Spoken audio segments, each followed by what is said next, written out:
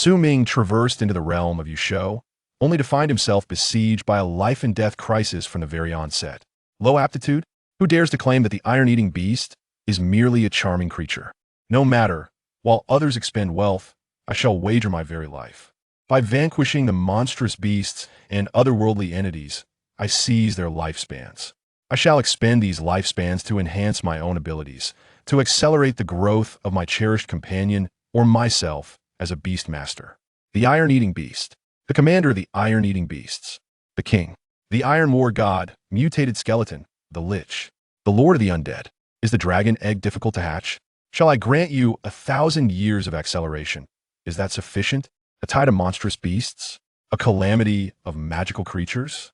With your life, I shall forge my invincible path. Chapter 1. Where's my beast? My head aches intensely. It does not feel as if my mind is awakening, rather. It feels on the verge of explosion. Soon, a deluge of unfamiliar memories surged forth. Ugh! Su Ming nearly cried out in agony. However, he restrained himself, for he quickly discerned his current predicament. The state of this body is far from ideal. At least several bones are fractured, and the air is thick with the scent of blood. He finds himself within a half-collapsed structure. More critically, outside, the sounds of screams and beastly roars intermittently pierce the air. In his past life, he was an overworked orthopedic surgeon. His colleagues who often succumbed to sudden deaths understood that this profession is perilous. And he, regrettably, fell victim to it. Now, the owner of this body is merely an ordinary high school otaku. Orphaned, left with nothing but an old house. This world is the extraordinary Yusho realm, where everyone has the opportunity to awaken as a beast master. Yet, power always coexists with peril. Beyond the city lies the dominion of monstrous beasts. Within the city, unstable secret realms sporadically emerge, allowing these creatures to wreak havoc. Not long ago, an unstable secret realm erupted, releasing monstrous beasts. The owner of this body, upon hearing someone shout, "All men, charge forth," became swept up in fervor, disregarding the fact that he was merely in grade talent, a novice beast master. His combat capability was virtually non-existent. Men remain youthful until death. Thus, he met his demise. With this in mind, Su Ming suddenly realized, "Where's my beast?" At that moment, a plaintive cry emanated from beneath him. What is this singing monster? Su Ming struggled to turn over, allowing his support a moment to breathe. That familiar black and white pattern, along with the most distinctive dark circles around its eyes, unmistakably belonged to his beast. The iron-eating beast Dabai. At present, it too was struggling, gasping for breath, appearing on the brink of collapse. Were it not for by cushioning his fall, Su Ming would likely have met a gruesome end, losing even the chance of reincarnation. Dabai, return to rest for now. Su Ming attempted to summon his beast back into the beast space, as, per his memories, in there, it could at least recover more effectively. Fortunately, for a beast master, summoning and recalling one's beast is as simple as eating or drinking, and Su Ming succeeded effortlessly. The iron-eating beast, Dabai, transformed into a beam of white light, instantly entering Su Ming's brow. Simultaneously, Su Ming took the opportunity to examine Dabai's attributes. Beast. Iron-eating beast Dabai accelerate available. Level. Qi Ling 5 stars. Skills. Charming technique mastery. Encompasses a series of combination moves, including clapping, rolling, and squatting. Loyalty. 85. Qi Ling level is the most basic level for beasts, slightly surpassing the intelligence of ordinary mundane beasts. As a cherished companion beast, the iron-eating beast truly lives up to its reputation. To be honest, Su Ming once harbored aspirations of becoming the king of beasts, yet reality proved too cruel, his aptitude relegated to grade. Moreover, the egg of this iron-eating beast was procured by Su Ming's late father at great expense, claimed to possess an ancient bloodline. Once Su Ming formed a pact, it was too late for regrets. Furthermore, given his low aptitude, becoming a charming companion beastmaster would at least provide a stable livelihood. Originally preparing to seek employment, he unexpectedly encountered the entrance to an unstable secret realm near his own community. With this thought, Su Ming reviewed his own attributes. Beast Master, Su Ming. Level, First Order 7 stars accelerate available. Talent, F Primary Cultivation. Enhances beast cultivation efficiency by 10 accelerate available. Hidden Talent, God Infinite Plunder. By slaying otherworldly beings, 1 can plunder lifespan, skills, etc. Otherworldly lifespan. 0. Lifespan can be consumed to accelerate the growth of companion beasts or the Beastmaster when insufficient. One's own lifespan may be used as a substitute. Currently, 21 years of personal lifespan remain below 1 year. Substitution is no longer allowed. Hidden talent? Is this not my inherent golden finger? At that moment, Ming recalled that the base panel also bore the words accelerate available, which had not been present earlier. He had initially overlooked it. It appears that both his level, original talent, and the cultivation of his beast can consume lifespan to accelerate. However, only 21 years of life remaining? How short? This body at most is merely 18 years old, and yet, as a Beastmaster, how could it be that one would not even reach 40? Then, Ming realized, this refers to his own lifespan. Even if he does not die suddenly, can he only live for another 21 years? The Ming of his past life had only just turned 30 to it seems that staying up late truly does deplete one's life. Yet, pondering such matters now serves no purpose. Since I have arrived, I must accept my fate.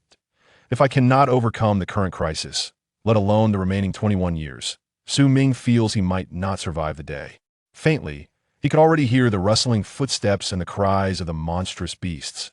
Logically, at this time, the city guards or some civilian beastmaster should arrive to provide assistance. If not, it only signifies that the situation in other areas is equally dire. Relying on others is less dependable than relying on oneself. Let's try accelerating for 10 years be strong, for this is half of my remaining lifespan. First, I must overcome this hurdle.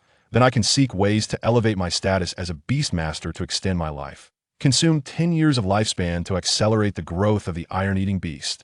This acceleration incurs no additional resource expenditure. Acceleration in progress. In the first year, under your attentive care, the iron-eating beast gradually recovers from its injuries. You spend every day with the iron-eating beast, attempting to guide it in learning some attack moves, yet it seems to understand nothing beyond being adorable.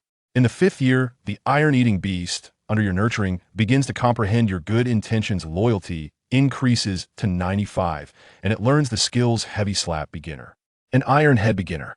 In the 9th year, the iron-eating beast reaches the pinnacle of Ordinary Beast, 9 stars, lacking necessary resources for advancement. It can only continue honing its skills. Heavy Slap and Iron Head achieve mastery. In the 10th year, the loyalty of the iron-eating beast reaches 100. With the acceleration complete, Ming instantly felt a warm energy coursing through his entire being. This is due to the enhancement of the beast's strength, which provides a portion of feedback to the Beastmaster. Alas, it is still far from sufficient to heal Ming. There is no choice. Ming must first sacrifice his own life force to heal, lest he perish with the slightest touch. Consume 1 year of lifespan to accelerate personal cultivation. Acceleration in progress. During this year, all your energy is devoted to recovering from injuries. Fortunately, your injuries gradually heal, but there is no progress in cultivation. Acceleration complete. Remaining lifespan. 10 years. There are at most 9 years remaining for consumption, to either mend wounds or to enhance strength, thus ensuring preparedness for unforeseen circumstances. Henceforth, it will be up to Ming to navigate through the impending crisis. More precisely, it will depend on his summoned Beast SHT Shu. Chapter 2. Iron Sand Palm. Perfect level. Come forth, Dabai. When Dabai emerged, it wore a bewildered expression. How was it that in the blink of an eye, an array of extraordinary memories seemed to have accumulated in its mind? This was problematic. It felt as though its intellect was awakening. Coupled with the adorably naive demeanor of the iron-eating beast, it was utterly endearing. However, this was not the moment to dwell on such thoughts, for the true life and death crisis had yet to be resolved. Dabai, the time has come for you to fight. Ming spoke softly as he rose to his feet. Despite the bloodstains adorning his chest, his injuries were largely superficial. As long as he retained all his limbs, thanks to the physical prowess of a beastmaster, he could gradually recuperate. The year of life he had expended was akin to a year of serene recuperation. Dabai nodded vigorously, indicating its understanding. At that moment, Dabai was willing to lay down its life for its master. Loyalty.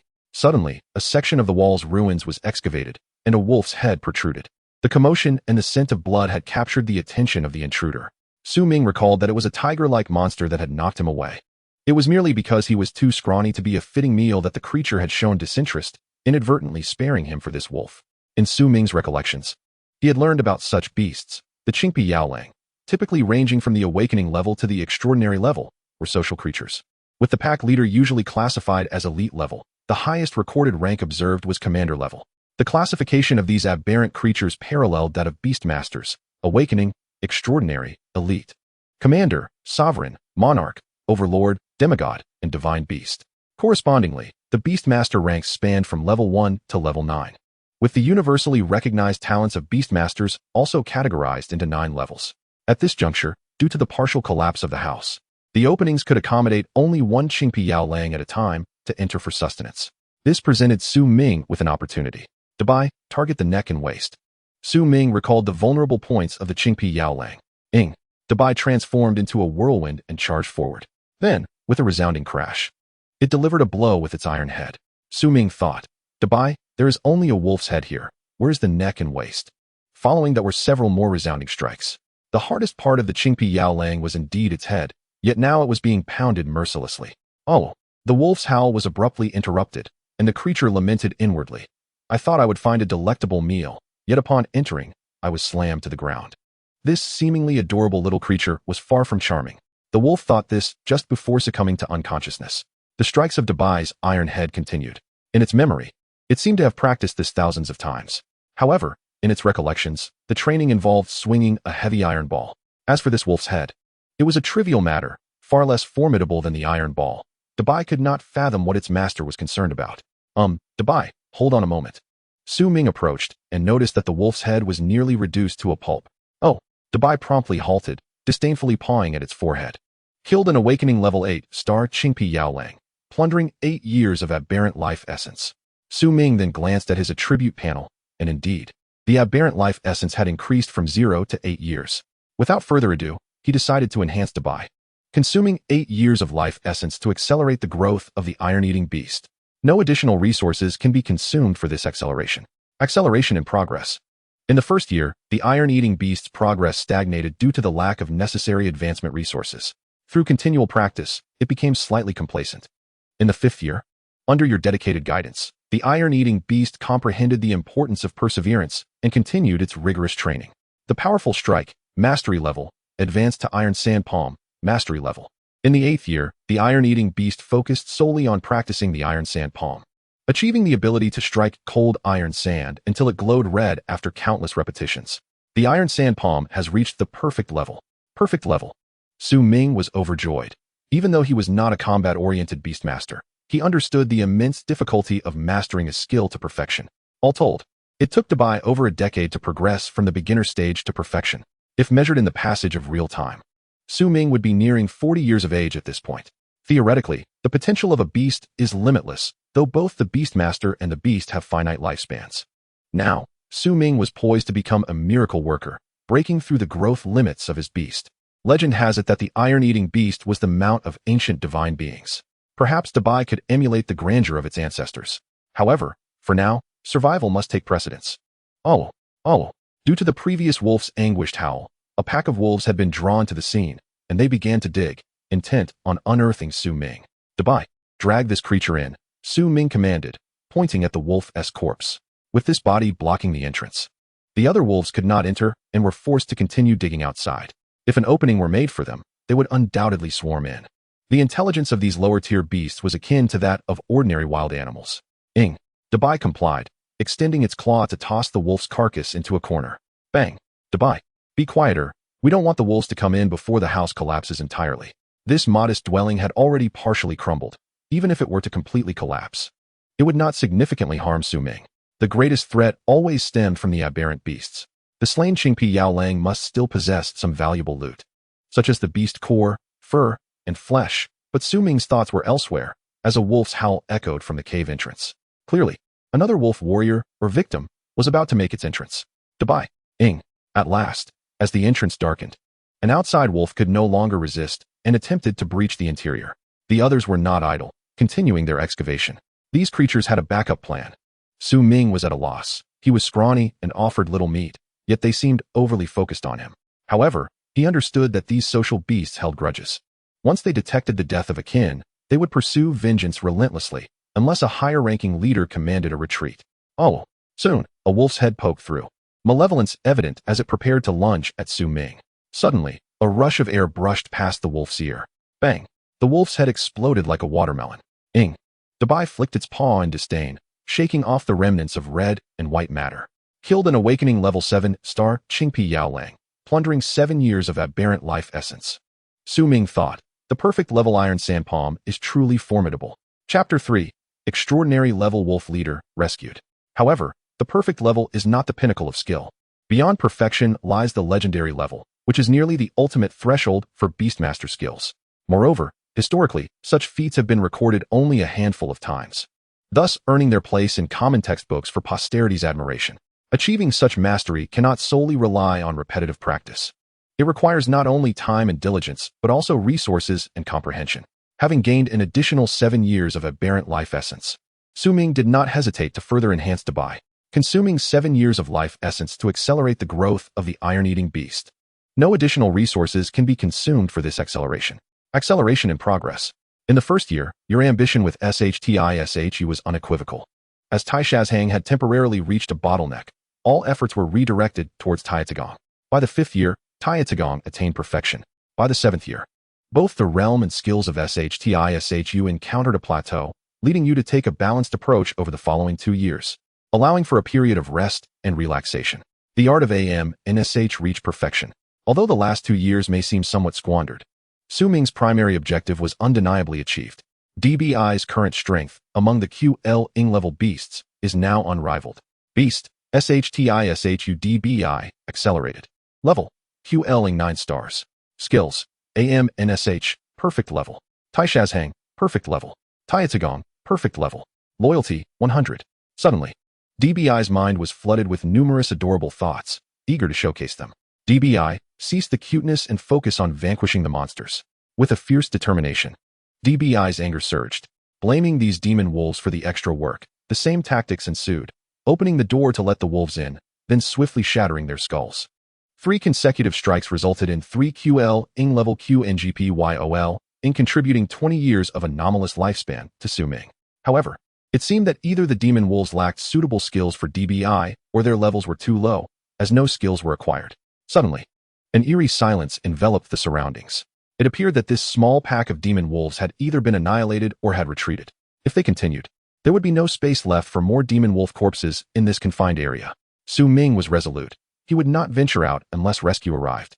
Just as these thoughts crossed his mind, a sharp explosive sound pierced the air.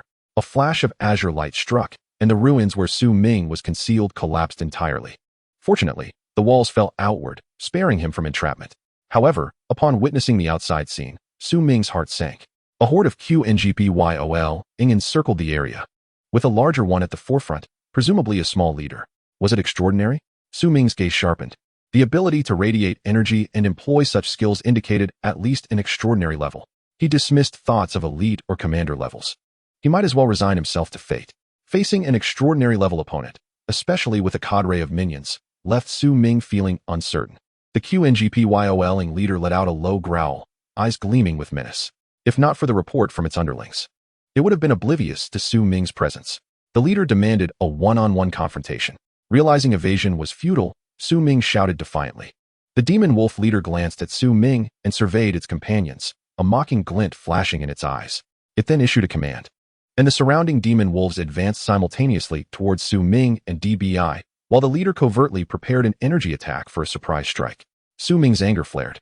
How audacious to engage in a group assault while being at a higher level. Not only that, but they also plotted a sneak attack? Su Ming felt a pang of shame at their shamelessness. He resolved that if he survived, he would contract a beast capable of group combat, who would engage in a one-on-one battle. DBI, I rely on you. DBI nodded vigorously, indicating its unwavering commitment to protect Su Ming. Yet, Su Ming was entirely unarmed and, to be candid, could not even contend with a standard QL-ing level QNGPYOL-ing. The only contribution he could offer was potentially using anomalous lifespan to heal either himself or DBI. After all, the acceleration effect, although diminished over the years, was merely a fleeting moment in the external world, akin to instantaneous recovery. With a command from the demon wolf leader, 7 or 8 demon wolves lunged at Su Ming. Claws extended. A single scratch could lead to severe injury or death. Consume 2 years of lifespan to accelerate the growth of SHTISHU. This acceleration has no additional resources to expend. Acceleration in progress. Consume 2 years of lifespan to accelerate personal cultivation. This acceleration has no additional resources to expend. Acceleration in progress. Over the past 2 years, Ming diligently practiced. Yet due to the absence of extra resources, he only progressed 1 star, reaching first tier 8 stars. Ming's confusion was not over the slow pace of his advancement, but rather the absence of any sensation of injury. With such peril at hand, who could afford to worry about the speed of improvement? These 2 accelerations were merely Ming's foresight for both DBI and himself, aimed at preventing severe injury or death. Moments ago, he had clearly observed the wolf's claws closing in on him. Yet, astonishingly, the 7 or 8 demon wolves seemed to freeze in time, suspended before him. Ming could even see his reflection in their eyes. DBI, however, reacted swiftly, launching a series of strikes against the nearest demon wolves in an instant. With a resounding puff, several demon wolves exploded into a mass of gore. This left both Ming and DBI dumbfounded. When did DBI become so formidable? Subsequently, the remaining demon wolves behind Ming also met the same fate. In the distance, Ming thought he glimpsed threads stained with blood. Well done, my young companion. A breakthrough in battle, displaying courage in the face of danger. At that moment, a voice of exuberant praise echoed from above. Looking up, Ming beheld an armored war eagle descending, from which 3 figures disembarked, 2 men and 1 woman, all clad in military uniforms. The armored war eagle was a standard flying beast of the Shigu military. All 3 bore traces of blood, with the foremost being a robust man in his 20s. Who had just spoken.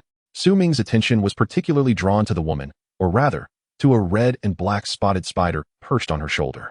She must have been the one who acted earlier. Thank you, officer, for rescuing me. At last, rescue had arrived, and Ming exhaled a sigh of relief. He had narrowly escaped a premature demise, and given his journey here, he could not afford to meet his end in such a manner. No need for thanks. As a member of the TNN City Guard, it is my duty.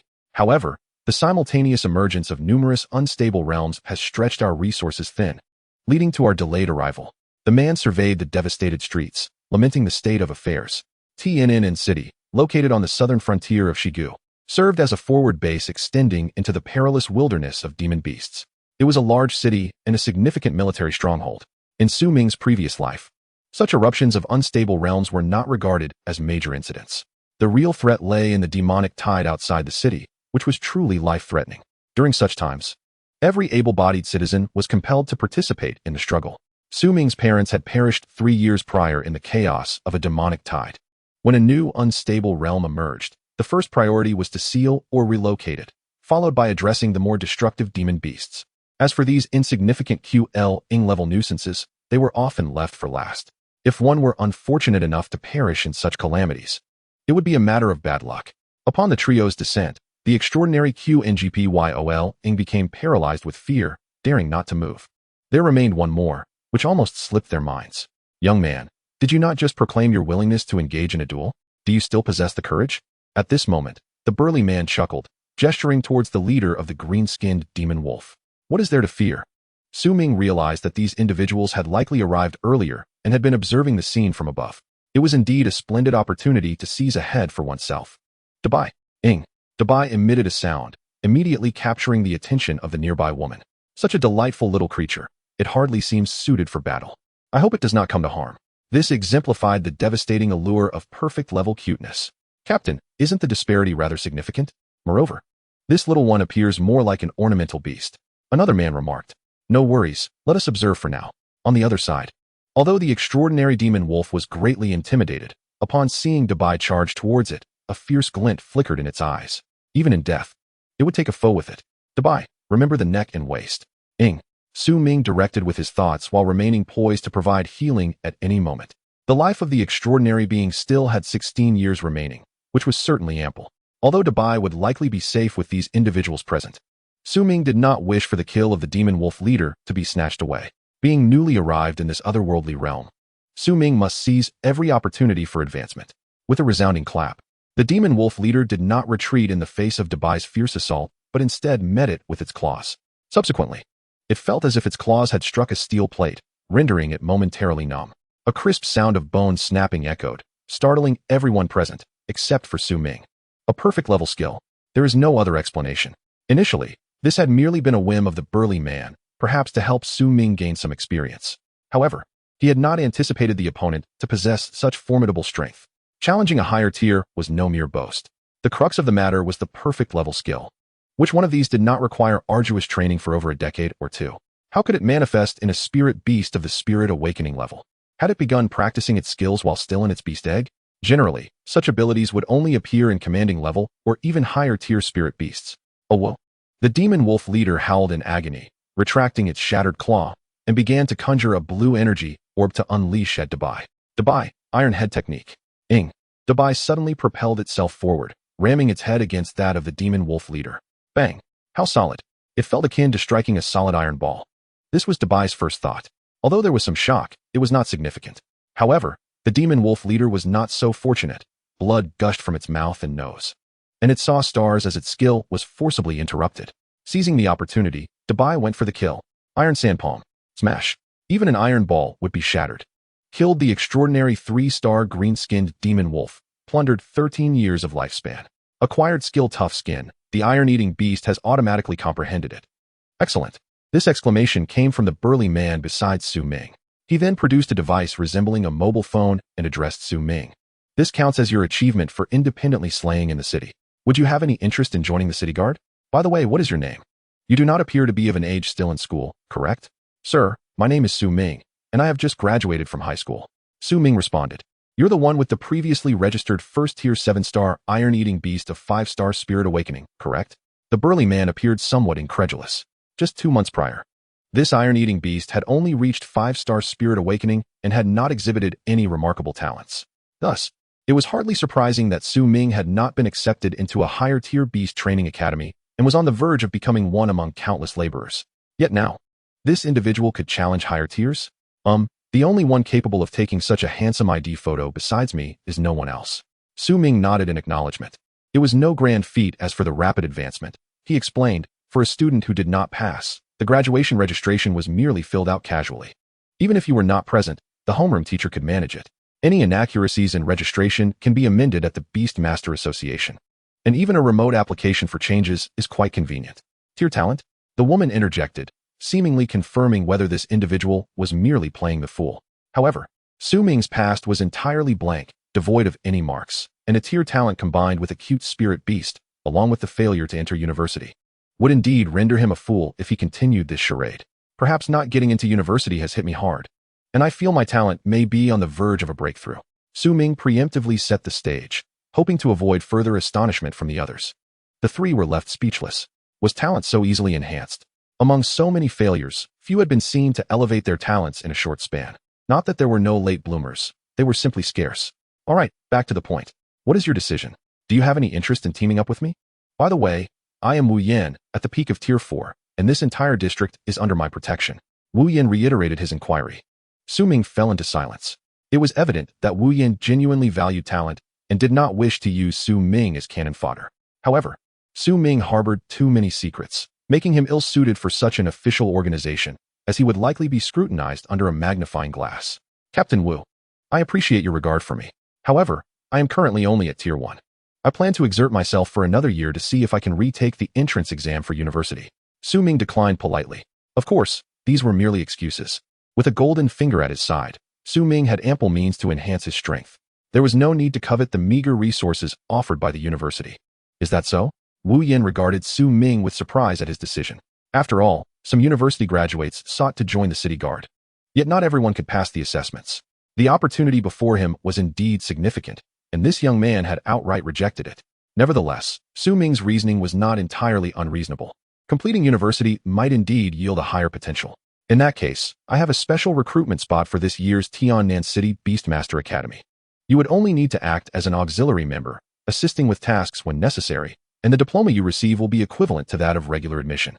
You wouldn't need to wait until next year. You could start next month. Wu Yan spoke slowly. Su Ming, what is this? Have you anticipated my anticipation? However, seeing that Wu Yan's expression remained unchanged, Su Ming could only set aside such musings. Captain Wu, no merit should come without reward. Such an opportunity presented to me directly makes me uneasy.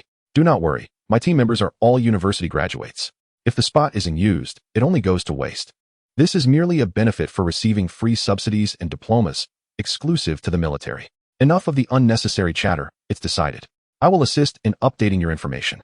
The admission notice will be delivered to you next week. Also, for the demon beast you killed, you should retrieve the demon beast crystal core yourself. The remaining materials will be converted into military merit points, at which point you can see what you can exchange for. Wu Yin promptly arranged everything for Su Ming with clarity. After speaking, without waiting for Su Ming to respond, he prepared to depart. Wait. Su Ming quickly called out to him. What is it? Are you still unwilling to agree? Wu Yan's expression darkened. No, it's not that. There are still 5 demon wolves' corpses buried below. Since I killed them, I should receive credit as well, right? Since it was his own achievement. Su Ming had no intention of letting it go to waste. Very well, excellent indeed. I will provide you with a communicator specifically designed to automatically record your achievements in slaying demon beasts. Huh? Wu Yan's expression shifted from gloomy to bright as he burst into laughter. Subsequently, the 3 of them ascended onto the back of the ironclad war eagle and soared into the sky, departing into the distance. Watching the direction in which they vanished, Su Ming felt somewhat speechless, having encountered such an audacious display of coercion for the first time. It seemed almost as if he had willingly offered them benefits. Su Ming did not consider himself to possess any regal aura. It merely indicated that he might hold some other value for them. At the very least, it could be interpreted as a form of investment on their part. The crystal cores of the Qingpi Yao Lang resided within their heads, and fortunately, these few had been dispatched by Dabai, or else Su Ming would have found it quite challenging to extract the cores. After wiping the blood from his hands, Su Ming made his way home. Captain, do you intend to let this child execute the orders from above? The woman spoke up from the back of the ironclad war eagle. It seems fortuitous. This child possesses commendable aptitude. Since he harbors such aspirations, why not indulge him? The crux of the matter is that none of the roughnecks in our team resemble a proper university student. They would undoubtedly expose themselves on the first day. Anyway, the higher-ups have left the selection to me, and I am certain that I am not the only one making preparations.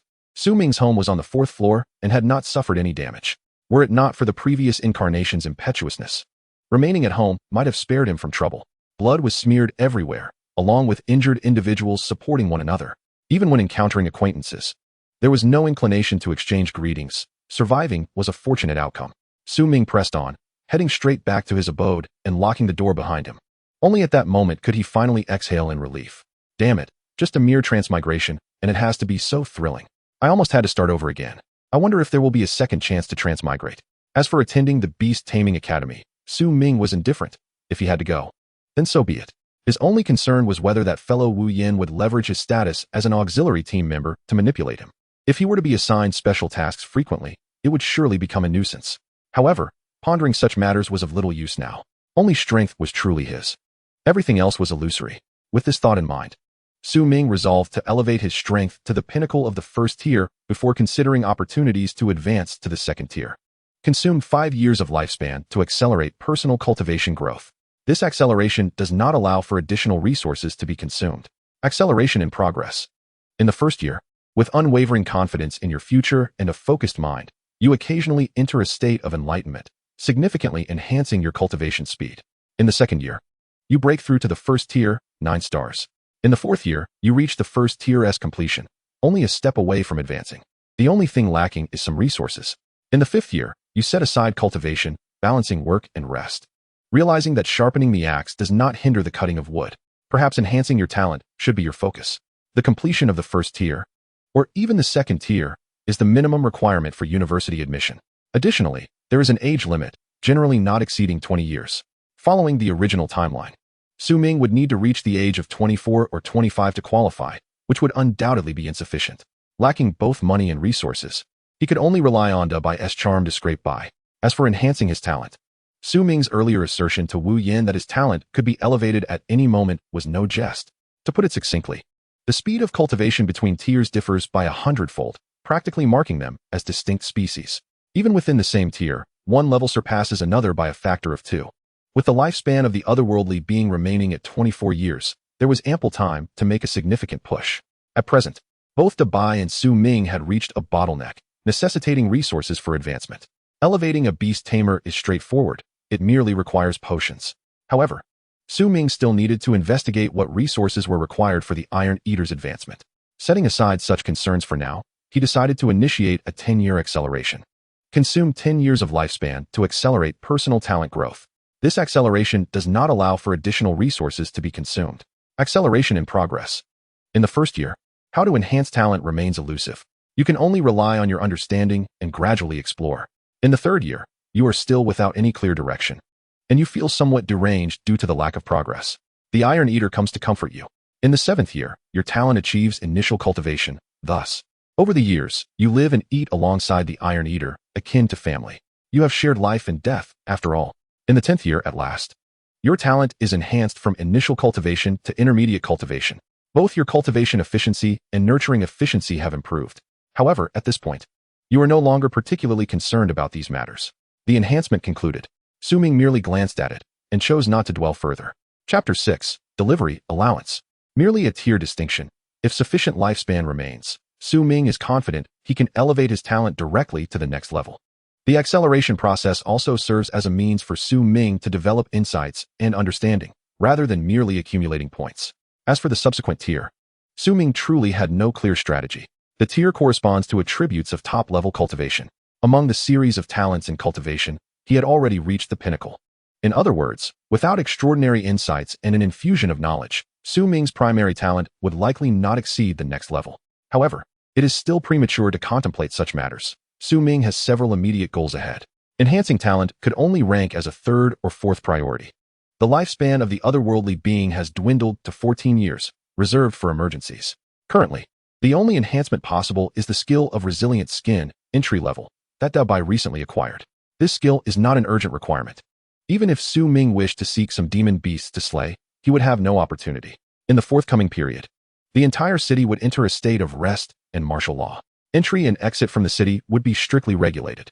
Even the controlled secret realms within the Beast-Tamer Academy or the Beast-Tamer Association would face restrictions on their activation. Therefore, such a relatively unimportant skill could be improved later on. Having finalized his plans, Ming took a cold shower and then collapsed into bed. Before he knew it, 3 days had elapsed. During these 3 days, Ming had scarcely ventured outside, remaining confined within his home to absorb the foundational knowledge of this world. Beast-Taming Star. Let us provisionally refer to this place as Beast-Taming Star. Since ancient times, the civilization of beast-tamers has continued to develop, with humans and various entities such as demon beasts, magical beasts, specters, and spirit beings engaged in a cycle of love and conflict. Among them, there were the divine-level Yan Di, who contracted with Zhu Ke, and Qing Di, who contracted with Qing Long, leading humanity to resist the alien races and expand their territory on this planet in a grand narrative. There were also instances of the world-destroying demon dragon emerging, nearly leading to the extinction of humanity. In the critical moment of that catastrophe, humanity produced the divine-level Sword Emperor, who, alongside the Ji Xian Sword Spirit, emerged to confront the threat. That battle plunged the world into chaos, nearly cleaving the star in two, only maintained by the influence of supreme will. However, the original expanse of land was divided into eastern and western halves, along with several small islands. The world-destroying demon dragon was slain, its carcass sinking into the sea, transforming into the Forbidden Magic Sea, a natural barrier that obstructs communication between the two continents. The Forbidden Magic Sea symbolizes the taboo against magical creatures. Nonetheless, there remain spatial practitioners and a few long-distance teleportation arrays that facilitate communication. The eastern and western landmasses are referred to as Dongzhou and Shizhou. Presently, it has been approximately 10,000 years since the Sword Emperor vanquished the demon dragon. Myths inevitably fade as history rolls onward. However, the conflicts between humans and other races, as well as among humans themselves, have never ceased. The location where Ming resides is the most powerful nation on the Dongzhou landmass, known as the Xia Kingdom. In addition, there are several smaller nations surrounding it, such as the Wu Kingdom, Han Kingdom, Manyo Kingdom, and various island nations. The ruling family of the Xia Kingdom, the Xia family, is said to be descendants of the Sword Emperor. Even the mighty Shigu faces challenges in transportation between its cities, where absolute safety is not guaranteed. Travelers may encounter beast tides in the wilderness, aside from a few designated long-distance freight routes, which are under the protection of dedicated personnel. Ordinary individuals typically remain in their respective cities throughout their lives. Wealthy beast tamers utilize teleportation arrays, while those with strength may opt for flying mounts. For those lacking either option, it is advisable to stay at home and refrain from wandering. Knock, knock, knock. Is Ming home? Your package has arrived. Yes. All right. Please open the window. I need your signature. Ming opened the living room window, received the package, and signed to confirm receipt. Uncle, how do you manage to pinpoint my door number so accurately from outside? Ming couldn't help but ask the delivery man perched upon a large bird. In this day and age, it is not uncommon for deliveries to be made via avian transport. Of course, Those of us in this profession can determine locations even with our eyes closed, relying solely on echo. The uncle replied proudly. Ming thought to himself, what a remarkable talent, akin to a reincarnated bat spirit. Unfortunately, this uncle's abilities seemed inadequate, otherwise. He could transition to providing long-distance passenger services with flying mounts, which would be far more lucrative and far less labor-intensive, as the primary effort relies on the beast flight. Upon unwrapping the package, Ming was greeted by a sealed iron box. No wonder it was so heavy. The seal bore the words top secret, personal only. Do not open, in bold red letters, accompanied by the emblem of the city guard. Such measures may intimidate the average person, but they are ineffective against those with ill intentions. Truly significant items would never be sent through the mail. Ming tore off the seal and opened the iron box to reveal a certificate from the city guard, signifying the right to receive standard military allowances. For the average citizen, this document serves as a protective talisman. Additionally, there was an admission notice from the YSHU College of TNN City, indicating he could register at any time, with a deadline no later than September 1st. Furthermore, a palm-sized communication device was included, presumably the one WYN mentioned, capable of automatically recording achievements and defeating beasts. Without hesitation, Ming powered it on. Ding. Activation successful. Fingerprint binding complete. Ding. Facial recognition successful. Ding. Iris binding successful. Ding. Military achievement scanning system activated. The device continued to beep incessantly since its activation. However, he recognized it as a product of advanced technology. After all, a faction of beast tamers specializes in the study of intelligent mechanical life. It is said that on the XZHU continent, research in this field is exceptionally advanced. On the other hand, Shigu strictly prohibits intelligent life from connecting to the internet. Additionally, knowledge regarding beast tamers available online tends to be quite superficial, with deeper insights accessible only through university libraries. Perhaps this is a precautionary measure against intelligent life. Ding. Account credited with 1 million yuan. Ming, whose head was spinning from the barrage of notifications, suddenly heard this delightful news. He was nearly destitute, and this unexpected windfall felt like a pillow delivered just as he dozed off. What is this? Transferring money so generously? Had he known he would receive such wealth, he wouldn't have feigned reluctance. Ah, this is truly delightful. Shortly after, the communication device vibrated, displaying an incoming call from WYN. Hey, kid, did you receive the items? The moment he answered, WYN inquired. That's a given. How could I converse otherwise? I wouldn't even pass the facial recognition stage if I hadn't received it. Yes, I received it. Thank you, Captain. Ming, feeling grateful, opted for brevity. Good. What I sent you is your salary for the month along with the overseas allowance. Overseas allowance? That's right. Since you'll be stationed at the school, it qualifies as such. Furthermore, this is only 1/3 of what a full member receives. Receiving a salary while studying, what a fortunate arrangement. I hope there are more such benefits. By the way, I believe the college also provides allowances. The amount of money is not the priority. Ming seeks resources. Even though 1 million yuan seems substantial, it only suffices for basic living expenses. If he wishes to purchase resources for cultivation, it would fall short. Chapter 7. Confidential Mission, Beast Tamer Association. In addition to these, there are monthly allocations of spirit stones and medicinal resources. The types are not fixed. You can apply according to your needs. WYN elaborated. Captain, this welfare is exceptional. Ming couldn't help exclaiming. Haha, kid, are you regretting not agreeing to become a full member? I merely feel that my strength is still lacking, and I don't deserve such treatment. Then focus on improving, don't embarrass me. Although you are an auxiliary member, you still carry my name within the organization. Additionally, the benefits of the city guard are earned at the cost of lives. I won't impose limitations on you during normal times, but in moments of crisis, don't even think about being a coward. I understand. Ming grasped this principle well. He was quite satisfied with the current outcome. As for what task WYN needed him to undertake, he was disinclined to press the matter further since the other party remained silent. All right, the communication device has many functions. Explore them yourself. By the way, do not disclose your identity as a member of the city guard while at school. WYN concluded his instructions briskly before hanging up, demonstrating his decisiveness. The basic functions of the communication device were akin to those of an ordinary phone. However, the main interface featured a locked avatar icon, indicating that it required unlocking for access.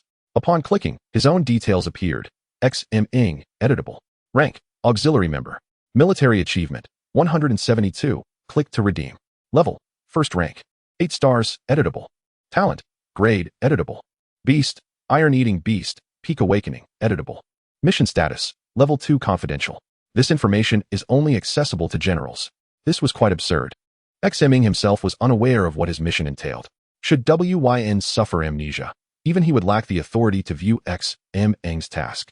Nevertheless, judging by Wyn's demeanor, it seemed to be of little importance. Even more astonishing was that Ming could freely edit his basic information, which would then be universally applicable across the nation.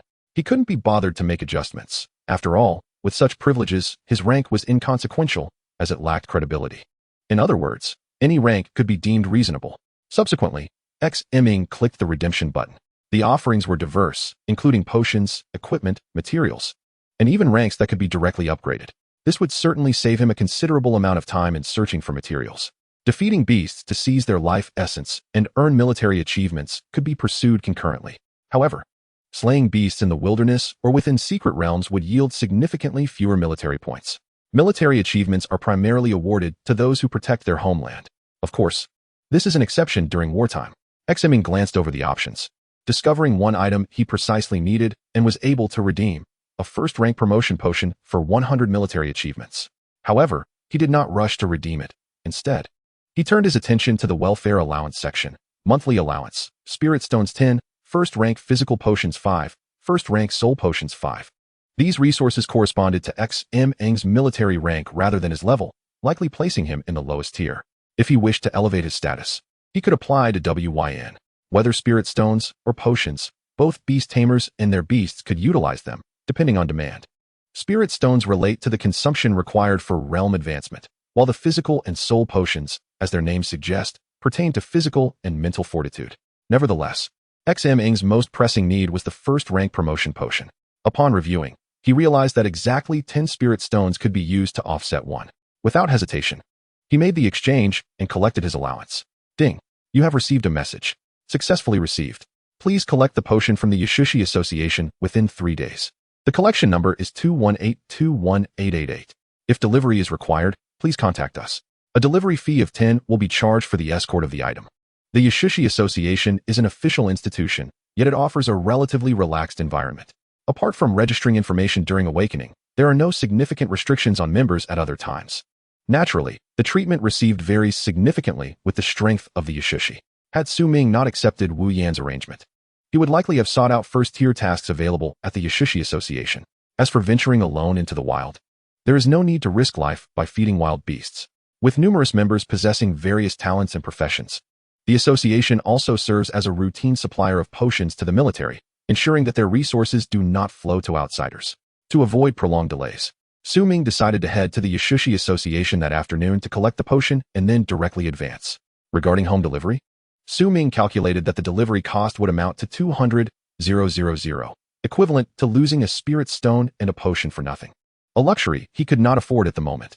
The terminology used by the other party was escort rather than transport. In the afternoon, Ming took a taxi to the Yashushi Association, which is strategically located near the city's outskirts, seemingly designed for the convenience of Yashushi returning from hunts to submit their catches. This geographical positioning, while appearing perilous, is remarkably secure, as the city's elite forces are concentrated here, accounting for at least 1/3 of their strength. This area has blossomed into a vibrant commercial center, with nearly all goods related to beast taming. Is there any elite-level Huahulai fur available? If not, I shall donate it to the association. The Yashushi Association seems to accept almost anything, but often negotiates prices unfavorably. Freshly produced supreme beast eggs. Come and take a look. Place your bets. Are there any interested in a treasured sword forged from ancestral-level materials? The sounds of vendors calling out filled the area. Ming moved through each stall with ease. As a first-tier Yashushi, even swindlers showed little interest in him. Inside the association, however, the atmosphere was markedly different. Here, most individuals sought to purchase items or post various tasks, and the ambience was significantly quieter, with most conversations held in hushed tones. Upon inspecting the task board, Ming noted that there were no first-tier tasks requiring exiting the city, nor any involving the extermination of wild beasts. The majority were mundane tasks such as cleaning up after beasts, deliveries, and breeding. Speaking of breeding, it suited Ming, but he was certainly not inclined towards such endeavors. Moreover, due to recent martial law, leaving the city was quite challenging. Should Ming wish to hunt wild beasts, he would almost exclusively have to venture into secret realms. Furthermore, only within the academy could he find suitable realms for his level, also known as novice realms. Besides that, Acquiring information on advancing Daba and subsequent choices for beast breeds would necessitate knowledge from the academy. Clearly, a visit to the academy was imperative. With this in mind, Su Ming approached the counter and presented his collection code. "Hello, I am here to collect my items." "Certainly, please wait a moment." A staff member then proceeded to the storeroom to arrange for Su Ming's collection. Chapter 8. Ascending to the second tier. While waiting, Su Ming discovered that the Yashushi Association also had its own dedicated website. Such information had previously escaped his interest, and as someone who traversed dimensions, he was even less familiar with it now. The site featured a cross-regional trading system, a task collaboration system, and even a knowledge-sharing system, though knowledge required payment. Driven by curiosity, Su Ming searched for Shitty Exu and was immediately presented with numerous results. Shitty Exu Breeding Guide, Shitty Exu Breeding Manual, Shitty Exu Recipe Compendium, and cautions for Shitty Exu advancement. What guides and manuals, all utterly worthless. The first chapter of their sample reading discussed the selection of bamboo. Bamboo? What bamboo? Is it not the same food that Daba consumes daily? As for the so-called cautions for Shitty Exu advancement, the first point was to maintain Shitty Exu's stable emotions and gentle temperament and to avoid overexertion. Su Ming was utterly exasperated. Daba had reached mastery of its iron sand palm. Without something to strike, it felt restless. Lacking suitable objects for it to strike, Su Ming could only let it perform one-handed push-ups to alleviate its boredom. If all else failed, they could engage in a contest of strength between iron sand palms and iron-headed techniques. Su Ming realized that either there was a fault with the guides, or he himself was at fault. But was he at fault? Certainly not. Therefore, the fault lay solely with them. This information was clearly just a means to present Shitty Exu as a mere ornamental and cute pet. While Daba is adorable, it is also quite formidable. Su Ming declared, "I desire both cuteness and strength." Soon, the staff returned, handing Su Ming a small box. Upon inspection, he found a first-tier advancement potion, along with 2 additional types of potions, 5 of each. Su Ming then departed and took a taxi home. Upon arriving home, he eagerly retrieved the first-tier advancement potion and meticulously reviewed the usage instructions. Method of use: consume directly. Success rate of advancement is 90. When combined with a soul power potion, the success rate can be elevated to 95. Possible side effects during the advancement process include dizziness, tinnitus, auditory hallucinations, and uncontrollable strength, which generally resolve within 2 to 3 days. What nonsense! Side effects? And 2 to 3 days of discomfort? Su Ming was unwilling to endure such torment, especially with other matters at hand. Lying on his bed, Su Ming grasped the soul power potion in his hand. He then uncapped both potions and consumed them simultaneously. Consumption of 1 year of life force accelerates personal cultivation. This acceleration additionally consumes 1 first-tier advancement potion and 1 first-tier soul power potion. Acceleration in progress. In this year, you successfully ascended to the second tier within the first 3 days, taking a week to completely shake off the side effects and fully adapt to your newfound strength, as well as the discomfort brought about by the newly opened beast space. In the following time, you focused on enhancing your talents.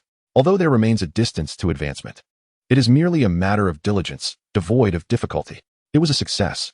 Su Ming turned his inner sight inward and found that adjacent to Daba's beast space, a new space had materialized, albeit currently empty. Upon checking his life expectancy, he discovered an increase of 20 years, alleviating concerns of a short lifespan. As for the second beast to contract, which one should he choose? Initially, Su Ming intended to contract a beast capable of group combat, but each beast only possessed 1 beast space, and he had not heard of multiple beasts being accommodated within. Moreover, as the Yashushi's tier increases, it effectively resembles group combat.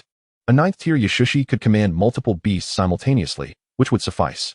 If contracting a group was unattainable, then flying beasts would suffice, as would those capable of attachment, and even remote artillery types or beast-eared companions. With such thoughts swirling in his mind, Su Ming drifted into slumber. The night passed without incident. The following day, Su Ming awoke with panda-like eyes. Despite having slept for a long duration, he had not truly rested, plagued by a series of bizarre dreams throughout the night. This left him feeling quite unwell, leading him to wonder if this was a remnant of the advancement process. With determination, Su Ming splashed cold water on his face, forcing himself to regain his composure. He no longer wished to wait and decided to report to Tian and Yusho Master Academy today. Whether it was the relentless onslaught of demonic beasts or the anticipation of his second beast companion, both urged him on. Hurry, don't dawdle. Thus, Su Ming swiftly packed a few changes of clothes, took several items given to him by Wu Yan, and, with a backpack slung over his shoulder, hailed a taxi towards Tian and Yusho Master Academy. Barring any unforeseen circumstances, he likely would not return to this residence in the near future, and there was little to miss. Upon arriving at the school, Ming observed that despite the term not commencing for another half-month, the entrance was already bustling with activity. Clearly, in the wake of the instability of the secret realms, many upperclassmen had returned to campus early. Additionally, there were quite a few newcomers like Ming. Rather than indulging in holiday revelries, they had pondered and concluded that the school was a safer haven. It was likely that none shared Ming's singular intent of seeking out demonic beasts to slay. Just the thought of demonic beasts was more than enough. Ming navigated seamlessly into the campus, searching for the reception area of his class. Along the way, he noticed classes categorized by elemental attributes, such as gold, wood, water, fire, and earth. There were also classes based on species, including aerial, insect, and combat systems. Some were quite niche, like the curse and undead systems. Support and healing systems were also present, predominantly attended by female Yusho masters. Yet, conspicuously absent was the designation on his admission notice, the ordinary class. Previously, he had merely glanced at it, and then lost interest. Based on his past experiences, the ordinary class was typically considered a tier below the elite classes. Given his backdoor entry, being placed in such a class seemed reasonable. However, it soon became clear that he had gravely misjudged the situation. No matter how hard he racked his brain, he could not fathom what peculiarities could arise from the term ordinary class. Perhaps it was specifically designed for students like him who had entered through less conventional means. After much contemplation, Ming could only conclude this. He merely wished to attend school, collect some allowances, slay a few demonic beasts, and swiftly enhance his abilities. As for a diploma, he was indifferent to such trivialities. As Ming proceeded along the welcoming banner, he finally discovered the reception area for the ordinary class on one side of a spacious platform. The platform was quite expansive, seemingly reserved for important events. The sheer presence of it surpassed that of other departmental classes. Perhaps the ordinary class was not so bad after all. Chapter 9. The Traditions of the Ordinary Class. Furthermore, Ming realized that he seemed to have taken the wrong direction. A different route would likely have spared him a long detour. The entrance to the platform was on the opposite side. Unwilling to retrace his steps, he leapt directly onto the platform. Upon landing, Ming discovered that things were not as he had envisioned. While this was indeed the reception area for the ordinary class, the registration desk was situated at the edge of the platform. It appeared that this space was intended for contests. The crowd was distinctly divided into two factions, with one side exuding a considerably stronger aura than the other. Furthermore, the weaker side appeared to have several injured members. It seemed that the confrontations between beasts were not sufficient. Even the Yusho masters were not spared from the fray. Of course, not all were injured. Some stood unscathed. It seemed there was an additional selection process. Those deemed unfit would receive a beating. Without a doubt, the side receiving the punishment was comprised of newcomers. "Hey, are you also a newcomer in the ordinary class this year?" A boy approached and inquired. "So what if I am? If so, I must register first. Then allow you to beat me. If not, I will beat you right now and toss you aside. What difference does it make whether I register or not? Enough of the nonsense. If you continue to hesitate, I will strike you first." Just as Ming was preparing to teach him a lesson, one of those being beaten interjected, "Bro, they say this is a tradition of the ordinary class. Those of us who entered through connections must first undergo this lesson. Once registered, you will receive an points card, and our allowances are distributed in the form of points. If you lose a match, points will be deducted. Is that so?" The criteria for the ordinary class seemed to align closely with what I imagined. "And what about those few standing there?" Ming pointed to several individuals standing tall. "Heh, brother, my family has considerable wealth, so I pay to avoid disaster. As for this fellow, his surname is Xia, you understand. Besides, they are rather chivalrous and do not strike girls," a round-faced boy explained. "Surname Xiao?" Ming could not help but glance at another boy standing straight like a pine, appearing quite composed. At that moment, Ming understood, one either had money or power. However, even without influence, the boy named Xia's strength was not to be underestimated. "Fine, let us proceed with registration. I can't just skip it, can I? By the way, what are the rules for the matches?" "I am not very experienced in battling Yusho masters," Ming inquired as he walked toward the registration desk. Several girls were in charge of this area and appeared to be unaffected by the beatings. "The rules are straightforward. One-on-one. First your beast takes a beating, then you do." An upperclassman replied. "Classmate, what is your name?" The girl responsible for registration asked softly, seemingly reluctant to witness Ming's impending punishment. Ming. "All right, found it. Here is your points card. It can also serve as your student ID. By the way, how do you earn points? Are they automatically deducted?" Ming took the crystal card and pressed it, revealing a remaining balance of 30 points. Furthermore, it displayed the resources available for redemption. These 30 points equated to 15 spiritual stones. Quite a treasure. "That's about right. As long as you remain within the surveillance area," the girl pointed around. Su Ming understood immediately. He could not go all out. What a pity. However, seizing opportunities was still worthwhile, a steady stream of gains. From this perspective, he had to be somewhat lenient. Senior, I only have one beast, and it's just at the awakening level. Saying this, Su Ming summoned his companion, Dabai. Ying. Dabai's appearance instantly melted the hearts of all the girls present. Even the boys were momentarily speechless. This is what you refer to as not engaging much in battles with Yusho masters? You contract a cute pet and expect to fight? At that moment, an old man with a white beard was visibly irked as he watched the scene unfold on the monitoring screen. Beside him sat another elder, appearing quite calm. It seemed this place was originally his office. Indeed, this is somewhat outrageous. How can we allow upperclassmen to bully newcomers? It is detrimental to unity. Principal, you know that is not what I meant. Look, even such individuals can enter. It is utterly excessive. It is an inclusive environment, and besides, he merely did not select a suitable initial beast. He still has opportunities. The white-bearded elder was rendered speechless, only able to glare. After a moment, he finally spoke. Students of Tiannin are not weaklings. Lacking a practical beast will only hasten their demise. All right, Lao Ji, let us focus our efforts on the upcoming inter-school competition at year's end. We aim to select 2 promising candidates to participate. This year, we must at least secure a place in the top 3, or else. Or else what? Do they truly dare to make us relocate? If we do not relocate, we will have to become a subordinate institution to the first-place academy. That is the intention of the One family. The audacious individuals. What do they take us for? The first prize. As exceptional students hailing from Tiannan, are we to be suppressed merely due to our high casualty rates from fighting on the front lines? Vice Principal Ji Dingen bellowed, his spittle flying several feet away. Principal Lu Tongxing, however, remained silently observant of the luminous screen, refraining from further comments. Alternatively, why not admit defeat yourself? I could simply give you a light thrashing and be done with it, remarked a senior on the battle stage, his expression a mix of conflict. He would rather strike Su Ming than lay a hand on the adorable Dabai, who was still clapping for him. The warm-up motion of the iron sand palm was rather amusing. It's fine, let us give it a try. I've never faced a beastmaster before, urged Su Ming. If you don't summon your beast now, I might as well win by default, he added. Since you've put it that way, I won't hold back. Let us see how this sheltered flower can endure some hardship. With that, his opponent began the summoning. Come forth, iron-armored bull. Moo. The iron-armored bull was significantly larger than an ordinary water buffalo, exuding a metallic sheen, with 2 short, dagger-like horns atop its head. I won't bully you too much. I'll use this newly advanced extraordinary iron-armored bull. It feels a bit shameless to use an extraordinary beast against a spirit awakening level cutesy beast. But he had no beasts below that level. The battle commenced. Buzz. At that moment, Su Ming noticed a new message flashing on the scorecard. In a new battle, the loser will lose at least 10 points. It seemed the school still possessed some humanity, as they did not deduct all points at once.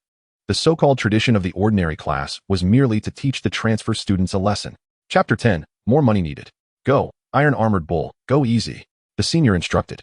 He had been through numerous battles, but this was his first serious match against such a weak opponent. It would be humiliating if word got out. He yearned to finish quickly, deliver a beating to Su Ming, and leave. The gazes from the girls were as if they wished to flay him alive. Damn it, is beauty justice? Moo. Subsequently, the iron-armored bull charged headlong at Dabai, attempting to knock him out of the arena with a single blow. Dabai, take it easy, Su Ming similarly instructed. While it was a pity not to deliver a fatal blow, Su Ming naturally prioritized long-term considerations over short-term gains. Dabai recalled the process of defeating the Wolf King. Therefore, using half-strength should suffice. He then prepared a stance, palms facing forward. How adorable. Is it asking for a hug? Oh, I can't bear to watch this cruel spectacle. Ta-ta-ta. The iron-armored bull charged without utilizing any extraordinary skills, intending to simply overpower the little creature. As the distance closed, it was like a meteorite crashing into the earth. Snap. Iron sand palm, weakened version. Moo?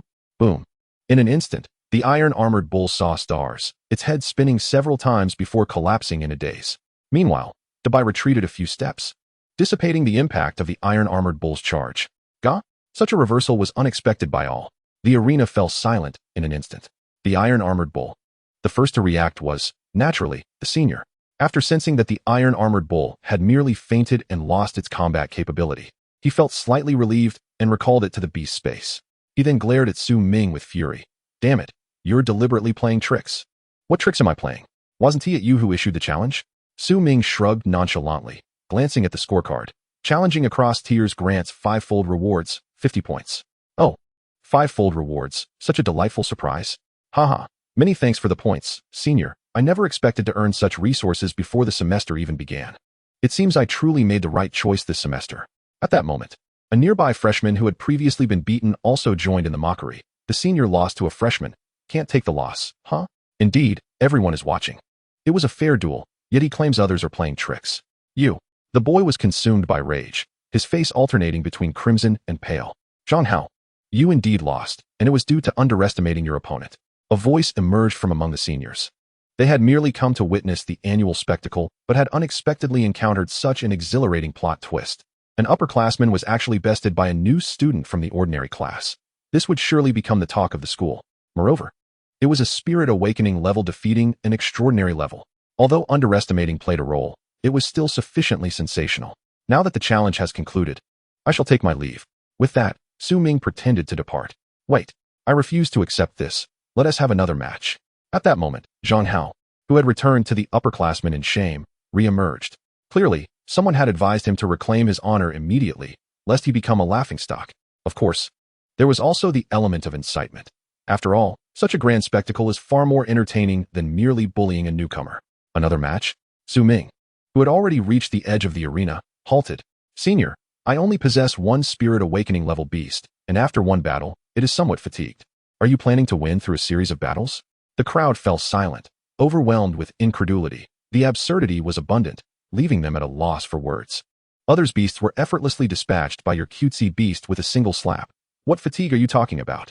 Anyone with a keen eye could see that Zhang Hao was serious, rather than engaging in a series of battles. So, do you refuse to fight, or are you afraid? Zhang Hao frowned. If his opponent declined, he had no legitimate reason to insist on combat, as the tradition had already been fulfilled, and his defeat was a fact. Moreover, no sensible individual would agree to face an extraordinary pinnacle with a spirit awakening. All he could do was employ this crude provocation to gain a slight verbal advantage. No, what I mean is, I require additional compensation. Ming said slowly. The crowd, Brother, you're getting a bit too arrogant. Others will undoubtedly summon their extraordinary pinnacle beasts. Your spirit awakening pinnacle against an extraordinary pinnacle? A spirit awakening pinnacle might barely hold its ground against an extraordinary one-star. But can a spirit awakening beast truly achieve victory against one at the pinnacle of a full star? Especially when it is generally regarded as a cutesy iron-eating beast. Such outrageous assertions made the onlooking students realize that this year's ordinary class might not be so ordinary after all. Interesting, what are your conditions for accepting the challenge? At that moment, a voice filled with amusement emerged from the side of the high platform. Following this, the crowd parted, allowing two sprightly, elderly gentlemen to step forward. The principal. Oh no, Ji Lao also arrived. Principal Lu Tongxing was viewed as a benevolent elder, while Vice Principal Ji Dingen was somewhat more stringent. The upperclassmen were generally wary of Ji Dingen. Ming, overhearing the discussions among his classmates, began to grasp the identities of the newcomers. It was evident that such commotion could not escape the notice of the school's higher-ups. At the very least, several teachers would be monitoring the situation to prevent significant incidents. However, Ming never anticipated that he would inadvertently draw the school's most esteemed figures into the fray. Not only did Ming not foresee this, but the two old men also did not expect to witness a spirit awakening level iron-eating beast incapacitating an extraordinary level iron-armored bull. Such a bizarre occurrence amidst an inconspicuous transfer student? The two from the imperial capital were one thing, but where did this boy emerge from? If he were local to Tiannan City, he would not have been overlooked during the college entrance examination. Upon their arrival, they casually glanced at Ming's registration materials, finding them utterly unremarkable, to the point of being dismal. From the documents, it was impossible to discern any connections that might have facilitated his admission, lending an air of mystery to his presence. Had they not witnessed it with their own eyes, they would never have believed that this individual was the same as the one who had just engaged in a formidable challenge. Based solely on his skills, regardless of his innate talent, he could easily be accepted without the need for any underhanded dealings. As soon as he arrived, he audaciously mentioned monetary contributions, piquing their interest even further. Lu Tongxing directly inquired about Ming's intentions. Are you inquiring on behalf of the principal or yourself?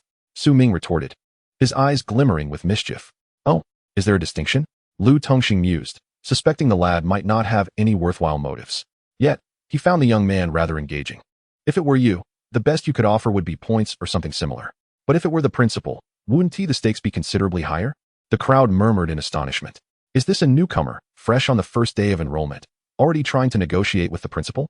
Brother, you are impressive. I, Shangren. Bow to your prowess. At that moment, a chubby student discreetly gave Su Ming a thumbs up.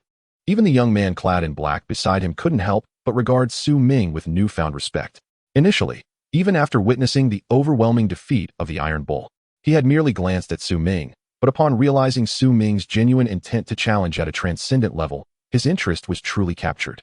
If you prevail, I can concede to one request within my capacity. Lu Tongxing contemplated briefly before responding. Any condition? Su Ming was taken aback that the other party did not first inquire about his demands. Anything within the school's purview, Lu Tongxing added.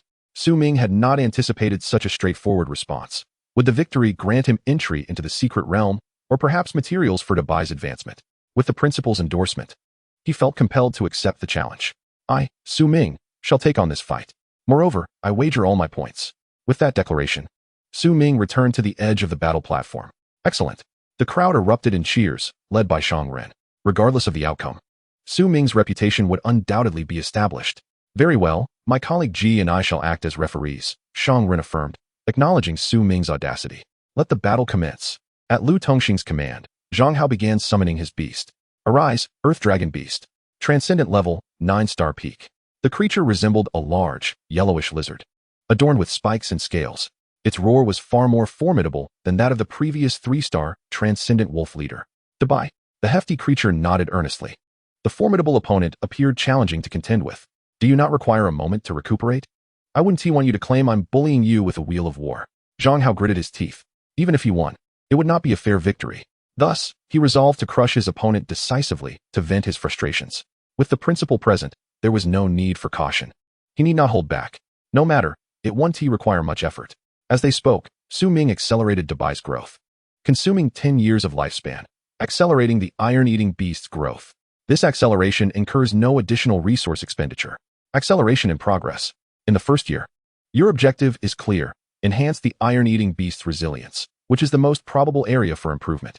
By the 4th year, the iron-eating beast's skill, tough skin, progressed from novice to proficient level, significantly enhancing its resistance. By the 8th year, your personal training with the iron-eating beast has continued, but your strength was insufficient, leading to a slower rate of improvement. Consequently, it decided to use its body to practice iron sand palms, yielding remarkable results. Tough skin, proficient, upgraded to copper skin and iron bones, proficient. By the 10th year, the iron-eating beast fully adapted to the intensity of its iron sand palms, needing to strike itself thousands of times daily to feel comfortable. Its skill, copper skin and iron bones, advanced from proficient to perfect level. Simultaneously, its comprehension of iron sand palms appears to have deepened. The acceleration concluded. In the external world, only a moment had passed. However, Dabai had completed a decade of resilience training. Its appearance remained unchanged, still adorned with black and white fur, but internally, it was fortified with copper skin and iron bones. All in all, this expenditure was undoubtedly worthwhile. Winning this battle would lead to hunting in the secret realm and reaping abundant lifespan from exotic beasts. Dabai boldly stepped forward, issuing a challenge to the Earth Dragon Beast. Essentially, it was saying, "Come here, hit me, you fool." The Earth Dragon Beast roared in response, illuminating itself with rings of earthy yellow light, clearly opting for a grand attack instead of direct confrontation. Earth Spike Technique. In an instant, sharp spikes erupted beneath Dabai's feet. Not only were they incredibly sharp, but they also possessed a stunning concussive effect. Dabai, lacking speed, could not evade and had no choice but to endure. Typically, at this juncture, most beast tamers would concede defeat. Even those at the 2- or 3-star transcendent level might struggle to withstand such an onslaught. Yet, Dabai was merely lifted off the ground, soaring a couple of meters high, without a drop of blood or a cry of pain. Instead, it exclaimed, "How fun! Let us have some more." Even without understanding beast language, it was clear that the little creature was enjoying itself, akin to bouncing on a trampoline. This minor damage paled in comparison to a single strike from the iron sand palm. How is this possible? That Earth Spike technique must be at least proficient level. Not even a scratch? The spectators were utterly astonished. Even the toughest beings would suffer internal injuries from such an attack. The most incredulous of all was Zhang Hao himself. Earth Dragon Beast, use your tail to strike, he bellowed. The Earth Dragon Beast's tail swipe could snap even a tree trunk in half.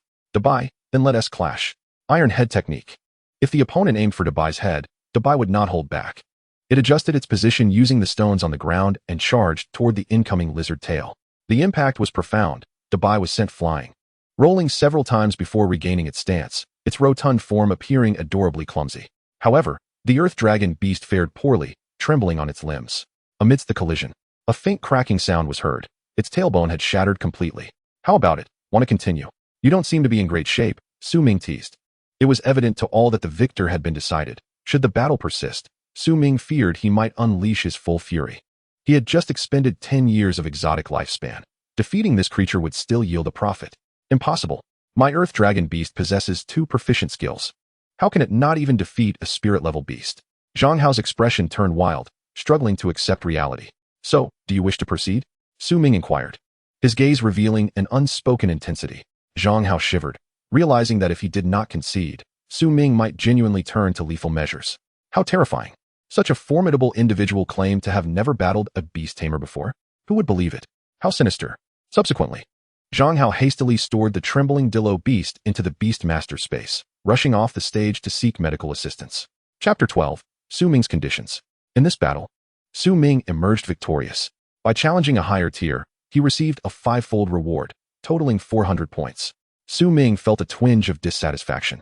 How could the rewards for challenging a transcendent 1-star and a pinnacle be the same, when the difficulties are not on the same level?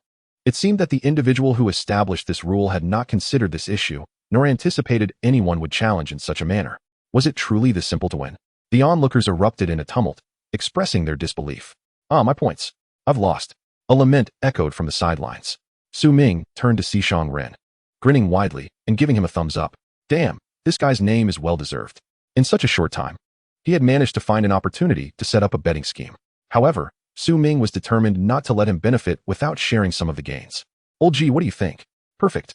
Both attacking and defending are flawless. It is rare to find such a beastmaster among students about to graduate. Ji Dingyan exclaimed in admiration. Indeed, the proficiency of such skills is impeccable. As they spoke, the two approached Su Ming.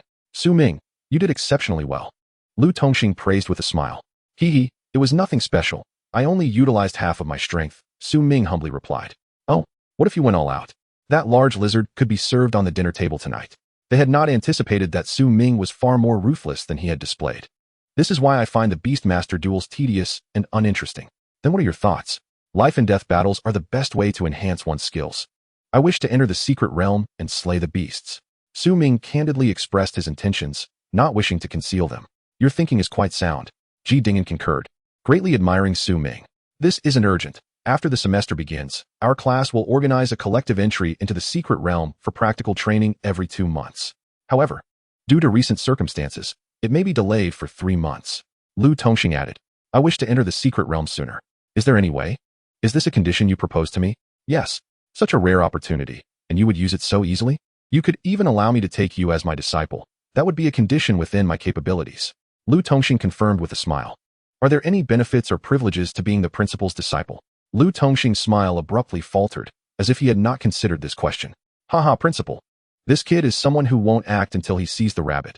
With so many students, each could claim to be your disciple, and he is certainly not foolish. Ji Dingyan chuckled from the side. Lu Tongxing's face flushed red. Even if that was not his original intention, he could no longer bring it up. For Su Ming, no resource or being the principal's disciple could compare to being sent to slay the beasts. The lives of the beasts were equivalent to Su Ming's own life. Rather, they represented resources. Principal, I currently have no other requests. I simply wish to enter the secret realm for training as soon as possible. Well, it is not impossible to make an exception, but the school's secret realm is at least of regular difficulty at the 2nd tier. More than half of the creatures are at the transcendent level, and you may even encounter elite-level leaders. I can allow you to enter early, but your Iron Eater must reach the transcendent level first. Finally, Lu Tongxing laid out his conditions, which Su Ming could not refute. If Su Ming could not elevate his Iron Eater to the transcendent level within 3 months, it would be his own fault. Of course, if Su Ming managed to upgrade it within 3 days, he would also keep his promise. That was within his authority. As for why Su Ming's Iron Eater differed from common perceptions and possessed so many perfect level skills, both principals tacitly chose not to delve into that matter. There would be plenty of opportunities in the future. All right, then it's settled. Su Ming agreed. He had no intention of rushing into the secret realm without first understanding the basic knowledge. Just as the principal mentioned, there were elite-level leaders inside, and Su Ming would not act recklessly. By the way, if my beast advances and I wish to enter the secret realm, who should I approach? Simply come to my office, and I will personally escort you in. Now, you have officially become a member of Tian Nan Beastmaster Academy. I will take you to your dormitory, and then you can acclimate to your new environment, Lu Tongxing stated. No need to trouble the principal. I can manage myself. Before Su Ming could finish his sentence, he felt a sudden shift in his surroundings. In the next moment, he found himself in the living room of a house. Spatial teleportation. Principal, are you a spatial master? What kind of beast is this? Su Ming marveled. Such a method was incredibly convenient. I am not a spatial master. However, it does not hinder my ability to contract this shadow spirit. This is a possession-type beast with spatial attributes, akin to your own capability for spatial teleportation, Lu Tongxing explained. Upon hearing this, Su Ming scrutinized Lu Tongxing closely but found no signs of a beast possessing him. Principal, your possession type seems quite different from my understanding. While you are young, it is best to acquire knowledge and avoid spending too much time on online portrayals of possession-type beasts. Chances are, they are all male beast masters transformed. How do you know so much? All right, your roommate has not returned yet. The remaining empty room is yours. With that, Lu Tongxing's figure flickered and vanished. Su Ming surveyed the surroundings. The doors to the other two rooms were closed, while one stood open, inviting him in. The furnishings in the room were quite simple. Everything necessary was present, sufficient for someone to move in with just a suitcase. Additionally, there were several sets of uniforms for different occasions and a notice about enrollment, which included rules, a campus map, and various commonly used functions and links. Su Ming glanced over briefly, noting the prominent rule that prohibited killing an opponent's beast during campus battles. However, there were numerous loopholes. What constituted intentional killing? It was quite normal for a beast to lose control during a duel. If it was not allowed on campus, could it not be done off campus? In theory, a beast master of any tier could contract as many beasts as their level allowed. If a beast were slain, not only would the beast master's spirit suffer damage, but the corresponding beast space would also collapse, which was nearly irreparable, effectively meaning a permanent loss of a contract slot. Therefore, during the student phase, most schools generally prohibited lethal combat. Furthermore, Su Ming discovered that as a transfer student, aside from some common knowledge classes, he had the freedom to arrange the rest of his time. He could apply for any class he wished using a points card and attend directly. Even if he missed a class, as long as he passed the assessments, he would still receive his diploma. For Su Ming, this was the best possible arrangement. He did not intend to stay here for long. Once he accumulated sufficient strength, he could apply for graduation directly. Chapter 13, Fated Rivals, Cooperation Plan. Time was pressing. After a long day, Su Ming planned to go out for a meal. Just then, he overheard voices outside the door. Hey, has anyone been here? Xiaofeng. We've been robbed. Upon hearing this, Su Ming thought, what a twist of fate. He was just about to confront that guy. He then opened the door. Just as he did, he encountered Shangren, who seemed to also wish to get acquainted with his new roommate. Huh, bro, what a coincidence. Shangren awkwardly exclaimed. Su Ming, recognizing the fierce character before him, was not keen to provoke him at the moment. The principal sent me here. But first, how much did you make? What do you mean? Su Ming remained silent, simply gazing at him intently. Not much, just under 1,000 points. Upon realizing he could not bluff his way through, Shangren admitted directly. I don't want much, just half. That won't do. This is my hard-earned seed money.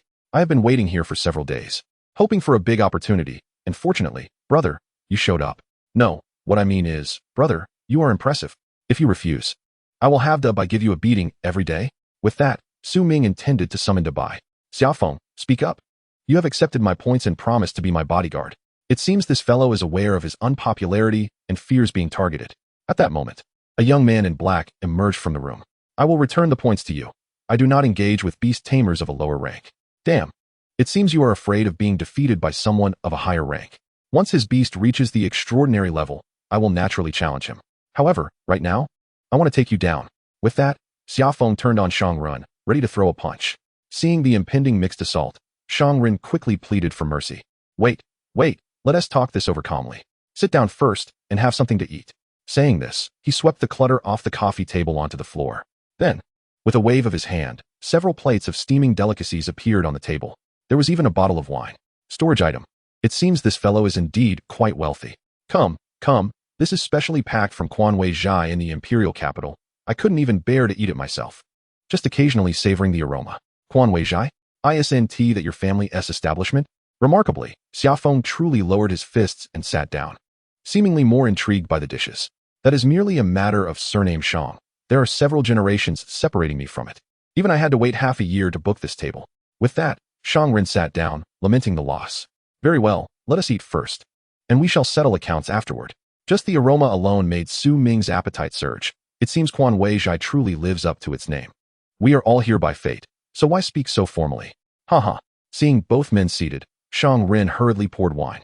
Noticing Su Ming did not respond, he continued. Su Ming, my brother, the points are truly of great use to me. How about I convert them into spirit stones for you? Points can be exchanged for spirit stones. But spirit stones cannot be directly converted into points. The role of points in school is far more complex than merely exchanging for spirit stones. Whether applying for a training room, accessing library materials, or acquiring rare resources, points are essential. Generally speaking, they are hardly sufficient and rarely traded. Alternatively, I noticed you were carrying a bag when you arrived. That must be quite inconvenient. This storage ring, valued at 300 spirit stones, I can offer it to you. This was a birthday gift from my uncle when I was 8. That would be too embarrassing. Su Ming took it in his hand, sensing it had only about 10 cubic units of space. Storage and retrieval are quite convenient. Such a small space is worth 300 spirit stones, nearly 30 million yuan. Thus, the worlds of cultivation and non-cultivation are starkly different. There is no need for embarrassment. I have over 20 uncles, and I cannot even recall which one it was. Since you have said so, Su Ming decided to accept it without further hesitation. Shang Ren, relieved that Su Ming accepted, felt a weight lifted off his shoulders. Even spirit stones, he had not brought many with him. Should he give them to Su Ming, it would significantly impact him.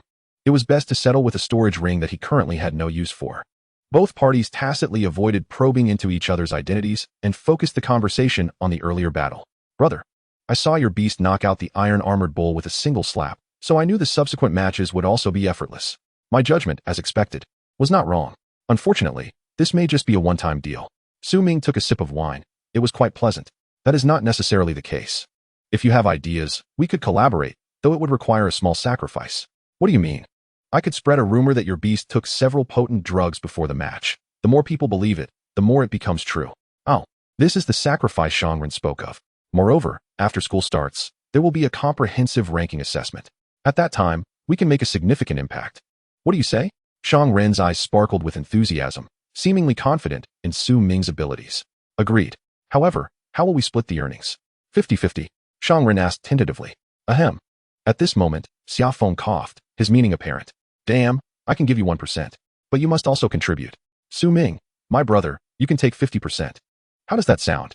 Though Shang Ren was responsible for planning and executing the entire scheme, bearing the greatest risk, he would not profit as much as Su Ming. However, without Su Ming, everything would be in vain. This is inherently a gamble, and Shang Ren chose to trust his judgment. Well, since you are willing to trust me, I have no objections. Su Ming expressed his agreement. Excellent. Then it is settled. We will deliver a shock to the ordinary class.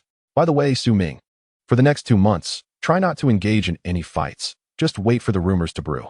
Indeed, I have little interest in these mock battles. Su Ming nodded. Speaking of which, have you truly not sparred with any beast tamers before? Shang Ren asked curiously. Yes, previously, every strike was a lethal one. Amazing.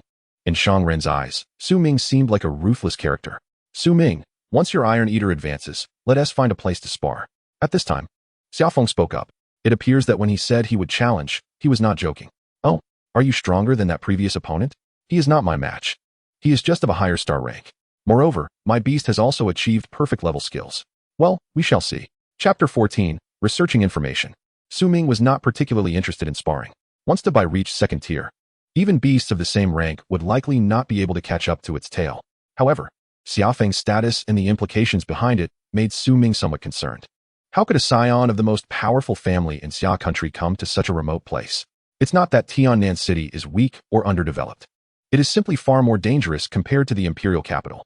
Furthermore, with the secret mission arranged by the city guards, Su Ming vaguely sensed an approaching storm. Damn it. I am just here to enjoy some benefits. Don't bring trouble to my doorstep.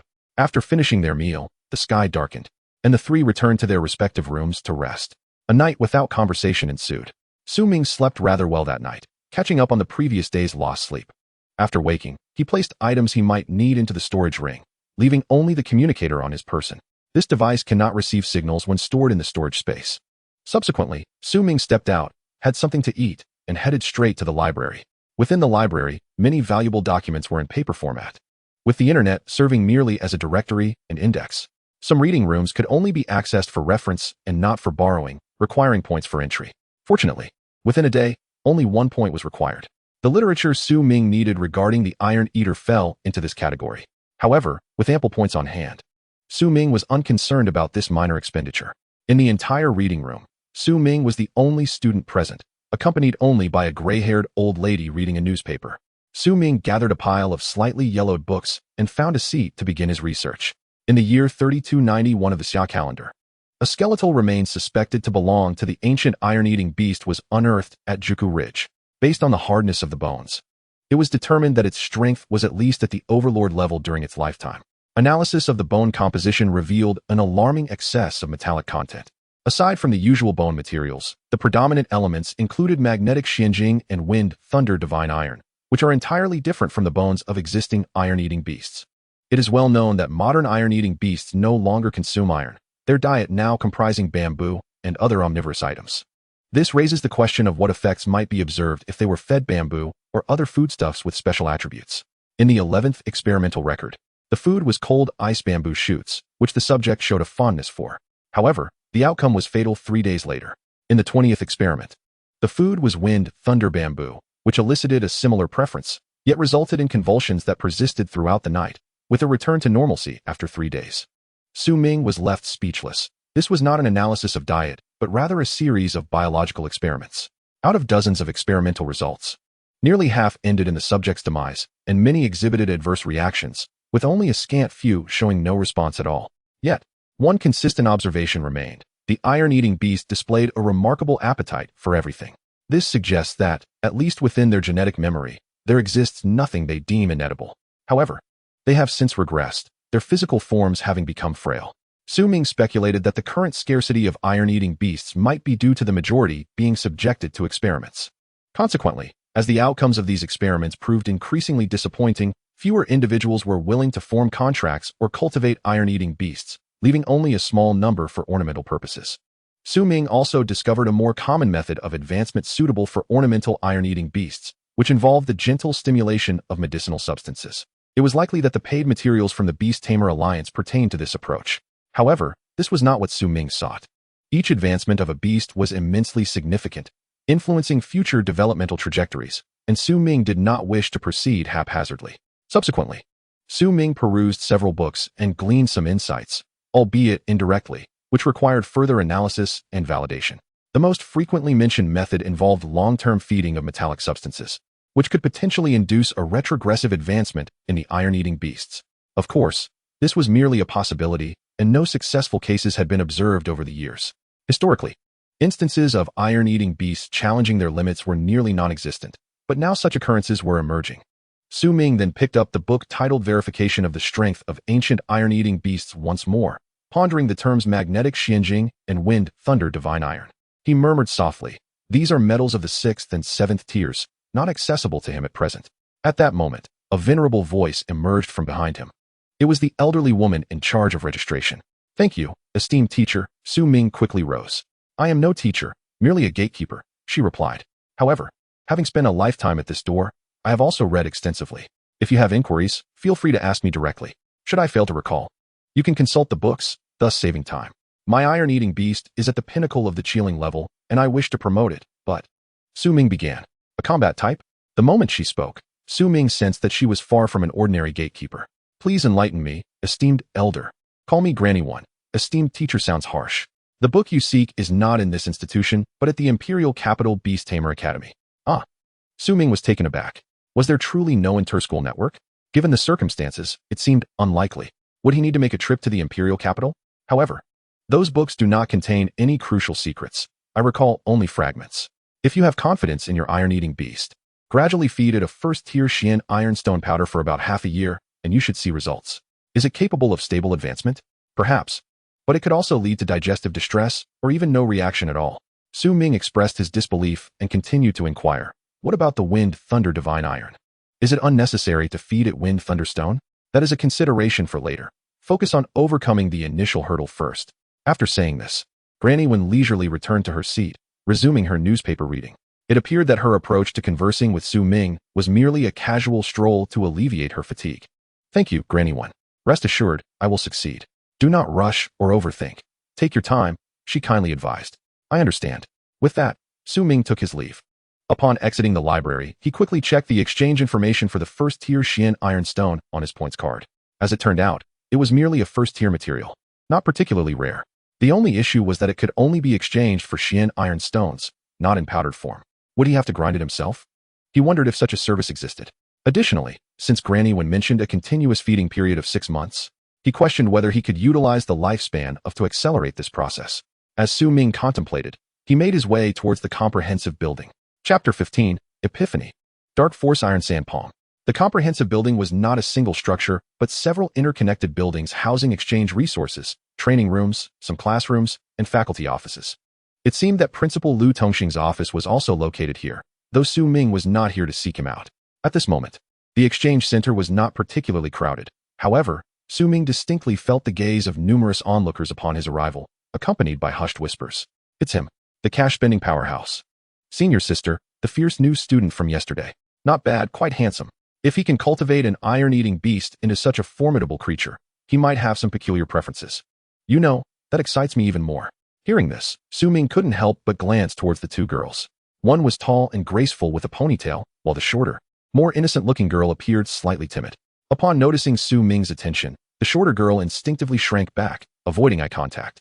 Conversely, the tall senior sister smiled slightly and greeted Su Ming. Junior, I heard you earned quite a few points yesterday. Are you eager to spend them now?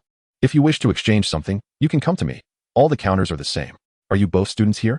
Su Ming inquired, feeling encouraged by her approach. Indeed, I am a year ahead of you.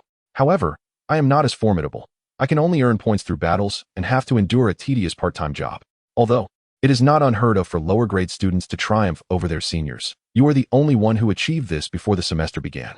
As she spoke, the senior sister gazed intently at Su Ming. It seemed her interest lay not so much in Su Ming himself, but rather in the secrets he harbored. Just average. Merely luck, Su Ming replied nonchalantly before stating, I would like to exchange for a first-tier Xian Ironstone. His abrupt shift to the main topic left the senior sister momentarily speechless, as she had anticipated he would indulge in self-promotion, being of that age. Did she lack sufficient charm? However, she quickly returned to business. A first-tier Xian Ironstone costs 10 points each. A standard-sized piece is roughly the size of a thumb, similar to an ordinary spirit stone. Then I shall take 10 pieces, Su Ming declared, displaying his financial confidence. 10. Junior. This type of material is generally used as auxiliary material. 1 piece should suffice, the senior sister remarked, unable to contain her surprise. If one exchanges too many points and wishes to convert them back into credits, the devaluation is considerable. No worries, senior, I have plenty of points. I should use them up before someone else seizes the opportunity. Is this child perhaps suffering from a persecution complex? Since Su Ming is determined, there is nothing more to say. In a short while, 10 pieces of first-tier Xian Tai were retrieved and handed to Su Ming. Simultaneously, Su Ming's points were reduced by 100. By the way, senior, can you grind this into powder? Su Ming casually inquired without directly putting away the Xian Tai. What? The other party momentarily failed to comprehend. I mean, can these be ground into Xian Tai powder? Well, if it were ordinary medicinal materials, we do have such a grinder. However, for Xian Tai, the grinder here may not achieve the desired effect. Very well, let us leave it at that. After speaking, Su Ming stored the Xian Tai and prepared to leave. Junior, let us add each other as friends. We can do tasks together in the future. Seeing Su Ming about to depart, the senior hurriedly said, Sure, but please don't assign me any tedious tasks. As he spoke, Su Ming took out his communicator. Currently, it only contained contact information for Wu Yan, Principal Lu Tongxing, and 2 roommates. Now, Su Ming had almost completely severed ties with his past. If he encountered some former classmates here, he might not recognize them immediately. Tedious tasks, the senior pouted. Su Ming, I am Lu Xuewei. What kind of person are you interested in? After exchanging contact information, Lu Xuewei introduced herself and casually asked, Someone with a lot of money. Upon finishing, Su Ming waved his hand and turned to leave. The reputation of the ruthless money bandit is well-deserved. On the campus network, Su Ming's exploits were still causing a stir. Aside from his record of full-star challenges, the most circulated phrase was add money. Additionally, he had taken 400 points from Zhang Hao, almost wiping out his hard-earned points, further solidifying his infamous reputation. If Shangren thinks he can wash away Su Ming's battle prowess evaluation with mere rumors, he might find it quite challenging. However, that was not something Su Ming needed to worry about. Making a windfall of points would be ideal, but if not, it would not significantly affect him. Of course, Su Ming would also strive to cooperate with Shangren and maintain a low profile. Over time, there would naturally be less discussion about him. Back in his dorm room, Su Ming summoned Dabai. Yep, Dabai, thinking it was time for a meal, excitedly called out. Then, Su Ming offered it a box of iron nuggets. Dabai, what are you dawdling for? Eat. Dabai picked up a piece of Xiantai Shi and examined it for a long while, ultimately refusing to take a bite. Brother, this thing isn't edible, is it? Consuming it whole is somewhat daunting. No wonder you want it ground into powder. It's merely used as a food additive. Who would swallow it whole? Dabai, try using your iron sand palm to see if you can crush this. Yep. What is the point of crushing it? Do I still have to eat it? Nevertheless, Dabai did not resist Su Ming's command. One paw opened, placing a piece of Xiantai Shi, then both paws came together. Bang! Opening them up, the Xiantai Shi was flattened but not broken, nor reduced to powder. Bang! Another strike caused slight cracks. Bang bang bang.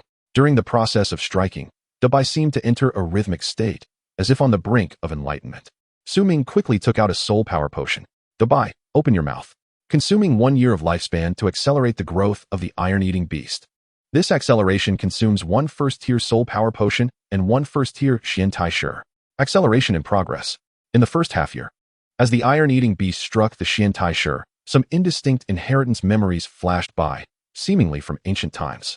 During the strikes, its understanding of power usage reached a new level, evolving Iron Sand Palm, perfect level, into Dark Force Iron Sand Palm, perfect level.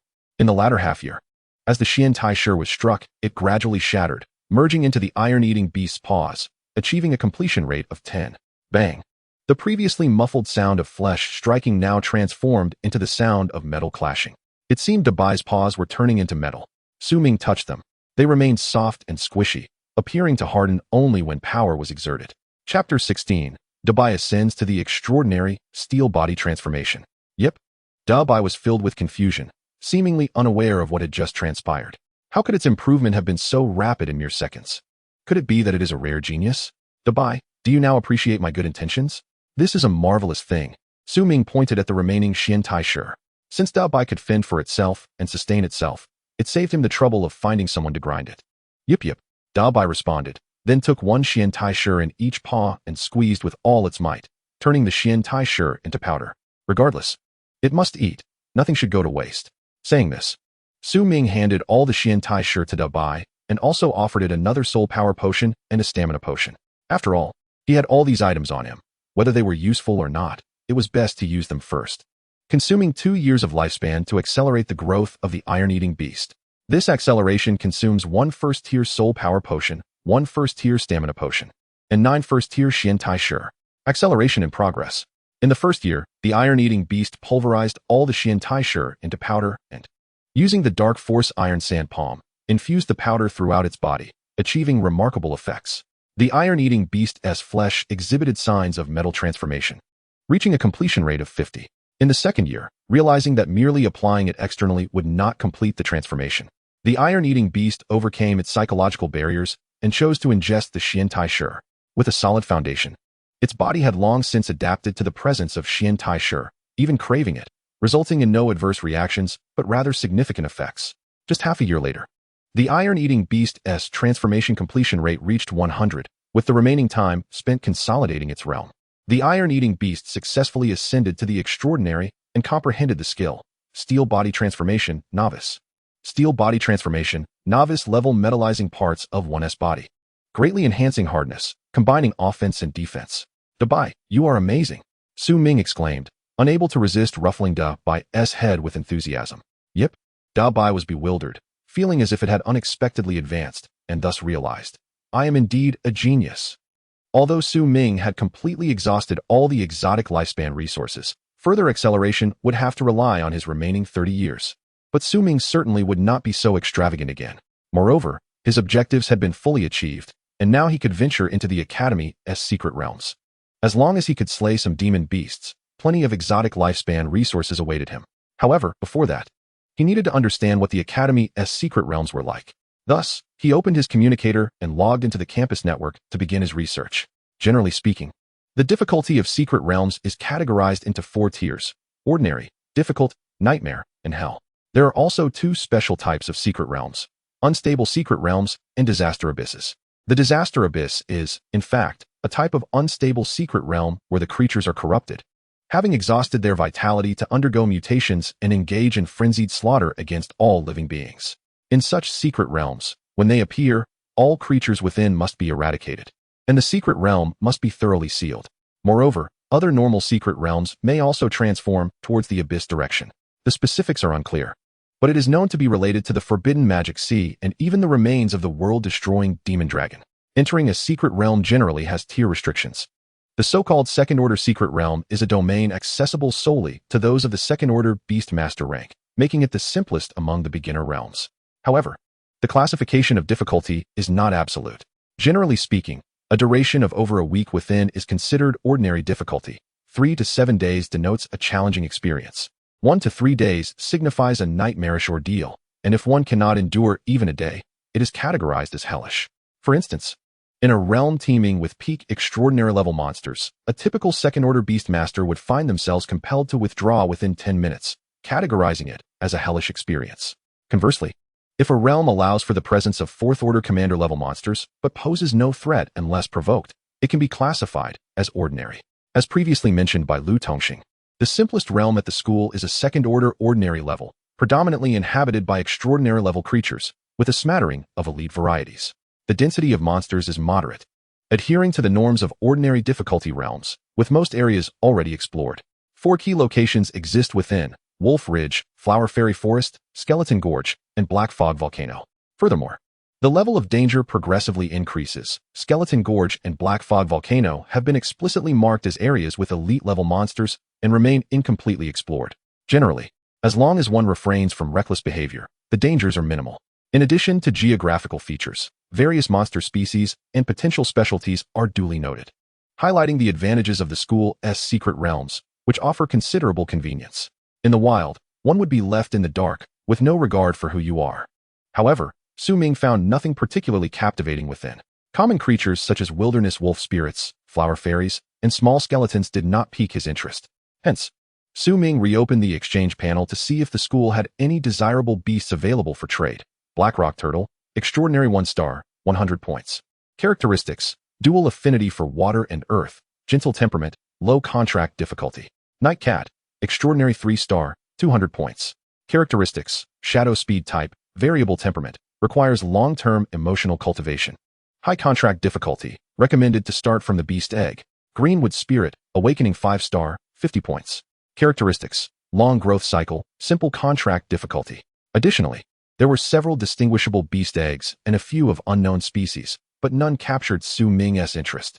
Higher-tier beasts were also available, yet the greater the tier, the more challenging the contract. Moreover, if a lower-tier beast master attempted to contract a higher-tier monster, the difficulty escalates, and even if successful, the tier of the beast would be forcibly lowered, akin to a small horse unable to pull a large cart. While a beast star rating may slightly exceed that of its master, significant tier differences are not permissible. Su Ming lamented the lack of valuable options on display. After a thorough glance around, he found nothing particularly remarkable, or rather, he remained uncertain about the type of beast he truly desired. For him, even the most ordinary creatures could be nurtured to their species limits, so his focus lay more on future potential than novelty. He was less inclined to choose any mundane beasts. For instance, he found the principal shadow spirit rather impressive and wondered about its availability. Chapter 17. The opportunity to contract a dragon clan. Shang Ren and Xia Feng returned only in the evening, but it seemed they had little to show for their efforts. Su Ming's fervor for challenging higher ranks remained unabated, causing even the traditionally conservative senior students to vanish from sight, fearing Su Ming might gain an advantage and retaliate. It is known that once one steps onto the challenge platform, retreating is generally not permitted, especially for lower-year students challenging their seniors. Based on Zhang Hao's dismal experience yesterday, even a 2-to-1 situation might not guarantee victory against even one of Su Ming's beasts. "Brother, where have you been? You vanished early this morning," Shangren said, as he took out some packaged food to eat, though it was rather ordinary this time. "I went to the library. Did you both go to the registration office?" "Yes. But unfortunately, we caught nothing." Originally, Xiaofeng seemed quite suitable, but he refused to act. "You're the one who shines brighter. And you?" "I can't. I truly can't compete." Xiaofeng replied. "Today is the last day. You will have to go alone afterward," he added. All right, that's enough. We have grander plans. By the way, I'm considering my second beast choice. Do you have any suggestions?" Su Ming casually inquired. These two clearly came from prominent families and might possess insights even broader than those of the teachers here. "Well, mine are all arranged by my family. However, it is always wise to align with one's own talents. For instance, I will surely follow the path of wealth, opting for fortune cats, money trees, and lucky birds." Shangren responded. "If you ever have a chance to go to the imperial capital, I can offer you an opportunity to contract with the dragon clan. Xiaofeng bluntly stated. Dragon Clan. Su Ming turned to Xiaofeng, surprised by his boldness. Even Xiangren looked at Xiaofeng with undisguised astonishment before regaining composure. Looks like you've made up your mind, Xiangren remarked. Well, it's of no use to me, Xiaofeng replied. What do you mean? Su Ming interjected, annoyed. Just speak plainly without all the mystery. It's not much of a secret. The ancestors of the Xia family had an agreement with the Dragon Clan, granting each direct descendant one opportunity to contract with them. However, as time has passed, the connection has gradually weakened. The Dragon Clan typically sends lower-tier dragon eggs. While they still belong to the Dragon Clan, the awakening of their bloodline is comparatively minimal. Xiaofeng has his own reasons for this. Overall, my friend, you stand to gain immensely, Xiangren elaborated. This seems inappropriate. One should not receive without giving, Su Ming protested. Merely seeking their advice without intending to take advantage of the opportunity to contract with the Dragon Clan. Even if they were only lower-tier dragons, they would undoubtedly be among the top choices for beasts. I am pursuing the path of the sword and will not contract with the Dragon Clan. So it would be a waste for me.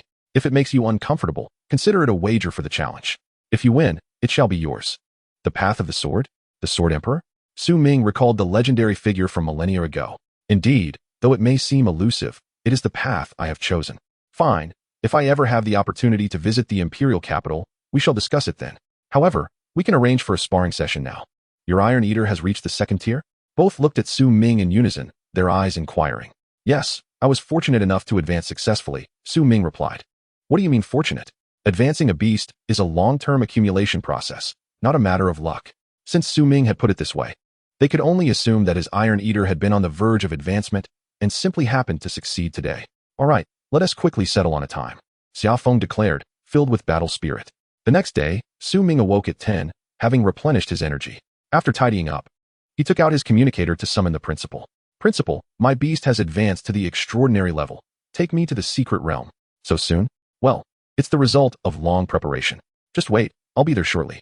While others were unaware, Lu Tongxing was well aware that Su Ming had only discovered the path to advancement yesterday, yet he had succeeded today. It was almost unbelievable, akin to extreme efficacy from medication. Within a minute, Lu Tongxing appeared in the dormitory's living room. Principal, the other two greeted him promptly. Today, they had little desire to venture out, as they had gained nothing. Instead, they preferred to plot how to tarnish Su Ming's reputation online. Su Ming, summon the iron-eating beast. I wish to see if there are any issues, Lu Tongxing instructed. Soon after, Dubai made its entrance. Though its form had not changed, its aura was entirely different. Indeed, it had reached the second tier. Lu Tongxing thoroughly assessed the situation and found no discrepancies, nor any after-effects from a forced breakthrough. This is quite peculiar. Could this lad be feigning ignorance? Principal, rest assured, I shall not go back on my word. However, this time I can only grant you 10 days. Within this time frame, you must emerge, Su Ming replied. Is that sufficient? Su Ming had intended to thoroughly explore within. Generally, new students were terrified at the mere mention of the secret realm, yet this fellow seemed unfazed, treating it as though it were a return to his homeland. If you return safely after 10 days with no issues, you will be permitted free entry and exit after the semester begins. Well, that sounds fair, Su Ming agreed. This condition was indeed quite generous, akin to a special privilege. By the way, you too, if there is nothing else, you might as well enter together this time. Lu Tongxing gestured toward the two bystanders who were watching. I can go too? Shang Ren protested with a frown, while Xiaofeng appeared indifferent. You share a dormitory, so it is only natural that you support one another. Hurry and prepare. You have 5 minutes, Lu Tongxing commanded, not allowing Shang Ren any chance to refuse. Although 5 minutes were granted, all their belongings were already stored in their spatial tools, leaving little to pack. A minute later, Lu Tongxing led the trio into a grand hall. Tiannan Beastmaster Academy housed 3 such halls, each representing a different secret realm. However, at that moment, aside from the usual guards, no teachers or students were present. Principal, yes, are there any special circumstances? None, everything is normal. Open the entrance to the secret realm. Understood. If you encounter danger, you may use your points card for emergency assistance, Lu Tongxing instructed Su Ming before he entered. Will the principal send someone to rescue us? Putting anything else aside, I will certainly be able to locate your remains in time. As the light flickered, when Su Ming opened his eyes again, he found himself in a different encampment. Chapter 18. The contest here, a guard unit was also stationed. The passageways for entry and exit all led from this location. However, the guards paid little attention to the arrival of Su Ming and his companions, merely adhering to their posts. Perhaps someone would report Lu Tongxing's activation of the secret realm, but it was inconsequential. It was his prerogative. Brother, is this the condition you negotiated with the principal? Shang Ren inquired with a pained expression as they left the encampment. Indeed, how about it? Just ride on my coattails. Su Ming replied. Why not simply ask the principal for 10,000 points to use until your graduation? Why bother with the secret realm? Shang Ren exclaimed, deeming Su Ming's choice a waste of a grand opportunity. You just don't understand. Self-reliance is the key to satisfaction. I relish the fruits of my own labor. Su Ming retorted, prompting Shang Ren to give him a thumbs up in silence. Enough chatter. It is better to act than to delay. This place is perfect for a contest, undisturbed and unnoticed, Xia Feng interjected. Now, Su Ming had not considered this idea. Yes, let us complete the contest before attending to other matters. Very well then, it won't take long. What are the rules? As long as you do not aim to harm me, anything else is permissible, Su Ming chuckled. He had only one beast at his disposal, and if unrestricted combat ensued, the Bai would only be able to defend passively. Then I shall not hold back, Xia Feng declared, summoning forth his weapons. Clang clang. Instantly, 2 flying swords appeared before him, one black and one white, one light and one heavy. Dabai. Gold steel transformation. In an instant, a golden halo emanated from Dabai. Soon, its hands and head became enveloped in a layer of gold. Let us begin, Shang Ren declared as the referee. Subsequently, the black and white swords surged toward Dabai. Clang clang clang. The probing attacks were effortlessly blocked by Dabai, resonating with the sound of metal striking metal. Brother, your beast has certainly grown stronger. Shang Ren marveled. Ordinary extraordinary beasts do not possess such formidable defense. It would have been riddled with holes by now. Just average. Su Ming replied modestly. Indeed, this was just the beginning. Dabai had not been nurtured much since its elevation to the extraordinary level. The defense is indeed impressive. Xia Feng praised, retracting his white sword. The light sword was elegant and agile, yet against Dabai, it was merely akin to a light caress. What's the matter? Not continuing? I have a perfect level sword technique. Be cautious. Then, the black heavy sword floated before Dabai, blade pointing upwards, and swiftly descended. A series of azure radiance erupted from the blade. Skill. Heavy blade wave slash. Perfect level. In the shimmering light, one could almost see a youth wielding a heavy sword, relentlessly cleaving through the ocean. For 10 years, he struck the sea and split the waves. Dabai. Since the opponent had unleashed a powerful move, Su Ming would not be careless. He gathered all the golden light from Dabai into its right paw, transforming the entire hand into gold. Golden steel hidden force, iron sand palm. Boom. The clash of sword energy and palm wind produced a deafening roar. The ground where Dabai stood was carved into a deep trench. Thud. The blade met the palm with a sound akin to a resounding bell. Dabai's feet sank over 10 centimeters into the earth, while the black sword was sent flying back, trembling violently, as if sustaining significant injury. The battle concluded. Dabai emerged victorious. Impressive. What skill was that? It feels somewhat familiar to my sword technique, Xia Feng remarked, stowing away his black sword, displaying no hint of discouragement, but rather a keen interest in what he had learned. What you referred to must be the hidden force, Su Ming responded. Hidden force. Xia Feng had heard of it, but was witnessing it for the first time. Well, it's quite simple. I had Dabai practice striking Xiantai stones into powder. Initially, it could not, but with repeated practice, it succeeded and inadvertently comprehended the hidden force, Su Ming explained casually. The two fell silent. Commanding the iron-eating beast to pulverize Xiantai stones with its paw? Was this an operation conceivable by a normal person? They both thought in unison. This iron-eating beast truly had a hard life following Su Ming. Thank you. I will endeavor to experiment in this direction. Xia Feng expressed his gratitude. In a sense, this had imparted genuine skill to him. For many beast masters, unique training methods were coveted secrets essential for survival. Should Xia Feng manage to cleave through Xiantai stones with his sword, reducing them to powder rather than mere shards, his strength would undoubtedly ascend to new heights. All right, enough of this idle chatter. We have already competed. Can we now attend to the main business? Su Ming was already eager to proceed. The main business?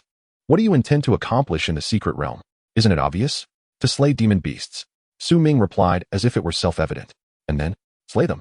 And that is all. What more is there? Such a perverse notion. Slain a level 5-star wild demon wolf, plundering 5 years of lifespan from the aberrant.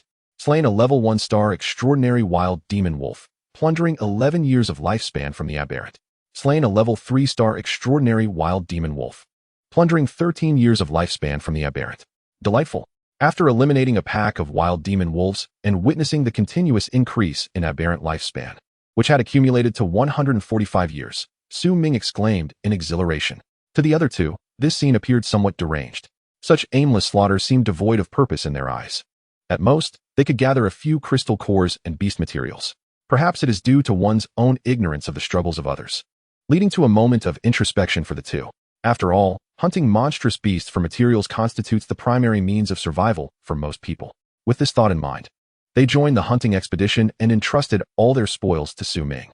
Damn you all, don't you dare steal my kills. It's all right, we are brothers, Su Ming exclaimed in frustration. 2 days later, the three set up camp on a hillside to rest. The nearby wolf pack had been nearly exterminated, rendering the area a veritable wolf's hill where even the most ferocious beasts dared not tread. Su Ming's accumulated lifespan from the anomalies had surpassed the 500-year mark, reaching 523 years. Amongst these, a considerable number of kills were claimed by Xiaofeng and Shangren. Nevertheless, without their presence, Su Ming could not have enjoyed such leisure. He would still have to remain vigilant against potential ambushes, and his efficiency might not have been as high. With the beast slaying temporarily concluded, the three set up their tents for camping, providing Su Ming with an opportunity for advancement. He took out a vial of soul power potion and downed it in one go, consuming 20 years of lifespan to accelerate personal talent development. Acceleration in progress. Consuming one first-tier soul power potion. In the first year, your cultivation techniques progressed by leaps and bounds, affirming countless ideas. In the 10th year, the previously memorized literature began to resurface in your mind, leading you to realize that the cultivation of the iron-eating beast should not be confined to the advancement process, but should be practiced regularly. In the 20th year, your talent level elevated from intermediate cultivation to advanced cultivation. Chapter 19, Talent Enhancement, Skeleton Canyon.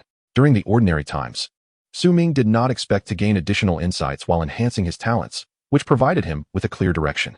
Speaking of which, after Daba's advancement, he should consult Granny when about the subsequent stages, perhaps gaining further guidance.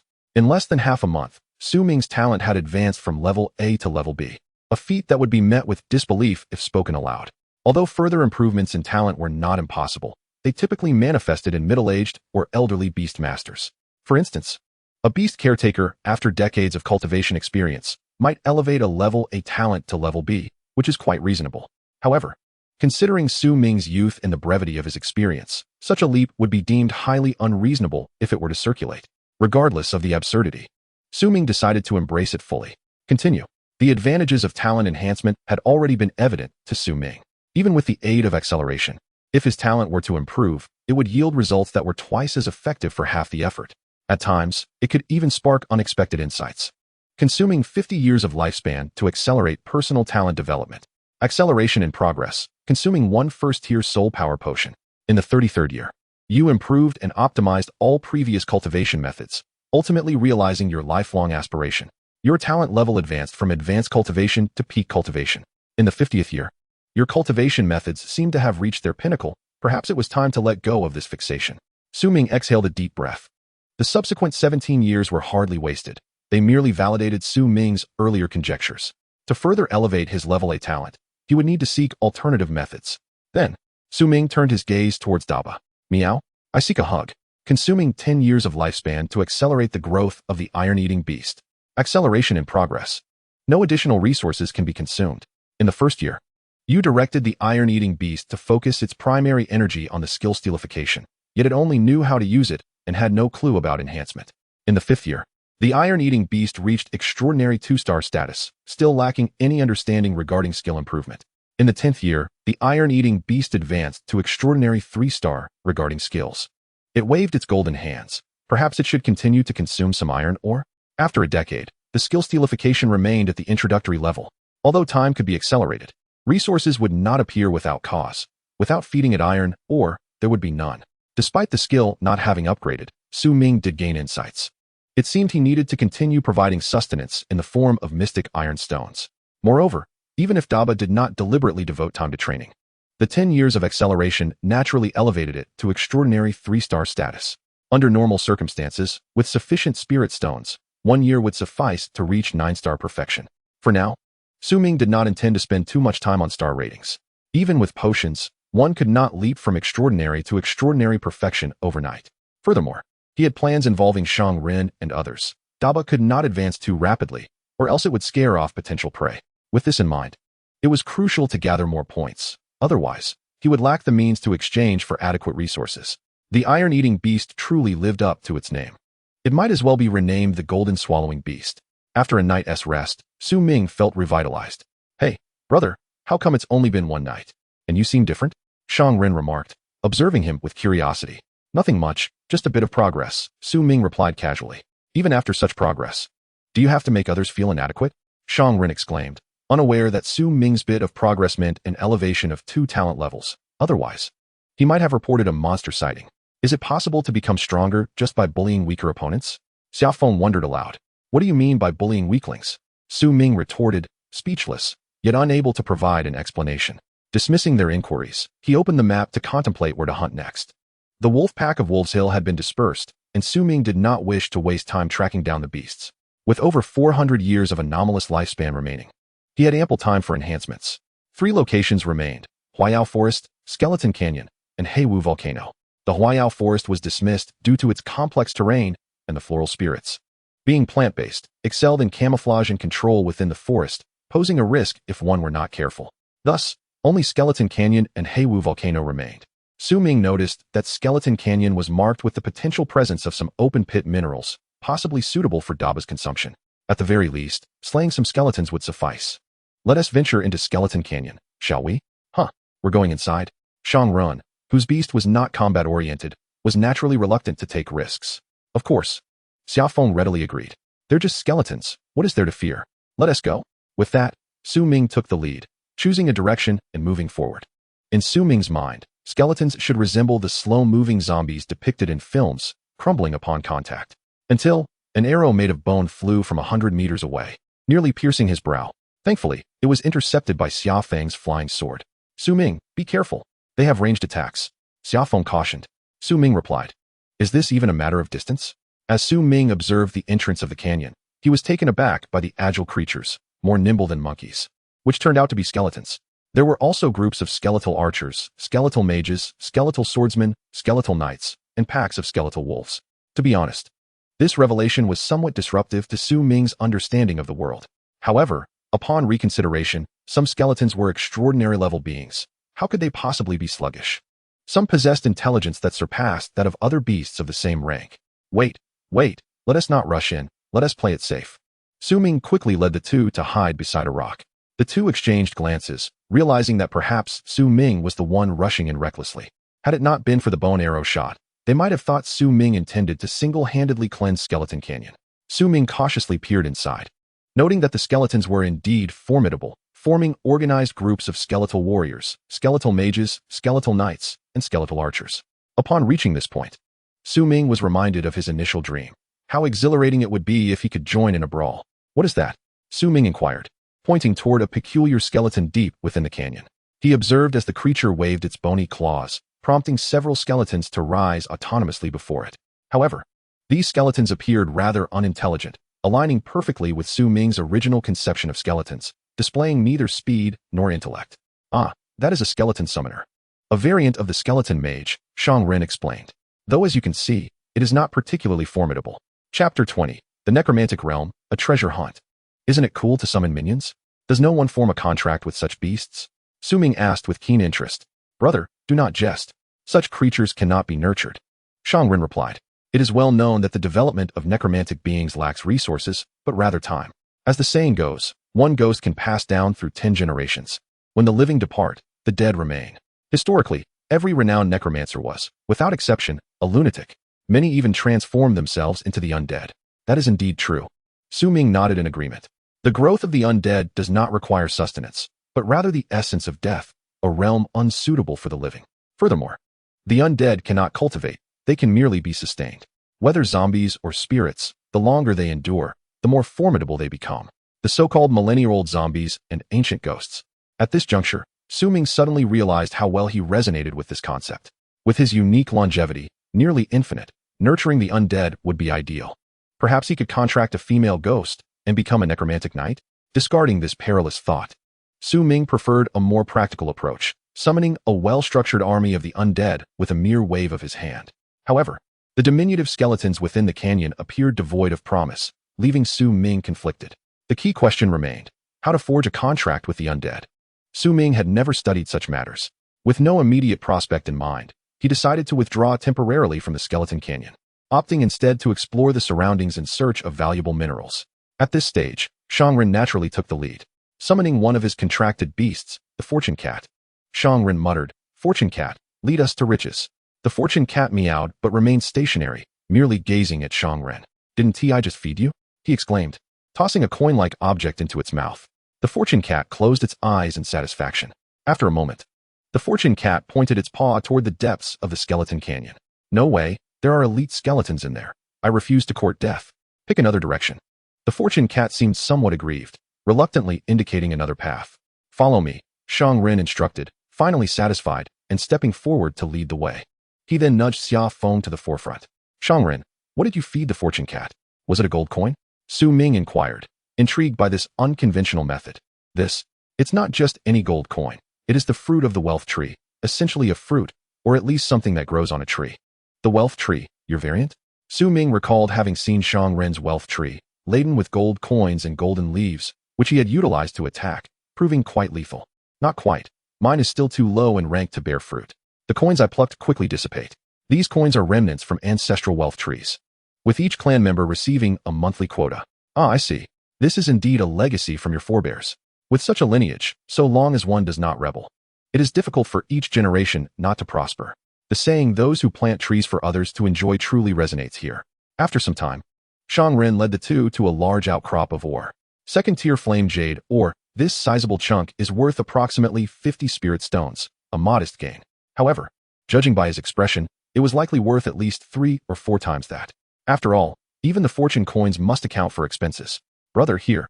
Shangren tossed the ore towards Su Ming, the implication clear. Su Ming felt the heat emanating from the stone and replied, "This fire attribute, or is not what I seek. I am in search of metals akin to Xiantai. As for this, Shangren, once you process it, you can exchange it for spirit stones. You keep half, and Xiaofeng and I will share the rest." Given that both had contributed efforts, Su Ming certainly would not monopolize the rewards. Xiaofeng had no objections either. "Fine, in that case. I will commission the Merchant Guild to procure some metal ores for you after we exit." "Indeed, but first, I should check the library to ascertain which ores are preferable." "Are you telling me that your guide and training plan for contracted beasts are all improvised on the spot? What else is there?" Su Ming retorted. Both fell into silence. Su Ming's approach was even less competent than that of a typical high school graduate, rendering him a purely instinctual beastmaster. Yet his prowess surpassed even Xiaofeng's, which was indeed perplexing.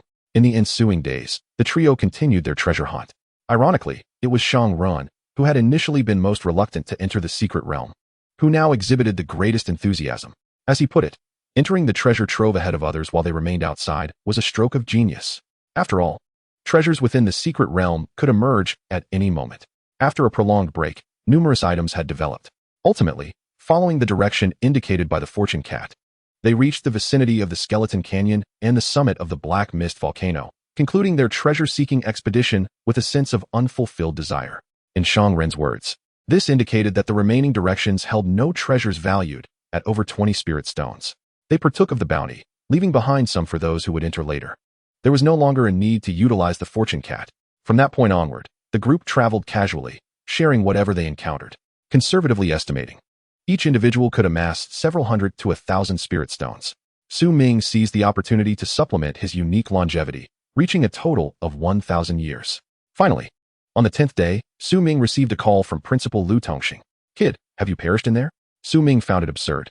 How could he receive a call if he were dead? Did the skeletons answer the phone? "Principal, is it customary to curse students like that? I thought you all would only stay for 2 or 3 days at most. I didn't expect you to remain for a full 10 days. How about it? Have you plundered everything of value?" Clearly, Lu Tongxing was well aware of Shangren's capabilities, effectively offering Su Ming an additional advantage to prevent him from returning empty-handed from the treasure mountain. Not at all. The most valuable items seemed to lie within the canyon and at the volcano's peak, which we did not have the chance to explore. Did you not have the chance? Or were you too frightened? Enough of your banter. Hurry up and come out. Although you are in the ordinary class, you still need to attend the opening ceremony. All right. We intended to leave anyway. Among the remaining locations of interest to Su Ming, only the last 2 perilous spots remained. Currently, he could not ascertain what lay within. However, Su Ming found himself particularly intrigued by the Skeleton Canyon. Chapter 21. The Opening Ceremony, Feeding the Ghosts Yang Energy? In the blink of an eye, Su Ming had returned from the secret realm for 3 days. During these 3 days, aside from searching for food, the trio had hardly ventured out. After all, having endured the elements within the secret realm, They needed to relax and recuperate. Ming did not rush to the library to consult Granny One about the upcoming mineral requirements. There was no urgency for a day or two. He decided to first attend the so-called opening ceremony. The school opening ceremony is today. Since the principal has personally notified us, we must show some respect. The three of us dutifully donned our uniforms and proceeded to the designated playground. However, contrary to the imagined festive decorations, the atmosphere here is imbued with solemnity. The black and white color scheme gives Ming the unsettling impression of attending a funeral. Soon, the ceremony commenced. All rise. Before formally beginning the opening ceremony, allow me to introduce some of our senior students. Guan Lingji, Water System, 6th rank, 9 stars. Yin Haifeng, Healing System, 6th rank, 1 star. Huang Weiping, Water System, 4th rank, 5 stars. Jiao Xiao, Combat System, 4th rank, 2 stars. The 107 individuals mentioned have fallen in the battles against the otherworldly beings over the past year, from last year's opening ceremony to today. Here, the fight refers to city defenses, handling secret realms, and intelligence gathering, excluding free exploration. The otherworldly beings refers to all non-Daxia ethnic groups and traders. Let us observe 3 minutes of silence for them. The military of Xia has its own Beastmaster Academy, but it caters only to specific military branches. Other departments recruit graduates from other schools as needed. Ming roughly estimates that only a little over 1,000 students enroll in Tiannan Beastmaster Academy each year. And not all of them graduate. The annual loss exceeds 10%, and among them are certainly many outstanding graduates. For instance, those at the 6th rank can already rear king-level beasts. This count only includes those who sacrifice themselves in service, not the free adventurers. Once the silence concluded, the principal began his address. This is our annual ritual, not for display, but to remind them that they will not be forgotten. To impart to you the first lesson, the peace we enjoy today is not a mere gift.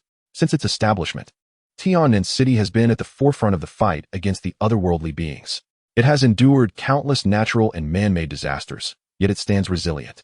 The Tiannan Beastmaster Academy is the only non-military academy that maintains a year-round state of readiness. Our strength may not be the greatest, but we are never lacking in the courage to fight to the death. I will not dictate how you should conduct yourselves after graduation, but I hope that when you face the otherworldly beings, you remember that you once belonged here. Thunderous applause erupted from the audience, regardless of what lies ahead. At least this moment stirred our blood. Subsequently, a few department heads shared some important notices, and the opening ceremony concluded. Ming did not return to the dormitory, but instead entered the library. The library now had significantly more people than it did 2 weeks ago. However, the number of those choosing to enter the paid reading room remained relatively low. Ming approached the reading room he had visited before and indeed found Granny Wen there, reading a newspaper. This made Ming momentarily question whether she had moved at all. It was only when he got closer and noticed the newspaper was dated recently that his doubts were slightly alleviated. Granny Wen, I'm not going in to read. I just want to consult from outside. I don't need to swipe my card, right? Ming tentatively inquired. Swipe your card. All right then. Ming swiftly swiped his card to pay. Following this brief exchange, Granny Wen stopped reading the newspaper and inquired, how is your iron-eating beast? Have you seen any results? It's already advanced to the 2nd rank, and I've also realized that I need to add metal ores to its daily food. However, I'm uncertain about which type to use. So soon? Don't tell me you've been using Xian Tai stone powder just to tease this old woman? Absolutely not. I simply used a larger quantity, 10 first-rank Xian Tai stones at once. Perhaps great effort begets miraculous results. Granny Wen was speechless. By the way, what is your talent? Top-tier cultivation. Ming replied nonchalantly. After all, it was the truth, even though it had little to do with Debai's advancement. Average talent. Perhaps it coincidentally aligns with the cultivation of the iron-eating beast. As for the metal ores that follow, what are your thoughts? I suspect that first-rank Xian Tai stone or a second-rank material with similar properties can be continuously used. Additionally, can wind and thunder attributes also be utilized? Correct. You are very close to the standard answer. According to the notes of a historical figure who cultivated a 6th-rank combat-type iron-eating beast king, minerals like Xian Tai stone are essential throughout the process. Upon advancing to elite rank, one must choose one of the wind or thunder elements, and after that, continue to solidify. When advancing to commander rank, select the other. Thereafter, you can consume treasures of both wind and thunder attributes. I see. If not for the other party's explanation, Ming wondered how long it would take him to uncover such insights. However, I must remind you that the other party only cultivated the iron-eating beast to the king level. There are no further records in the book. The king level corresponds to a 6th-rank beastmaster, which is the pinnacle of the mid-tier. Beyond that lies the true high echelons, overlords, demigods, and divine-level beings. which are undoubtedly on an entirely different plane. Could magnetic Xian Gold and Wind Thunder Divine Iron be those two? Haha, once your iron-eating beast reaches the king level, it will naturally possess magnetic Xian Gold within its bones. As for Wind Thunder Divine Iron, what do you think is the most crucial word among them? Divine? Correct. Once you reach that realm, you will naturally understand. Well, you've at least paid with your points, so don't waste them. Read more books. With that, Granny One intended to return to her newspaper. By the way, Granny One, do you know how the Undead clan makes contracts? With this living dictionary present, Su Ming had little intention of reading. The Undead clan? With your cultivation talent, do you intend to contract with the Undead clan? Are you planning to feed yourself to a ghost for its yang energy? Or to a zombie for its blood? How truly bizarre. Granny One lamented, then pointed to the bookshelf behind her, saying, most of the contract conditions and array inscriptions for special races are on that shelf. You can look for them yourself. I can't be bothered to draw them for you. Thank you, Granny One. Su Ming quickly expressed his gratitude and walked over to find a book. Although he had been teased, he was still quite grateful for her assistance. Chapter 22. The Spirit of the Empty Shadow. Are their offspring? Su Ming spent the remainder of the day in the library, meticulously simulating and inscribing most of the contract arrays that might be useful. Whether for the undead or beast women, he faced no challenge. The only issue was how to persuade the undead to agree to a contract. For instance, the more intelligent a beast, the more challenging it becomes to successfully contract with them. After all, the process requires their genuine submission and consent. High-level beasts possess awakened intelligence, and even threatening their lives might not guarantee their agreement. Conversely, the more intelligent the undead, the higher the chance of successfully contracting with them. Rather than a contract, it could be described as the other party being tempted by your essence. Without sufficient skill, one would find it difficult to satisfy a female ghost's demand for yang energy. Low-level skeletons with little intelligence might not comprehend your intentions, even if you were to pulverize them. As for high-level undead, unless one could overpower them comprehensively, they might fall victim to cunning schemes. For example, an undead summoner could summon a common undead at the final moment of a contract, thereby thwarting the endeavor entirely and wasting a beastmaster slot. Moreover, with liches, if one does not fully grasp their life box, they could betray at any moment. After contemplating the intricacies of the undead races, Su Ming ultimately concluded, the Bai is indeed more appealing. However, having one of that race suffices. He does not wish to create an entire iron-eating beast army. Moreover, the ability to accelerate one's lifespan is undoubtedly highly compatible with the undead clan. After much contemplation, I decided that I must acquire one for experimentation. With this thought in mind, Su Ming returned to his dormitory only after the closing of the venue. Shangren, please exchange all of my items for either a first-tier Xiantai Shi or a second-tier Xiantai Jing. This includes the treasure allocation for the three of us, along with Su Ming entrusting Shangren with all the materials and cores from the magical beasts. No problem, but are you really feeding the Iron Eater with ores? Of course. This is my method of nurturing. That's brutal, excessively brutal. As Su Ming's Iron Eater, it's utterly miserable. In the following days, Su Ming awaited the arrival of Shangren's goods while occasionally attending some general classes. These primarily focused on the subsequent selection and planning of beast contracts. After all, most new students at this stage typically possess first-tier beasts and have not yet contracted a second one, or they are waiting for suitable options upon entering the school. Not every newcomer is as affluent as Shangren or Xiaofeng. In class, the teacher's advice emphasized not only compatibility with one's innate abilities, but also leaned towards choices that would protect the beast master. For instance, beasts with enhanced defensive attributes, or those that can bond with their masters. In the school, the norm is to keep engagements restrained. It is rare for a beast master to be directly attacked. However, in the wild, or when encountering nefarious individuals, no one cares for the unwritten rules of the martial world. The priority is to eliminate the beastmaster. Bonded beasts can significantly enhance the combat or escape capabilities of the beastmaster. Defensive beasts can withstand attacks, taunt enemies to draw fire, or even share life force, all of which are remarkably practical abilities. It is generally advised to avoid extreme offensive paths, except for those with exceptional talents. If one possesses a high-tier range talent, there will naturally be individuals eager to serve as their bodyguards. Su Ming's goal is to select a bonded beast as his second or third contract. This brings Su Ming to recall Lu Tongxing's Kongying Jiling. The ability of spatial teleportation is simply exquisite. He longs to possess it. I wonder if becoming the principal's disciple would grant me the opportunity to acquire one. Deciding to take action, Su Ming picked up his communicator and dialed the principal's number. Su Ming, what's the matter? I'd like to inquire about the secret realm, right? I've already made arrangements. You can enter at any time. However, currently, only the second-tier ordinary difficulty is accessible. The other two realms are beyond your reach. No, I just wanted to ask if your Kongying Jiling has any offspring. Where are you? I'll rush to save you. In the dormitory, what do you mean? You'll find out soon enough. With that, Lu Tongxing hung up, seemingly in a hurry. Shortly thereafter, Su Ming witnessed a flash of light and was directly teleported into his room. Upon closer inspection, it was indeed Lu Tongxing. However, there was something different. He appeared to be composed purely of light, akin to a holographic projection. Principal Yu. Su Ming's words were cut short as he felt the scenery before him shift, leaving him in an empty void, instantaneously uprooted from his room. Then, he sensed a sudden drop beneath him, beginning a free fall. At this moment, he comprehended his predicament. He was soaring thousands of meters high. Holy cow! With Su Ming's exclamation, he plunged into a mode of unprotected bungee jumping. Initially, he felt a thrill of fear, but upon reflection, he reassured himself that this was likely the true form of the Kongying Ling, which surely would not be malicious. Thus, he relaxed, considering it merely a gust of wind, albeit rather forceful.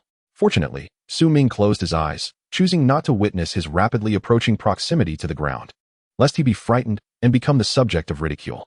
However, rather than being frightened himself, he inadvertently terrified the students below. On that day, many witnessed a figure descending from the sky, vanishing just as it was about to splatter into a heap. Some quick-witted individuals even recorded the incident. ISNT that the infamous bandit? What kind of stunt is this? Could it be a special training method? I could do that too. Soon, Su Ming's freefall video began circulating wildly throughout the school. Although Su Ming was temporarily absent from the martial world, his legend persisted. Principal, I was a second away from meeting my end. In the principal's office, Su Ming slumped onto the sofa, his legs weak. This incident was indeed a bit excessive on its part. I have already reprimanded it, and since you emerged unscathed, let us leave it at that. That won't do. I demand compensation for my mental anguish. Su Ming was clearly intent on securing some form of restitution. Would you accept a compensation of 100 points? I don't want points. What do you desire then? If not, I could have it jump once to show you. Have a beast capable of spatial teleportation go bungee jumping? You really think that would work? It wouldn't even bat an eye. I want it. No. The Kongying Ling cannot be hatched from a beast egg. It is a spirit of heaven and earth. A spirit of heaven and earth? Yes. It is born of nature, randomly appearing, and may be unique in existence. Is there absolutely no possibility? If you genuinely wish to contract a bonded beast, I can introduce you to several spirit beasts that integrate both offense and defense. They can also be entertaining in your spare time. Principal, perhaps you should watch fewer Beast Girl videos in your free time. Even if you do not possess any surplus Kongying Ling, you must at least guide me towards some path. I need to have a measure of self-defense. Do not transform into a beast type. Su Ming asserted that while his principles were few, they remained intact. Do you think spirits of heaven and earth are as common as cabbages on the roadside? There are no shortcuts. Then what kind of opportunity? Su Ming resolved to pursue the matter relentlessly. Well, it's difficult to articulate. Just try to leverage your unique advantages. Lu Tongxing advised cautiously, mindful not to discourage him. In this world of billions, only a handful can contract spirits of heaven and earth. Moreover, it does not necessarily correlate with strength or talent. Then how did you manage it, Principal? In my youth, I was rather reckless and inadvertently fell into a spatial rift. And then I encountered the Kongying Ling and contracted it. It was that simple? Yes, hence the need for opportunity. Perhaps it was because I fortuitously fell into the rift, fortuitously carried many spirit fruits the Kongying Ling favored, and fortuitously possessed the talent and physique suitable for bonding. At that precise moment, the Kongying Ling's rank was still relatively low, and I fortuitously had a contract slot available. Would you not say this constitutes an opportunity? Lu Tongxing calmly enumerated the numerous fortuitous events, each seemingly simple, yet collectively representing a probability of 1 in several billion. Missing even one would have altered the outcome. Principal, I have gained insight. Su Ming fell silent for a moment before speaking. Well, that is good. Choose the spirit-beast bonding path honestly. And I can recommend a few options. No, I believe that since you can do it, I can too. It's merely a matter of causing a stir and venturing forth. Once I elevate my capabilities a notch or two, I will join. Su Ming was filled with confidence regarding this endeavor. Not quite, Lu Tongxing interjected. After all I have explained, you only grasped the first point? The first point is falling into a spatial rift. Without encountering crises, where does opportunity arise? Su Ming had finally grasped the essence. Rest assured, Principal, I will not engage in unprepared battles nor seek out death. Regarding the compensation for mental anguish, let us put it on hold for now, just as before. When I come up with something, I'll seek you out, Principal. Do not worry. I will not put you in a difficult position. With that, Su Ming made a quick exit, leaving no chance for Lu Tongxing to refuse. Little rascal. Leaving the principal's office, Su Ming did not head directly back to his dormitory, but instead took a detour to the Resource Exchange Center. Coincidentally, The same senior sister was on duty as before, and Su Ming approached her directly. "Senior sister, I would like to exchange for some items." Su Ming's voice drew a surprised reaction from Lu Xuewei. "Su Ming, what brings you here?" She had recently finished watching a video of someone bungee jumping from the sky, and to her astonishment, the protagonist appeared right before her. "Is it strange?" she inquired. "Is that you?" As she spoke, Lu Xuewei sent Su Ming a clip. "Indeed, that is me. It's a long story. I plan to contract a flying mount, and am currently practicing self-protection techniques for accidental falls." Su Ming fabricated his explanation, stating, "While I appear to be closing my eyes, I am actually simulating a state of fainting." Unable to discern the truth from his words, Lu Xuewei found his reasoning somewhat convincing. After all, a fall from a flying beast could indeed be perilous. "So why did you suddenly disappear?" Su Ming subtly pointed upward. "The principal was helping me practice." He continued, "Didn't I win a condition from the principal last time? This is part of that condition, to have him serve as my final line of protection. After all, I do not genuinely wish to take my own life. Right, senior sister?" "Oh, I see." Lu Xuewei nodded repeatedly, finding everything to be rather logical. Students who had been at the school for a bit longer were aware that the principal possessed the ability to teleport, capable of appearing behind any student who might be distracted during class. He would say nothing, merely standing silently behind the student until the atmosphere became unexpectedly still. "Junior, what made you suddenly think of contracting a flying mount?" "For convenience in escaping, especially since I have offended some seniors." Su Ming decided to change the subject. "Please exchange my remaining points for a second-tier promotion potion and some soul power potions." "All of it?" Lu Xuewei questioned. "Isn't it a bit early for you to be exchanging for a second-tier promotion potion?" Even Lu Xuewei, being a year ahead of him, was only at the second-tier 6-star. "Well, I will need them sooner or later. It's best to use them all up in advance to prevent others from taking them," Su Ming replied, a hint of anxiety evident in his demeanor. At that moment, negative rumors about Su Ming had already begun circulating online. There were taunts and provocations from some seniors, alongside the instigation from Shangren. The fervor surrounding him was certainly not as intense as it had been over a month ago. "Very well," Lu Xuewei conceded, having no reason to object further, and proceeded to complete the exchange. 1 second-tier promotion potion and 8 second-tier soul power potions totaled 360 points. In an instant, Su Ming's points dwindled to just over 10. Barely enough for occasional trips to the library. With potions in hand and sufficient lifespan for the extraordinary beasts, Su Ming could ascend to the 3rd tier at any moment. However, he was certain he would not choose that path just yet, as the 2nd-tier ordinary secret realm still held many treasures worth exploring. Moreover, simply advancing himself held little significance. The cultivation of Bai also required resources to keep pace. Su Ming was determined to participate in the upcoming campus ranking competition set for over a month later, where substantial rewards awaited, and higher rankings promised greater subsidies. Since he had chosen to exploit the school's resources, Su Ming was not about to miss such an opportunity. Additionally, Shang Ren's plans were steadily progressing, potentially leading to a significant gain. The conversation between Su Ming and Lu Xuewei at the exchange center did not go unnoticed, as there were numerous students present. The speaker was oblivious, but the listeners were attentive. Thus, rumors about Su Ming practicing high-altitude falls with the principal's assistance began to spread, perfectly explaining the video's content and somewhat quelling the controversy. Neither Su Ming nor the principal had come forward to clarify anything, seemingly tacitly accepting the narrative. Furthermore, the notion of Su Ming contracting a flying mount for the sake of escape, as well as his decision to liquidate all his points, appeared to lend credence to the idea that there was something fishy about the previous combat. Consequently, Su Ming's reputation gradually shifted from that of a freshman prodigy to a subject of derision.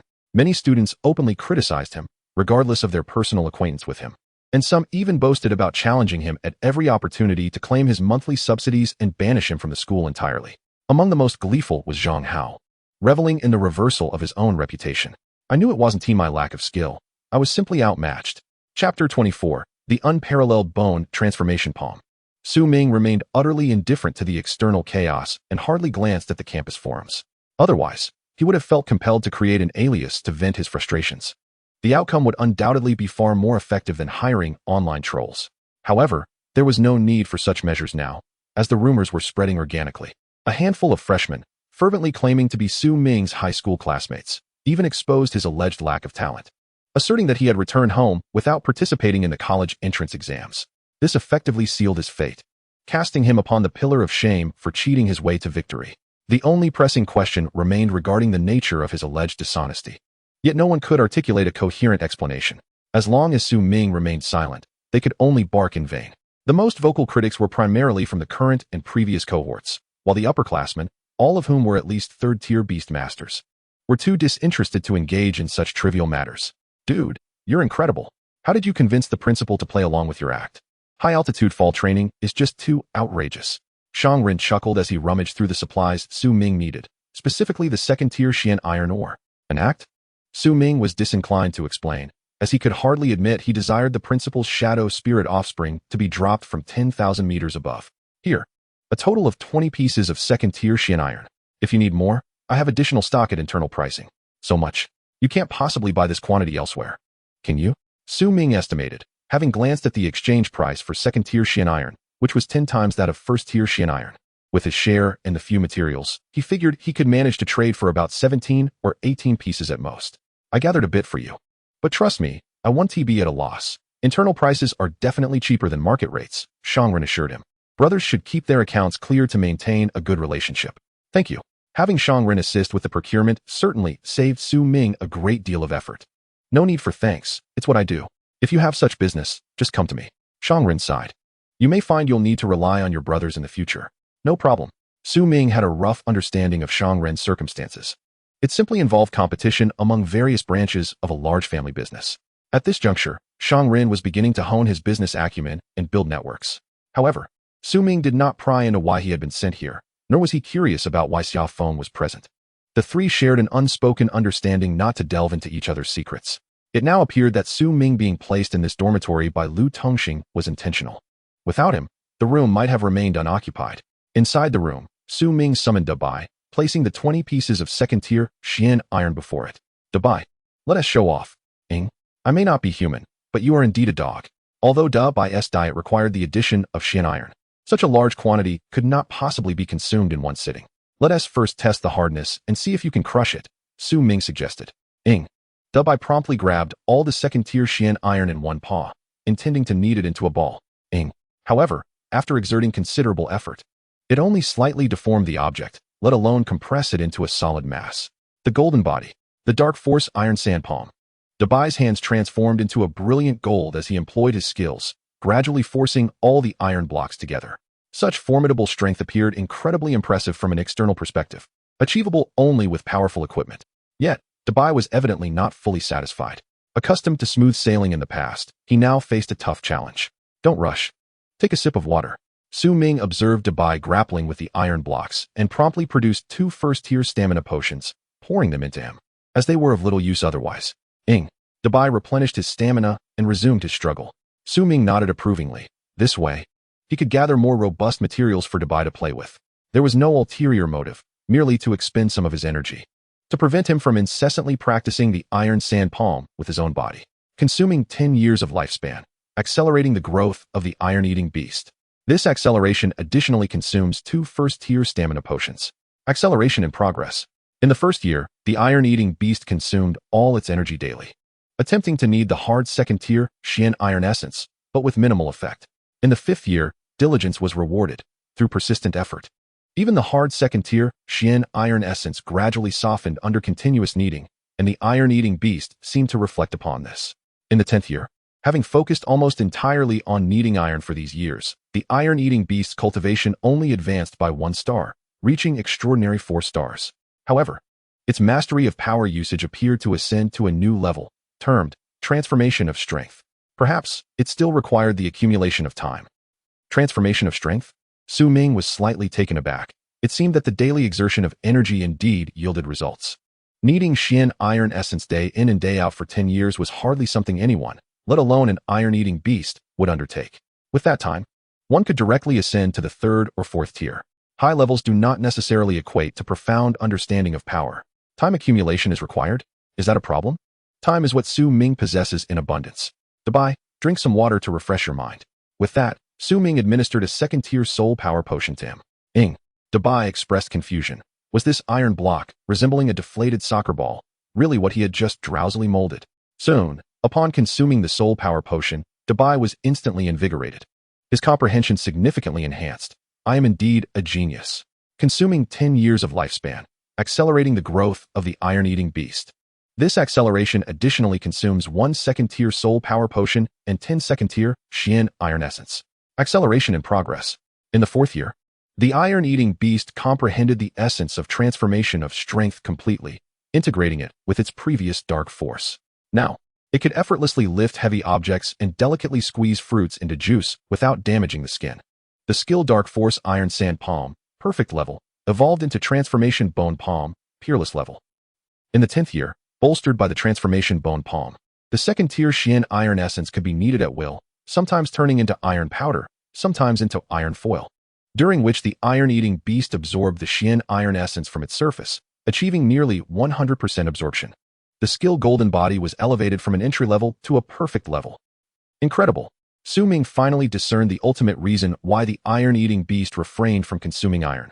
This iron block was not for eating, but for training. Through relentless honing, it refined the iron and stone into its very being. Such a frenzied training regimen would hardly cross the mind of any beast master. Moreover, it was excessively cruel and grueling. For decades, without any assurance of results, who could persist? Chapter 25, Red to the Point of Black. The iron-eating beast practiced not only to absorb iron and stone, but also to enhance its control over power.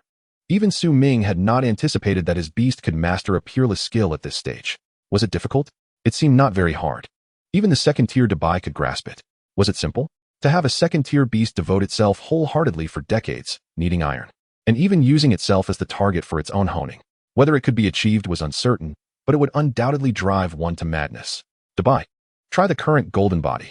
Dabai was oblivious to what had transpired, but he simply felt significantly more formidable. Subsequently, with a hum, a rich dark gold hue enveloped Dabai, no longer the original golden color. It appeared as though a color-shifting filter had been applied to him. Bang bang. Dabai clapped his hands, which sounded like solid steel pipes striking each other. However, when Ming felt it, it seemed as normal as before.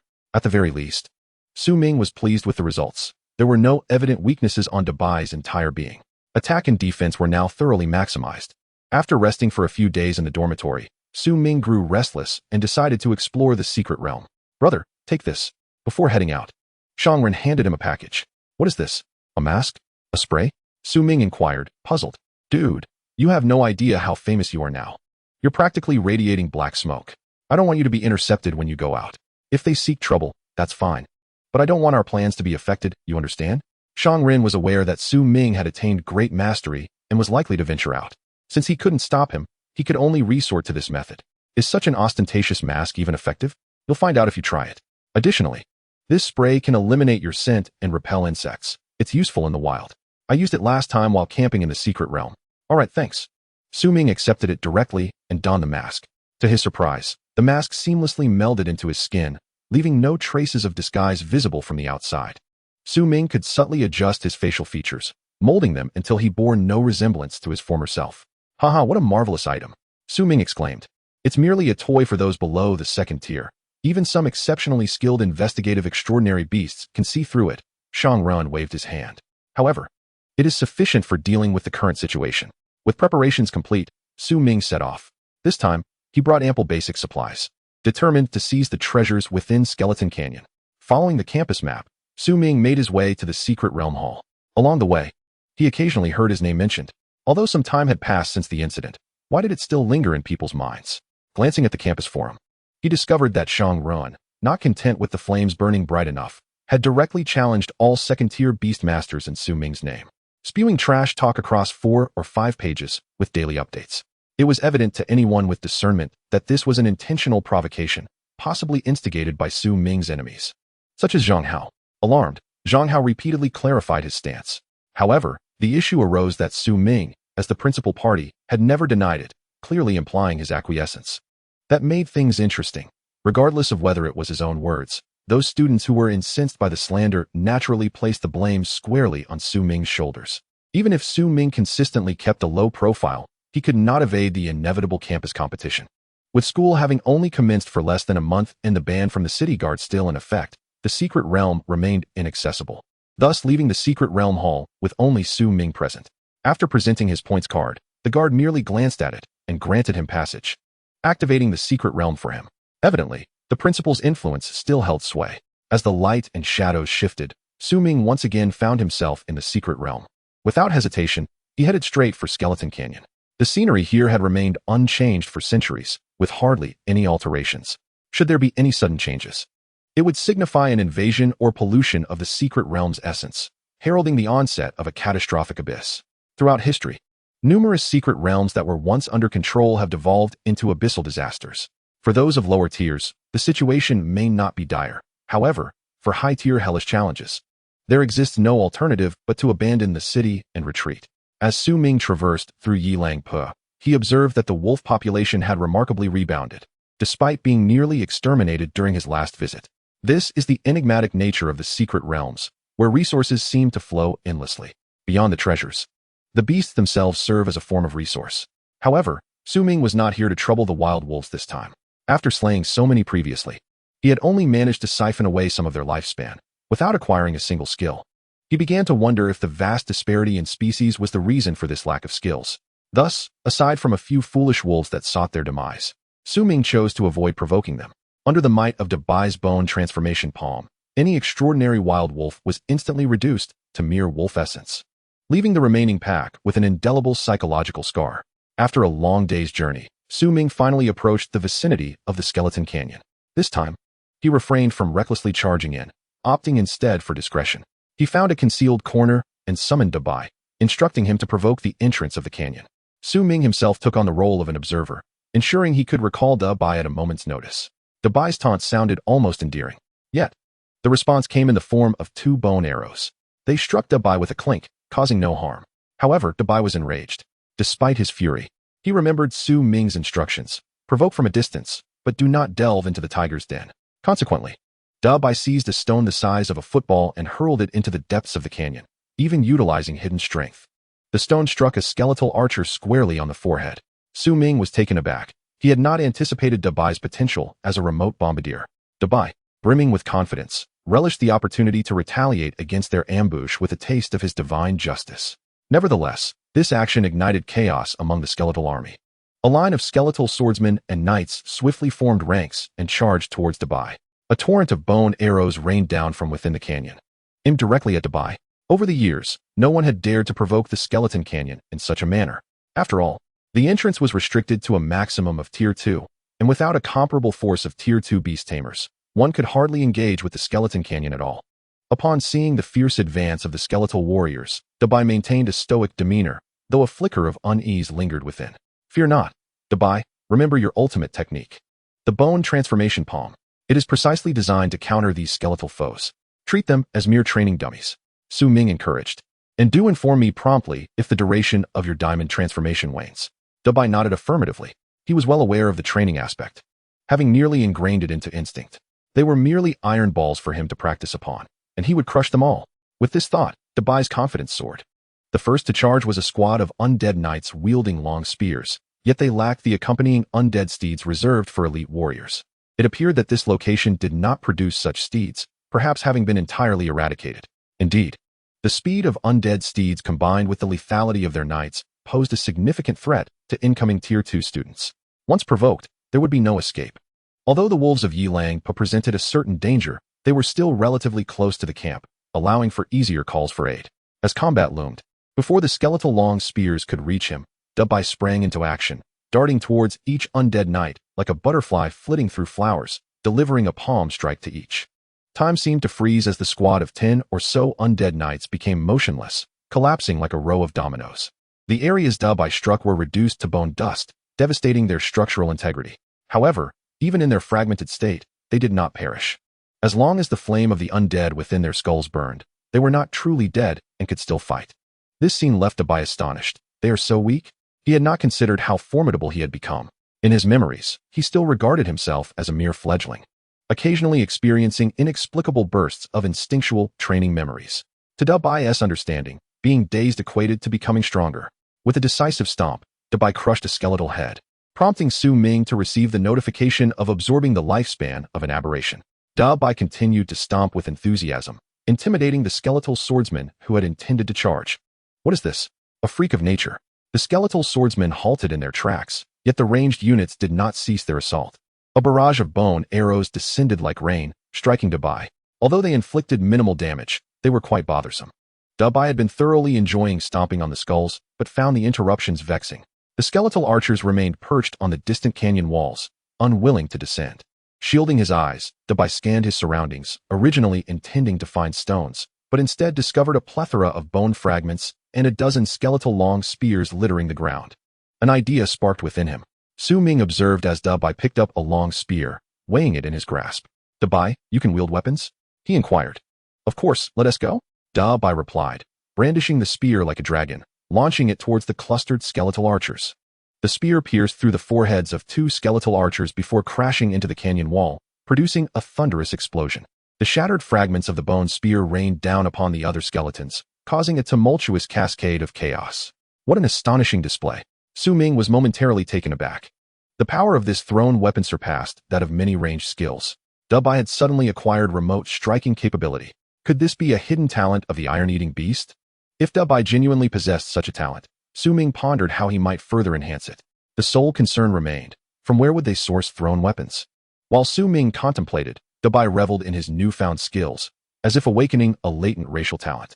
The sound of numerous bone spears being launched created an explosive atmosphere, shaking the very canyon every few seconds. Su Ming continually received notifications of kills and lifespan absorption. Dabai, amidst a hail of arrows, retaliated fiercely, momentarily overpowering the skeletal archers with sheer beastly strength. After all, while their attacks were harmless, his strikes were instant kills. How could this be played out? Suddenly, a tremendous roar emanated from the depths of the canyon. Instantly, all skeletal warriors ceased their hesitations and charged towards Dabai. Would Dabai be able to withstand this onslaught?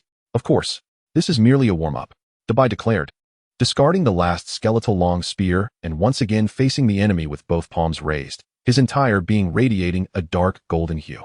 The blade of the white bone sword struck against Dabai, yet not a single hair was disturbed. Each strike resulted in a skull shattering. Dabai moved through the ranks of extraordinary skeletons like a tiger among sheep, with every encounter leading to death or grievous injury. After approximately 20 minutes, Su Ming received a plea for assistance from Dabai. I am weary. I need a moment's respite. Subsequently, Su Ming summoned Dabai back. Observing the remaining lifespan of his otherworldly companion, 107 years, Su Ming promptly utilized a fraction to expedite Dabai's recovery, consuming 7 years of lifespan, accelerating the growth of the iron-eating beast. This acceleration incurs no additional resource expenditure. Acceleration in progress. In the first year, the iron-eating beast gathered its strength, reflecting on the previous battles, seemingly merely bullying weaklings without any profound insights. In the third year, the iron-eating beast's level ascended to extraordinary 5 stars. In the 7th year, the combat prowess of the iron-eating beast appeared to reach a plateau. Thus it began to delve into long-range throwing capabilities. In ancient times, bamboo seemed to be a weapon rather than sustenance. The iron-eating beast comprehends the skill of spear throwing, beginner level. Although Su Ming's intention was merely to restore Dabai's energy, the enhancement of lifespan was tangible, effectively utilizing the lifespan of an otherworldly being for his own cultivation. While Su Ming was not particularly concerned about Dabai's level, the acquisition of a beginner-level ranged capability was a pleasant surprise. Concealed in his hiding place, Su Ming had already sprayed a scent-dissipating mist. Unless they laid eyes upon him, the skeletons would be unable to locate him. Dabai's sudden disappearance briefly astonished the horde of skeletons. Subsequently, the remaining skeletons withdrew from combat, resuming their aimless wandering. Upon the demise of a skeleton, only a heap of bones remained, alongside some crystal-like spectral essences, which held less value than the cores of demon beasts. However, they served as sustenance for the undead, and many skeletons instinctively began to forage. Chapter 27. Elite Level, Skeleton Giant Wolf, Bone Swordsman. Dabai, continue. The earlier roar undoubtedly emanated from the third-tier leader within. Although Su Ming did not comprehend the language of the undead, he could perceive a hint of urgency. It's anxious. That makes it easier to handle. Keep pressing. With a crack, a wandering skeleton swordsman, intent on collecting spectral crystals, was smashed to pieces by Dabai. This signified the official commencement of the second round. The remaining skeletons, aside from those hiding behind the skeleton archers, were not numerous. After all, nearly 200 had already been eradicated. In this brief canyon, the density was relatively high. Furthermore, even if they were obliterated, they would gradually reappear after a while. A roar erupted. This time, Dabai would not need to expend excessive energy. The elite-level leader could no longer endure. At that moment, the ordinary skeletons within the canyon began to retreat, unwilling to partake in the fray. From the depths of the canyon emerged a skeleton giant wolf, standing over 3 meters tall. Its bones were not pale but bore a shadowy hue, akin to metal. Its form was entirely exposed, save for its head encased in a skull, with eyes burning like soul flames. Daba, be cautious. The opponent is genuinely elite level, Su Ming warned, not daring to underestimate the foe. Moreover, it was unlikely to be the only elite level creature present. Intuition told Su Ming that something capable of issuing precise commands to so many skeletons could not simply be this creature. Daba, however, exuded confidence and fearlessness. The skeleton giant wolf let out a low growl before charging at Daba, its massive jaws poised to crush him. Daba stood resolute, even refusing to evade. Steel transformation. Iron head technique. If you wish to bite, then bite away. With a crunch, the action abruptly halted, as if frozen. Indeed, the wolf's jaws had clamped onto Daba's head, but failed to penetrate. The teeth did not break through Daba's scalp, merely producing a cacophony of cracking sounds. Daba then launched a counterattack. With palms outstretched, he forcefully brought them together, striking the wolf's head. The skeleton giant wolf attempted to evade, but with Daba clinging to it. Escape was impossible. Bone-shattering palm. Bang. The skeleton giant wolf's head did not explode like that of an extraordinary skeleton, but it was close. Cracks rapidly spread from the point of impact along Daba's palm. The entire skull of the wolf was on the verge of shattering into bone dust. Eliminated elite level 1-star skeleton giant wolf, plundered 21 years of otherworldly lifespan. With the same star rating, each level up grants an additional 10 years. Thus, slaying a 9-tier divine beast would yield less than a century's worth of lifespan. Su Ming sensed that it could not be so simple. Witnessing the elite skeleton giant wolf being dispatched in an instant sent the remaining skeleton horde into a state of disarray. A roar resonated from the canyon's depths. Following this, all the skeletons mobilized. Within moments, they surged toward Daba like a tidal wave, seemingly intent on a tactic of overwhelming force, mutually assured destruction. However, having faced the full might of the skeleton horde before, Daba was unperturbed by this number. Although he had just slain an elite skeleton giant wolf, Daba had not expended significant energy. Regardless of whether confronting elite or extraordinary foes, one strike sufficed. A larger number and prolonged engagement would only deplete energy. At this juncture, Su Ming felt reassured, for if Daba could triumph over elite adversaries, he could navigate this secret domain with ease. After dispatching these minor skeletons, he aimed to investigate the treasures within, to uncover the true nature of the ultimate prize. Furthermore, he might even dare to venture into the Black Mist volcano. When his fellow students arrived for their practical training, they would discover that the two most formidable locations had already been subdued. There was no need for courtesy. Su Ming was lost in thought when he suddenly realized that the situation did not align with his expectations. The minor skeletons did not appear intent on mutual destruction. Rather, they seemed to be seeking an escape from the canyon. The flight of ordinary skeletons was inconsequential, but it was imperative that the largest elite skeleton did not escape. Otherwise, even if Su Ming obtained treasures, he would remain restless within the secret realm, fearing a sudden barrage of arrows from an unseen assailant. Su Ming quickly steeled himself, focusing intently on the skeletons pouring forth, searching for any of particular significance. Moreover, he consumed another year of otherworldly lifespan to restore Daba's energy and vitality, ensuring utmost concentration. The skeleton leader within possessed intelligence, recognizing that if there was someone capable of handling elite skeleton giant wolves, they could annihilate the entire horde. Thus, it opted to abandon the battle and instead chose to disperse and break through, preserving its essence. Presumably, the preservation of essence was a ruse, and its primary objective was to flee. Otherwise, with the remainder of the skeletons engaged in combat, it would be strange for only one to escape while the others fought. This indicated that the skeletal leader's physical characteristics likely did not differ significantly from those of the other skeletons, at least not resembling the skeleton giant wolf or the undead warhorse knight. Thus, if the opponent did not reveal its presence, it could prove somewhat challenging.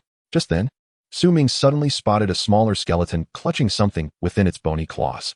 Aside from its peculiar posture, the object it held was a striking blood-red color, quite conspicuous. What could it be that it was unwilling to discard, even in flight? Daba, it is that one. Su Ming urgently alerted. Daba nodded in understanding, already paying heed to the small skeleton. Under the watchful gaze of DBI, the skeleton emanated a faint red glow, as conspicuous as a light bulb in the night. How could it possibly evade detection? Subsequently, DBI charged directly at the opponent. With a thud, the petite skeleton extended its bony claws and engaged in a brief clash with DBI before retreating, its hollow eye sockets flickering with the flames of rage. Having developed in peace for over a century, how could such a harbinger of death suddenly appear? With a low growl, the small skeleton summoned two towering skeletal swordsmen between itself and DBI. These two were significantly larger than the previous lesser skeleton warriors and were clearly of elite caliber. Was it not said that skeleton summoners were exceedingly weak? How could this one possess such formidable strength? If the earlier skeletal direwolf was also summoned by it, then this singular entity equated to the combat prowess of 4 elite beings. DBI, spare this little skeleton for me. At the very least, do not shatter its skull. Chapter 28. A lack of martial ethics. The Lich. DBI complied and, enveloped in its golden steel form, charged straight at the small skeleton. Since Ming desired the opponent's head, DBI would simply procure it. As for the 2 large figures ahead, it would be foolish to engage them. What if the small skeleton made its escape? DBI was clever. The skeletal swordsmen swung their heavy boned swords at DBI with vigorous strikes, but DBI did not flinch, allowing them to strike as if merely scratching an itch. Witnessing DBI's ferocity almost terrified the small skeleton into fleeing. You mustn't come near me. This scenario was not aligning with its expectations. In the realm of the undead, warfare was typically fought with genuine weapons. Why was this not following the usual protocol? DBI, unconcerned, saw the opponent attempting to flee and unleashed a bone palm strike.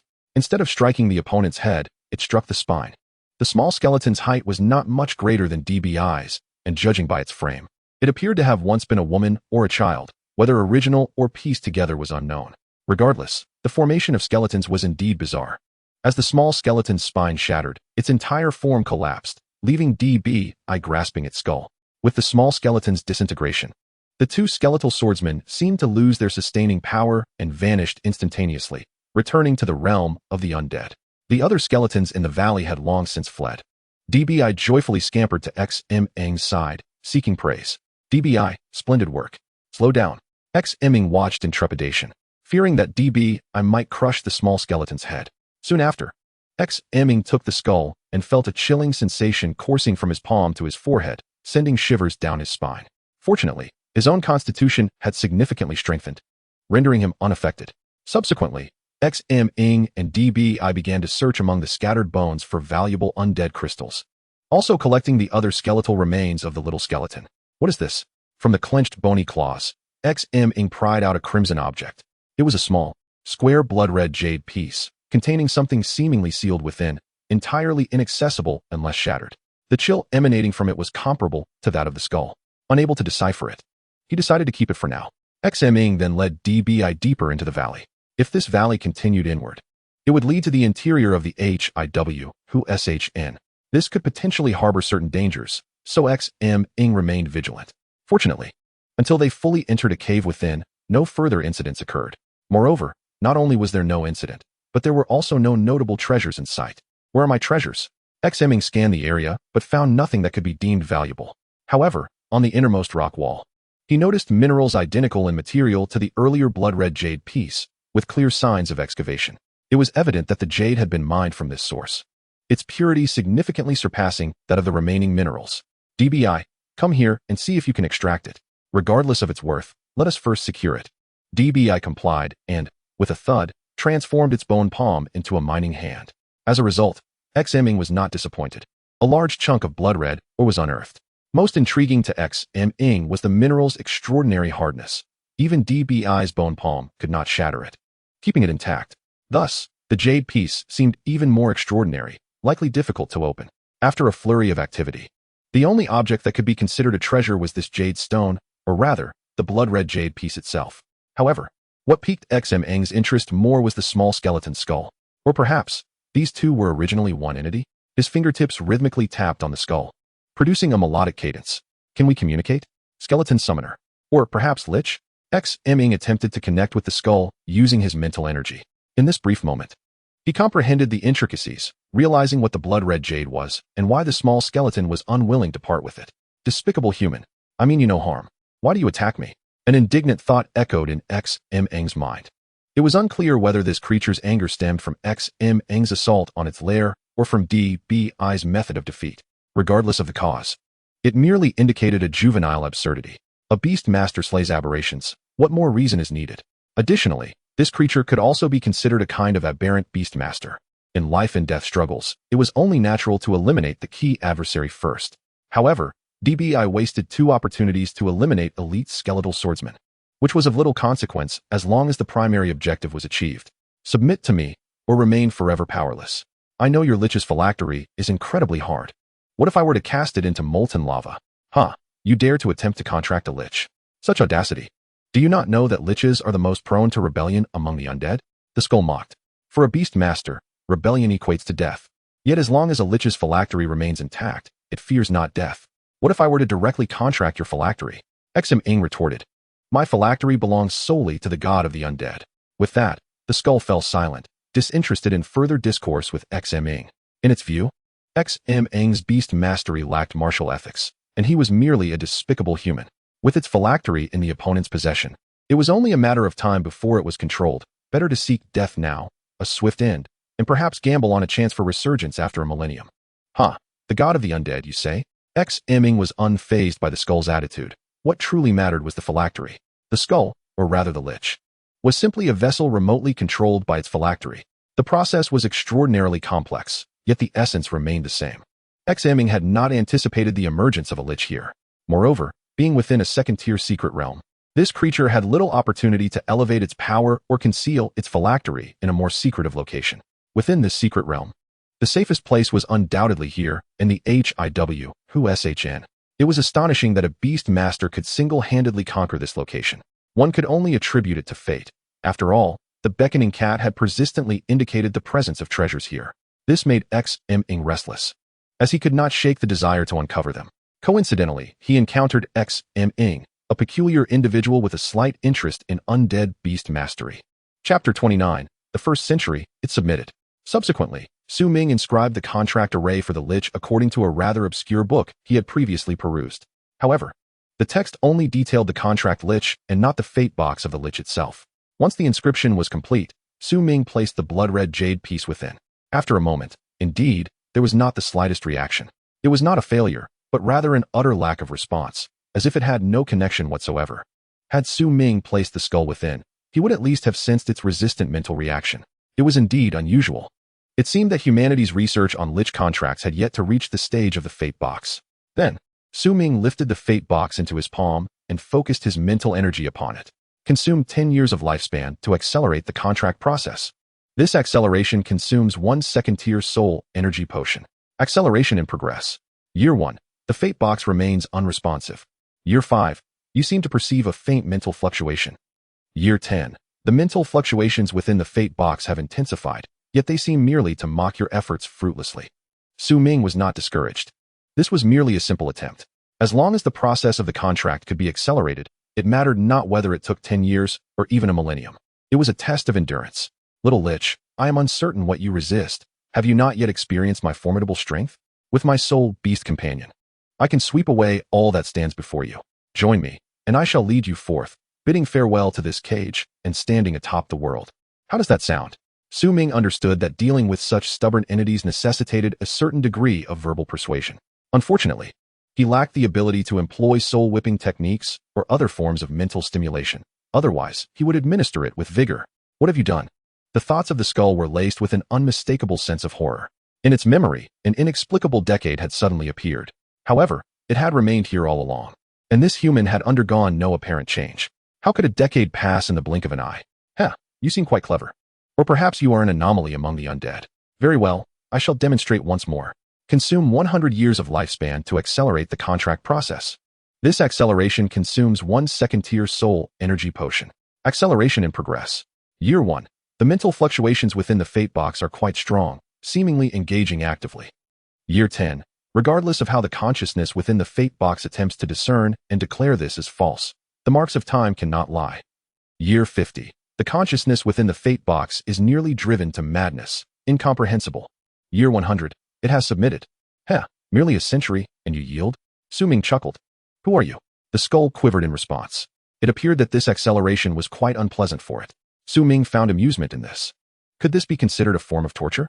Yet, it seemed that Dubai did not experience such side effects. This was easily understood. Ming's acceleration of Dubai was akin to a current propelling a vessel forward, serving a motivating role. However, when applied to the Lich, it was akin to a stubborn rock in a river, ceaselessly eroded by time, while making no progress whatsoever. Could it not drive one to madness? Moreover, this effect targeted only its psyche, having no impact on its remaining lifespan. One could only conclude that it was genuinely frightened. Who am I? Merely a beastmaster who will lead you to the pinnacle. If you do not believe me, I can show you once.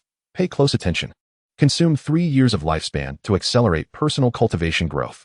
This acceleration incurs no additional resource consumption. Acceleration in progress.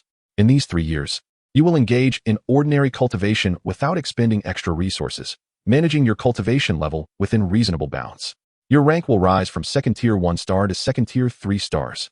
The Lich skull. Mother, come quickly to see the deity. This thought perfectly mirrored its inner sentiments. With such capability, why engage in cultivation at all? One could ascend to the 9th tier in an instant. However, this human was a beast master, and his own ascension seemed of little consequence. Thus, he required the assistance of his beasts. Are you a reincarnated deity? No, but I possess the ability to elevate you to godly heights. I, Hongyu, am willing to submit. Hongyu? Is that your name in life? No, it merely coincidentally refers to this blood-red jadestone suitable for use as a fate box. After successfully advancing to a Lich, I adopted this name. It sounds rather feminine, but so be it. Su Ming was too indifferent to consider renaming it. Now, I shall re-establish our contract. However, as I do not wish to elevate my rank to tier 3 just yet, I must request that you regress slightly. Is that acceptable? No, it simply means that my elite Lich powers will be sealed, and I will revert to an extraordinary level skeleton summoner. Furthermore, I will lose my elite level dominion in the realm of the undead, and my elite subordinates will be automatically dismissed. Are all your tier 3 skills summoning based? Do you possess any necromantic spells? Su Ming inquired with curiosity. If it could cast some necromantic spells, perhaps it would not be so easily dealt with. Generally, Liches might wield spells like Frost Nova or Death Withering.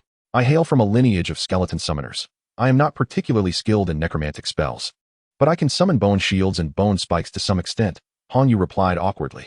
What is the realm of the undead? Before contracting this Lich, Su Ming needed to thoroughly understand its abilities and all relevant information. For a necromancer, summoning the undead involves signing summoning contracts with the undead from the realm of the dead. Once the summoning period ends, they return to the realm of the undead to continue their battles and growth. Of course, they may also perish, as it is not as comfortable as the Beastmaster's space. Initially, only lower-tier undead will respond to the summoning. If these undead survive, they may grow to match 1's tier. My realm of the undead boasts over 30 elite-level skeleton varieties, a result of my accumulation over the past few decades. However, my mental energy only supports the simultaneous summoning of about 2 decades to achieve elite status. Su Ming could only express his exasperation. One could only say that the undead have quite a comfortable existence. So if you regress to extraordinary level, you can only summon initiation level skeletons, and then gradually enhance them? Yes, it requires a considerable amount of time. Time is of no concern. Su Ming was never lacking in time. After all, the lifespan of these beings was mostly just recently harvested from the skeletons. Very well, let us commence the contract. What I seek is unconditional trust and obedience. Do not squander your one chance in this lifetime. Yes, I understand. Chapter 30. The Mutated Skeleton Summoner. Is it still the same contract array? Su Ming confirmed with the skull. Yes, place the fate box upon it, and I shall completely lift all restrictions on the fate box. Since Hongyu had made up its mind, it would not waver. It had previously been mentioned that among the undead, those with higher intelligence found it easier to form contracts. Aside from a few with ulterior motives, there were also those who genuinely wished to follow the Beastmaster loyally to the end, whether acting independently or alongside the Beastmaster. The goals of the undead were always quite clear. In their long and slow lives, they understood perseverance better than anyone. Are you certain you wish to sign the beast contract with the skeleton Lich? This inquiry was transmitted to Su Ming's mind in the form of consciousness rather than text. Any Beastmaster would receive such a mental prompt upon signing a contract.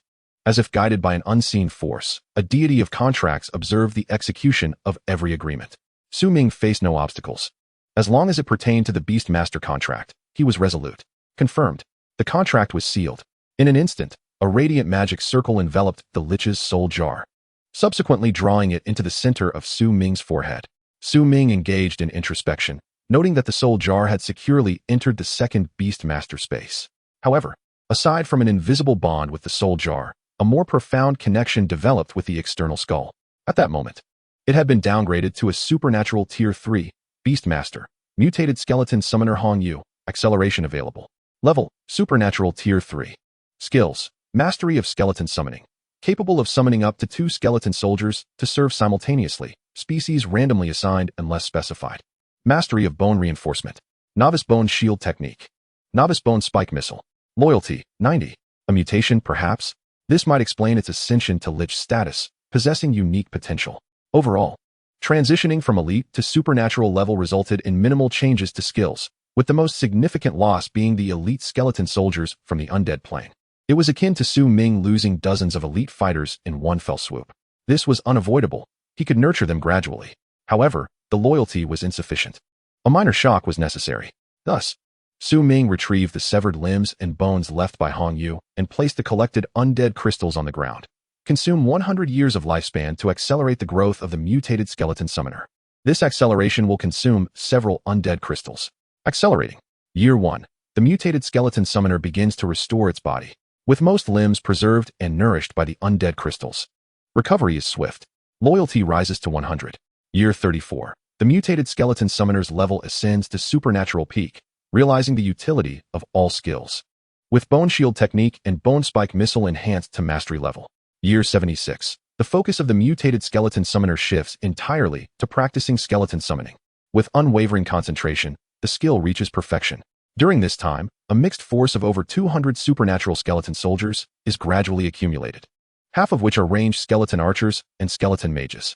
Year 100. The mutated skeleton summoner's skeletal dominion in the undead plane steadily expands into a well-developed territory. Although warfare is ever-present, it has finally established a foothold. This aligns with the development strategy you devised, prioritizing the cultivation of advanced ranged forces. The mutated skeleton summoner now commands 50 peak supernatural skeleton archers and 50 skeleton mages. Master, this is truly astonishing, exclaimed Hong Yu, now restored, regarding Su Ming with reverence akin to that of a deity. Although only a moment had passed here, her body, cultivation, and dominion in the undead plane had accumulated over a century. The rapid development was undoubtedly due to Su Ming exhausting all the undead crystals acquired from this realm to forge a premier ranged force. This was merely a prelude. Once I conclude my external matters, I shall promptly elevate you to elite Lich status, allowing your subordinates to ascend as well. Very well, thank you, Master. With perfected skeleton summoning, she could summon up to 4 skeleton soldiers at once, the duration of their existence entirely dependent on Hong Yu's mental energy. Should she expend all her mental energy each time and allow Su Ming to accelerate her recovery using his lifespan, theoretically, the summoning could continue indefinitely. Although this differed slightly from Su Ming's envisioned legion of skeletons, it would suffice for the present. In battles of the same tier, opponents could summon at most 2 supernatural beasts, while he alone, aside from Bai, capable of swiftly eliminating elite foes, could deploy 4 peak supernatural skeleton archers right from the outset. For insufficient, then summon more. How would others contend? Moreover, Hong Yu required further nurturing, indicating ample potential for enhancement. Regardless, Su Ming's previously cherished strategy of overwhelming opponents had seen modest success, alleviating his fear of inadequate firepower.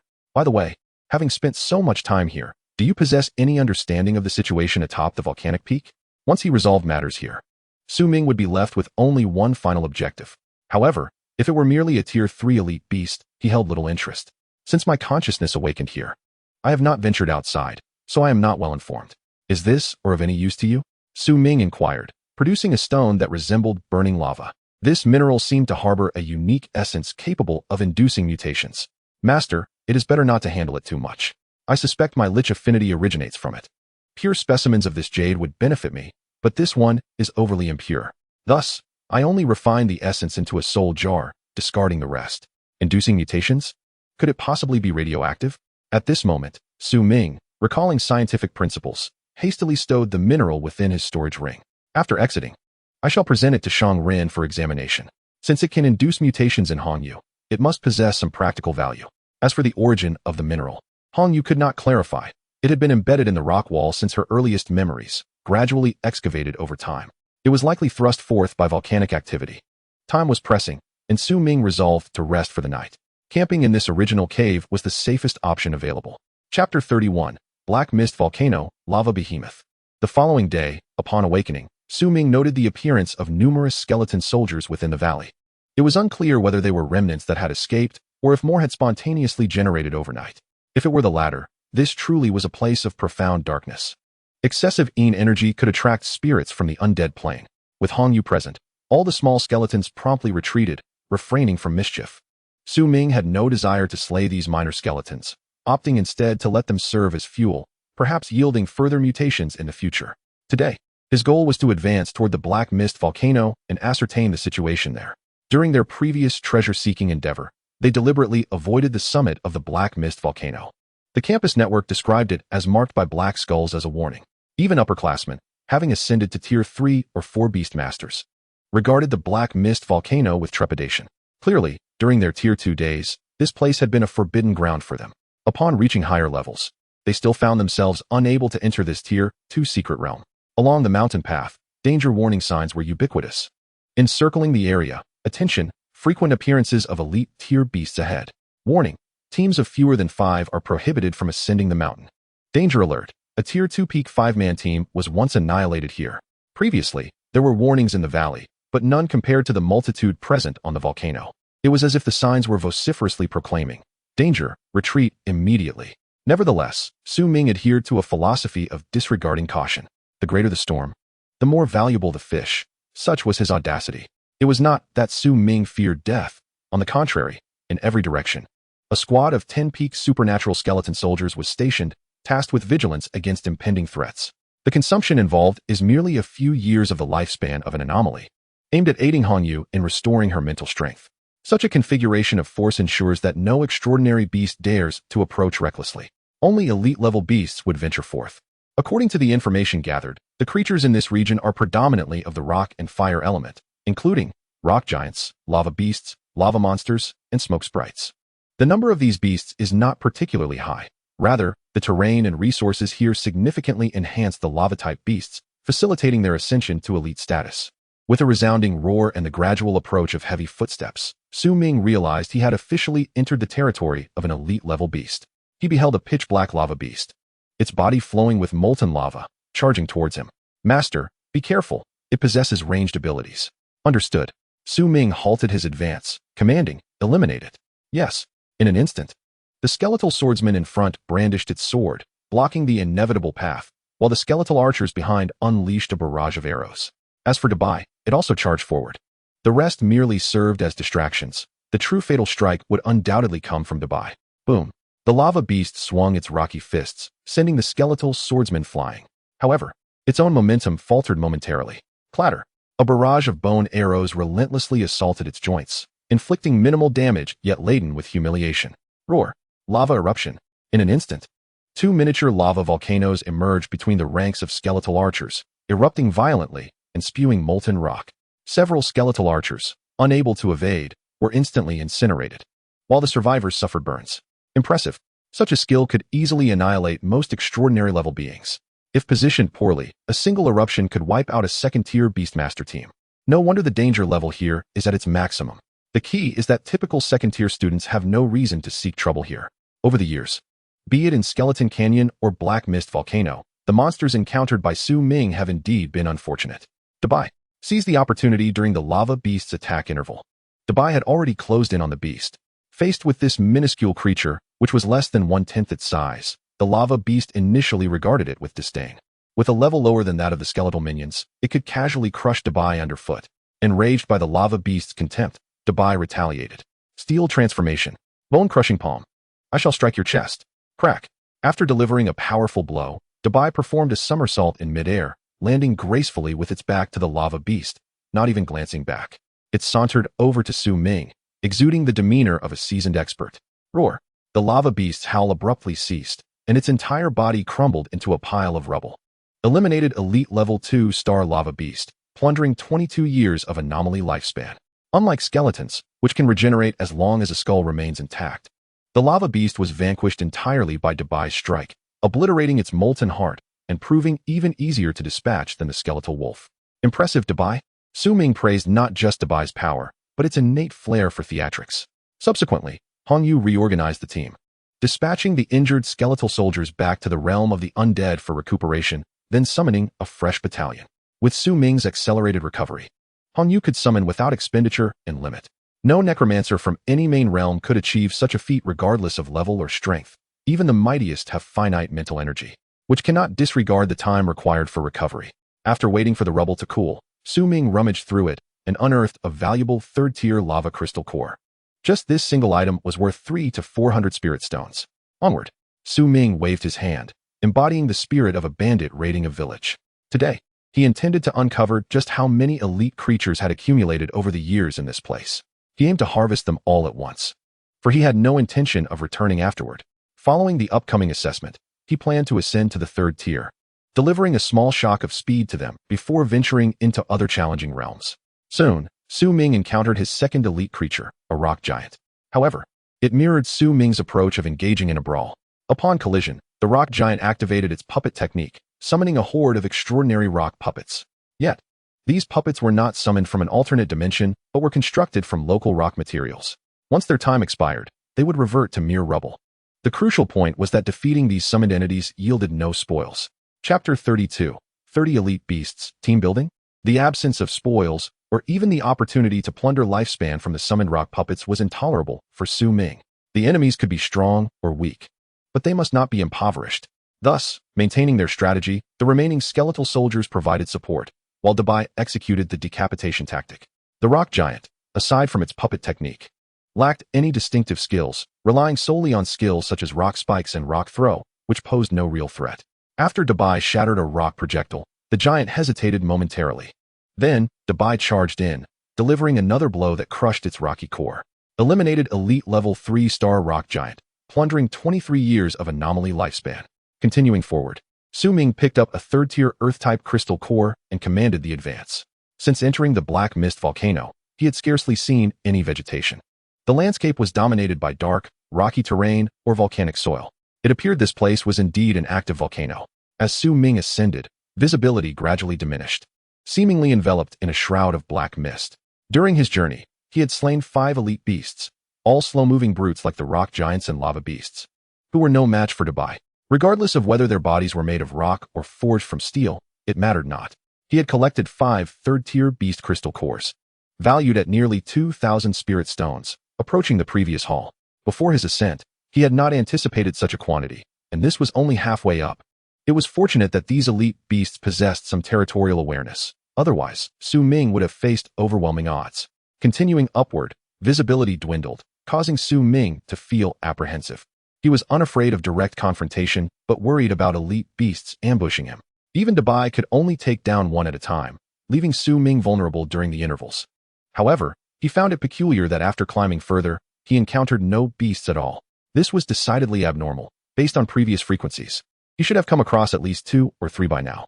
Not only were elite beasts absent, but extraordinary ones were as well, as if they had collectively vanished. Could they be planning something big? Although Su Ming was curious about the summit, he had no desire to court danger. Master, I believe we should not proceed further. Perhaps I should send the skeletons up to scout ahead. At this moment, Hong Yu communicated with Su Ming through their contract. Certainly, allow me to investigate first. Subsequently, Su Ming sought refuge behind a massive boulder to recuperate, while Hong Yu commanded a squad of 5 skeletal swordsmen to ascend towards the summit. After a brief interval, Hong Yu suddenly trembled all over, as if seized by a shiver. This phenomenon indicated an adverse encounter for the skeletal squad linked to its consciousness. As anticipated, Hong Yu, still shaken, reported the findings. Master, there is a situation above. Elite-level monstrous beasts are present, and not merely one. The 5 skeletal swordsmen were swiftly overwhelmed. They are clustered together, quite close indeed. Yes, the area at the summit is limited, and there is even a volcanic crater. This is peculiar. Should they not have engaged each other first? If they were all magma giants, that would be understandable, but if they are elite-level beasts of different species, they would not be so closely gathered. No, it remains rather strange. Let's scout again. One will suffice, focusing intently on what they are up to. As he spoke, Su Ming expended a year of lifespan to rejuvenate Hong Yu's mental energy. Understood. Immediately, an extraordinary skeletal archer was dispatched. This particular skeleton exhibited keen eyes and was notably more agile. After a short while, a furious roar erupted from the summit. Clearly, the continuous disturbances caused by the skeletons had incensed the elite-level beasts atop the mountain. Yet, Su Ming felt a surge of delight. He feared not their wrath, but rather their indifference, which would leave him at a loss. Master, I recommend a swift retreat. At the very least, we should withdraw to the halfway point. What is it? There are at least 30 elite-level beasts up there. What are they doing, engaging in team-building activities? They are likely in training, or perhaps consuming an essence akin to that of the blood-red jade, resulting in some degree of mutation. I can sense that the rocks within the volcanic crater harbor a similar essence to that mineral. No wonder. If I were to extract that mineral, what would occur? Su Ming immediately contemplated a certain audacious maneuver. I advise against doing so here. It would be wiser to descend further. That makes sense. This matter requires careful planning. With that, Su Ming retreated down the mountainside. Having ascertained what was transpiring above, Ming devised a strategy. Moreover, 30 elite-level beasts, if eradicated, would yield thousands of spirit stones. Such fortune is seldom encountered even within a third-tier secret realm. Ming then positioned himself beneath the narrow paths between two rock faces. Here, the pathway was sufficiently constrained to accommodate only one or two beasts at most. Should the elite beasts above surge downwards, Ming could gauge their numbers by the commotion, providing ample time to escape and avoid being overwhelmed. However, at that moment, the sky darkened once more. Ming resolved to rest for the night and act by daylight. The night passed uneventfully, with Hongyu, the skeletal summoner, on watch. Ming felt no concern regarding wilderness alerts. A quick spray of insect repellent allowed him to set up camp wherever he pleased. Above the Haimuhua mountain, aside from the elite beasts at the summit, the other lesser creatures had long since vanished. The following day, just as Ming intended to retrieve the mineral, a sudden thought struck him. Hongyu, may I borrow your life box?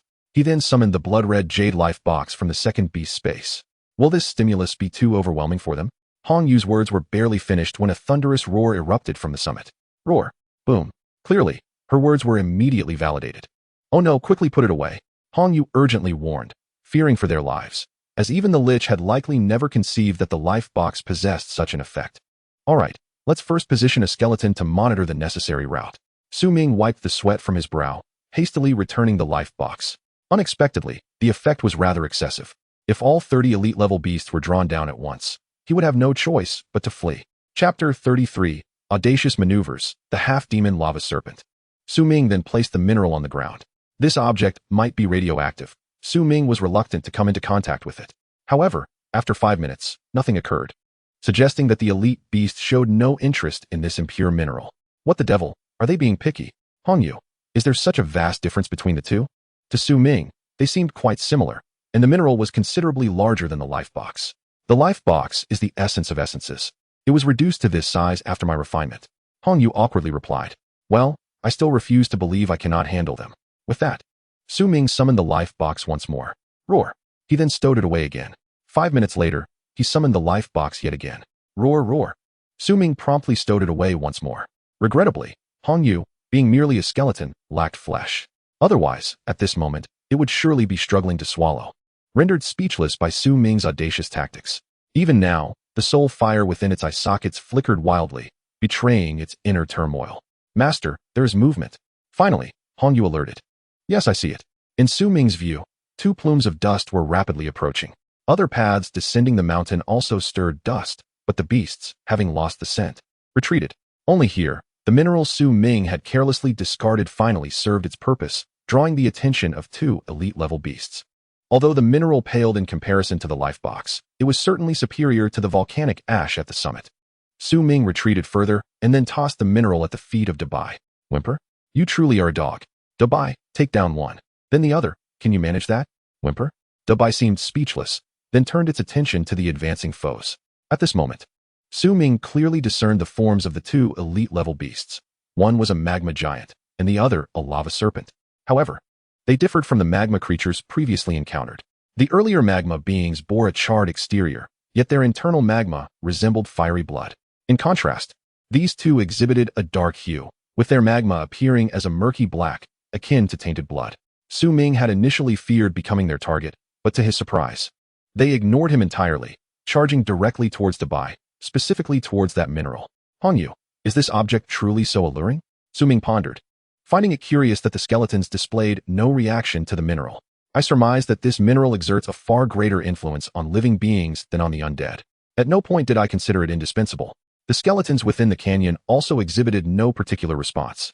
Indeed, as Ming kept an eye on the unfolding battle, he contemplated. An unsettling feeling gnawed at him. Both the mineral obtained by Hongyu and the circumstances at the summit felt amiss. With his current strength, he had to tread carefully. Any other team, even a class or more, encountering such a scenario would find no hope for survival.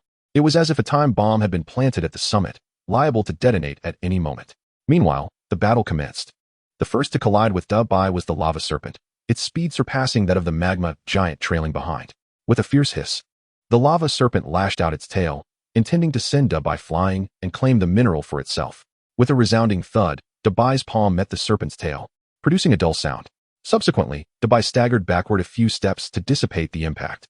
As for the lava snake, it writhed upon the ground, emitting a furious roar. Its once unyielding lava rock tail had become limp and covered in fissures, with magma flowing forth like blood. With a thunderous roar, the lava snake opened its massive jaws, unleashing high-temperature magma that sprayed towards Daba like a water gun. Daba evaded repeatedly, yet still could not entirely escape the onslaught. With the golden steel transformation activated, he suffered no severe injuries, though the heat remained uncomfortable. Currently, his attributes were solely enhanced in physical defense, lacking formidable means to counter energy and attribute attacks, relying solely on his robust constitution to endure.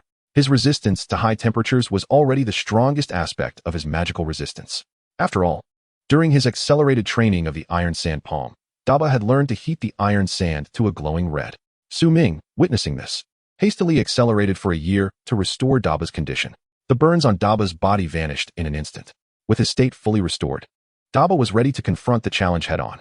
He charged towards the lava snake, undeterred by the searing magma. A segment of the lava snake's tail was utterly shattered, rendering the massive appendage a hindrance to its mobility.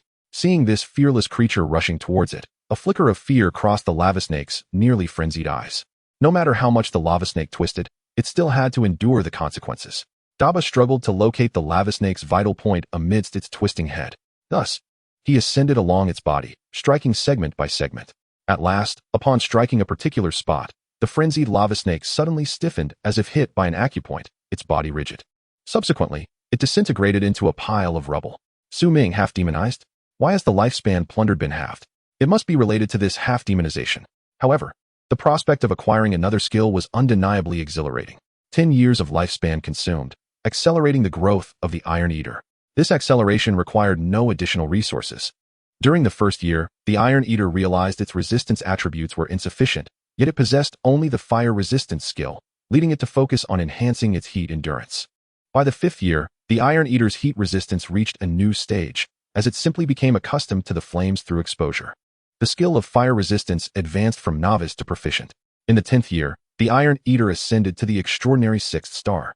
At this stage, enhancement of fire resistance could no longer rely solely on willpower. Appropriate resources might be necessary. Proficiency was sufficient for the current stage. However, as he prepared to confront more lava tribute beasts, Su Ming desired to elevate it further if possible. Chapter 34. Demonized Beasts and Surging Military Achievements. Upon the conclusion of the battle between Daba and the lava snake, the lava behemoth had already arrived, not joining the fray but instead seizing the ore from the ground and stuffing it into its maw. With a roar, the ingestion of ore seemed to intensify its frenzy. Then, it turned its gaze towards Su Ming before slowly shifting its attention to the remains of the lava snake. More precisely, it was fixated on a blood-red beast crystal core within the shattered form of the lava snake. Judging by its color, it resembled pure blood-red jade. Daba, eliminate it. Su Ming was furious. How dare it covet his spoils? 10 years of acceleration had restored Daba to peak condition, and his strength had risen as well. With a resounding impact, Daba's bone transformation palm collided with the lava behemoth's fist, sending rock fragments flying. The lava behemoth's arm was severed in the middle, yet it seemed oblivious to the pain, continuing its frenzied assault. The rocky terrain was battered into deep craters. Finally, seizing an opportunity, Daba, drawing from his previous experience, struck directly at the lava behemoth's chest.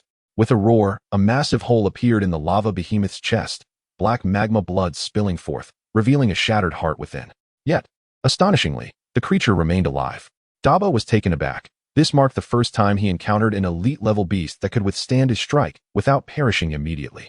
The lava behemoth struggled momentarily, its blood drained, before ultimately collapsing. Su Ming, I initially thought the half-demonized lava snake only plundered half its lifespan, which was already outrageous. I never expected there were even more formidable foes. This elite-level beast's lifespan was reduced to that of a beginner-level beast. A mere single-digit lifespan was akin to giving alms.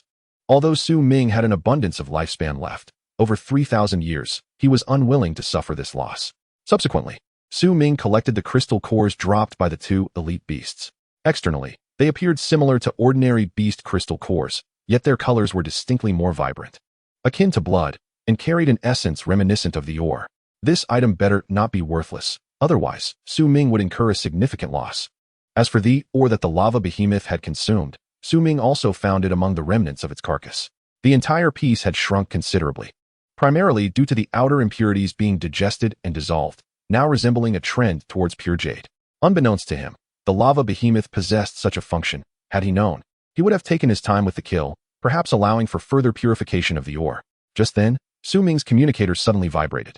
He glanced at it, and was surprised to see it was his long-forgotten superior, Wu Yan. "Captain, why are you suddenly contacting me? Is there an urgent mission?" Su Ming promptly answered. Officially, he was still a member of the city guard, and the other party had the authority to summon him for tasks. There's no urgent mission requiring a newly promoted second-tier freshman like you. Your task is to focus on your studies. Wu Yan replied. Su Ming, on my personal profile, the classified level 2 secret mission does not state this. All right, Captain. By the way, how did you know I was promoted to second tier? I not only know you've leveled up, but I also know you're currently in the secret realm of Tiannan Academy, and that you've slain beasts. Captain, are you monitoring me? Monitoring what? Just look at your military achievements. I received a notification regarding your progress. What do you mean? Su Ming hurriedly opened his communicator's personal profile. Su Ming, editable. Rank, external member. Military achievements, 1592. Click to redeem. Su Ming. What is going on? This is already discounted due to your status as an external member. Explain what you have done. An explosive surge of over 1,000 military achievements, nearly matching what I would gain from resolving an unstable secret realm. Currently, Tiannan City remains relatively peaceful. The only means to accumulate military achievements is through the secret realms within the academy. Otherwise, even if the school were invaded, Su Ming wouldn't have the opportunity to earn merit. Subsequently, Su Ming opened his record of military achievements, slaying an extraordinary level beast. Military Achievement 1. Slaying an extraordinary level beast. Military Achievement 1. During peacetime, military achievements for slaying beasts in secret realms are minimal. Slaying an elite-level demonized beast. Military Achievement 500. Slaying an elite-level half-demonized beast. Military Achievement 500. Reminder. Evidence of suspected abyssal catastrophe invasion discovered. Upon reporting, additional military achievements may be awarded. Abyssal catastrophe invasion? At last, Su Ming comprehended the significance of the ore and the demonic beasts. The abyss of calamity. A shared disaster for all humanity, which might even necessitate relocating the school. Among all military achievements, those pertaining to the abyss of calamity undoubtedly hold the highest priority, regardless of whether in peace or wartime. Captain, before we discuss serious matters, please enlighten me as to why I received a military merit notification upon your achievement. Is it possible you are receiving kickbacks? Truly? You were recommended by me. If you gain merit, should I not benefit as well? Enough of the trivial chatter, let us address the pressing issues at hand. It could be grave. By the end, Wu Yan's tone had grown increasingly solemn. Well, the situation is as follows. While I was exploring the secret realm, I happened to slay 2 elite-level beasts. Moreover, my summoned creature has also ascended to the extraordinary level, which seems reasonable given the circumstances. Reasonable, my foot. However, Wu Yan no longer had the luxury to pursue this line of questioning.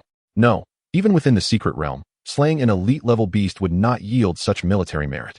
Furthermore, you merely killed them without submitting any materials. As he spoke, Wu Yan's voice gradually lowered, clearly realizing something. Good heavens. You wouldn't imply that the beasts you dispatched were demonic, would you? Wait, do not answer yet. Are there others around? No, it's just me. The principal granted me special access. Very well, our conversation is encrypted and cannot be intercepted. You may speak freely now. Captain, is it truly that serious? Su Ming sensed that Wu Yan was more concerned with guarding against certain individuals than the invasion of the abyss of calamity. Initially, he did not expect any significant gains. Merely attending classes and going with the flow was sufficient. However, to his surprise, he inadvertently stumbled into the eye of the vortex, making it impossible to remain uninvolved. Captain, you guessed correctly. I indeed slew 2 elite-level demonic beasts. Additionally, I found a piece of ore that seems incredibly alluring to those demonic beasts. Since you have deduced it, I see no need to deny it. Chapter 35. Abyssal Blood Jade. Task Details. Abyssal Source or? Wu Yan's tone betrayed his astonishment. Then, he quickly realized. No, according to assessments from years past, it was unlikely that this secret realm could evolve into the abyss of calamity. Please describe the ore in detail. It is entirely blood red. After being devoured by the demonic beasts, their cores also become crimson as blood. Thankfully, it is merely abyssal blood jade, which tends to incite the demonic transformation of beasts. Wu Yan's tone shifted to one of immense relief. It seemed he had prepared for the collapse of an entire building, only to find that it was merely a hole in the roof. Abyssal blood jade. Su Ming did not fully understand, but even from the name, he could sense its sanguinary nature. Yes, prolonged exposure to this substance poses significant dangers to the human body. However, it can unleash the latent potential of demonic beasts by sacrificing vitality. Moreover, This material can only exist in highly mature abyssal realms, formed from the blood and flesh of the creatures within. Can you guess how abyssal blood jade came to be there? It was artificially placed, aimed at targeting the students of the academy. The answer is not difficult to deduce. Ming felt as though he had inadvertently uncovered a monumental conspiracy. If the opportunity were seized effectively, it could potentially obliterate a significant portion of the second-tier students at Undead Academy. All it would take is to attract a few elite-level demonic beasts and block the entrance to the secret realm. The ordinary difficulty would instantaneously escalate to hellish levels. Well done, Ming. Congratulations on achieving a significant merit. I might also benefit and potentially rise a level. However, the task is only half complete, with the other half remaining. Captain, you cannot possibly expect me to capture the mastermind behind this, can you? Ming was at a loss for words. He merely wished to attend school and take advantage of the situation. He had no intention of becoming a hero. To orchestrate such a scheme within the Academy's secret realm could not be the work of a simple faction. It is possible that there are spies among my classmates. With so many students, teachers, and even the guards watching over the secret realm, they no longer seemed trustworthy to Ming. If his role were exposed, it would be prudent for him to flee at the earliest opportunity. Rest assured, they are merely rats in the gutter, unable to stir up any significant trouble, only resorting to such despicable tactics. Since the captain arranged for my entry into the academy, you must have had prior intelligence regarding this matter, correct? Yes, on one hand. There are several important figures at Undead Academy that require protection this year. On the other hand, we have indeed received intelligence regarding potential threats to the academy. However, we cannot ascertain the methods they intend to use or the precise timing of their actions. Once they initiate their plans, we will undoubtedly be able to investigate. The Xia family and the Shang family? Yes, two descendants from the second of the four great families of Xia Kingdom, and they are your classmates, having transferred in. Would anyone fall for such an obvious bait? Even Ming could see that this was a trap. Even as bait, it possesses enough allure, does it not? Thus, they have spent so long setting the stage, and now that they have finally caught a suitable big fish, they are sure to act this year. As for the specific timing, Wu Yan did not elaborate further. Perhaps he was uncertain. In that case, I shall quietly observe. When the commendation ceremony occurs, do not forget to omit my name. Material rewards will suffice. I do not desire hollow fame. Ming nearly had the words afraid of trouble written on his face, leaving Wu Yan speechless. You need not concern yourself with tracking the mastermind. However, you must assist in resolving the potential dangers within the secret realm. I did not expect you to be so formidable, challenging each tier with ease. I truly have an eye for talent. Now, Wu Yan recalled that Ming had already been able to slay 2 elite-level demonic beasts.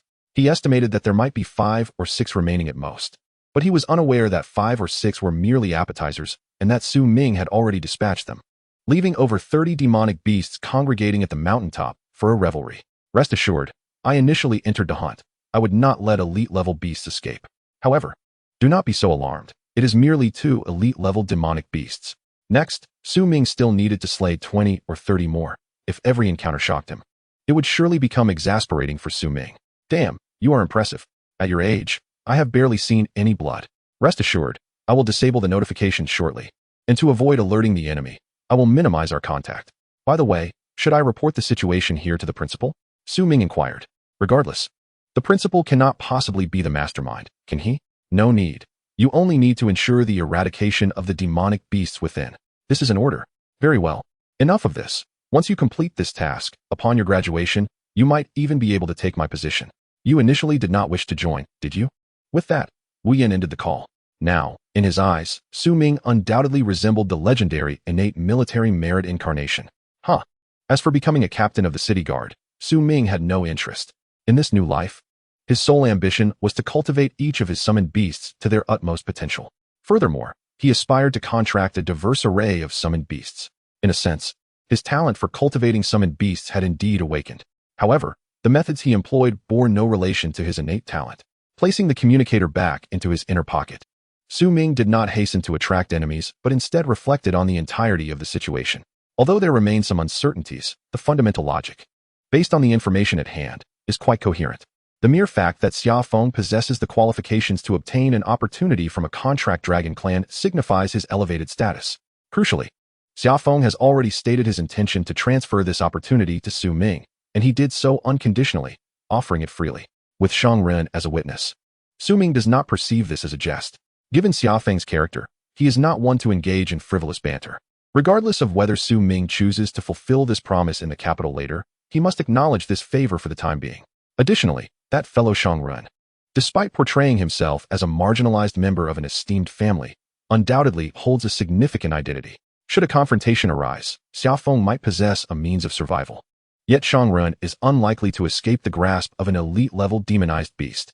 This can be counted as a life saved, and perhaps later, Su Ming could solicit some form of recompense from Shangren, or rather, a rightful reward.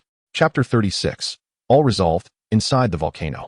Su Ming took a brief respite, replenishing his energy with some sustenance, before resuming his task of luring beasts down the mountain. Communicating with the beast-taming space, he retrieved the Lich's life box crafted from red jade.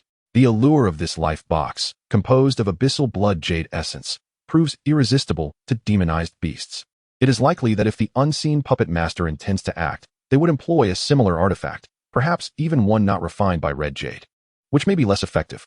However, if one were to cunningly sprinkle this mineral powder stealthily on their target students or along their path, the targets would be almost guaranteed to perish. Should one wish to be thorough, saturating the entrance and exit of the secret realm with abyssal blood jade powder would entirely seal it off, rendering the secret realm useless. As Su Ming pondered, several figures began to descend swiftly. However, the number was overwhelming, prompting Su Ming to hastily stow the life box and minerals. Losing the scent of their target, the demonized beasts that had charged down began to retreat to the mountaintop. Subsequently, Su Ming employed the same tactic, attracting only a maximum of 2 elite-level demonized beasts at a time to eliminate them. Slain Elite Level 2, 5-star demonized magma giant. Plundered 11 years of the lifespans of the aberrant. Slain Elite Level 3-star demonized volcanic gargoyle. Plundered 3 years of the lifespans of the aberrant. 4 days later, Su Ming dispatched the last elite-level demonized creature that had rushed down from the mountain, unable to suppress a sigh of relief. These demonized and semi-demonized beasts, aside from their fearlessness, possessed severely impaired intellect. Under normal circumstances, it would be inconceivable to defeat them one by one. Counting the 32 special aura-infused third-tier crystal cores he had acquired, the total was consistent with his earlier findings from Red Jade. However, only a few remained at the mountaintop, and regardless of Su Ming's attempts to entice them, they refused to descend, continuously emitting frenzied roars, seemingly struggling with their own limitations. Su Ming then instructed Hong Yu to send out skeleton soldiers to ascertain the situation. "Master, there are no more beasts at the mountaintop," Hong Yu reported. Over these past few days, this former Lich had been quite astonished. More than 30 elite-level, reckless, demonized creatures had been systematically eliminated by the adorable Dabai, akin to capturing chicks in a coop. The entire process resembled first scattering bait to lure the chicks over, then swiftly grasping their necks and executing them with effortless precision. Remarkably, Dabai was merely of the extraordinary level, even lower than the skeleton soldiers. This future skeleton king now felt that Dabai was more formidable than the lord of the undead. "Let us investigate the volcano's mouth." "Yes." After a brief interval, Hong Yu reported, "Master, there is movement within the volcano. It seems some beasts are trapped inside." "Inside the volcano? Let us ascend and take a look."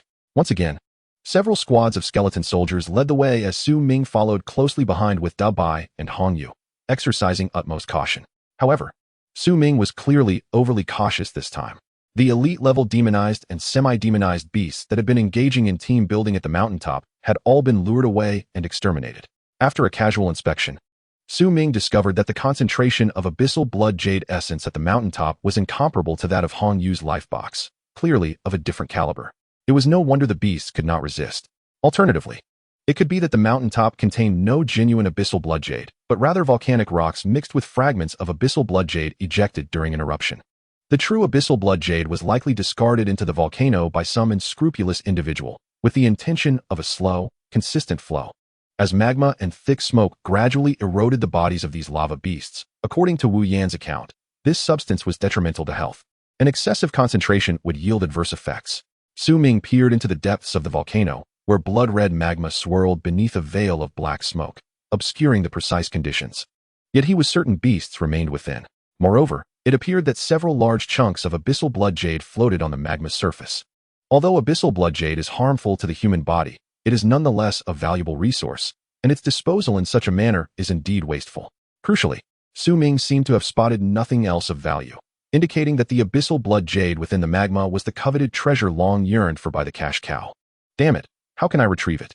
"Master, please step back. Excessive inhalation of this smoke can also be harmful to the body," Hong Yu advised. "Isn't it harmless to the undead?" Su Ming jested. "We are but lifeless entities. What have we to fear?" However, while there are no adverse effects. The impact is limited and not as direct as with demonized beasts. The elite creatures you've dealt with in recent days should not possess such potential. It has been forcibly activated. Indeed, if given sufficient time, could you harness the energy here? Ideally, absorb it all, leaving nothing behind. I understand your intent, and I shall exert my utmost effort. Go, find a suitable position. Yes, consuming 100 years of lifespan, accelerating the growth process of the mutated skeleton summoner. This acceleration consumes substantial abyssal blood jade essence. Accelerating now. Year 1. The mutated skeleton summoner, having previously been influenced by abyssal blood jade, swiftly enters an immersive training phase, and under the influence of volcanic essence, his fire resistance slowly improves. Year 10. The fire resistance level of the mutated skeleton summoner advances from novice to proficient level. Year 43. The entire physique of the mutated skeleton summoner, tainted by abyssal blood jade essence, experiences a significant enhancement. The skill bone reinforcement evolves from proficient to perfect level. Year 100. The mutated skeleton summoner has discovered the path to transformation, but requires more time. Acceleration complete. Su Ming focused his gaze, observing that the once entirely white skeleton now exhibited several parts gradually dyed crimson. Truly, it resembled a skeletal structure formed from red jade. Hongyu, how do you feel? Su Ming inquired, primarily concerned that this entity might also transform into an abyssal monster, which would be disastrous. Master, I feel excellent. The abyssal magic energy from the blood jade does not affect me. Rather, the vitality within it greatly aids me. Vitality? Su Ming was unfamiliar with this concept, but as long as it led to enhancement, he encouraged its continuation. It must be acknowledged that the growth of the undead race is inherently slow, or rather, prolonged, measured in centuries, unlike Debai's advances, which considered decades lengthy. Of course, differing species yield disparate enhancement methods, rendering comparisons futile. Immersing Dabai in the essence of abyssal blood jade for a century would undoubtedly lead to his transformation into a demonized creature. Chapter 37. Evolution, Blood Skeleton Summoner. Consuming a millennium of lifespan, the progress of the mutated skeleton summoner's growth is accelerated. This acceleration requires a significant amount of the rich aura of abyssal blood jade. Acceleration in progress. In the 100th year, the progress of the mutated skeleton summoner reaches 30, with nearly 1/3 of its body transformed into blood jade skeletal structure. In the 152nd year, the progress reaches 40. However, engrossed in cultivation, it has neglected the territories of the undead plane for over a century, resulting in the automatic dispersal of all its subordinates. By the 472nd year, the progress reaches 100, with its entire skeletal structure transformed into blood jade and attaining permanent immunity to abyssal corruption. The mutated skeleton summoner begins its racial evolution. By the 625th year, the evolution is complete, transforming into a blood skeleton summoner. Simultaneously, the blood skeleton summoner begins expanding its dominion in the undead plane once more. In the 872nd year, due to continuous practice, most of the blood skeleton summoner's skills have seen tremendous enhancement. Blood ignition, blood control, blood explosion, and blood puppet techniques have all advanced from novice to perfection. Bone shield, bone spike missile, and fire resistance have all progressed from mastery to perfection. In the 1000th year, the blood skeleton summoner's forces have once again secured a territory in the undead plane, gathering over 1,000 extraordinary peak skeleton warriors, who are eternally loyal and ready to be summoned at any moment. Acceleration complete. I feel as though a significant amount of time has passed. Even as a skeletal undead, Hongyu finds the sensation of a fleeting millennium somewhat unbearable. It is precisely because it is an undead that Su Ming dares to proceed with such audacity. If it were Dabai, even a century would be too much for Su Ming to handle at this stage. Dabai merely gazes with a naive expression. Su Ming does not wish for it to become truly foolish. Do you need a rest? Su Ming inquires of the skeletal figure, which appears akin to a masterpiece. No need, master. The passage of time only serves to strengthen me. As he speaks, Hongyu turns to face the volcano's mouth. Subsequently, several beams of crimson light shoot into it. Roar, roar. Instantly, a series of intense roars emanate from within. It seems that several types of demonic beasts are lurking in the magma or within the volcano's interior. Soon after, Su Ming hears a rumbling sound, as if something is thrashing and colliding within the magma. What skill is this? Su Ming observes as several demonic beasts cease their hiding and begin to engage in brutal combat amongst themselves. Blood ignition can significantly awaken the energy within a living being's blood, greatly enhancing attack speed and mental fortitude while diminishing pain. In essence, it is a buff skill. While buffs are advantageous, utilizing them on those not particularly bright demonic beasts results in indiscriminate battles to the death. Subsequently, Su Ming identifies the main combatants, a magma giant crocodile and two magma serpents. These are beasts capable of thriving within magma. In the face of Su Ming's ultimate temptation, they find themselves unable to escape. Moreover, rather than being a temptation, it acts more as a disturbance. Within the magma, they can already relish the finest abyssal blood jade. There is no need to covet Su Ming's life box. Instead, Su Ming occasionally provoking them only serves to irritate them further. It is akin to flaunting a $100 bill in front of a billionaire. They yearn to retaliate but find themselves bound. However, at this moment, they finally have the opportunity to fight fiercely. Shortly, the three elite demonic beasts are thrashing about within the magma. It is uncertain whether it is the magma from the volcano or their own blood that is erupting. Master, are you satisfied with this performance? Indeed, it is commendable. We can conclude now. Understood. Following this, Hong Yu extends its blood-red bony claw and clenches into the air. Blood explosion. Boom, boom, boom. The three elite demonic beasts are instantly obliterated by their own flowing blood. Slayed Elite 9-star Magma Giant Crocodile, plundering 9 years of lifespan from the anomaly. Slayed Elite 8-star Magma Serpent, plundering 8 years of lifespan from the anomaly. Slayed Elite 9-star Magma Serpent, plundering 9 years of lifespan from the anomaly. Fortunately, these three key beasts were trapped in the magma. Had they emerged from the very beginning, Su Ming would not have been able to deal with them so easily. However, what brings Su Ming the greatest delight is undoubtedly Hong Yu's enhancement. Its power has increased exponentially. With fortified bones, fire resistance, and other defenses maximized, its offensive skills are nothing short of invincible. A single blood explosion can directly annihilate 3 near-peak elite demonic beasts, showcasing a perfect cross-dire execution. This does not even account for the summoned army from the Undead Plane, which consists of seasoned elites battle-tested in the Undead Plane. Over a millennium of lifespan from anomalies has indeed not been squandered. Even a mere insect, Su Ming would ensure it evolves into a dragon. Moreover, his assumptions have proven correct. Lifespan acceleration and the mastery of undead beasts are a veritable match made in heaven. Theoretically, the growth of the undead is limitless. Whether it be individual skills or summoning vast armies, time is the only constraint. For Su Ming, lifespan is nearly infinite. Should he choose to specialize in the undead in the future, he would undoubtedly become the most formidable undead beastmaster in history, without question. However, there is no necessity for this. It would be far too monotonous. Even if he were to contract a single skeleton undead, Su Ming is confident he could elevate it to the pinnacle of strength. As the turmoil from the explosion of the 3 elite demonic beasts gradually subsides, the magma at the volcano's mouth returns to its previous state, as if nothing had ever transpired. Su Ming senses the lingering aura here. Only a faint trace of abyssal blood jade remains, negligible in comparison to before. After a millennium of active absorption, the abyssal blood jade within the volcano has been entirely consumed. This also corroborates Wu Yan's assertion that the abyssal corruption here is not of natural origin, but rather a time bomb installed by human hands. Had it been naturally occurring, no matter how much Hong Yu absorbed, the concentration would not undergo significant change. Any disaster-ridden abyss would connect to the abyssal plane, which is beyond the capacity of even Hong Yu to fully drain. Having resolved the threats here, Su Ming sees no reason to linger any longer and turns to descend the mountain, intending to avoid any further delays. Since Wu Yan wishes to exploit this secret realm, further actions are surely imminent. Su Ming estimates it will be soon. Having already reaped the greatest benefits, Su Ming can now sit back and observe the unfolding events. As for titles such as meritorious officer or model worker, he holds no concern. Performing good deeds without seeking fame suffices, as long as he receives the corresponding rewards in the end. After checking his military merit points, he finds himself nearing 20,000. Fortunately, Wu Yan has disabled notifications, otherwise, the sudden influx could have startled him. Chapter 38. Exiting the Secret Realm, Training Hall. If Su Ming so desires, he could now exchange for a military rank equivalent to that of Wu Yan's captaincy, albeit without any real power, merely enjoying the corresponding benefits and certain privileges. There is no need for that. He intends to wait until graduation to assume Wu Yan's position.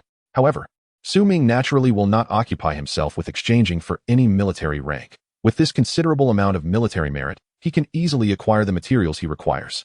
To be frank, resources for accelerated cultivation and spiritual energy absorption are not particularly necessary for Su Ming, as he can fully substitute them with lifespan from anomalies. What Su Ming primarily seeks are materials to enhance his beast mastery skills, elevate his comprehension, and acquire materials required for advancement, especially the materials needed for advancement, which are often priced at 10 times that of ordinary materials, with some being so rare that they might not even be available on the market. Many find themselves stagnating at the mid-tier, unable to progress further, not due to inadequate aptitude or talent, but simply because they lack the necessary materials for advancement. However, Ming is not overly concerned at this time. The boy should have no trouble acquiring materials at least until reaching the king level, as they can be purchased with sufficient funds. As for Yu, in her own words, time is the best resource for the advancement of the undead. Master, there are several elite-level monsters in other directions of this mountain. Should we pursue them? Yu suddenly reminded him on their descent. More? Ming inquired. Are they demonized? No, they are ordinary creatures, just not on our current path. At that moment, a few bloodbats swooped down from the sky, landing before Yu. Clearly, these were her little spies, adept for exploration. Never mind, we won't waste time on this. Let them breed, Ming said, continuing his descent down the mountain. Along the way, evidence of battle was everywhere, gorges carved by many elite-level monsters tumbling down the slopes. Moreover, numerous corpses of rock-type monsters had already begun to attract lower-tier extraordinary or even awakening-level creatures, feasting upon the remains. For these low-tier rock-type beasts, the corpses were akin to nutrient-rich flesh. Although somewhat spoiled, it posed no harm. Ming paid them no mind. Having these creatures assist in disposing of the bodies was preferable, as they could clear the area in less than a day and perhaps even give rise to a few new elite monsters. Additionally, any newly emerged beasts might exhibit some mutations, but they would not be close to demonization, as the core elements had all been claimed by Ming. Before exiting, Ming stored both Dabai and Yu in his space. He donned a mask for slight facial adjustments and stepped out of the secret realm space. The moment he emerged, he felt the air around him thicken. Surveying his surroundings, he noticed an increased number of guards, all of whom were now looking at him. You must leave quickly. No one is permitted entry until the ban is lifted, not even with the principal's special approval, one guard urged after checking Ming's points card. Finding no issues, whether it was just his imagination, he sensed a subtle nod from one of the guards. Ming chose not to linger or inquire further. It was evident that the military had tightened their control. As for the ban, it was merely a convenient pretext. The city guard was responsible for safeguarding the city and eliminating unstable elements, overseeing both the association and the secret realm within the school. Should any disturbances arise in the secret realm, they would serve as the first line of defense. I'm out. Where are you? Let's grab a meal. Ming contacted Shangren, wishing to indulge in something delightful after days of rough living on convenience foods. Unfortunately, the accelerated lifespan could not quell his hunger. He still felt the pangs of appetite. We're at the training hall. You should join us and take a look at your future opponents, Shangren replied. My future opponents? Ming mused. Shangren undoubtedly referred to students of the same rank. He touched his nose, pondering how formidable a warrior would need to be to match him, especially since he could easily dispatch elite-level 9-star beasts. It was likely that only a Tier 4 would possess the strength to compete. Tier 4 students were typically about to graduate, most of whom were out in the field for internships. Attaining Tier 4 allowed one to apply for graduation. After graduating, aside from receiving subsidies from the association, any job would offer significantly better compensation than the school's stipend. Following the map, Ming unlocked a new landmark, the training hall. It was somewhat amusing that throughout his time at school, apart from his dormitory and the cafeteria, his visits had mostly been confined to the library, the secret realm, and the principal's office, with very few actual classes or training sessions. He had never even set foot in the cultivation room. In Shangren's eyes, Ming was purely a combat enthusiast, and not just any combat enthusiast, but one who fought with lethal intent. The training hall complex was the only place in the school that could rival the comprehensive building, being perpetually filled with students. Contrary to Ming's expectations, this venue offered not only real-time combat arenas but also networked simulated battles. This meant that one could scan there into the network in real time, creating a virtual counterpart, allowing for easy combat sessions and even inter-school networking. To avoid injuries during real combat, and to accurately simulate various battle scenarios for improvement, many students opted for this method. However, the scanning system could not guarantee a 100% accurate representation of A's true strength. It could only provide a rough estimate of basic attributes and skill intensity. Furthermore, no one wished for their actual strength to be completely known. The one truly training was undoubtedly Xiaofeng, while Shangren merely acted as an observer, gathering information. Although they planned to create a major upset, it didn't mean Shangren would only support Ming. He would open opportunities for anyone with strength. At that moment, on the combat stage, Xiaofeng faced a female opponent. Her two flying swords contended against a frost mammoth and an ice flower spirit. Even from the sidelines, one could feel the biting chill. Clearly, both ice type were cultivated to a high degree. The frost mammoth possessed remarkable physical defense, while the ice flower spirit continually supported it with ice shields and healing. embodying a strategy of resilience and strength. Xiaofeng maintained a gentlemanly demeanor, choosing not to bypass the auxiliary immediately, but rather to dispatch it swiftly before engaging the female combatant, resolving the matter without excessive brutality. It was evident that this was merely a spar, allowing Xiaofeng to test his training results. Compared to his previous match against Su Ming, he had made further progress. Chapter 39, Book Spirit? Luo Shui, a year ahead of us, with ice-type talent. Both are at the peak of the extraordinary level. Shangren recognized Su Ming and introduced her. She should be able to advance at any moment. Is she deliberately holding back? Yes. She aims to secure a first-place title at Tier 2 before advancing to Tier 3, along with the associated rewards. Is it possible to do that? Su Ming had assumed it was merely a matter of competing within the same grade.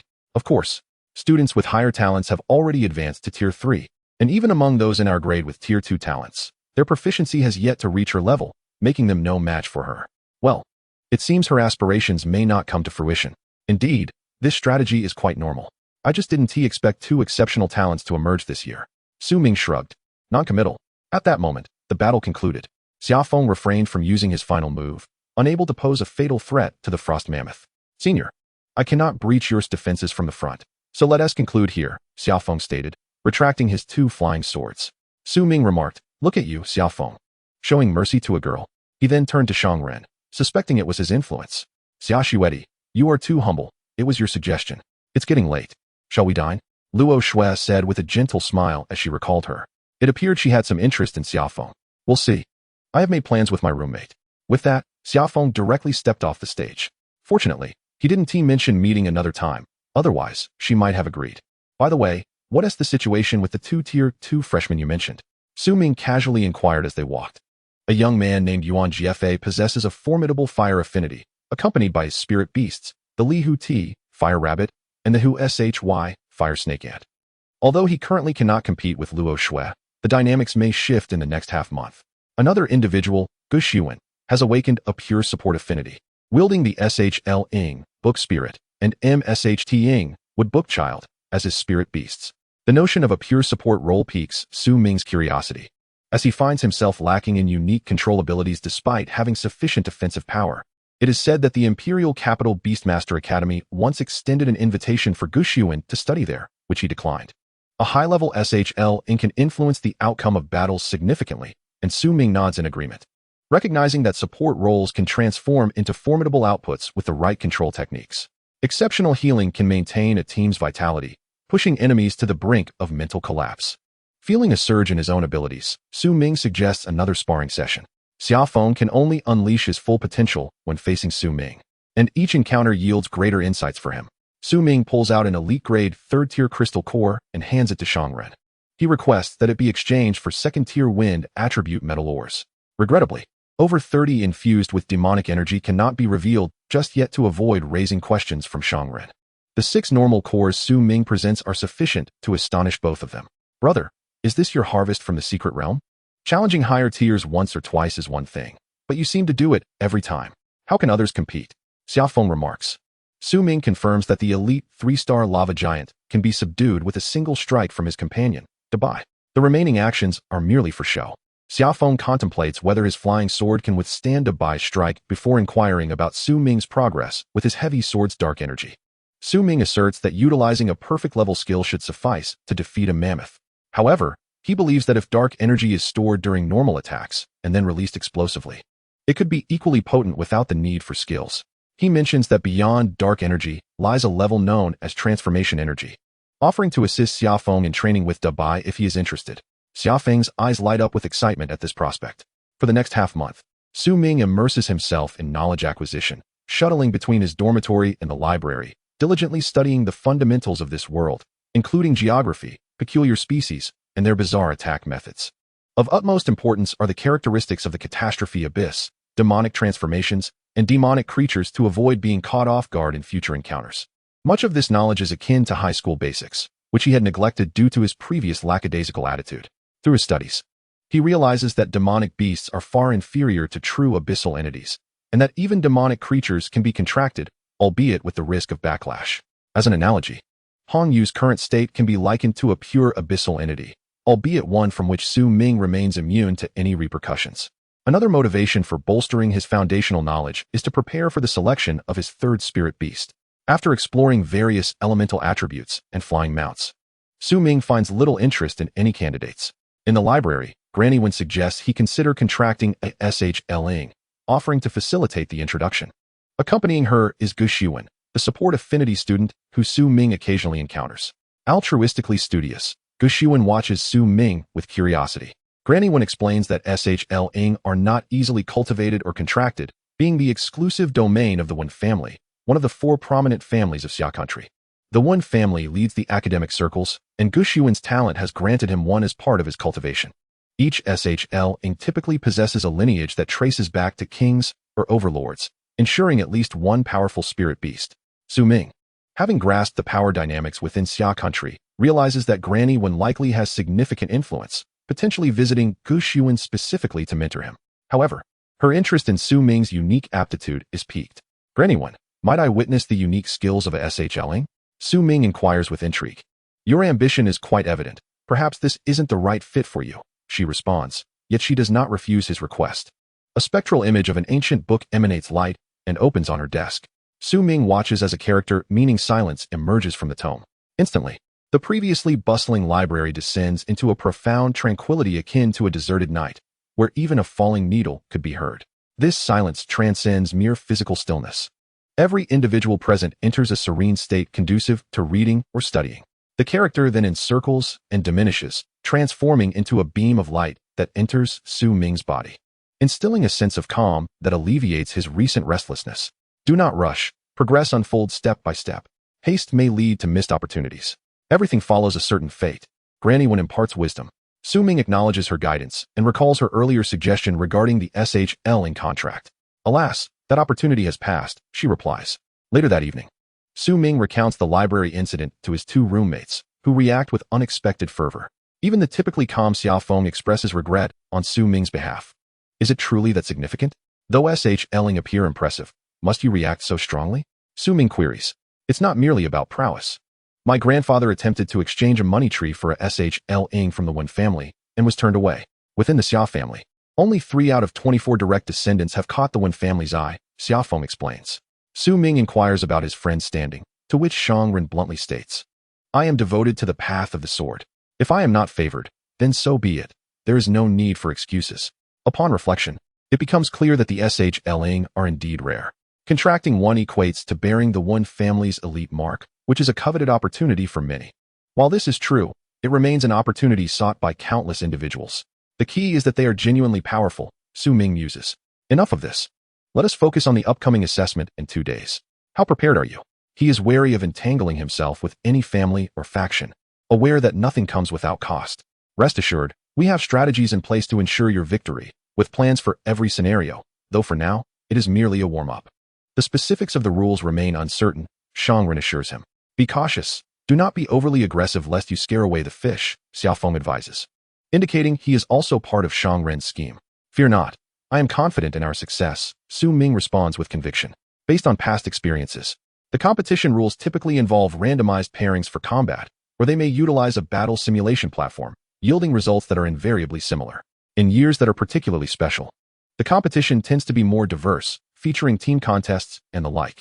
On the following morning, the regulations for this year's ranking competition were finally unveiled on the school's internal network. The competition this year is divided into 2 stages. The first stage involves a 5 battle point system, lasting 2 days. During these 2 days, all 10 public battle platforms across the school will be open for use. Each participant has 5 opportunities to either challenge or be challenged, with 1 point awarded for a victory and no penalty for a loss. After 2 days, a preliminary ranking will be established based on the accumulated points, with the top 100 participants advancing to the second stage. It is important to note that this round is a Beastmaster battle, and direct attacks on the Beastmasters themselves are prohibited. Those who do not engage in combat will automatically be ranked below those with 0 points.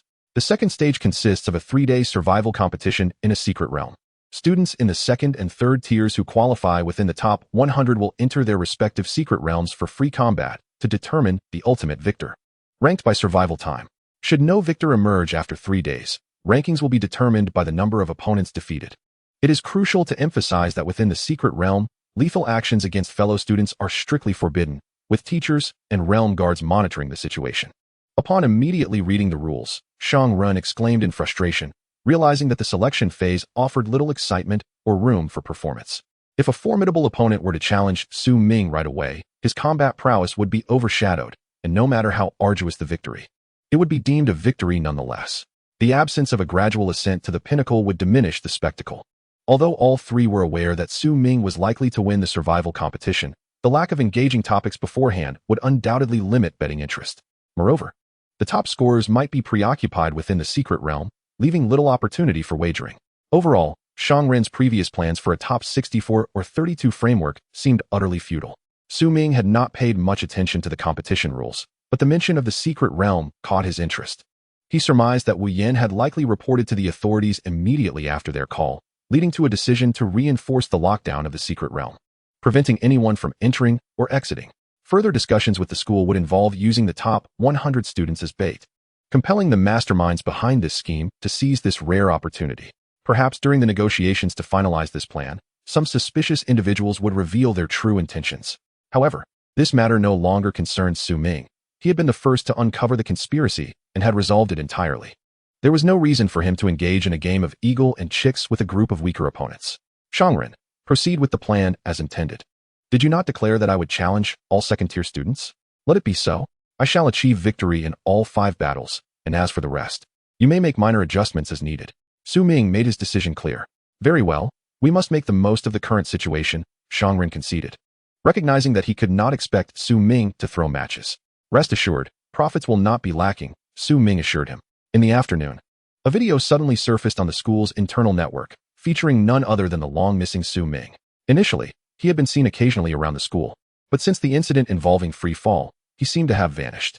Many speculated privately whether Su Ming had fled out of fear of punishment. The video depicted Su Ming casually seated on a bed, the room's decor resembling that of other dormitories, confirming that he was still on campus. Recently there have been rumors circulating that I plan to challenge all second-tier students. I am here to officially dispel that rumor. At this point in the video, comments began to flood in. Of course, I knew this guy wasn't that bold. Indeed, the school is conducting assessments, and he can no longer hide. Brothers, let's give him a 0, and we all get a free point. Chapter 41. Refuting rumors, all nonsense. I now officially refute this matter. It is not a rumor. I do intend to challenge all second-tier students, not only those from my cohort, but also from previous years, including those who have remained at the pinnacle of the second tier. I am issuing a challenge to all of you. It is not that I look down upon you. Rather, I believe you are all worthless, especially those second-tier elites from higher years who, for the sake of trivial rewards and fleeting fame, deliberately stagnate their progress. Truly a disgrace to Tian Nen Beastmaster Academy. This challenge is eternally valid, not just for this assessment. After 5 battles, should there still be dissent, I welcome all conventional challenges. I shall accept them all. If those so-called top second-tier contenders possess any courage, let them come forth. If anyone attempts to evade battle, I demand that the school expel me immediately. Su Ming's self-recorded video ignited a frenzy across the entire internal network, regardless of whether they had previously paid attention to him. Everyone became aware of this audacious individual. This sentiment transcended the second-tier student body, reaching even the 3rd and 4th tiers, and even alumni groups. Wow. Although I am among those labeled as worthless, why does this make my blood boil? You're not feeling pumped. You're just furious. Nonsense, it's pure passion. Damn. Just for his audacity, I'm becoming a fan. Huh. You must be delusional. Watch him get beaten to a pulp tomorrow. Hey, aren't you Zhang Jing from Class 1 of the Ice Element? I'm Wang Shuai from Class 2 of the Fire Element. I'm coming to challenge you tomorrow. I will not let you off easily. Even before Su Ming had engaged in combat, the comment section had already erupted into chaos. One of the most upvoted comments read, "Bro, if you're threatened, just blink." Another stated, "I am Shi Yong from Class 1 of the Rock Element. A second-tier peak with exceptional talent. I challenge you first at the battle platform by the Academy gates. Come if you dare." Numerous challenges followed, with the stronger contenders naturally garnering more likes and visibility. "I am Luo Shui, a second-tier peak. Count me in." "I am Qi Yunqing, a second-tier peak. Count me in." Soon, the comment section had automatically filtered out the strongest opponents for Su Ming, all boasting second-tier peak capabilities. It was not that previous years lacked exceptional talents, but they had all ascended to the 3rd tier and were quietly observing the unfolding drama. In their own time, they had never exhibited such arrogance. For the strength of a beastmaster depends not solely on talent, but also on the level of beast cultivation and skill proficiency. Each element is indispensable. Unexpectedly, a freshman, seemingly unremarkable, had managed to embody such bravado. Even among the past 10 generations, few had displayed such audacity. Brother, this fire you have ignited burns fiercely. Shang Ren gave Su Ming a thumbs up, recognizing that in terms of attracting animosity, his efforts paled in comparison to Su Ming's impact. Naturally, to secure victory, one must select formidable opponents to create excitement. So, how is the betting situation? It is surging rapidly, all betting against your loss. Well, you could open several more betting avenues, such as how long I can last, with bets for each additional minute, or wager on how many beasts I need to summon to defeat me, or at what point I will voluntarily concede. Su Ming proposed a dozen different betting options, leaving Shang Ren and Xia Feng astonished. Brother, this truly is a lucrative venture. With this approach, you can rake in substantial profits from a single match. Indeed, you have a way of expediting the finals. The effect is the same and saves considerable effort. The following day, a remarkable scene unfolded. Although all public battle platforms were activated, the majority of individuals congregated near the entrance of the school. This was due to Su Ming, idly passing time, responding to the highly upvoted comments beneath the challenge posts, declaring, "Just wait, I won't let you off easily." His remarks were indiscriminate, directed at both genders, oblivious to the fact that he had merely copied and pasted them. Consequently, a number of young women, along with their admirers, were incensed, itching to bypass the battle rules and unleash a merciless group assault on him. Regardless of the outcome of this confrontation, Su Ming's audacity would surely be unprecedented in the annals of the school's history. Around 9 in the morning, Su Ming wasted no time and headed straight for the battle platform, eager to finish early enough to enjoy lunch. "Look over there. They're really coming," exclaimed one onlooker. Su Ming's boldness in challenging his opponents was commendable, as he had dared to speak ill of their beloved idol. Under the escort of the livestream crew organized by Xia Feng and Shang Ren, he avoided the wrath of the crowd. Despite the overwhelming desire among the spectators to teach him a lesson about the consequences of his bravado, the uproar surrounding Su Ming's previous challenge against Zhang Hao had long since faded. Now, the consensus was that Su Ming had not fed his Iron Eater any enhancement potions. Instead, he had consumed substances that concealed his true rank, aiming to catch his opponents off guard and accumulate points. As for Zhang Hao, he was merely average among second-year students, and defeating him was hardly an impressive feat. Most spectators agreed that while Su Ming possessed some degree of skill, he was far from being the best. Did he truly believe that defeating Zhang Hao granted him the right to contest for the top position? Regardless, the present moment offered an excellent opportunity to validate his abilities and awaken him from his delusions of grandeur. In addition to the second-tier students, many third-tier students had gathered, eager to witness the spectacle. Fourth-tier students and numerous alumni were also tuning in to the livestream. Amidst the throng of thousands, Su Ming ambled onto the battle platform. "Let us commence. According to yesterday's order, one at a time, no cutting in line, as I am pressed for time," Su Ming announced as he summoned his companion. "Dabai, I really want to give him a beating," muttered Shi Yong, but he regretted that he could not attack directly. Su Ming's mocking taunts had incited resentment towards Dabai, rendering even its cute antics ineffective. Suddenly, Shi Yong leaped onto the battle platform, having waited long enough. "You only summon one. One is sufficient, as you cannot directly attack me," he scoffed. "I know your Iron Eater is peculiar, and I will not go easy on you." With that, Shi Yong began summoning his own beasts. "Come forth, Rock Giant. Emerge, Lava Behemoth." Su Ming nearly choked in disbelief. "What the? These are old acquaintances." In his storage ring, he possessed over 20 elite-grade cores of these two types of beasts. Now he faced two peak extraordinary-level creatures. Down below, Shang Ren was left speechless. The elite-grade cores Su Ming had sold him included these very creatures. It was utterly absurd. If it were an unrestricted battle, those two beasts would already equate to 2 monster cores. "Oh no." Dabai wore an expression of disdain. "So weak, what if I accidentally defeat them?" "Dabai, be cautious and recall our training sessions," Su Ming instructed. He had previously tasked Dabai with teaching Xia Feng the nuances of dark energy and transformation, fearing that excessive force might result in unintended consequences. "Now you're scrambling to prepare? It's too late." Shi Yong sneered, then commanded his beasts to attack. The two rock-type beasts charged towards Dabai, swinging their massive stone fists. "Transform!" Su Ming exclaimed. The faster lava behemoth struck first, but Dabai effortlessly deflected its attack with a gentle paw. Incredibly, the ferocious punch was redirected towards the rock giant behind. With a tremendous crash, the two beasts collided, sending debris flying.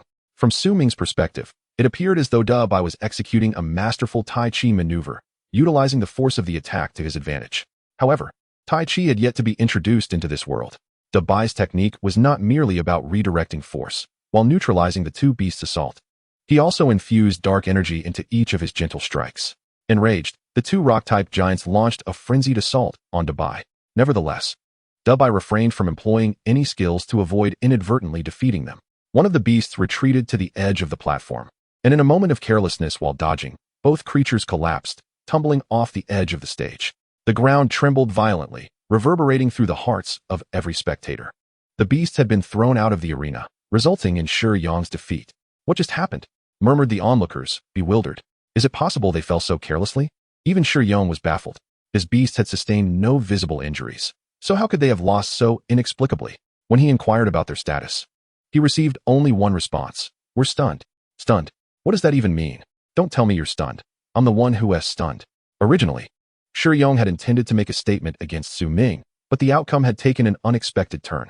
Su Ming, meanwhile, casually remarked, next contestant, please. Let's not waste any more time. Shi Yang's face shifted through a spectrum of emotions, yet he could not muster any threats and was compelled to exit the stage. With so many eyes upon him, defeat was defeat, and he had to abide by the rules. Besides, Shi Yang was not reckless, having lost one match. He had 4 more to win in succession, or he risked losing his chance to enter the secret realm for the final showdown. A truly embarrassing fate. With this in mind, Shi Yang maneuvered through the crowd, deciding to seek victories at other platforms while the primary competitors awaited their turn to challenge Su Ming, thus avoiding any further surprises. After all, not everyone was present to witness this particular bout. My points. Shi Yang lamented, having lost unexpectedly, causing the points wagered by nearly everyone to evaporate. While individual bets were modest, the cumulative loss among thousands of individuals amounted to a significant sum. Could it be that Shi Yang was colluding for a fixed match? This possibility loomed large. Yet, before they could launch into accusations against Shi Yang, the next match was announced. Next up, we have Luo Shui, whose strength is not to be underestimated. From her frostbitten expression, it was evident that she could never engage in match fixing. Su Ming boldly proclaimed in the comments section. As everyone bore witness, he gazed at the girl ascending the stage, contemplating the prophetic words of Shang Run, who had previously declared that Luo Shui would be his adversary. It wasn't long before they faced each other directly. I am the garbage you claim to be stagnant. Should I emerge victorious, I demand you kneel and apologize, acknowledging that you are inferior even to refuse. Luo Shui declared icily. What if you lose? Su Ming retorted. I shall not lose. He found no interest in engaging in verbal sparring with her, dismissing her provocations as mere tricks, yet she took them to heart and donned them like a badge. Let us begin. Although it was a team battle, Dabai had not even warmed up, it mattered little. Opposite, Luo Shui's extreme Ice Mammoth and Ice Flower Spirit remained steadfast, poised for combat. Dabai refrained from initiating an attack, waiting for the opponent to strike first. You will pay the price. Frost Path, Ice Shield, Ice Rally, Fierce Charge. Boom, boom, boom. The extreme Ice Mammoth charged forward with ferocity, heading straight for Dabai, who found no avenue for evasion, as Su Ming stood directly behind. Although direct attacks on the Beastmaster were prohibited, such incidental injuries were permissible. Should Su Ming be knocked off the stage, it would be deemed a defeat. Goodness, this won't result in a fatality, will it? Indeed, should he be struck, he would not escape unscathed. Many spectators perceived the danger, swiftly dispersing to avoid collateral damage. Despite the spacious arena, the gargantuan form and relentless speed of the extreme Ice Mammoth compelled them to retreat. Su Ming's gaze sharpened, signaling Dabai to unleash a fraction of its strength. This girl appeared delicate and fragile, yet she commenced with lethal maneuvers? Nonetheless, Su Ming harbored no qualms. If it were he might have been far more ruthless. Ultimately, it would all boil down to whose strength proved superior. For now, however, she would receive a lesson. Chapter 43, I Surrender, the Blood Skeleton emerges. Su Ming had no intention of outright slaying the extreme Ice Mammoth, for such an act would yield him no advantage, especially within the confines of the school. However, it would not escape unscathed. Golden Steel Transformation. Iron Head Technique. Dabai lunged forward, delivering a headbutt to the extreme Ice Mammoth's cranium. Crack. The ice shield shattered, followed by a direct and brutal clash of skulls. Aya. The extreme Ice Mammoth let out a wail, its skull fracturing, brain matter nearly spilling forth. With a resounding crash, it toppled to the ground, blood flowing profusely, marking a crimson trail. Hurry, administer aid. At that moment, a rescue squad descended, comprised of the school's medical personnel, or perhaps more aptly, veterinarians. If Su Ming suffered grave injury, they would fulfill their duty to ensure no lives were lost, including those of the beasts. Hey, is your beast all right? One medic inquired of Su Ming. No, is its head bleeding? Please wrap it up. Also, does it have a concussion? It looks rather foolish. How could it collide head-on? Su Ming bombarded the medic with questions, rendering the latter speechless. Ultimately, as the medic bandaged Dabai, he discovered the blood was entirely from the extreme ice mammoth. This little creature had not lost a single hair, unlike himself, who was nearing baldness at under 30. All due to the antics of these unruly students. Thus, the young medic hastily wrapped Dabai's head in bandages, tying a bow as a finishing touch, before joining in the rescue of the extreme ice mammoth. The creature's brain was nearly as soup, and they could not allow it to become incapacitated. After all, why not to use their head recklessly? Meanwhile, Luo Shui was in disarray, staring vacantly at her mammoth being treated. Yet, it would not perish. The upcoming competition would be a different story altogether. Only her auxiliary ice flower spirit remained, devoid of any combat prowess. In that moment, both the arena and its spectators fell into a contemplative silence. Su Ming, equally at a loss, had intended to showcase multiple performances. Yet Dabai had been compelled to exert itself from the outset. They were thoroughly frightened. How could he continue? Perhaps it was unnecessary to prolong the display. Ultimately, this was merely an appetizer, lacking substance. Earning a substantial amount of points would suffice. From Shang Ren's elated expression, it was clear that many had wagered on Luo Shui, as the allure of beauty was undeniable. Ignoring the murderous glares from the crowd below, Su Ming spoke. Who else wishes to challenge me? No, who is next? I have accepted all challenges from yesterday. None shall escape. If you dare not approach, I shall publicly call you out in videos daily. The final statement struck hard. For Su Ming's verbal prowess was evident. To be targeted by him would lead to infamy. In the meantime, the arena was cleared. At that moment, a boy stepped forward. I am Qi Yunqing, and I accepted the challenge yesterday. Ah, yes, I remember you. Let us commence. Su Ming responded. Wait. Qi Yunqing waved his hands hastily. Please do not remember me. I concede and surrender. With that, he made a hasty retreat. What a jest. His abilities were on par with Shi Yong's, perhaps even inferior to Luo Shui's. How could he possibly compete? Was he to strike with his head? The earlier incident with the extreme ice mammoth was a cautionary tale. Now, they understood, it was not that Shi Yong had engaged in match fixing, but rather that Su Ming had shown mercy towards Shi Yong's beast, or perhaps was merely baiting. Next challenger. Su Ming, though exasperated, had no choice but to proceed. He wished to conclude swiftly. I concede as well. At this, a girl ascended the stage and promptly surrendered. After all, she was not the first. With Qi Yunqing setting the precedent, the subsequent challengers found it easier to accept. Moreover, this girl possessed solid skills, being at the pinnacle of the second tier, and did not backtrack on her words. It's my turn now. I am Tang Qian. Had I known, I would not have made careless comments. Consider it a lesson learned, Su Ming remarked to the petite girl on stage. Indeed, Tang Qian nodded, then began summoning her beasts. Arise, 5 elements spirit cat, come forth. Wind spirit butterfly. It appeared she favored speed and agility. What is this? Will you not concede? Su Ming inquired. No, I wish to witness your second beast. Tang Qian replied softly. So, her wind spirit butterfly had been prepared for this moment. Oh, how did you know I possessed a second beast? I have only recently enrolled. If you do not have one, it cannot be counted as a victory for you. At most, it would result in a draw.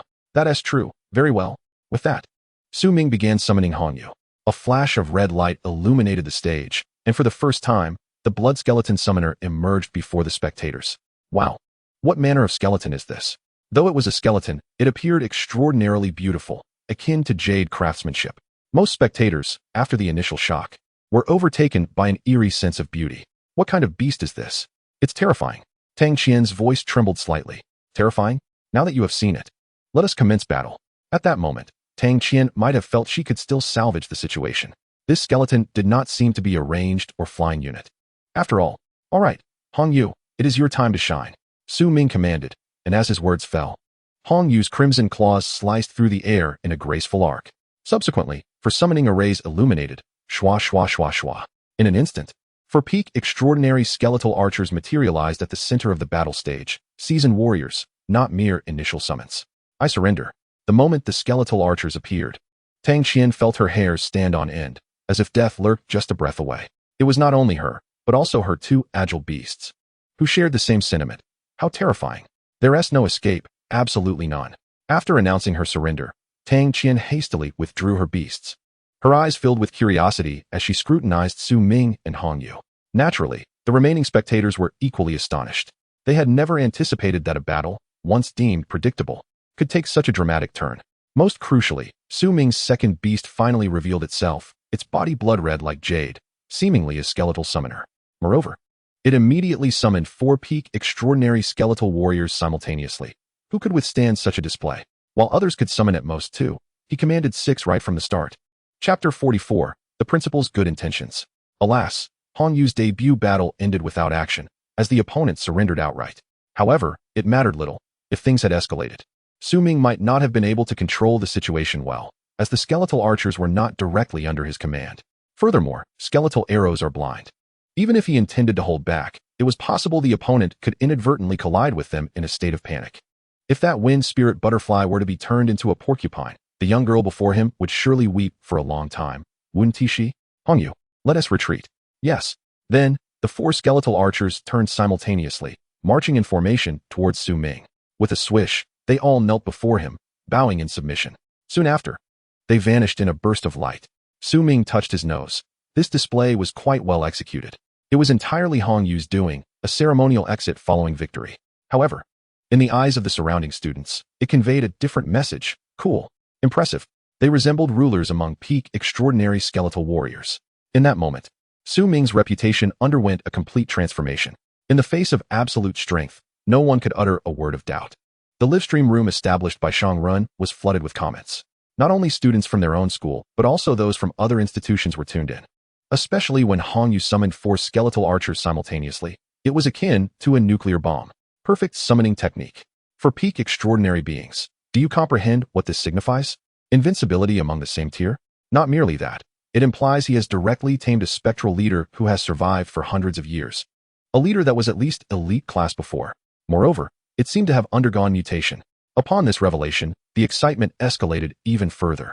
Numerous news outlets intended to feature this as the headline of their next edition. The shocking story of the spectral leader and the boy. The simple and direct tactics of invincibility among equal tiers. The rise of the undead.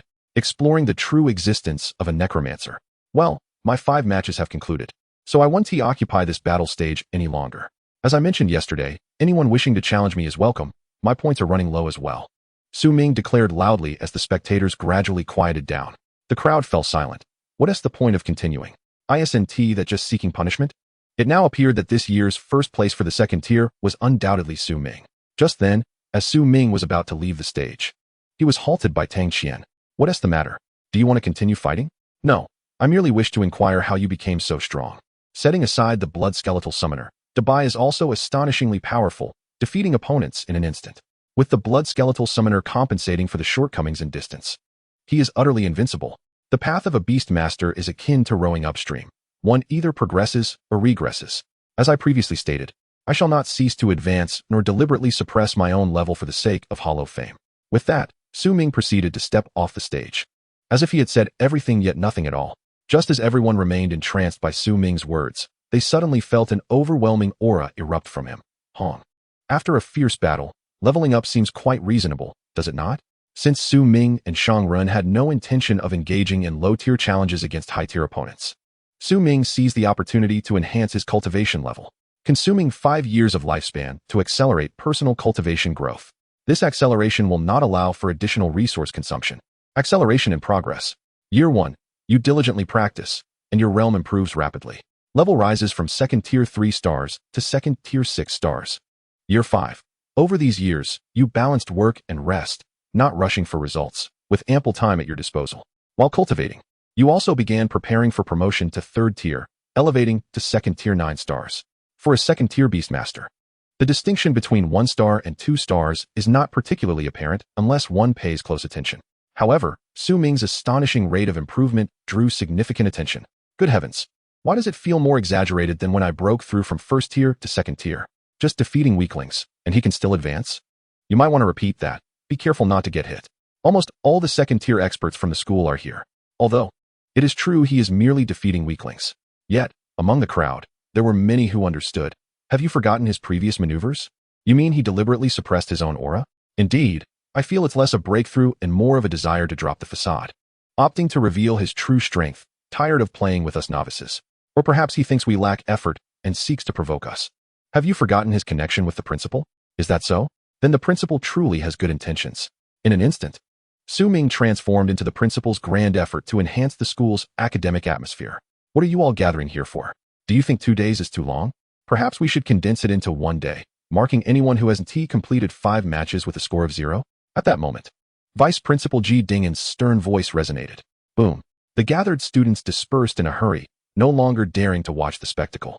After all, they had witnessed the most exciting parts. It was now time for the contests among the regular students. Soon after, Su Ming felt a flicker of light and shadow before being forcibly teleported to the principal's office. This spatial manipulation is indeed remarkably convenient. Greetings, Principal. Next time you teleport me, could you please give a heads up? In the office, aside from Lu Tongxing, Ji Dingen was also present. Shall I send you back now and then teleport you again? No need for that. Su Ming, well done. I truly did not misjudge you. Keep up the good work. And by the end of the year, Ji Dingen's face beamed with uncontainable joy, even more so than when seeing his own grandson.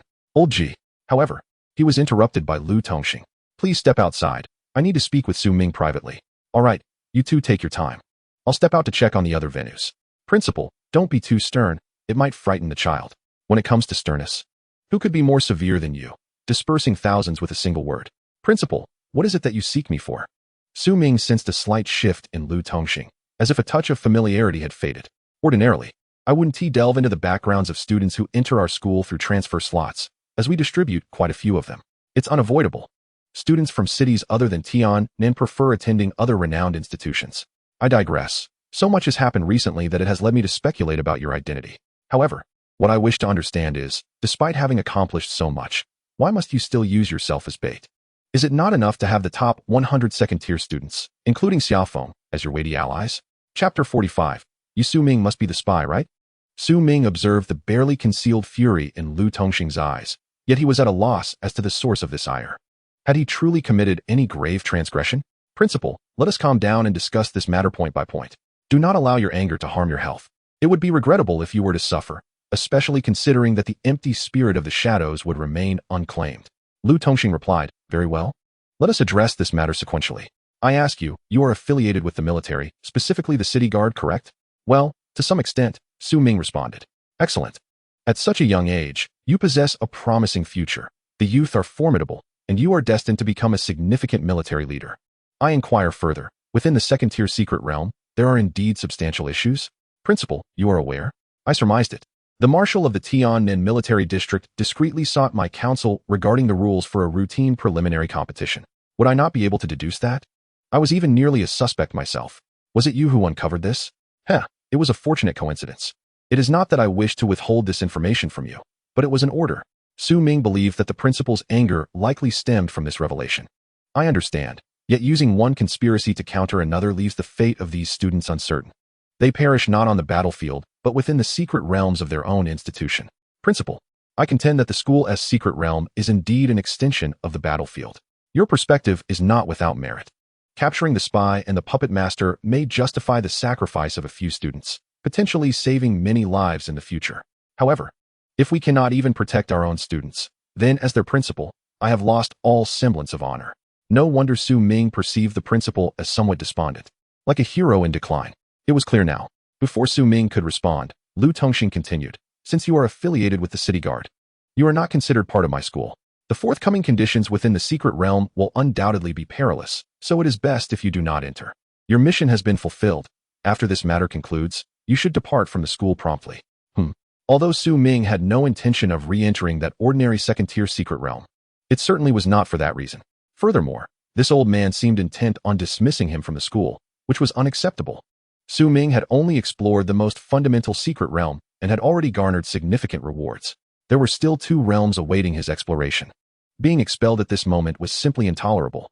Principal, are you aware of what lies within that secret realm? It is merely the Black Fog volcano. Beyond that area, there is hardly any threat. Lu Tongxing was relatively well informed on this matter. In all these years, has no one ascended to inspect it? The peak is perpetually shrouded in black mist. One would encounter at least a dozen elite-level beasts and countless extraordinary creatures along the ascent. It is inconceivable that any ordinary second-tier beastmaster would contemplate reaching the summit. The most critical point is that it has remained undisturbed for over a century. Indeed, had it not been for my desire to reap benefits, who would venture up there seeking death? Not to mention, even third-tier beastmasters would find it challenging. Now, you may enlighten me about what lies at the summit that could prompt the marshal of the military district to take personal interest, even to the extent of potential violence? Very well, since it has come to this, it matters little to disclose it now. By the way, I trust that confidentiality will be maintained here. Rest assured, the space has long been secured. That is reassuring. With that, Su Ming produced the remaining piece of abyssal blood jade, which had significantly reduced impurities, comparable to an entire piece of agate jade. The essence of the abyss, Lu Tongxing exclaimed, and the room shimmered momentarily as another seal was established. Clearly, this was the work of the empty spirit of shadows. You are courting danger. Do not engage in direct contact.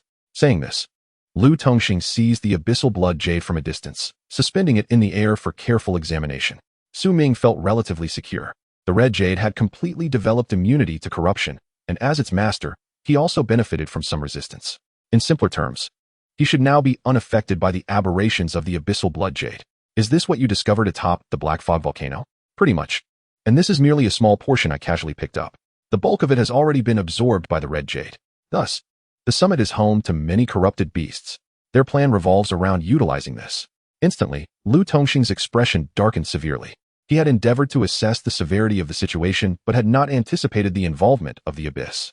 No wonder the military took such matters seriously. Once the abyss was implicated, the security of the entire city, even the nation, was at stake, classified as a top priority issue. It was not merely 100 second-tier beast masters. Even the entire school could be sacrificed if necessary.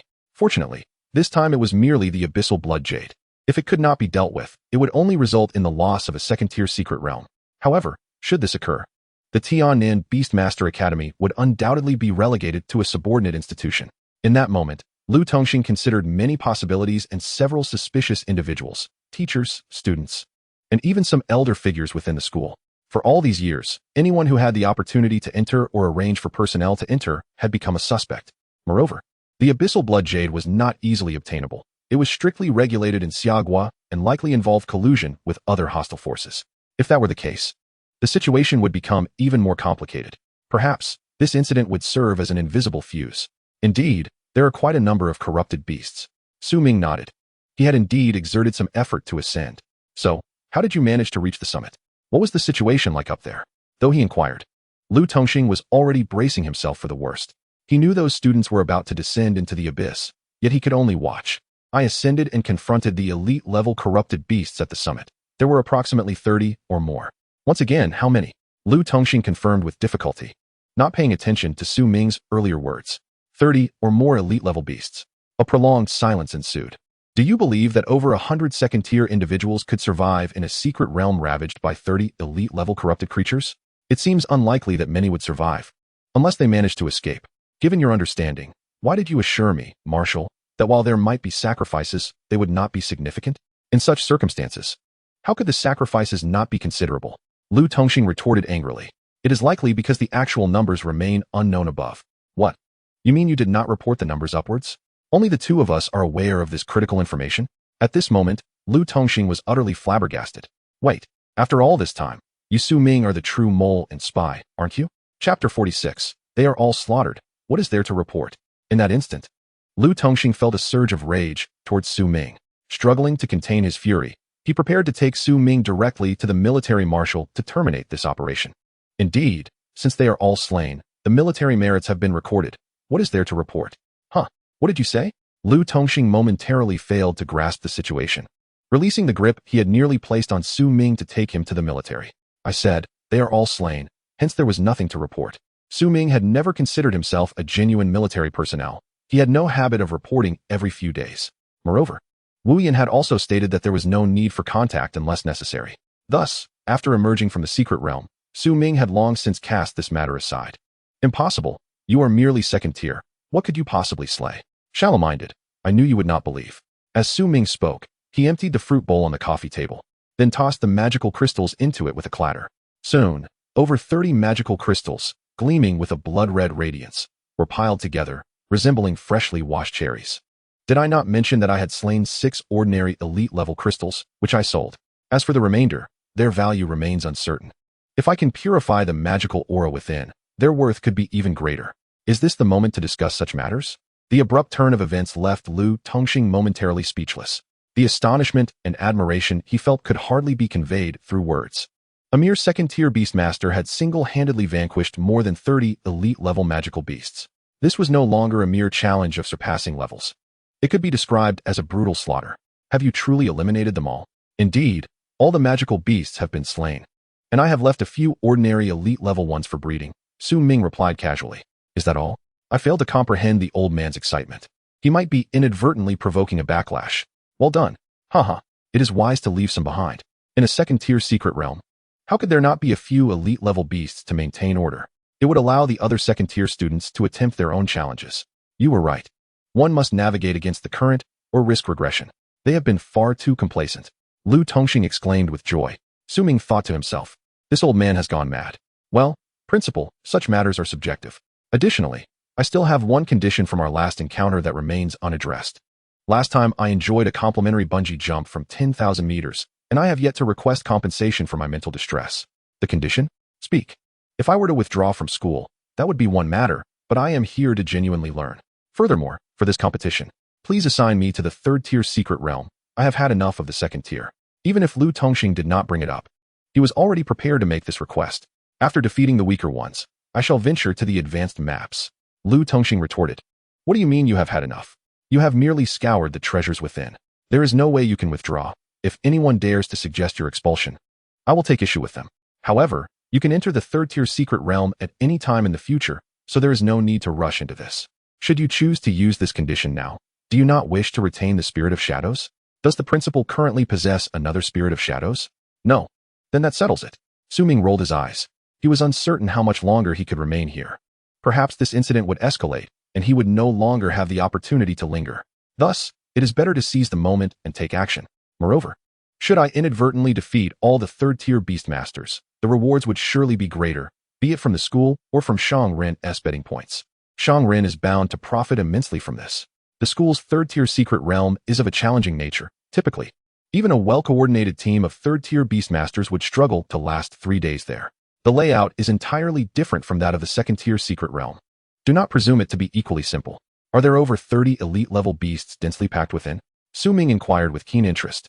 No, but almost every area has at least one commander-level leader.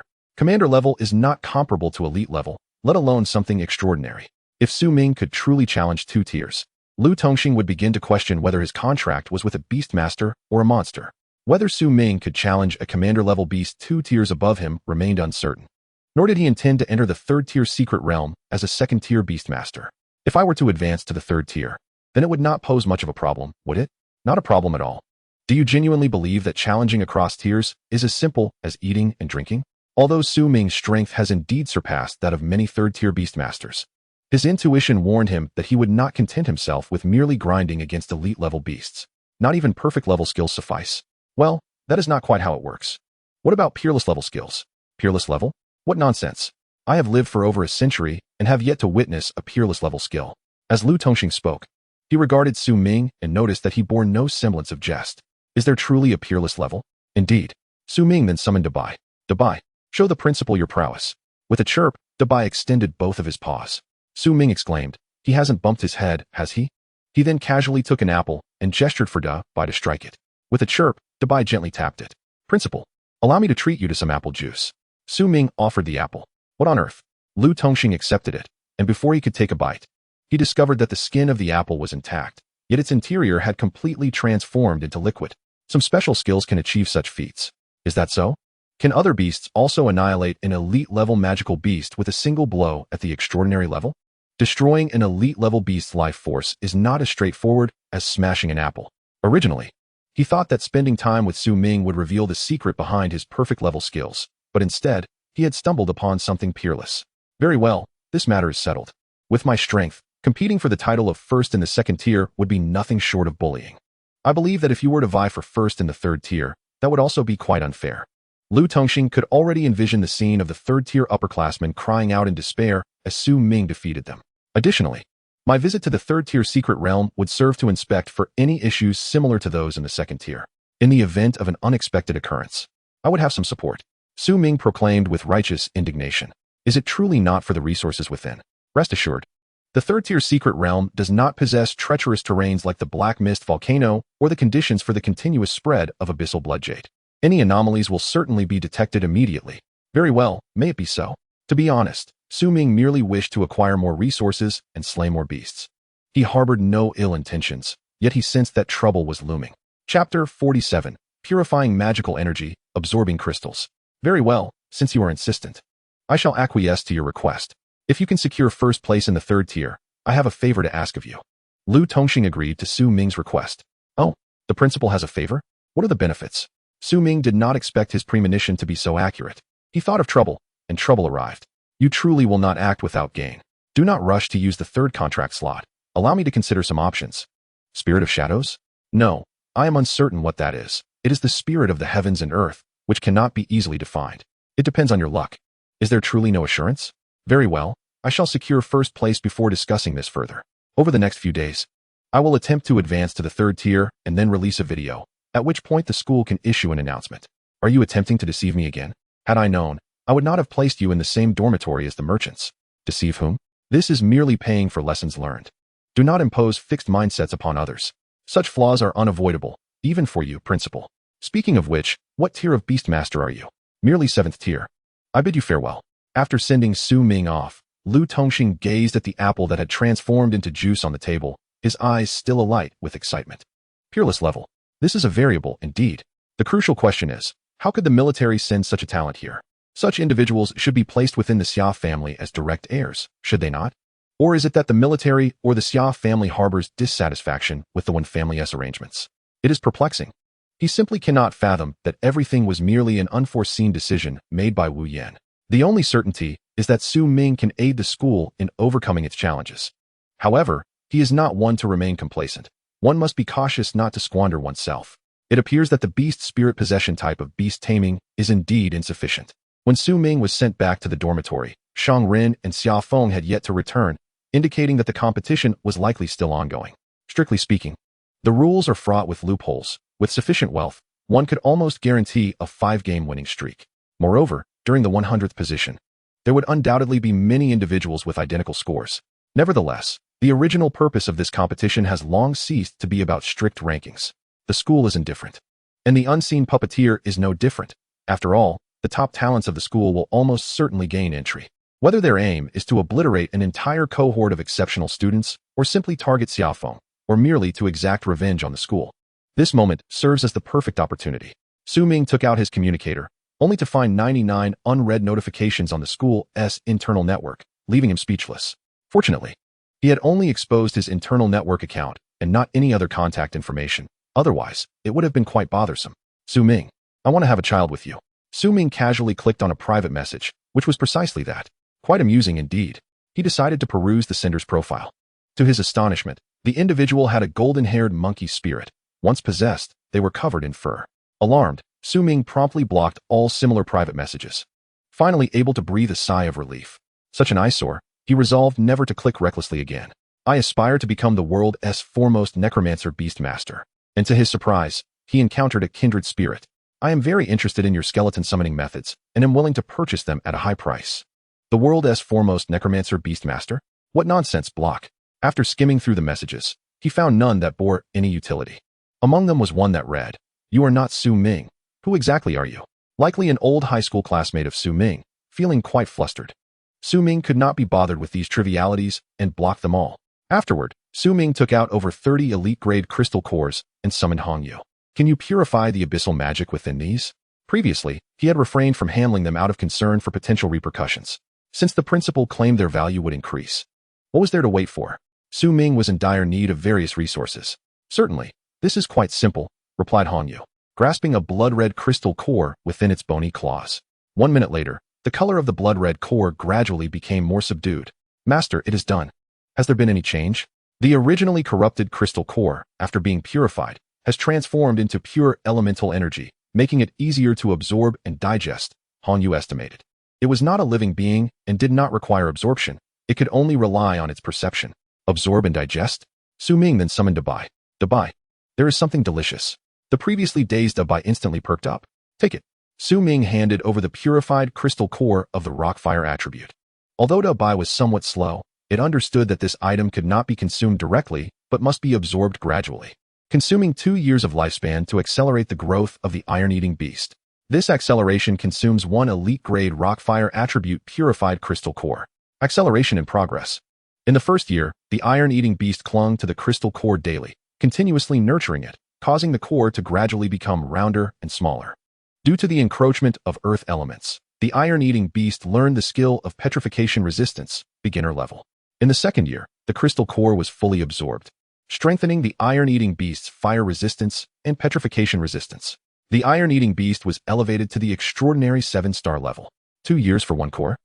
Ming was uncertain how long it would normally take to fully digest an elite-grade crystal core, though perhaps other auxiliary methods might yield greater efficiency. However, Ming had time, and time was all he needed.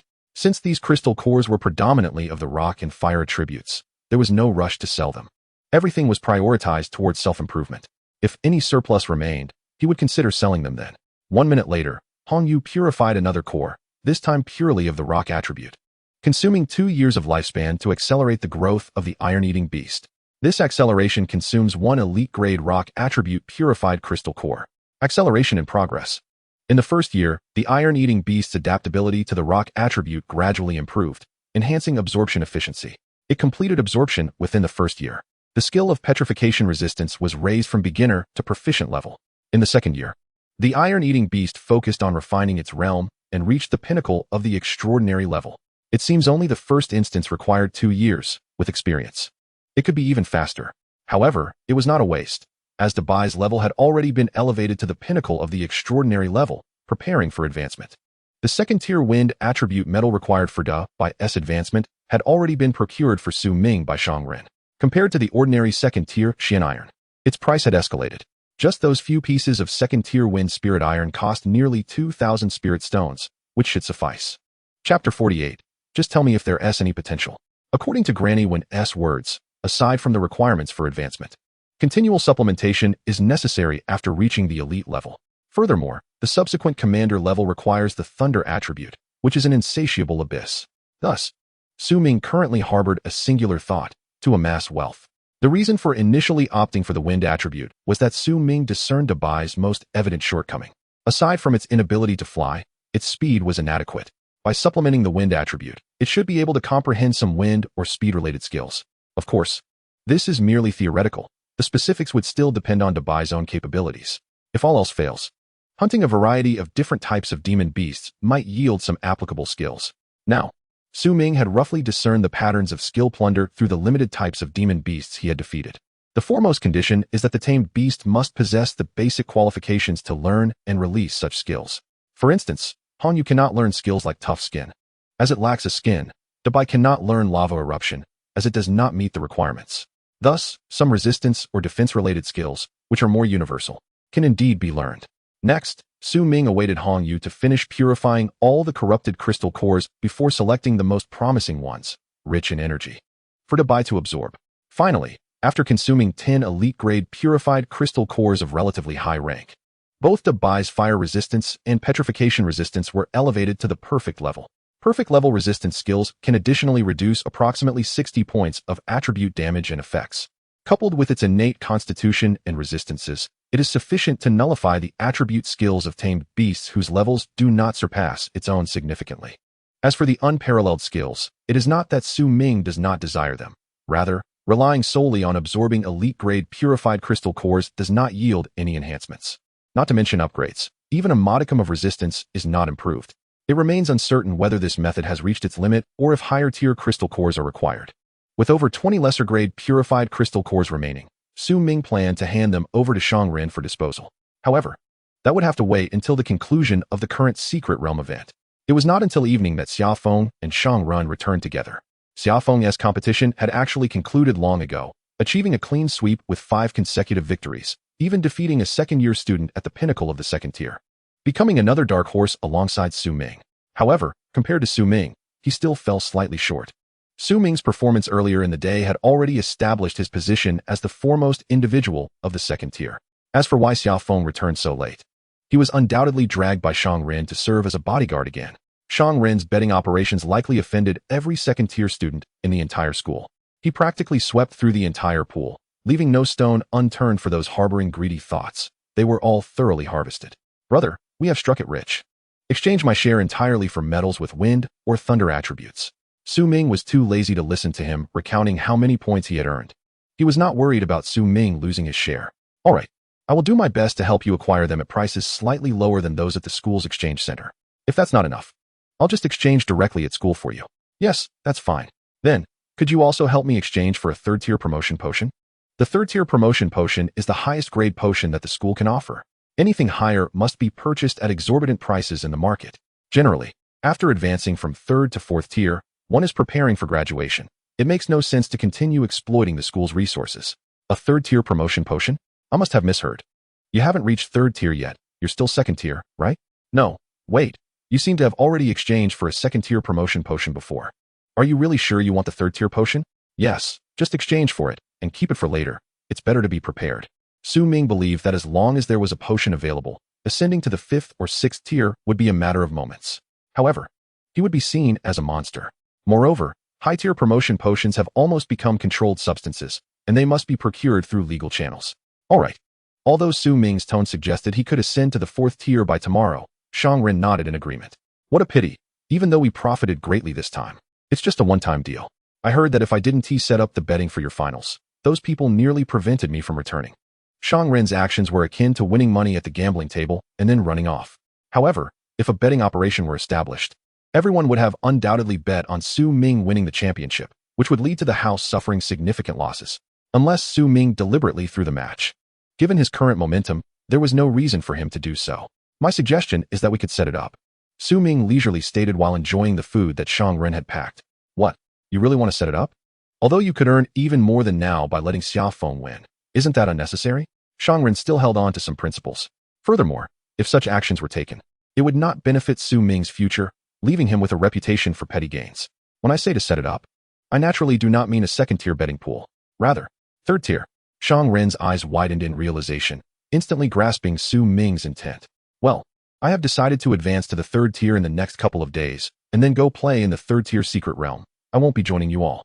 Ming's tone resembled that of a gifted student preparing to move on to university after just a month of high school. Goodbye, classmates. I'm off to university now. Wow, brother, you're incredible. I've never met anyone younger than me who is more impressive. Even those show-offs from the imperial capital can't compare to you, whether in strength or in swagger. Ming was speechless. Just tell me if there's any potential, alright? Anyway, I plan to post another video tomorrow, and then you know what comes next. Of course there's potential. Now, not only second and third tier students, but even fourth tier and those who have graduated might take notice. Unfortunately, time is a bit tight. No, if we only focus on earning points, that's too small a vision. If we're going to do this, let us go big. We need to earn points and spirit stones. Alright, I'll leave that to you. I'll just focus on driving all those third tier students out of the secret realm. Good, impressive. Ren gave a thumbs up. During the day, he hadn't participated in any matches to handle subsequent affairs, and he did not care about rankings at all. His ambition lay elsewhere. As long as he followed Ming, opportunities abounded, leaving him with more than enough to accomplish. By the way, take a look at this. Saying this, Ming produced a piece of abyss blood jade ore. What is this? It looks rather ominous. It seemed this wealthy fellow had little exposure to such dangerous items and was only familiar with the majority of valuable treasures. Even Xiaofeng, at this stage, had yet to encounter such things. This was quite normal. Typically, one wouldn't engage with such items without reason. Moreover, upon sensing it, one could tell it was harmful to the body. This is abyss blood jade. It possesses the ability to induce monstrous transformations in beasts, consuming vitality to awaken potential. Prolonged contact can be quite harmful to humans. So dangerous? Ren quickly stepped back a few paces. This guy was indeed somewhat cautious about his life. However, Xiaofeng took the initiative to step forward, even extending his hand to touch and sense it. Indeed, it is quite sinister. I have only encountered a few types of abyssal materials, and none have been this intense. Remember this aura. If you encounter it in the secret realm, keep your distance. If you find someone actively spreading this, deal with them immediately. Do not hesitate.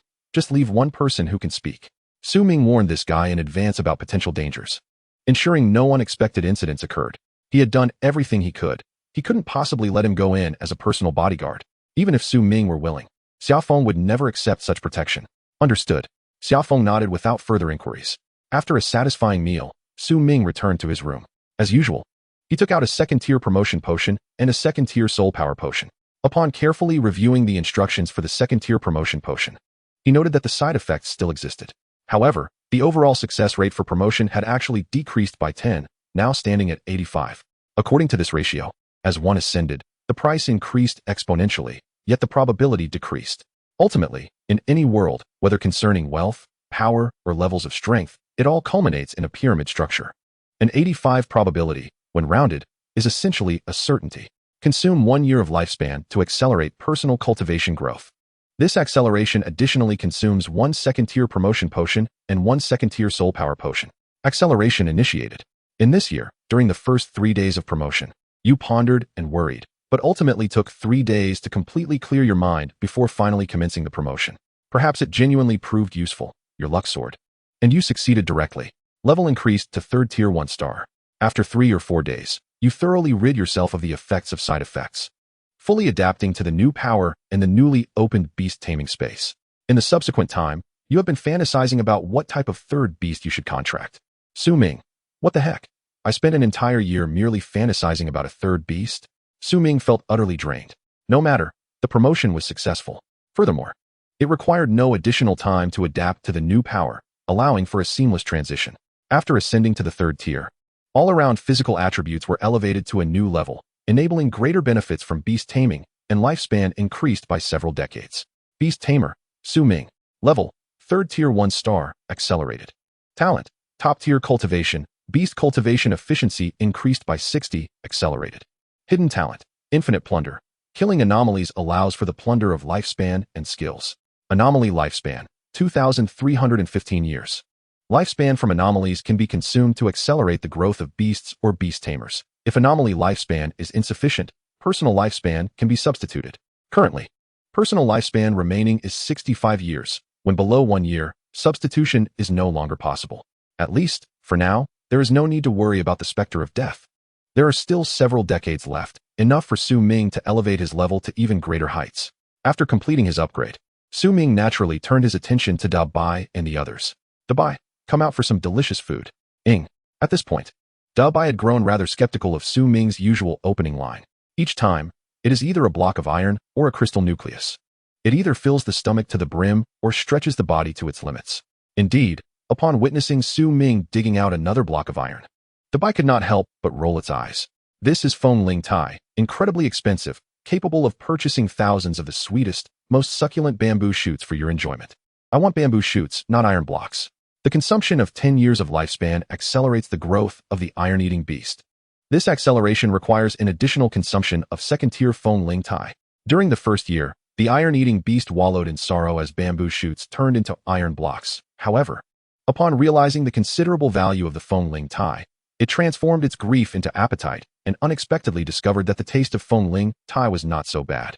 The Feng Ling Tai harmonized with the iron-eating beast's constitution, seamlessly integrating into its body during its advancement. In the second year, the iron-eating beast's meridians were nourished by the energy of the wind attribute, gaining wind affinity and increasing speed. The iron-eating beast comprehended the skill wind affinity, beginner level. By the 3rd year, the iron-eating beast had completely mastered the rhythm of the wind, successfully advancing to elite level 1 star.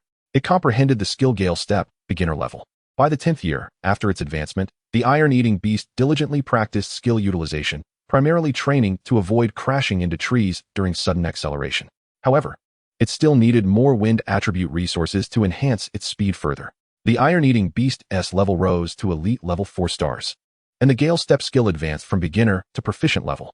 Su Ming's conjecture was indeed correct. Wind attribute metals provided speed enhancement, while thunder attribute, unsurprisingly, offered offensive power. However, Da Bai currently lacked an attack. Beast, iron-eating beast Da Bai, can accelerate. Level, elite 4 stars. Skills, perfect level cutie technique, supreme level bone transformation palm, perfect level iron head skill, perfect level copper skin and iron bones, perfect level gold steel transformation, perfect level flame resistance, perfect level petrification resistance, proficient level gale step, beginner level wind affinity, beginner level bone reinforcement, beginner level spear throwing. Loyalty, 100. The sheer number of skills already surpasses that of an average elite by 3 or 4 times, not to mention that most are perfect level, with one being supreme level, truly luxurious. Lastly, there is the significant consumer of lifespan, Hong Yu. However, every year of lifespan spent on Hong Yu could almost be transformed into immediate combat power, which is the most terrifying aspect. Once its own realm is pushed to the limit, it can command battles in the realm of the undead, expanding territories or accumulating more subordinate skeleton soldiers. In any case, every moment will not be wasted. It certainly will not be like Su Ming, who fantasized about a beast for an entire year. Hong Yu, put Da Bai away. Su Ming summoned Hong Yu along with its Lich command box. Recently, the Lich command box had been in a state akin to being sealed, depriving Hong Yu of its enhancements. However, all of that is in the past. It can now be unsealed. Congratulations, Master, on your successful advancement. Well, as I mentioned, advancement is not a difficult task for me. Now, I shall help you return to your peak. Since meeting the Master, every moment has been a new pinnacle for me. Indeed, that is the case. Chapter 50. Perfect. The consumption of 1,000 years of lifespan accelerates the growth process of the Blood Skeleton Summoner. This acceleration does not require the consumption of additional resources. Acceleration in progress. In the third year, the Blood Skeleton Summoner re-unsealed and refined its innate object, the Lich command box. Due to the Blood Skeleton Summoner being made from Abyss Blood Jade, the compatibility was exceptional, leading to a smooth advancement and resulting in some mutations. The Blood Skeleton Summoner advanced to Blood Lich, Elite Level 1 Star. Mastered skills, Blood Escape Technique, Beginner Level, Skeleton Creation Technique, Beginner Level. In the 252nd year, due to the extreme lack of cold and dark undead energy in this place, the Blood Lich's advancement was not rapid. It took over 200 years to reach the peak of Elite Level. Most of the time was spent exploring the mysteries of skills while commanding its subordinates to wage war in the undead realm. Skills. Blood Escape Technique advanced from beginner to perfect level. Skeleton Creation Technique advanced from beginner to proficient level. In the 456th year, the Blood Lich's influence in the undead realm had nearly reached that of a typical dominant undead lord, with its peak elite skeleton soldiers numbering 1,000. While other levels approached 20,000. This quantity seemed to be a limit. Any more would attract the attention of the undead lord. The Skeleton Creation Technique allows for the creation and transformation of skeleton soldiers. After a century of stagnation, the Blood Lich combined it with the Blood Puppet Technique. Comprehending the new skill Blood Skeleton Transformation Technique, perfect level, the Skeleton Creation Technique advanced to perfect level. In the 625th year, due to insufficient blood energy in this area. After transforming 100 elite skeleton soldiers, the Blood Lich shifted focus to research in other directions. The skill Blood Explosion Technique, perfect level, evolved into Blood Explosion Nova, perfect level. In the 801st year, the skill Skeleton Summoning Technique, perfect level, underwent a mutation, reducing the consumption for summoning skeleton soldiers transformed by the Blood Lich's blood energy to 1/3 of the original amount. In the 1000th year, during the remaining time, the Blood Lich explored methods for the next stage of advancement. Currently, there are two avenues. One is the bones of high-tier undead creatures, and the other is to continue down the path of Abyss Blood Jade. Acceleration completed. Master, your might rivals that of the divine. Upon completing the advancement, Hong Yu's bones became more lustrous, emanating a faint red glow, appearing from a distance like a figure cloaked in red robes. After consuming a millennium of unique lifespan, Su Ming still had over 1,000 years remaining. While it may not be entirely unspent, if used judiciously, it would certainly suffice for the time being. Moreover, Su Ming would soon venture into the third-tier secret realm, ready to reap a bountiful harvest. It was only with Hong Yu that Su Ming dared to recklessly expend a millennium as a unit. The consumption is vast, but the rewards are also substantial. Beast, Blood Lich Hong Yu, can accelerate. Level, Elite 9 stars peak. Skills, Skeleton Summoning Technique. Perfect level can summon up to 4 skeleton soldiers to serve simultaneously. When not explicitly designated, the types are random. Mutation Summon. When summoning transformed blood skeletons, up to 12 can be summoned simultaneously. Skeleton Creation Technique. Perfect level can use 1 or more skeleton soldiers' bones to transform into other forms of skeleton soldiers. Currently perfectly mastered. Skeleton Wolf, Bone Spike Bird, Skeletal Bat, Skeletal Swordsman. Blood Skeleton Transformation Technique. Perfect level perfectly transforms skeleton soldiers into blood skeleton soldiers, significantly enhancing their power. Perfect level Bone Reinforcement. Perfect level Bone Shield Technique. Perfect level Bone Spike Missile. Perfect level Blood Ignition Technique. Perfect level Blood Control Technique. Perfect level Blood Explosion Nova. Ignites the blood energy within a living organism or releases a mass of blood energy toward a target to explode. Perfect level Blood Puppet Technique. Perfect level Blood Escape Technique. Loyalty, 100. Perfect. After observing Hong Yu's attribute panel, Su Ming could only articulate 2 words to describe it. Perfect. If encountered in the wild, Su Ming would be at a loss on how to respond with only Dao Bai at his side. Even if Su Ming were to be equipped with 10 third-tier companions, it would be of little use. The most crucial aspect is that Hong Yu is immortal. Or rather, as long as the Lich's command box remains intact, the Lich will not perish. And Hong Yu's Lich command box has always existed within Su Ming's beast space. As long as Su Ming remains alive, The Blood Lich shall not die. Even if it takes a millennium for the Lich to resurrect after death, for Su Ming, it is not a matter of concern. Su Ming's inexhaustible lifespan, combined with the Lich's protracted growth process, culminates in the creation of a flawless beast master. With the newly mutated skeleton summoning technique, the conventional skeleton summoning is rendered almost obsolete, serving only as a supplementary force on rare occasions. After all, the prerequisite for summoning skeletons from the realm of the undead is to first contract some of them here before sending them back for training. The skeletons acquired from battles in the realm of the undead cannot be utilized directly. Nevertheless, this is of little consequence, as there are thousands of star-level elite troops that have signed summoning contracts with Hongyu. Among them, the most significant are undoubtedly the 100 modified blood skeletons. Whether they are the melee skeletal swordsmen, ranged skeletal archers, agile skeletal dire wolves, or the mounted skeletal knights, even including the flying unit, the skeletal bats. They epitomize a perfect configuration where one can form an army single-handedly. Although they are all elite level, possessing more than a dozen top-tier elite combatants as a third-tier beastmaster is absolutely overwhelming for peers. What is happening? Why has it suddenly become so cold? At this moment, Shang Ren's voice echoed from outside. Su Ming, are you alright? I'm fine. I just found it too warm and summoned my skeletons to cool down. You are impressive, but I didn't expect you to actually contract a Lich. By the way, is your Lich extraordinary? Haha, just average. Didn't you witness it during the day? Alright then, focus on your advancement, and leave the rest to me. After saying this, Shang Ren returned to his room. Little did he know, within just a few minutes, Su Ming and his beast had already completed their ascension. Furthermore, Hongyu had reached the pinnacle of this stage. Su Ming's primary task ahead would be to seek high-tier undead bones or blood energy or superior to the abyssal blood jade.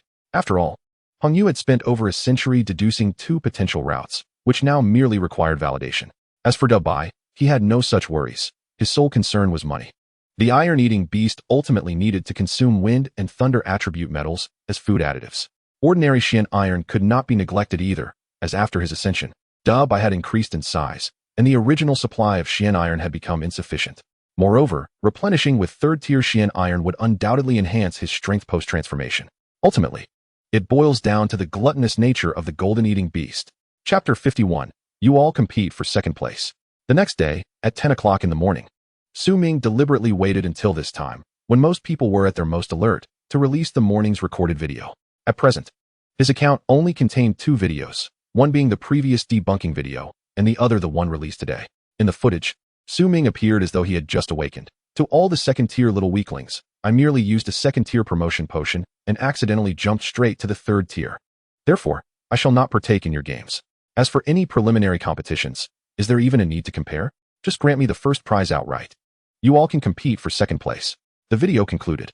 As a prominent figure in Tiannan Beastmaster Academy, the dynamics he posted instantly attracted the attention of many. Damn, what a beast. I used 3 second-tier promotion potions and still can't ascend. Hello, unlucky fellow. He's invincible at the second tier. What do you have to compare? Wait, he's at the third tier now.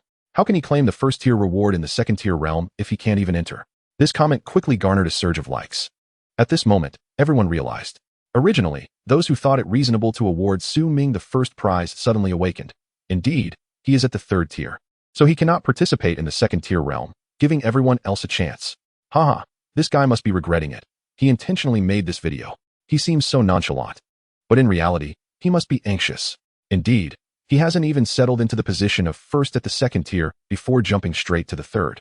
I'd be bewildered too. It seems he never anticipated achieving such success all at once. Judging by his demeanor, he must still be grappling with the side effects. How amusing. The fortunate yet tragic one. The comments section was filled with a joyous atmosphere, predominantly featuring second-tier students reveling in misfortune. Naturally, many hoped the school wouldn't genuinely award Su Ming the first prize. Although his first-place achievement at the second tier was evident, rules are rules. The competition is not over. And he cannot be granted the prize outright, as long as Su Ming does not compete for the second-tier rankings and rewards. Those he previously defeated at the pinnacle of the second tier would have their chance. The first place at the second tier holds significant honor and rewards, and many students have even delayed their advancement for half a year, awaiting such an opportunity. Some are eager to advance, while others weigh the pros and cons to maximize their benefits. Ultimately, it is merely a personal choice. Let him compete in the third-tier realm instead. At that moment, a flippant comment floated by. However, its intentions were exceedingly malicious. To send a freshly ascended third-tier beast master into the trials of a challenging third-tier realm is tantamount to sending him to his doom. Even with a team of allies, There is no guarantee of this novice's safety, especially in a free-for-all battle mode. The best outcome would be for him to surrender immediately upon entry to avoid suffering. The original first place at the second tier would instantly transform into the bottom of the third tier. The disparity in honor and rewards is vast. A gap that is indeed too great. A newly ascended third-tier Beastmaster, with the potion's side effects still unrelieved, would take at least a week before being able to advance their beasts. Naturally, no one believes that Su Ming's Lich is already preparing for an ascension to the leader level, having been in preparation for hundreds of years. Of course, alongside those reveling in misfortune, some of Su Ming's fans voiced opposition. Strong individuals never lack admirers, and they were enchanted by Su Ming's previous formidable displays, unwilling to see him fade away after his remarkable rise. Thus, within less than an hour, the comments section of this video transformed into a battleground. However, the majority of the comments urging Su Ming to enter the third-tier realm were orchestrated by Shang Ren's hired commenters. Otherwise, such intense fervor would not have materialized. After all, they are all students of the same school, mostly still innocent, and do not wish to put Su Ming in a difficult position. As long as Su Ming withdraws from the competition for the second-tier rankings and rewards, the rest is of no concern to them. Principal, this Su Ming. During a high-level school meeting, after confirming the specific preparations for the realm trials, someone finally raised Su Ming's situation. Originally, a mere second-tier newcomer was not worth discussion, but Su Ming's recent prominence had been too striking, exuding the aura of a new generation leader, attracting the attention of numerous teachers and leaders. However, Su Ming's sudden breakthrough presented a dilemma for some teachers. Logically, such a talented individual should be nurtured carefully, progressing amidst honors and invincibility. These teachers naturally do not wish to see a hard-earned genius falter. Yes, I have heard. Lu Tongxing's tone was calm, yet his heart was anything but serene. It is not surprising that Su Ming has been promoted to the third tier. What astonishes him is that the other party has followed through on their word, achieving this advancement overnight without any apparent preparation. Moreover, it seems that the lingering effects of previous experiences have been effortlessly resolved. Although Su Ming appears somewhat groggy in the video, an experienced observer can readily discern that he exhibits none of the characteristic aftereffects in his demeanor. Even Lu Tongxing dares not contemplate the possibility that this young man might have already reached the third tier in beast mastery. Since Su Ming cannot enter the second tier realm, let him proceed to the third tier realm as a lesson learned, an admonition against such recklessness in the future, Lu Tongxing casually decides. Upon hearing this, several deans and leaders show visible concern. Principal, I must object, one protests. Old G, what solution do you propose? Another counters. He is undoubtedly the foremost among the second-tier students. Rewarding him directly with first prize seems reasonable. However, the third-tier realm poses significant dangers for someone newly promoted. He should not enter. This remark prompts further dissent from other department heads. Principal G, that seems exceedingly unfair. Indeed, now that the rules have been set, we ought to adhere to them. Is the importance of rules greater than that of a genius, especially with the year-end approaching? Enough, old G. I've made my decision. Let's cease this discussion. A lesson now is far more prudent than falling into greater misfortune later. We have adequate protective measures in the third-tier realm to ensure his safety. He can merely pass through without delving deeply. Should an unfortunate incident occur, it would be his fate. We have witnessed many fallen geniuses over the years. Finally, Lu Tongxing's determination prevails, dismissing any further objections. Thus concludes the performance Su Ming was to participate in. Chapter 52, the third-tier realm and the disposable teleportation stone. Shortly thereafter, in the afternoon, the school issued an official announcement regarding Su Ming. In essence, it stated that the school's assessments are always conducted transparently and fairly, with no preordained first-place outcomes. In light of Su Ming's circumstances, he will not participate in the upcoming second-tier competition, but will instead enter the third-tier realm. Essentially, this means Su Ming will bypass the first round of competition and directly enter the top 100 of the third tier as a form of compensation. However, compared to the title of first in the second tier that Su Ming has forfeited, this small compensation is hardly worth mentioning. The announcement sparked immediate uproar. Previously only discussed in whispers, the school's actual implementation of such measures took many by surprise. Numerous students eagerly awaited Su Ming's next video, whether to express their grievances about the school's perceived unfairness or to hear him boast about conquering the third tier. They all hoped for some response from him. However, disappointment was inevitable. By nightfall, Su Ming seemed to have vanished, offering no replies or comments whatsoever. He spent the entire day in his dormitory, having posted his video without further concern for public opinion. Aside from discussing the intricacies of the third-tier realm with Shang Ren, he concentrated on gathering information about the dangers that lay within. The publicly accessible resources of the school indicated that the terrain of the third-tier realm is relatively straightforward. It consists primarily of a large landmass surrounded by mist. The land is divided into two main areas, the Jiaoing Forest and the Frost Plateau. The entrance to the realm is concealed at the boundary of these two regions. Based on known species of magical beasts, those below the elite level are negligible, while those above include the unicorn eagle, wind-blade sparrow, hundred vines tree spirit, frost sword-toothed tiger, icefield wolf, snowstorm bear, and snow sandworm, among others. Each of these species typically has at least one leader-level beast overseeing a small territory. Historically, students at the third tier who ventured into this realm would be fortunate to last 3 days, and their objectives were seldom centered on hunting. Rather, they sought valuable materials amidst the beast-infested wilderness. After all, each elite-level magical beast is part of a larger population, often under the protection of a leader-level creature. Despite some protective measures within the third-tier realm, they were not inclined to court danger. Ming pondered these details. If anything like abyssal bloodjade were introduced here, it would likely yield no results. The aura of the abyss is the foremost enemy of all living beings, and the leader-level beasts possess considerable intelligence, making them unlikely to fall for such traps. As for the area around the Black Mist volcano, it merely benefits from favorable geographic conditions. While there may be no concern regarding abyssal demons, Ming would not let his guard down. He sought to acquire all necessary information meticulously. Given that there were schemes laid out even in the second-tier realm, who could assure him that the third-tier realm would be devoid of issues? Furthermore, for Ming, the dangers might not solely stem from the magical beasts within the realm, but could equally arise from fellow beast masters. In a dimly lit room, an individual engaged in remote communication.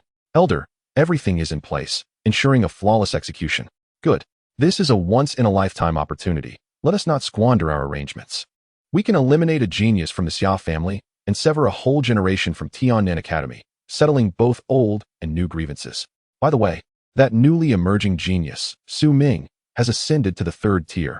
It is unfortunate he evaded this calamity. No matter, others will take care of him. Understood. The next batch of demon-suppressing pills will be delivered to you on time. For the time being, maintain silence and refrain from initiating contact. Yes, thank you, Elder. The following day, at 9 in the morning, the top 100 from each tier convened in different halls of the realm. However, the actual number did not strictly adhere to 100, as some with identical scores were grouped together. There may even be some spies planted by the city guards among them. It was essentially a mixed assembly. Moreover, at the entrance to the third-tier realm, there was also an alternate student.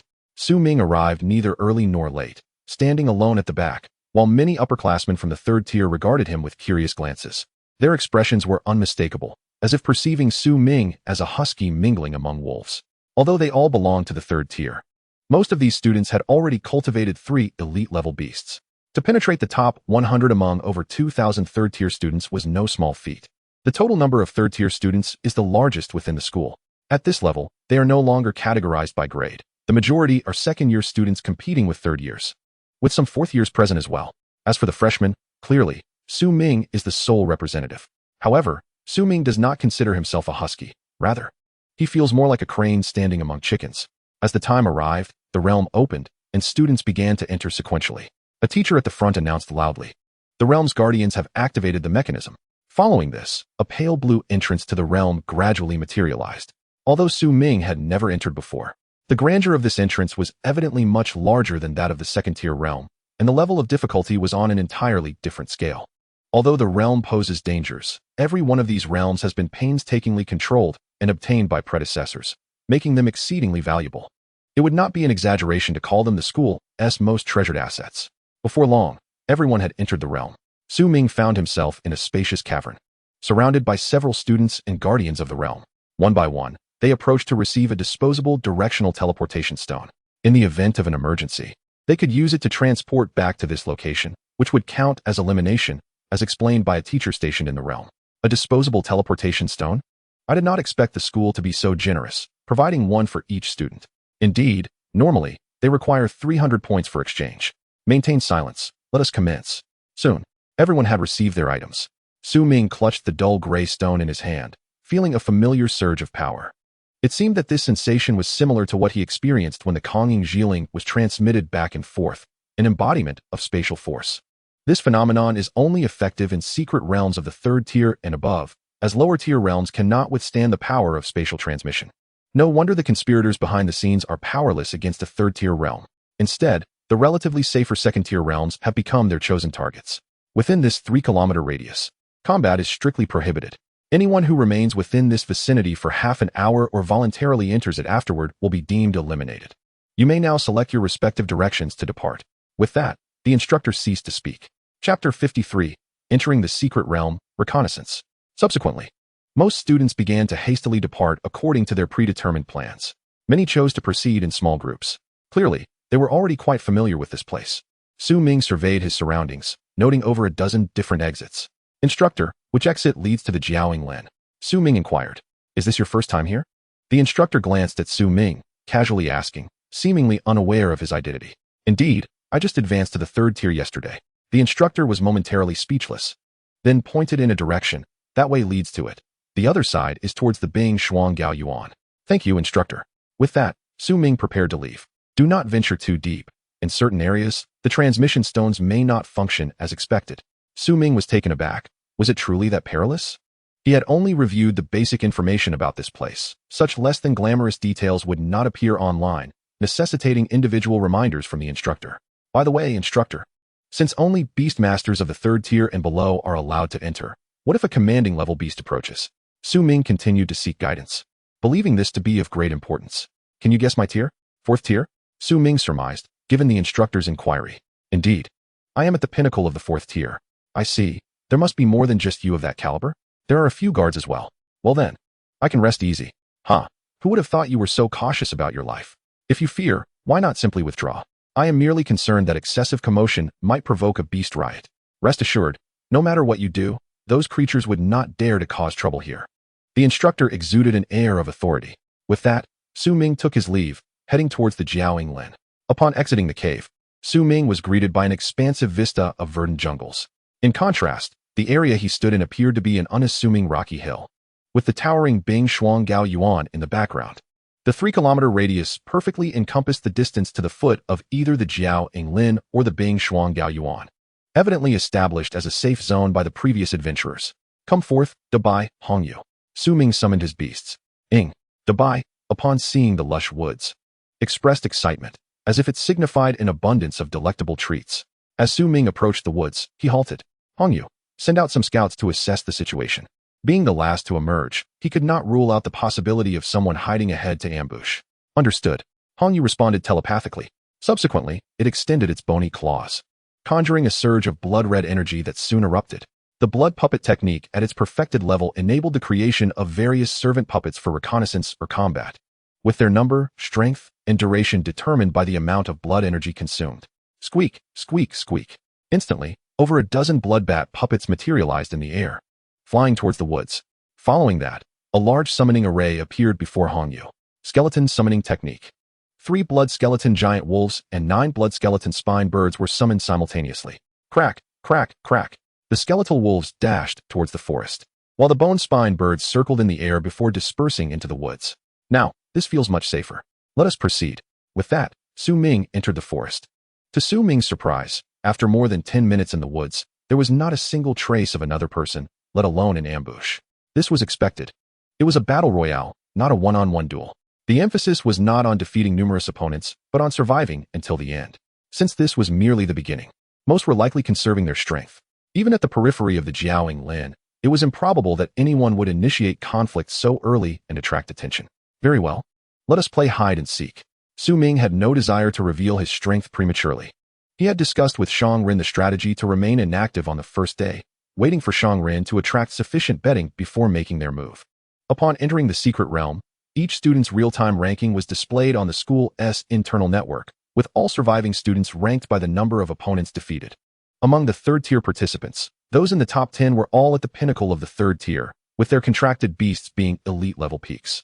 The well-recognized favorites typically had odds around 1, 12, 14. To entice betting, Shang Ren had inflated everyone's odds by over 50. The effect was immediate, with a surge of individuals wagering spirit stones or points. To onlookers, it seemed like a loss-making venture, risking lives for business. As for the second-tier betting, Shang Ren had already deemed it unworthy, as anyone knowledgeable could see Xiaofeng's prowess, with odds plummeting to 111. Eliminated a 6-star carnivorous plant at the initiation level. stealing 6 years of lifespan from the variant. Eliminated an 8-star green bone snake at the extraordinary level, stealing 18 years of lifespan from the variant. Acquired the skill poison resistance, iron-eating beast, blood lich has already automatically comprehended it.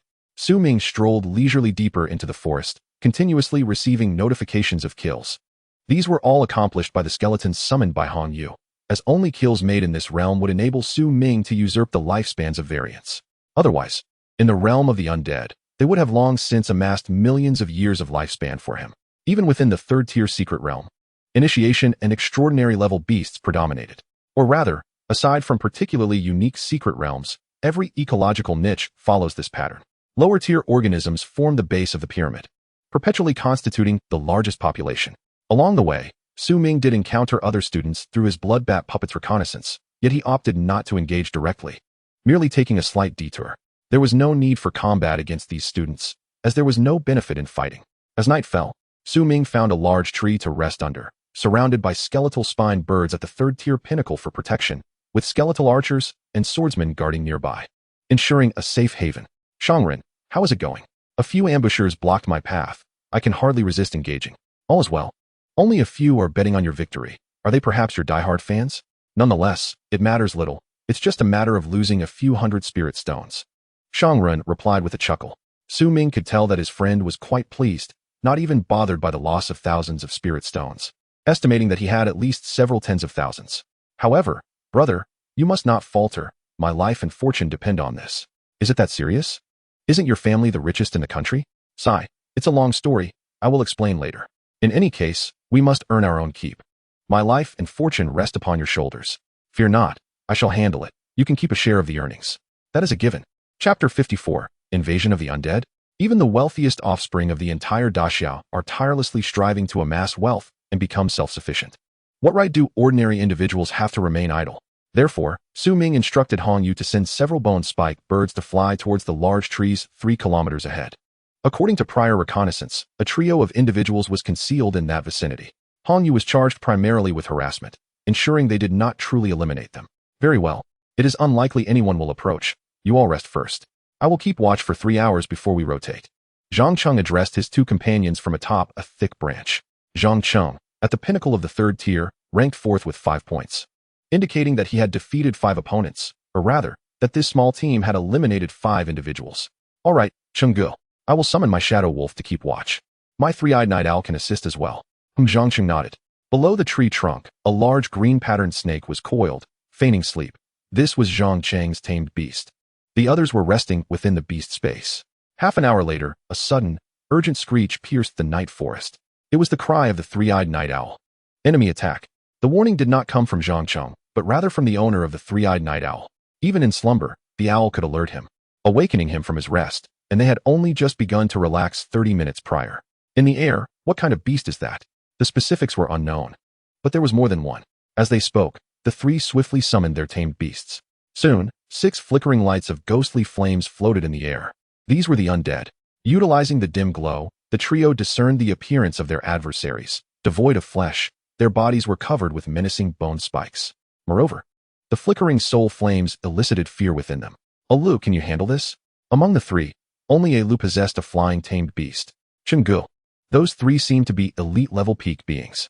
Alu replied, his face filled with despair. Furthermore, the 3-eyed night owl was not adept at combat, but rather focused on support and reconnaissance.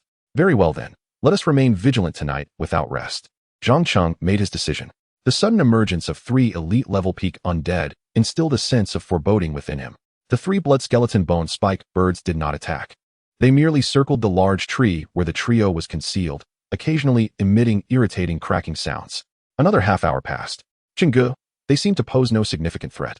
No sooner had the words left his mouth than a howl erupted. What happened? Chenggu, my shadow wolf has sustained severe injuries. How could that be in such a short time? They can shoot bone spikes directly at my shadow wolf's rear.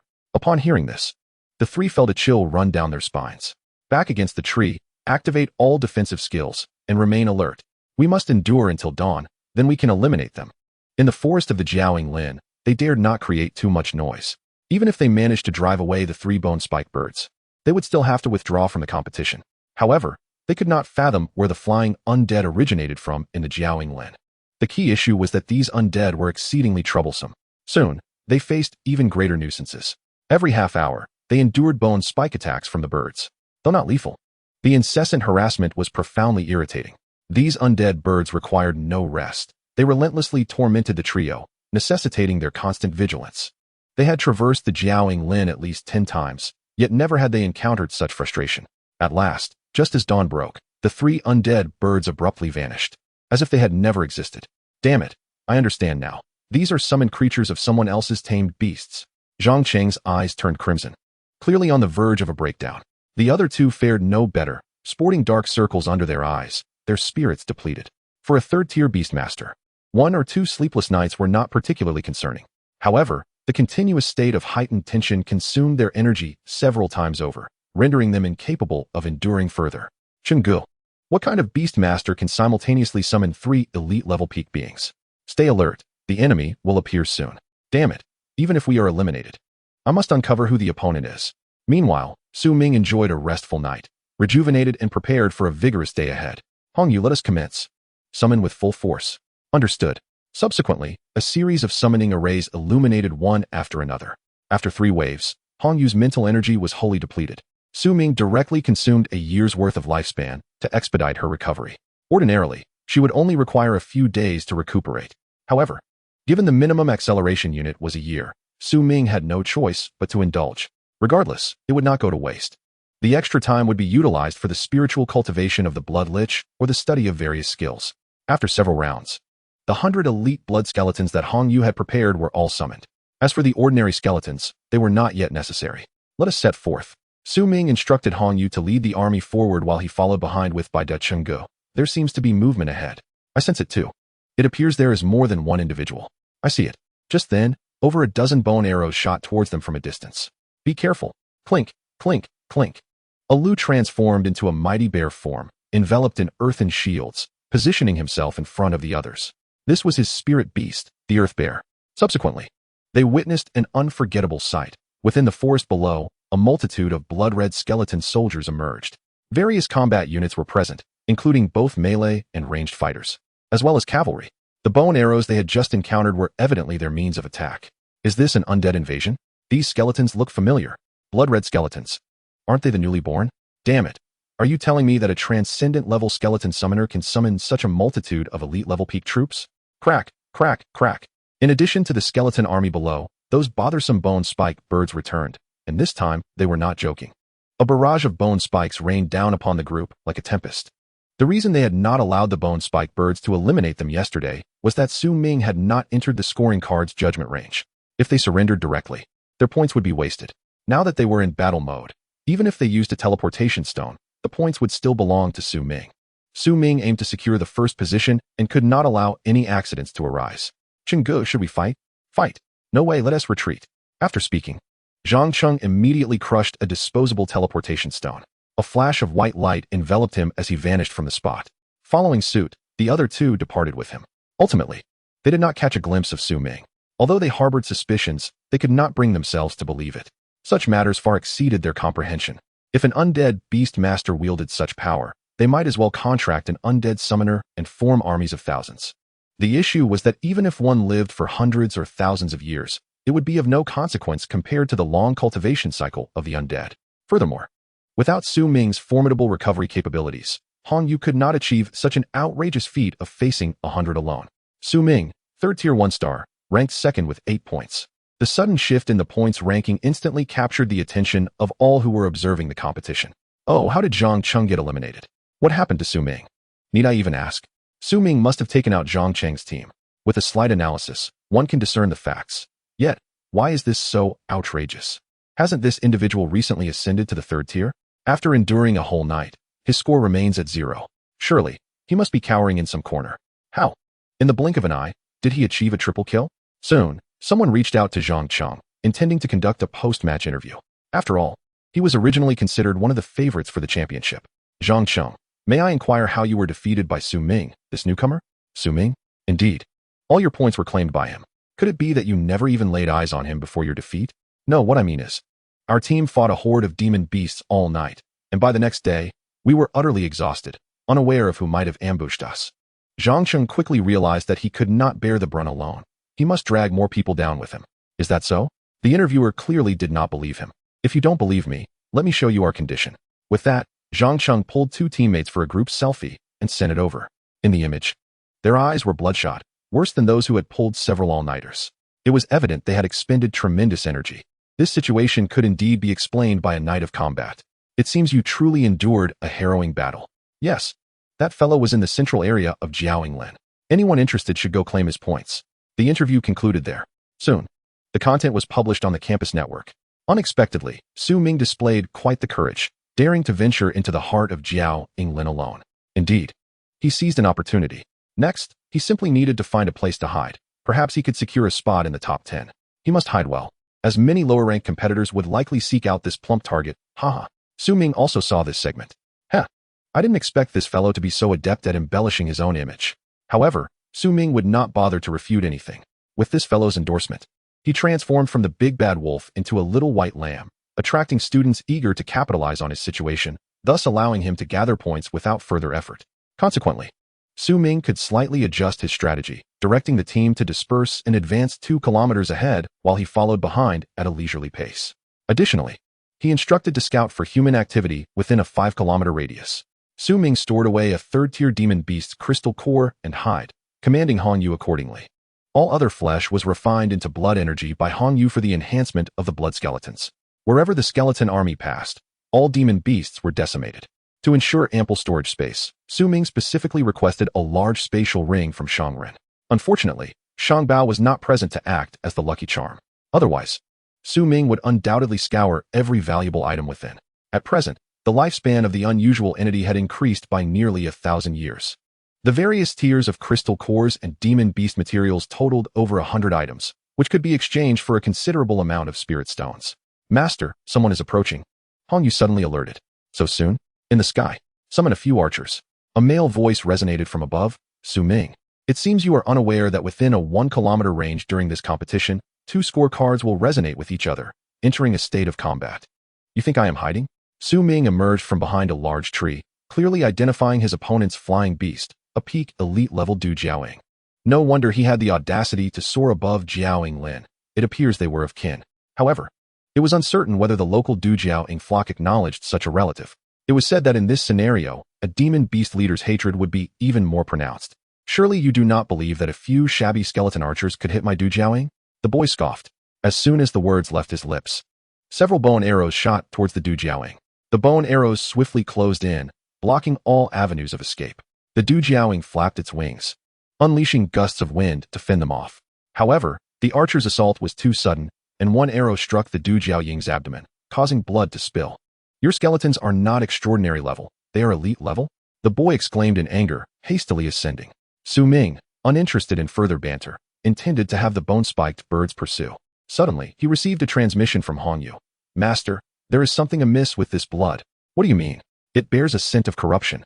However, it is not as potent as that of the previous demon beasts, and most people would hardly sense it. Oh, no wonder he is so eager. It appears he is directly targeting me, not for points. What level my beast is does not matter. What matters is, my friend, you have exposed yourself. Ming declared loudly. What are you saying? The boy, preparing to seek a safe place to heal his Du Jiaoying, questioned warily. I said, your Du Jiaoying has been tainted by the abyssal aura. Clearly, you are one of them, right? As for what them referred to, Ming had no clue. But there was certainly a hidden organization behind it. You speak nonsense. The boy was evidently flustered, struggling to maintain his composure. Ming needed no evidence. Even a mere report could suffice. Some matters might escape the perception of the average person, but they could not withstand close scrutiny. Chapter 56. TNMDN. I say, you are colluding with the abyss. Is that clear enough? You rushed over here to hunt me down? Ming laid everything bare without reservation. The boy's complexion fluctuated between red and white, clearly at a loss. He was only at the 3rd tier. In the organization, he was likely just an outer member. Ming's words severed his escape route, presenting a life-or-death confrontation. TNMDN. At that moment, a voice from Ming's communicator echoed, Lu Tongxing. Ming, the crafty one, had already dialed the principal's number. Principal, you must have heard this. This fellow is unable to refute, which surely implies acquiescence. Ning Zhuo, peak 3rd tier. Flying system. A local from Tiannan City. I will notify the city guard to investigate. No, I am innocent. When I contracted this Du Jiaoying egg, It was already contaminated, and I too was infected by the demonic energy. If I do not obey them, I will become useless. In the air, Ning Zhuo appeared frantic, continuously defending himself. He must come forward for investigation. Any resistance may result in execution. Lu Tongxing's words plunged Ning Zhuo into despair. Although he claimed it was coercion, some actions, once taken, could not be undone. Hey, buddy, you heard that. The principal has spoken. You should hurry off to where it is cool. And do leave your points behind. Haha. Su Ming's mocking voice rang out inappropriately. It's your fault. It's all your fault. With that, Ning Zhuo summoned another flying beast, replacing the Du Jiaoying. As for the Du Jiaoying, he commanded it to charge at Su Ming, intending to ram him. Unaware of your own peril. With the principal's orders permitting lethal force, Su Ming would naturally show no mercy. Hongyu, Su Ming commanded. And Hongyu unleashed a long strand of blood energy, extending to the Du Jiaoying. Blood control technique. Subsequently, the Du Jiaoying became a puppet, maneuvered by Hongyu in the air. It turned its head towards Ning Zhuo. Du Jiaoying awakened. Another flying beast attempted to sever the blood thread with its claws, but to no avail.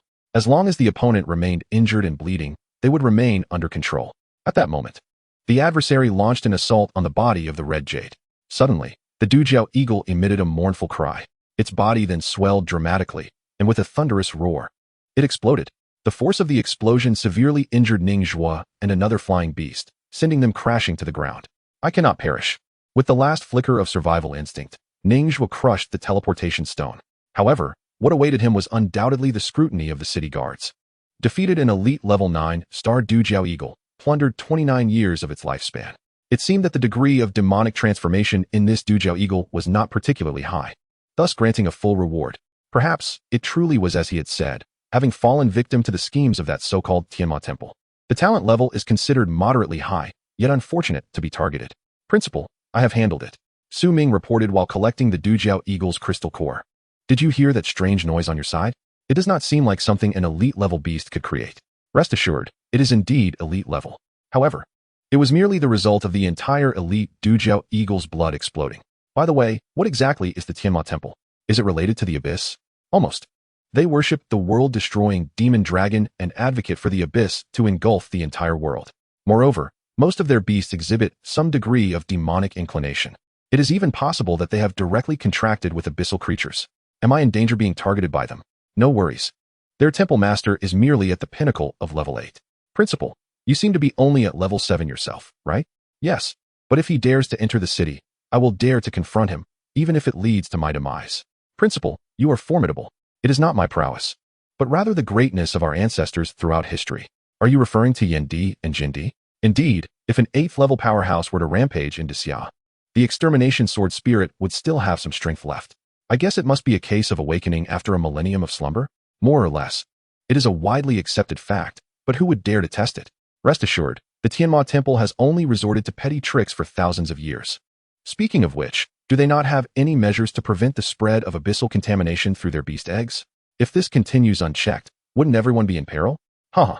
First of all, such beast eggs are quite precious to the Tianma temple. They do not simply discard them for others to pick up. Secondly, even if one contracts a contaminated beast, it is not as severe as Ning Zhuo claims. If he were willing to pay a price, there is hope for restoration. But alas, in any case, be cautious. Do not casually contract beasts of unknown origins. All right. With that, Su Ming hung up. Upon checking his score, it had reached 12 points. Apart from his own single point, Ning Zhuo had also earned an additional 3 points, all of which now belonged to Su Ming. However, even with this, Su Ming was still not in first place. The top position was occupied by Fang Ya, a peak level 3, with 15 points. Su Ming had vaguely heard Shang Rin analyze her. She was recognized as the best among level 3s and seemed capable of challenging leader-level monsters. Ning Zhuo's exit did not attract much attention. However, Su Ming's score increase left many in a state of bewilderment. What is going on with this fellow? Is it just luck once or twice? Nevertheless, some skeptics continued to approach, even forming temporary teams. Rather than becoming an unwitting stepping stone for others, they preferred to take a gamble. As for Fang Ya, they dared not challenge her. After all, Su Ming was merely a newly promoted level 3. Surely he couldn't be that formidable, right? Thus, they were indeed witness to Su Ming soaring. He stood atop a skeletal bird, actively welcoming their arrival. This undead creature was crafted by Hongyu according to Su Ming's vision, covered entirely in dense bones, unlike other skeletal beings which appeared frail. There was no way around it. Su Ming found those spiked bone birds too uncomfortable. This skeletal creation, which Su Ming tentatively named the Hai Gu Peng Miao, possessed almost no combat power and could only fly. Additionally, its hollow chest could transport other skeletal soldiers. Are you here to find me? Standing on the skeletal bird, Su Ming gazed down at them. What on earth is this? Dude, you've created something out of the ordinary. Some individuals conversed with Su Ming, while others began filming with their phones. A few even prepared to attack. Chapter 57, One-on-one or Group Fight. Enough small talk. Do you wish to duel or engage in a group fight? Su Ming had no desire to waste time.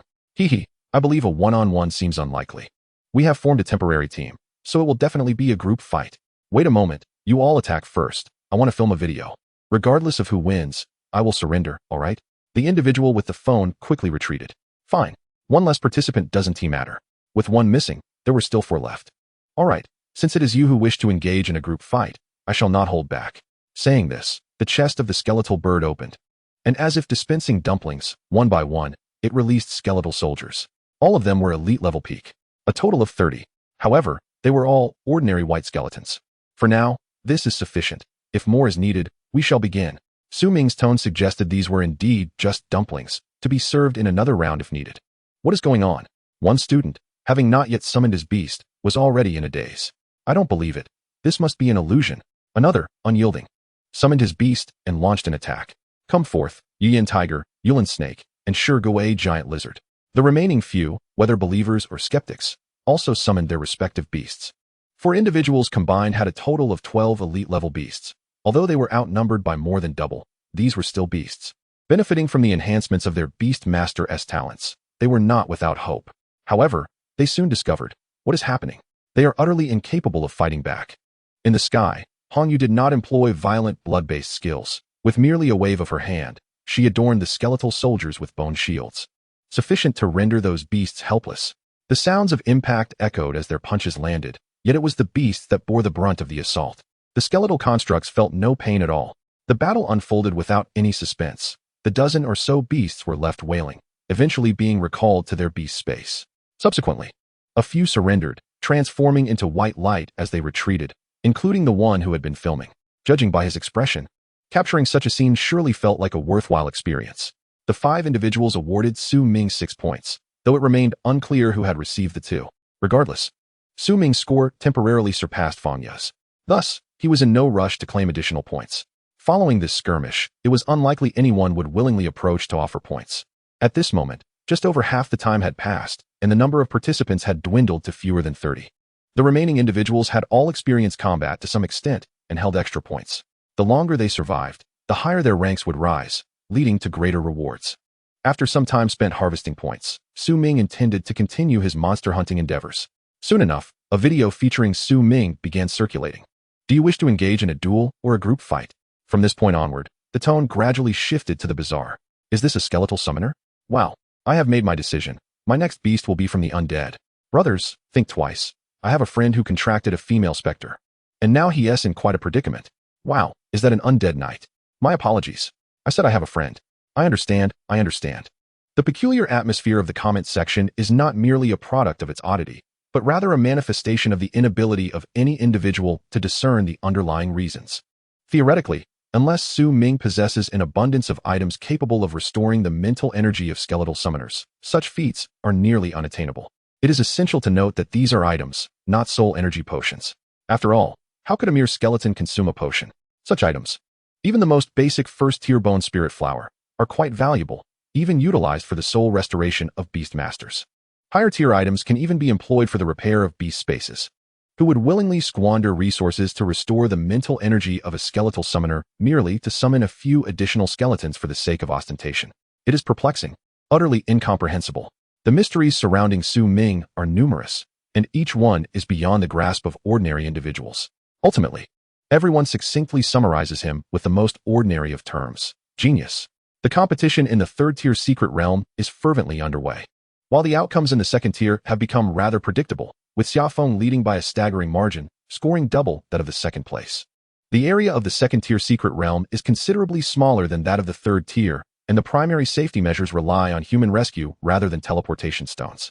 Consequently, upon entering the secret realm, most students seek a concealed spot to lie low, engaging in minimal skirmishes if necessary. Xiaofeng, however, does not venture too deeply.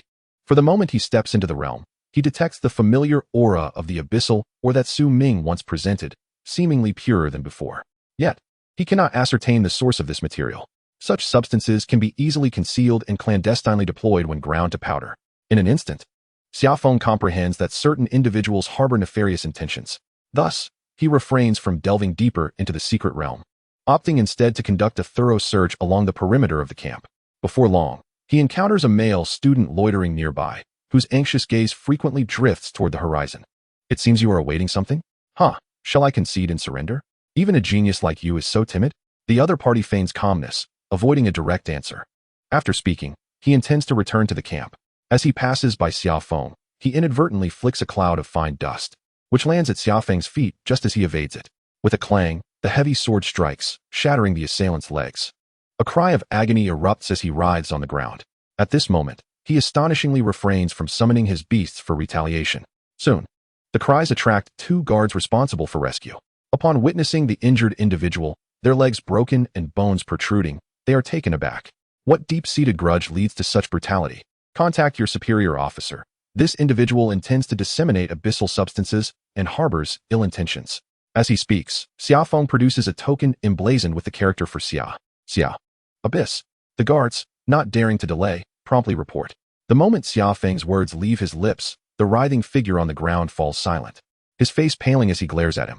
His certainty suggests he anticipated this outcome. This is absurd. Wasn't this supposed to be a straightforward task? Just sprinkle some dust at the entrance of the secret realm for success, and sprinkling it on Xiaofeng would yield exceptional results. After all this time, nothing has transpired. After handing over this minor troublemaker to the authorities, Xiaofeng continues his meticulous search, resulting in a steady increase in his points, akin to traversing the secret realm. The others merely need to focus on hiding. Chapter 58. Collusion with the Heavenly Demon Palace, 1-on-1. While the secret realm examination proceeds, investigations targeting the Heavenly Demon Palace are concurrently underway. Commanded personally by General Xia Wushang of the Tiannan Military District, the City Guard and the Tiannan Vanguard act in unison, one faction handling internal matters within the city, including inspections of Tiannan Academy and the City Guard, while the other seeks to uncover hidden strongholds of the Heavenly Demon Palace beyond the city limits. Old Zhao, you've been at the academy for decades, yet you never take the initiative to chat with me. Lu Tongxing pours tea for the two. If the principal has something to discuss, let us get to the point. I have other matters in my department. Director Zhao, you truly prioritize your students. Thus, I shall be direct. Why collude with the Heavenly Demon Palace to harm your own students? What are you saying, Principal? Colluding with the Heavenly Demon Palace? Ridiculous. Upon leaving my office, you will be subjected to a personal interrogation by General Xia Wushang. Given the current situation, what is there left to conceal? You. Director Zhao's face flushes red, genuinely feeling wronged. Old Jing, do you have nothing to say? The victor writes history. Since you have been ensnared, I have no words. Over the years, how many tainted students have passed through my hands? You can investigate that on your own. Haha. Old Zhang, if I am not mistaken, your family perished in the beast riots orchestrated by the Heavenly Demon Palace, did they not? They merely ventured to the abyssal realm. Once this place transforms into the abyss, they will return. As he speaks, a wave of abyssal energy begins to emanate from Old Zhang, causing him to lapse into incoherence. A flicker of sorrow crosses Lu Tongxing's eyes. Old Zhang, you are indeed a pawn of the Heavenly Demon Palace? At this moment, Director Zhao realizes the gravity of the situation. His astonishment is unmistakably genuine, and he hastily distances himself from Old Zhang. So you truly are not. I am not. I was merely utilized by him. Director Zhao hastily denies it. Nonsense. The Heavenly Demon Palace is akin to rats in the sewer. Who would ally with them? Very well. It appears you are simply a fool who has sought refuge with the imperial capital. Having said this, Lu Tongxing does not wait for their reaction and directly restrains both individuals, delivering them to the Tiannan Military District for military interrogation. This is merely the tip of the iceberg revealed by the school's investigations. Henceforth, all connected individuals will undergo rigorous scrutiny. Although the Heavenly Demon Palace may wreak havoc in the surrounding nations of the Xia Kingdom, within the Xia Kingdom, they are akin to vermin, unable to withstand the light. On the surface, the outside world appears tranquil, yet beneath, turbulent currents swirl. As for the secret realm, it truly is a maelstrom of chaos. Su Ming sits atop the skeletal rock, flanked by Dao Bai and Hong Yu, while below him lies an elite skeletal army of over 1,000, led by 200 blood skeletons. Surrounding them are dozens of bone spike birds and skeletal bats serving as guards. In a single day, Su Ming sweeps through this domain like a locust swarm, causing the beast clans to wail in despair. Even the commanding beasts retreat in fear, leading their clans to flee. Su Ming's anomalous lifespan skyrockets to 10,000 years, accompanied by countless resources. Meanwhile, Hong Yu seizes the opportunity to utilize the absorbed blood energy to further enhance 100 blood skeleton warriors. However, Su Ming discovers a significant drawback. The movement speed of the skeletal warriors remains excessively slow, particularly in forested terrain, severely limiting their effectiveness. Initially, he intended to raid the lair of the Unicorn Eagle's leader, yet the adversary escaped too swiftly. Only a few elite minions fell to the arrows of his skeletal archers before the entire clan was ordered to migrate, proving quite elusive. The same applies to the Gale Sparrow clan, which is even swifter than the Unicorn Eagle. A single individual may command respect, yet ultimately, it is the cutting-edge combat power that proves decisive. Su Ming's understanding of this principle remains unwavering. Upon returning, he will acquire resources, marking the time for Dabai's accelerated development. During this period, aside from his anomalous lifespan, he has also plundered numerous skills, including resistance to binding, wood-type resistance, and mire resistance, among others. In summary, it is better than nothing, though currently at an elementary level. As he sweeps through the Horned Eagle Forest from one end to the other, achieving a direct passage, he prepares to head home when he suddenly receives a call from Shangren. "Brother, only half a day remains. Stop playing around. Rest assured, I am well aware." "It is Fangya, correct? I shall confront her immediately." "That is reassuring. I thought you were being overly sentimental." "How could that be?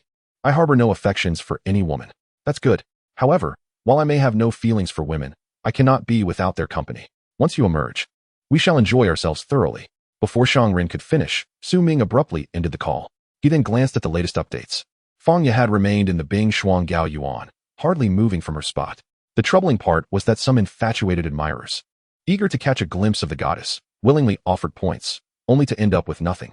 Su Ming scoffed at this. "Now, let us see how I shall dominate your goddess." Exceptional women must be conquered by strength. Su Ming held little interest in conquering Fangya. His sole desire was her points. Otherwise, he would feel remorse for Shangren's potential bankruptcy. After confirming his direction, Su Ming instructed Hong Yu to return the skeletal army to the realm of the undead, while he himself flew towards the Bing Shuang Gao Yuan with his aerial troops. Fortunately, this was the deepest part of Jiaoing Lin, where no other students could witness the skeletal army, lest they be driven to madness. Locating someone in the Bing Shuang Gao Yuan was far easier than in Jiaoing Lin.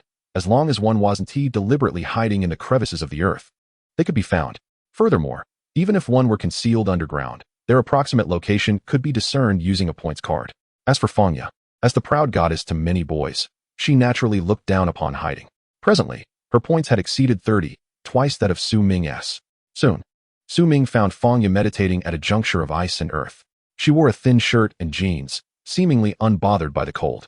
In contrast, Su Ming had dutifully added a thicker layer of clothing. "You've arrived. Were you waiting for me?" "Not exactly. I merely anticipated your challenge. It's a pity I'm too lazy to navigate the woods. Otherwise, I would have sought you out." "Well then, do you prefer a one-on-one duel or a brawl?" Fangya fell silent. She had seen Su Ming's infamous video. Should she opt for a brawl, at least 30 formidable skeletons would descend upon her in a relentless assault. One-on-one. With that, Fangya rose. She was not very tall, exuding a delicate charm. "I possess dual affinities in ice and rock. My combat prowess rivals that of a leader-class monster, so be cautious." Apparently, to avoid taking advantage of Su Ming, Fangya proactively stated. Chapter 59, You Have Won. The assessment concludes. "Very well, let us commence." Saying this, Su Ming unceremoniously dropped Dabai from the air. "Ing." Dabai bounced twice before stabilizing. So adorable. A fleeting heart shape appeared in Fangya's eyes, but she quickly regained her focus. Battle awaited. "Arise, Long Jiao Bingshi. Roar. Are your other beasts not joining the fray?" A pure white spider rested upon Fangya's shoulder. "No, did you not say it was a one-on-one? All right then." Su Ming intended for Dabai to challenge her entire group. However, since Fangya had stated her preference, Su Ming saw no need to argue further. Fairness had been established. The battle commenced. The Long Jiao Bingshi boasted a coat of white fur, with 2 twisted, earthy horns. It unleashed a breath, instantly encasing the ground before it in a thick layer of ice, moving as if on solid ground. "Dabai, do as you see fit. But do not be too ruthless." Dabai nodded in understanding. Golden steel, transformation. Gale steps. Iron head technique. In an instant, Dabai transformed into a shadow of wind, charging toward the Long Jiao Bingshi. What incredible speed. Fangya was taken aback. Based on previous intelligence, this iron-eating beast should not possess such swiftness. The beast reacted swiftly, ice shield, ice tornado, ice gale. However, Dubai had an affinity for wind, and even against the gale, its speed hardly diminished. Yet, the icy terrain undeniably impacted its velocity. Bang! The ice shield shattered, and both Dubai and the long Jiao Bingshe were pushed back several meters. Mud trap. Rock spike. At that moment, a yellowish light flickered from the long Jiao Bingshe's horn. If ice was ineffective, then rock should suffice. In past confrontations, this long Jiao Bingshe had proven capable of taking on 3 foes alone. Its repertoire included offense, defense, and terrain control, and it wielded dual affinities. Yet, against Dubai, it had encountered its nemesis. Dubai possessed ample defense and various resistances, excelling in both endurance and offense. The rock spike catapulted Dubai into the air, yet it sustained little damage before delivering a powerful strike from above. Oof! Despite the ice shield and rock armor adorning the long Jiao Bingshe, it could not withstand the blow, letting out a mournful cry before collapsing unconscious. You have won. Fanya recalled the long Jiao Bingshe, casting a deep gaze at Su Ming before shattering the teleportation stone and departing. Upon her exit, Su Ming's points surged exponentially, surpassing the combined total of all others. This caused an uproar outside. What on earth happened to my goddess Fanya? There must be foul play. Foul play indeed. Can you withstand the assault of over 30 peak third-tier beings? Regardless of the commotion outside, with the assessment nearing its conclusion, Su Ming commenced his sweep of the Bing Shuang Gao Yuan, eliminated elite level 3-star Ice Plains Wolf, plundering 23 years of alien lifespan. Acquired skill, Ice Resistance, Iron-Eating Beast, and Blood Skeleton have automatically comprehended. Eliminated elite level 5-star Snowstorm Bear, plundering 25 years of alien lifespan. Acquired skill, Severe Cold Resistance, Iron-Eating Beast, and Blood Skeleton have automatically comprehended. Eliminated extraordinary level 8-star Frost Snow Rabbit, plundering 18 years of alien lifespan. Su Ming, employing superior tactics against inferior foes, commanded 7 or 8 blood skeleton archers on the back of a skeletal rock to rain down arrows, leading to the instant demise of elite-level monsters. Thus, a familiar scene unfolded again, as countless snow mountain beasts were driven down the slopes. With only an hour remaining, the teacher Su Ming had encountered previously approached on a unicorn, gazing at him with a complex expression. Cease your actions. At last, he recalled the situation Su Ming had previously worried about.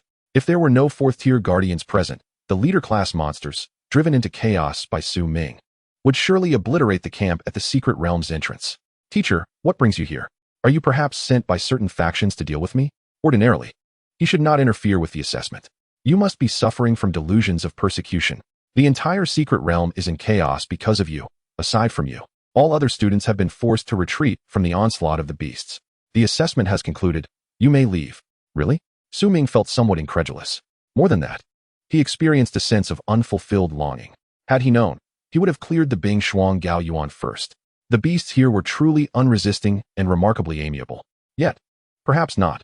Had he come sooner, the assessment might have concluded prematurely, just as it had now. Enough with the delays. Goodness, my home is about to be demolished. After another 6 months, my employment contract will expire, and I can finally enjoy myself outside. Please do not return here to cause trouble. This usually mild-mannered teacher was evidently pushed to his limits by Su Ming. Very well then, given the circumstances, Su Ming had no choice but to bid farewell to the delightful monster cores and pelts. His only regret was not slaying a leader-class monster. Such creatures were cunning and adept at evasion. Upon glancing at the leaderboard, Su Ming found himself utterly alone and reluctantly withdrew. He even conserved a teleportation stone, which was only useful within this realm and could later be sold for currency. Alas, his financial situation was dire, primarily due to the insatiable appetite of Dubai, the gold-guzzling beast, which rendered any amount of spirit stones insufficient. By selling all these materials, he should be able to exchange them for several thousand spirit stones. And with the dividends from Shangrun, he anticipated acquiring a batch of 3rd-tier attribute metals. Conversely, Dubai's advancement merely required sufficient materials, which in itself was an invaluable advantage. As for why other beast masters nurturing iron-eating beasts could not replicate this success, Su Ming surmised that the sequence was reversed. Dubai had first consumed decades of the life force of a rare species, allowing the Xiantai stone to be absorbed into its body, thus enabling it to fully adapt to the metal before officially beginning to consume iron. Other iron-eating beasts, however, could not achieve this. If they started consuming iron from the Qi Ling level, it could inflict irreversible damage, as described in previous reports. Consequently, most could only consume bamboo. Regarding the ancient iron-eating beasts, there was no available reference material on their initial steps of advancement. and Su Ming was too indifferent to seek it out. After all, his greatest advantage lay in his willingness to sacrifice his life. Anyone who obstructed his path would face his wrath. Moreover, his future plans for beast mastery would undoubtedly lean in this direction, maximizing the benefits of his external advantages. For instance, Hong Yu, the mutated skeleton summoner, was merely the first opportunity, but it was Su Ming who would amplify its potential. Otherwise, it would remain just another minor elite leader in the second-tier secret realm. Chapter 60. What on earth? Spirit of Fortune. After exiting the secret realm, Su Ming noticed a stark increase in the number of guards rather than students. Even outside the secret realm hall, the atmosphere at the school felt somewhat oppressive, with numerous city guards patrolling. It appeared that a final inspection was underway. Su Ming was uncertain of the exact outcomes, but wished to avoid any trouble, preferring tangible benefits instead. Thus, he took out his communicator to check his military achievements. Previously, while assessing his resources, he had not accounted for his military contributions, as he did not consider himself part of the military establishment, at most, a mere informant. Rewards could be claimed, but he preferred to avoid any constraints, as he had no desire to be stationed indefinitely or summoned at will. Su Ming, editable. Rank, Lieutenant, Reserve. Tian'an Military District. Military points, 51, 241, click to redeem. Level, first tier 8 stars, editable. Talent, level, editable. Beast, Iron-Eating Beast, Peak Chi Ling, editable. Task status, level 1 confidential. The above information is accessible only to those of martial rank and above. Being in reserve status meant he was still engaged in a covert mission and could claim his certificate at any time. Su Ming was taken aback. How had he, an outsider, suddenly bypassed soldiers and non-commissioned officers to become a bona fide officer? Furthermore, the confidentiality level of his task had escalated. As for the other information, he had not updated it. Only marshals could view it. What was going on? He felt a looming sense of greater trouble. Regarding military contributions, they primarily included disrupting the schemes of the Tian'an Hall, assisting in the capture of senior members of the Tian'an Hall organization, and aiding in the apprehension of junior members. A series of capture reports existed, but all names were confidential. It was akin to Su Ming acting as an intermediary, with these scattered military points serving as his commission, as the source lay with him. The military had been eager to unearth the remnants of the Tian'an Hall here, and it seemed they had finally found their opportunity. If Su Ming were to expose this information, he would undoubtedly land on the Tian'an Hall's most wanted list. As he walked through the campus, Su Ming felt a sense of insecurity and decided it was best to return to his dormitory. Was this the feeling of guilt from too many misdeeds? He scoffed. He was merely ridding society of evil, doing good deeds without seeking recognition. Upon entering the dormitory, Su Ming spotted Shang Ren grinning foolishly. Following this ordeal, Shang Ren had gained notoriety within their circle, although many wished to give him a good beating. It seemed this venture could no longer thrive at Tian'an Beastmaster Academy, but he had certainly profited. Shang Ren had nearly captured every individual willing to place bets, including many past graduates. Each person had not lost much, but with Shang Ren as the house, the total was substantial. I say, you're the richest among us. Is it really worth getting so worked up over merely 100,000 spirit stones? Su Ming inquired while grabbing a drink to quench his thirst. Do not tell me you are killing yourself to earn money, just to prove your worthiness to inherit a billion-dollar legacy? Such a glitch storyline is making me nauseous. Alas, not exactly, but somewhat close. As brothers, I shall confide in you. Did I not mention before that our merchant ancestors left behind numerous money trees for their descendants? Indeed, these money trees are secretly safeguarded within the merchant's private secret realm, forming a grove of prosperity. At some point, a spirit of fortune was born within. Spirit of fortune? A spirit of heaven and earth? Yes, it should be classified as such. In any case, all descendants of merchants are striving for this. You are earning money for this purpose? Close enough. Based on years of experience, I have a hypothesis. The more wealth one earns through their abilities, the more they attract the favor of the spirit of fortune. However, no one has succeeded thus far. There are no shortcuts. Having others gift it to you or relying on external forces to seize or steal it is futile. No wonder. Su Ming pondered for a moment, unable to comprehend fully, yet he felt the various mystical beasts of heaven and earth were indeed extraordinary. Subsequently, he pulled out Shang Ren's large spatial ring. Take this. Give me the 5 elemental attribute crystals inside, and sell the rest. You seem to have gathered quite a bounty, Shang Ren remarked as he took the spatial ring. Momentarily stunned, I should have procured a larger storage ring for you. Shang Ren sensed the ring was overflowing and murmured. I've nearly exhausted the lower tier ones, but unfortunately, the commanding ones fled too quickly. Otherwise, I could have dealt with them too, as per our usual arrangement. Help me exchange it for 3rd tier wind attribute metal and 3rd tier Xianyu iron ore. You can take your share, do not be shy. Rest assured, I understand. By the way, where is Xiaofeng? I heard he assisted the city guards in capturing several spies from the Tianmo Hall and is currently aiding in an investigation. It seems he has cracked a major case. Did you not notice when you arrived? The school is currently on lockdown, allowing entry but no exit. All due to this matter. Ah, I see. Su Ming nodded.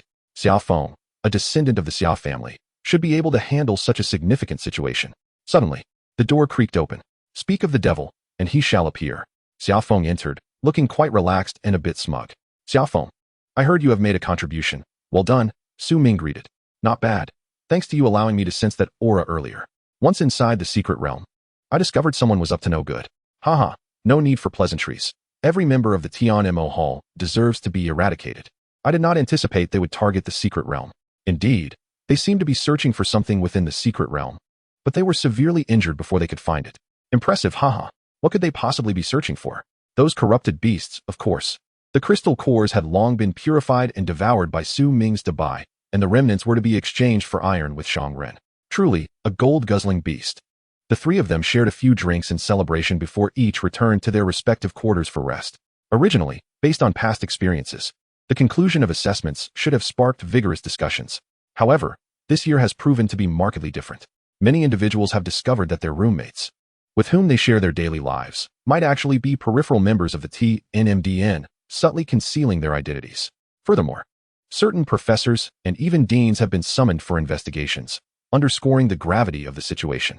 TNNNYSHUSUN, located in TNNN City and the entire TNNN military district, has long been at the forefront of combating extraterrestrial threats.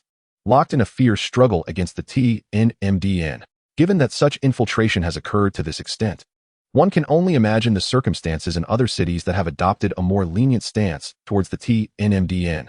In previous years, some cities even brazenly promoted the notion of freedom in beast mastery, advocating that contracting demonically transformed beasts could significantly enhance one's strength. However, this was swiftly suppressed. It is evident that time can erode all, including the fear of the abyss. Chapter 61, Calm After the Storm. The next day, Ming was perusing some information on campus when he heard Ing knocking at his door. This is what you requested last time. And since your points this time are quite substantial, I've gone ahead and exchanged everything for the medals you wanted at school. There is still some left. And with the materials you provided me yesterday, I've organized everything and gathered the crystal cores you can use. The rest I'll handle myself. Ing, true to his merchant lineage, proceeded with meticulous organization. As for the vast array of materials, Ming would gladly have packaged them for sale by weight. Whether calculating maximum value or haggling, it was utterly exhausting. Professional matters should indeed be entrusted to those with expertise. Thank you. If my DB doesn't eat iron soon, it will surely grow thin. Now I truly believe you have been feeding it iron as if it were a meal. Impressive. After the transaction, Ing departed, as he had other goods to attend to, and if managed well, could yield a modest profit. In any case, he found little motivation in other pursuits. Only business piqued his interest. Moreover, he had begun to gain recognition from various guilds based on his own merits. Ming temporarily stored 5 pieces of third-tier lightning attribute metal, Thunderlight Silver, in his storage ring, along with a third-tier promotion potion valued at 2,000 points. The remainder, whether it be elemental crystal cores or third-tier metals, would all serve as resources for DBI. DBI, come out for your meal. Wying.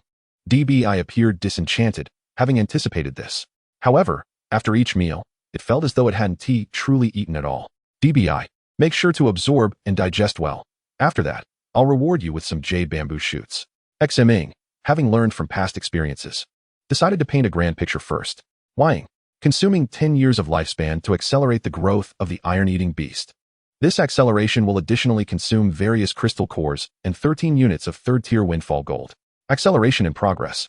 Year 1. The iron-eating beast is full of vigor, dedicating all its energy to the absorption of windfall gold. Year 4. All windfall gold has been fully absorbed. Wind affinity skill upgraded from beginner to perfect level. Gale step skill upgraded from proficient to perfect level. Year 10. In the remaining time, the iron-eating beast focuses on absorbing various elemental crystal cores. Wood resistance skill upgraded from beginner to proficient level. Water resistance skill upgraded from beginner to proficient level. Ice resistance skill upgraded from beginner to proficient level. The iron-eating beast's rank has risen from Elite 4-star to Elite 5-star. With a perfect Gale Step skill, the previous Dragonhorn Ice Lion had already experienced this firsthand. The opponent could hardly catch a glimpse of DBI. As for the perfect level, one could only wonder who the next victim would be. Attack, defense, and speed, all at a perfect level. It is a pity that there are no commander-level beasts for DBI to test its might against. In a one-on-one scenario, even HY would struggle against DBI's strike. It could be said that both possess their respective advantages, complementing each other well. HY's abilities are quite comprehensive, while DBI excels in singular output. Against any adversary, a second strike is unnecessary. DBI is solely focused on its target. The need for a third contracted beast for XMing's safety was imperative, otherwise, he would hesitate to unleash DBI's full potential, fearing a sneak attack from Lo Li. 3 days later, the turmoil sparked by the TNMD gradually subsided, allowing for a return to normalcy on campus. Such matters were not casually discussed among students. Currently, the hottest topic remains centered around XMing, especially after the goddess of countless boys, Y, openly acknowledged that XMing had legitimately defeated her, elevating his fame to unprecedented heights. XMing, however, chose not to respond to this matter. Why should he engage in endeavors that bear no benefit? Another hot topic is the individual credited with exposing the TNMD's conspiracy, Shi-Fing. Without him, many lives would have been lost. In a flash, Shi-Fing's reputation soared. Several traitors who attempted to harm him were dealt with ruthlessly, adhering strictly to XMing's instructions, leaving them incapacitated and displayed. Many students witnessed this scene. It is hard to believe that Shi-Fing is unconnected to this incident. Moreover, he was already a target of the TNMDN, and being countered was to be expected. In any case, XMing was quite satisfied with the current state of affairs. Of course, he would have been even more pleased if his military affiliation had not been forcibly assigned to the TNNN military district. I'll take you to meet Marshal Shi. Don't be so downcast. LTNGXing admonished. Even now, he still believed XMing was sent by the Shi family. Such a prodigy, coupled with a military background. Who else would dare to send him here if not the Shi family? Principal, is Marshal Shi a relative of Shi-Fing? That is to be expected, albeit separated by many generations. Beast masters can live for several hundred years, often referred to as ancestors, regardless of XMing's willingness. He was someone designated to meet the marshal of the TNNN military district. In a flash of light and shadow, XMing found himself atop a city wall, embedded within which were numerous crystal core cannons. In the world of beast mastery, there are indeed no conventional firearms. But these crystal core cannons can vaporize a commander-level beast with a single shot. Not far away stood a figure clad in black uniform, gazing out towards the wilderness and forest beyond the walls. Marshal Shi. I wish to speak with him privately for a moment. I will see him back afterward. Understood. With that, LTNGXing exchanged glances with XMing before vanishing in an instant. Little L? XMing observed the middle-aged Marshal Shi and then recalled the principal's snow-white hair. When you reach the 8th tier, you too can return to your youthful form. 8th tier. The 8th tier corresponds to the demigod rank of beast mastery. Marshal, what conditions are required for promotion to the 7th or 8th tier? Surely at ISNT merely through potions? Haha, you certainly dare to dream. However, there's no use in thinking about it now. Just focus on surviving until that time. Do you know what my first thought was when I noticed you? And when did you first take notice of me? After your skeleton manifested. I would guess you might have wanted to eliminate me, suspecting I was also a member of the TNMDN. Indeed, after my prolonged exposure to the abyss, I have become all too familiar with creatures exhibiting such bizarre traits. Then what about now? You are neither a member of the TNMDN, nor affiliated with the Shi family, nor a student of the TNNNYSHUCUN. So who exactly are you? XMing paused for a moment before responding. I am, of course, a native of TNNN City, presently affiliated with the TNNN military district, holding the rank of lieutenant, am I not? At this moment, XMing felt a sense of genuine belonging. Chapter 62. Infiltrating the Tianma Temple? The Book of the Undead. Haha, splendid. You truly are one of us from the Tian'an military district. I initially thought you would be quite resistant to this identity. Su Ming indeed wished to resist. Yet to reject this identity meant to become a ghost in society. Fear not, I shall not delve too deeply into your past. A genius without secrets and extraordinary encounters would not be a genius at all. I recall when I was at the 2nd tier, I stumbled upon a slumbering ancient black dragon egg. The emotions I felt then must be quite similar to yours. It brings back fond memories. Marshal Xiao, do you have any instructions? I am merely a trifling 3rd-tier novice. Su Ming, assured that this individual had no immediate intent on taking his life, boldly inquired. It is nothing of great import.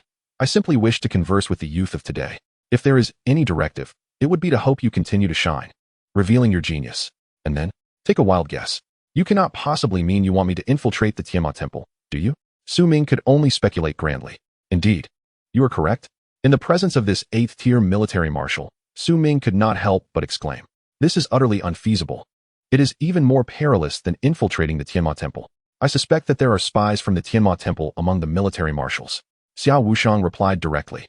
"Therefore, if that is the case, when I come into contact with the Tianma Temple, it would be the moment I expose myself, merely to validate your conjecture?" The more Su Ming pondered, the more he deemed this scenario improbable. To speak of distant matters, he had already left numerous clues belonging to the military, which could not withstand scrutiny. That is roughly the idea. Whether those clues are exposed or not is of no consequence. In any case, continue to act boldly. The military marshals would dare to lure others into their schemes. Why would they care about your military identity? Even if you publicly declare that you are one of my subordinates, it matters not. Listening to Xiao Wushang's tone, it seemed he was quite certain that there were indeed traitors from the Tianma Temple among the military marshals. It is even possible that he had already deduced who they were, yet lacked the evidence. "So, am I free to act as I please?" Su Ming tentatively inquired. This task appeared to have no clear restrictions, yet it felt as if a knife hovered above his head at all times. "Yes, as I mentioned. You need only maintain your current state. Do not feel pressured. Consider everything I just said to be mere jest." "Mere jest? That is unacceptable. How can one's life be treated so lightly?" "Marshal Xia, such a dangerous task must surely come with some funding. Just grant me 100 or 200,000 military merits. There is no such thing as a genius without resource backing." Xiao Wushang was left speechless by Su Ming's audacity. 100 or 200,000 military merits. Would you prefer I simply hand you this marshal position? Military merits must be earned by yourself. They cannot simply be given. How about I offer you an opportunity to contract with a dragon? Su Ming, to be honest, Marshal, Xiaofeng has already mentioned that I would receive one chance. Can a single individual contract with 2 dragons? You foolish boy, how naive. Although you may not necessarily succeed, you surely would not wish for another chance. Since you possess an undead, even one that is fully abyssal, consider this as your opportunity. As he spoke, Xiao Wushang produced a book radiating a black glow. The book spirit? Su Ming felt a wave of familiarity wash over him. Indeed, it is a deceased book spirit, or what can be referred to as the Book of the Undead. Once, a lad from the Wen family, in a fit of inspiration, combined the powers of a book spirit and the undead, resulting in his own madness. I ended his life, and this Book of the Undead has remained in my possession ever since, usable only by the undead. The Wen family has always sought to reclaim it from me, yet I have firmly dismissed them. What a remarkable item. Su Ming knew its worth without even touching it. Just as he reached out to take it, the other party withdrew it. Ordinary individuals who touched this would either perish or be left weak for 3 months. Subsequently, Su Ming summoned Hongyu. Xiao Wushang scrutinized Hongyu for a moment before satisfactorily handing over the Book of the Undead. Quite impressive. This concentrated abyssal essence. One could easily believe it to be a direct descendant of the dragon lineage. You could even leverage this to ascend to a high position within the Tianma Temple. As Su Ming inquired about Hongyu's feelings towards the Book of the Undead, he responded, "Are you truly not concerned that I am affiliated with the Tianma Temple? Perhaps you consider this matter trivial, yet without your intervention, Xiaofeng could indeed perish within that secret realm. Though the chances are slim, he is the most promising candidate in the past millennium to truly awaken the Zhuxian sword spirit. Should he succeed, the Tianma Temple and the abyss of 10,000 demons would be reduced to ashes. Do you believe the individuals from the Tianma Temple would willingly expose such arrangements? Moreover, your aptitude surpasses that of Xiaofeng. If I were the master of the Tianma Temple, I would simply take you back to Groom as my successor. Why take such great risks? Very well, Master, the dense aura of the undead within this book is sufficient for me to ascend to a higher tier. At this moment, Su Ming also received feedback from Hongyu. Upon hearing this, Su Ming felt reassured. This Marshal Xia was indeed generous, not one to issue empty promises. The benefits given were not to be underestimated. Initially, Su Ming had been torn between whether Hongyu should strengthen its skeletal form or enhance its blood energy. Now, he need not choose. Advancing with the Book of the Undead would be no less effective than any other path. Enough. I merely intended to observe the younger generation. Yet I ended up bestowing upon you a quasi-7th tier treasure. This marshal has suffered a loss. Now go back. What if the Wen family also seeks to reclaim it from me? Let them be. Incredible. Su Ming realized this was a reward specifically for him. A quasi-7th tier treasure was indeed a generous offering. At tier 7, even a hair or a fragment of bone is a rare material. Furthermore, at certain times, it could serve as leverage against Xiao Wushang. At this moment, a dragon's roar interrupted Su Ming's thoughts. Before his eyes, a massive black dragon's head loomed over the city wall, with an eye larger than Su Ming's head. Let us depart. Xiao Wushang grasped Su Ming, and in the next instant, they landed upon the back of the black dragon. The dragon soared into the heavens, reaching altitudes of several thousand meters in an instant. Those below had no inkling that a black dragon soared above them. As they neared the academy, Su Ming felt an ominous premonition. Finally, the black dragon halted at an altitude of 10,000 meters, and Su Ming could already discern the structures of the Tianan Beast Tamers Academy. We have arrived. You may descend on your own. This marshal shall not accompany you. Su Ming, I knew it would be like this. Subsequently, Su Ming leaped from the back of the black dragon. This time, he remained calm, eyes wide open, watching as he descended towards the ground. Soon, many students below noticed Su Ming descending from the sky. Hey, Chapter 63, the grand competition of the 5 schools, the catastrophic abyss. Principal, could you not wait until the last moment every time? In the principal's office, Su Ming wiped the cold sweat from his forehead. Although he knew he would not perish, he still felt a twinge of fear. Oh, did you not seem to be enjoying yourself? From your tone, do you wish to indulge in more thrilling escapades? Haha. In the future, I shall contract a flying beast myself. Su Ming gritted his teeth in response. If that were the case, you would no longer experience such exhilarating sensations, and much of the joy would be lost. It is akin to my situation, although I can instantly traverse to any place. I have already lost the desire to explore various locales. Very well, you make a valid point.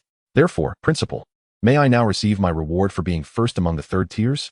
Due to the turmoil caused by the Tianma Temple, the award ceremony was naturally cancelled, which Su Ming did not mind. You shall not be overlooked. 2,000 points or equivalent items are yours. Though it seems what you desire is not on the exchange list. Well then, I shall procure a 4th tier promotion potion, Su Ming casually remarked.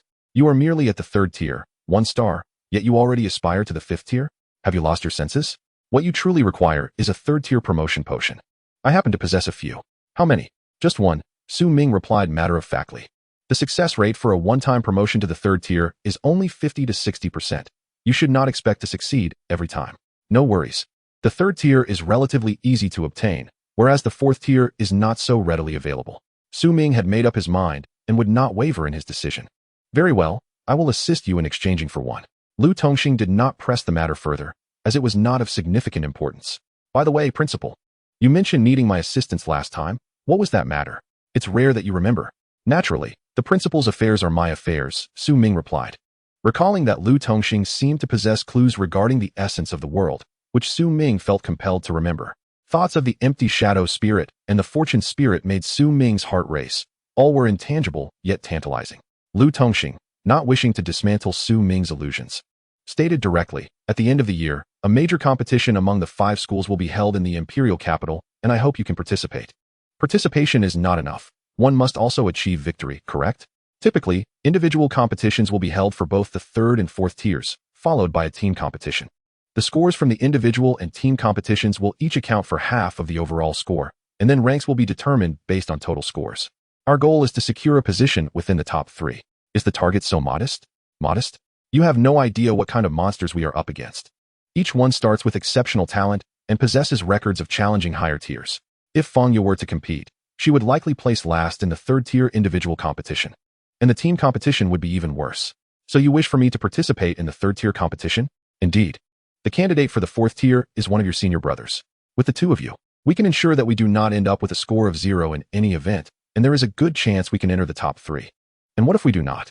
Then I shall finally retire, and this school will become a mere affiliated institution. Is it truly that dire?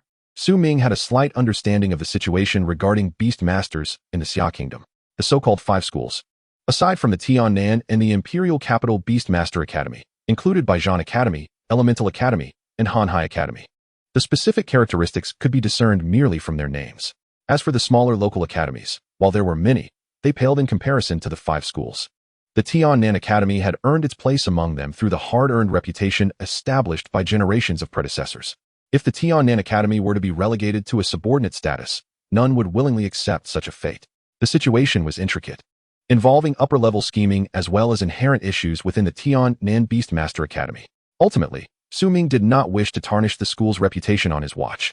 I understand, Su Ming nodded after a moment's contemplation. He felt relatively confident about the 3rd tier individual competition. As for the 4th tier, without a 3rd contracted beast, he could not make any guarantees. After all, in subsequent battles, the beast master themselves was a crucial factor in determining victory or defeat. No matter how formidable your beast may be, If your opponent simply snatches it away, then all is lost. Moreover, from the principal's words, it seemed that one could only participate in either the third or fourth tier, with victories in either category yielding the same score. Then there was the team competition. Ming would not pose the foolish question of what use there was in teaming up with competitors from different tiers. Not to mention that those at the third tier often possess exceptional talent and can challenge higher tiers. Sometimes, a capable support beast can exponentially enhance the combat strength of an attacking beast. All right, I shall accept this task. After saying this, Ming gazed intently at Lu Tongxing. Rest assured, I will keep my word. As for whether you can find it, that will depend on your luck. With that, Lu Tongxing grasped Ming's arm, and the two of them vanished from their location. The sky was a dull gray, and the ground a dark crimson. Rivers, forests, grasslands, rocks, and clouds all adhered to this color scheme. In an instant, Ming believed he had arrived in hell. However, upon surveying the surroundings, he found no other beings besides Lu Tongxing. Not even a sound could be heard. The dark crimson river flowed silently. Principal, where are we? This is the school's third secret realm. The third secret realm of the school is not classified as a fourth-tier difficulty. Ming recalled having specifically researched this information, intending to venture forth. Well, that was information from 20 years ago. But wait, since it is a fourth-tier secret realm, how did you gain entry? That is what I am about to explain. This is indeed a genuine calamity abyss. Once the calamity fully erupted, all life within perished. And thus there are no tier restrictions. Calamity abyss. Ming felt a chill run down his spine. Upon surveying the area once more, he wondered if the purpose of the Tianmo Hall was to transform the outside world into such a state. 20 years ago, when the signs of calamity first emerged here, I expended immense spatial power to relocate the entire secret realm deep within the earth. All the corrupted creatures were incinerated outside. Even if they could not be burned to death, they would eventually exhaust their vitality and remain trapped within. Marshal Xia was aware of this matter and did not pursue it further. The Earth's core. In a certain sense, this place was indeed no different from hell. If Lu Tongxing were to abandon Ming here, he would be left to perish. Principal, will there be any essence of the world here? This was the matter Ming was most concerned about. According to Shang Ren's account, the fortune spirit from his family was birthed within the wealthy forest. This is the calamity abyss. Surely it cannot give birth to calamity spirits, can it? Chapter 64, Classified Files. Do you recall me telling you how my empty shadow spirit came into being? You mentioned it was due to accidentally entering a spatial rift. Could it be? Indeed. One more detail to add. It was through a spatial rift within the calamity abyss. Ming. Damn, it cannot be that absurd. If Ming were a bit more reckless, he might very well venture into a spatial rift in the future. The calamity abyss, where all life ceases, and rules are in disarray, was slowly being reshaped. In a few thousand, or even 10,000 years, it might truly have the chance to restore vitality. From this perspective, the Tianmo Hall's doctrine of annihilating the world before rebooting it might actually be feasible. Principal, do not jest. The world is functioning well as it is. Why would one wish to reboot it? After a reboot, could it possibly be better than now? That is the reasoning. Which is why the Tianmo Hall has become a haven for the deranged. Digressing, I suspect that here, certain essences of the world may indeed be born. One can only rely on luck. That seems rather unreliable. And what do you think of the merchant's approach, accumulating wealth to obtain the fortune spirit? Isn't that a bit mystical? That is exactly my point. At least I have instances of success to back my claims. You have over 2 months to explore this matter at your leisure. If you do not succeed, I will compensate you with a beast spirit for possession. All right, let's forget the beast spirit. If worse comes to worst, I will contract with the dragon clan. As long as you are aware, I shall take my leave. There is no danger here. I will check on you every 3 days. When you come next, please inquire with Shang Ren about how my material acquisitions are progressing. For this period, I shall focus on closed-door cultivation. Excellent. This is the demeanor expected of a genius. Your accomplishments are not without merit. Lu Tongxing praised before departing.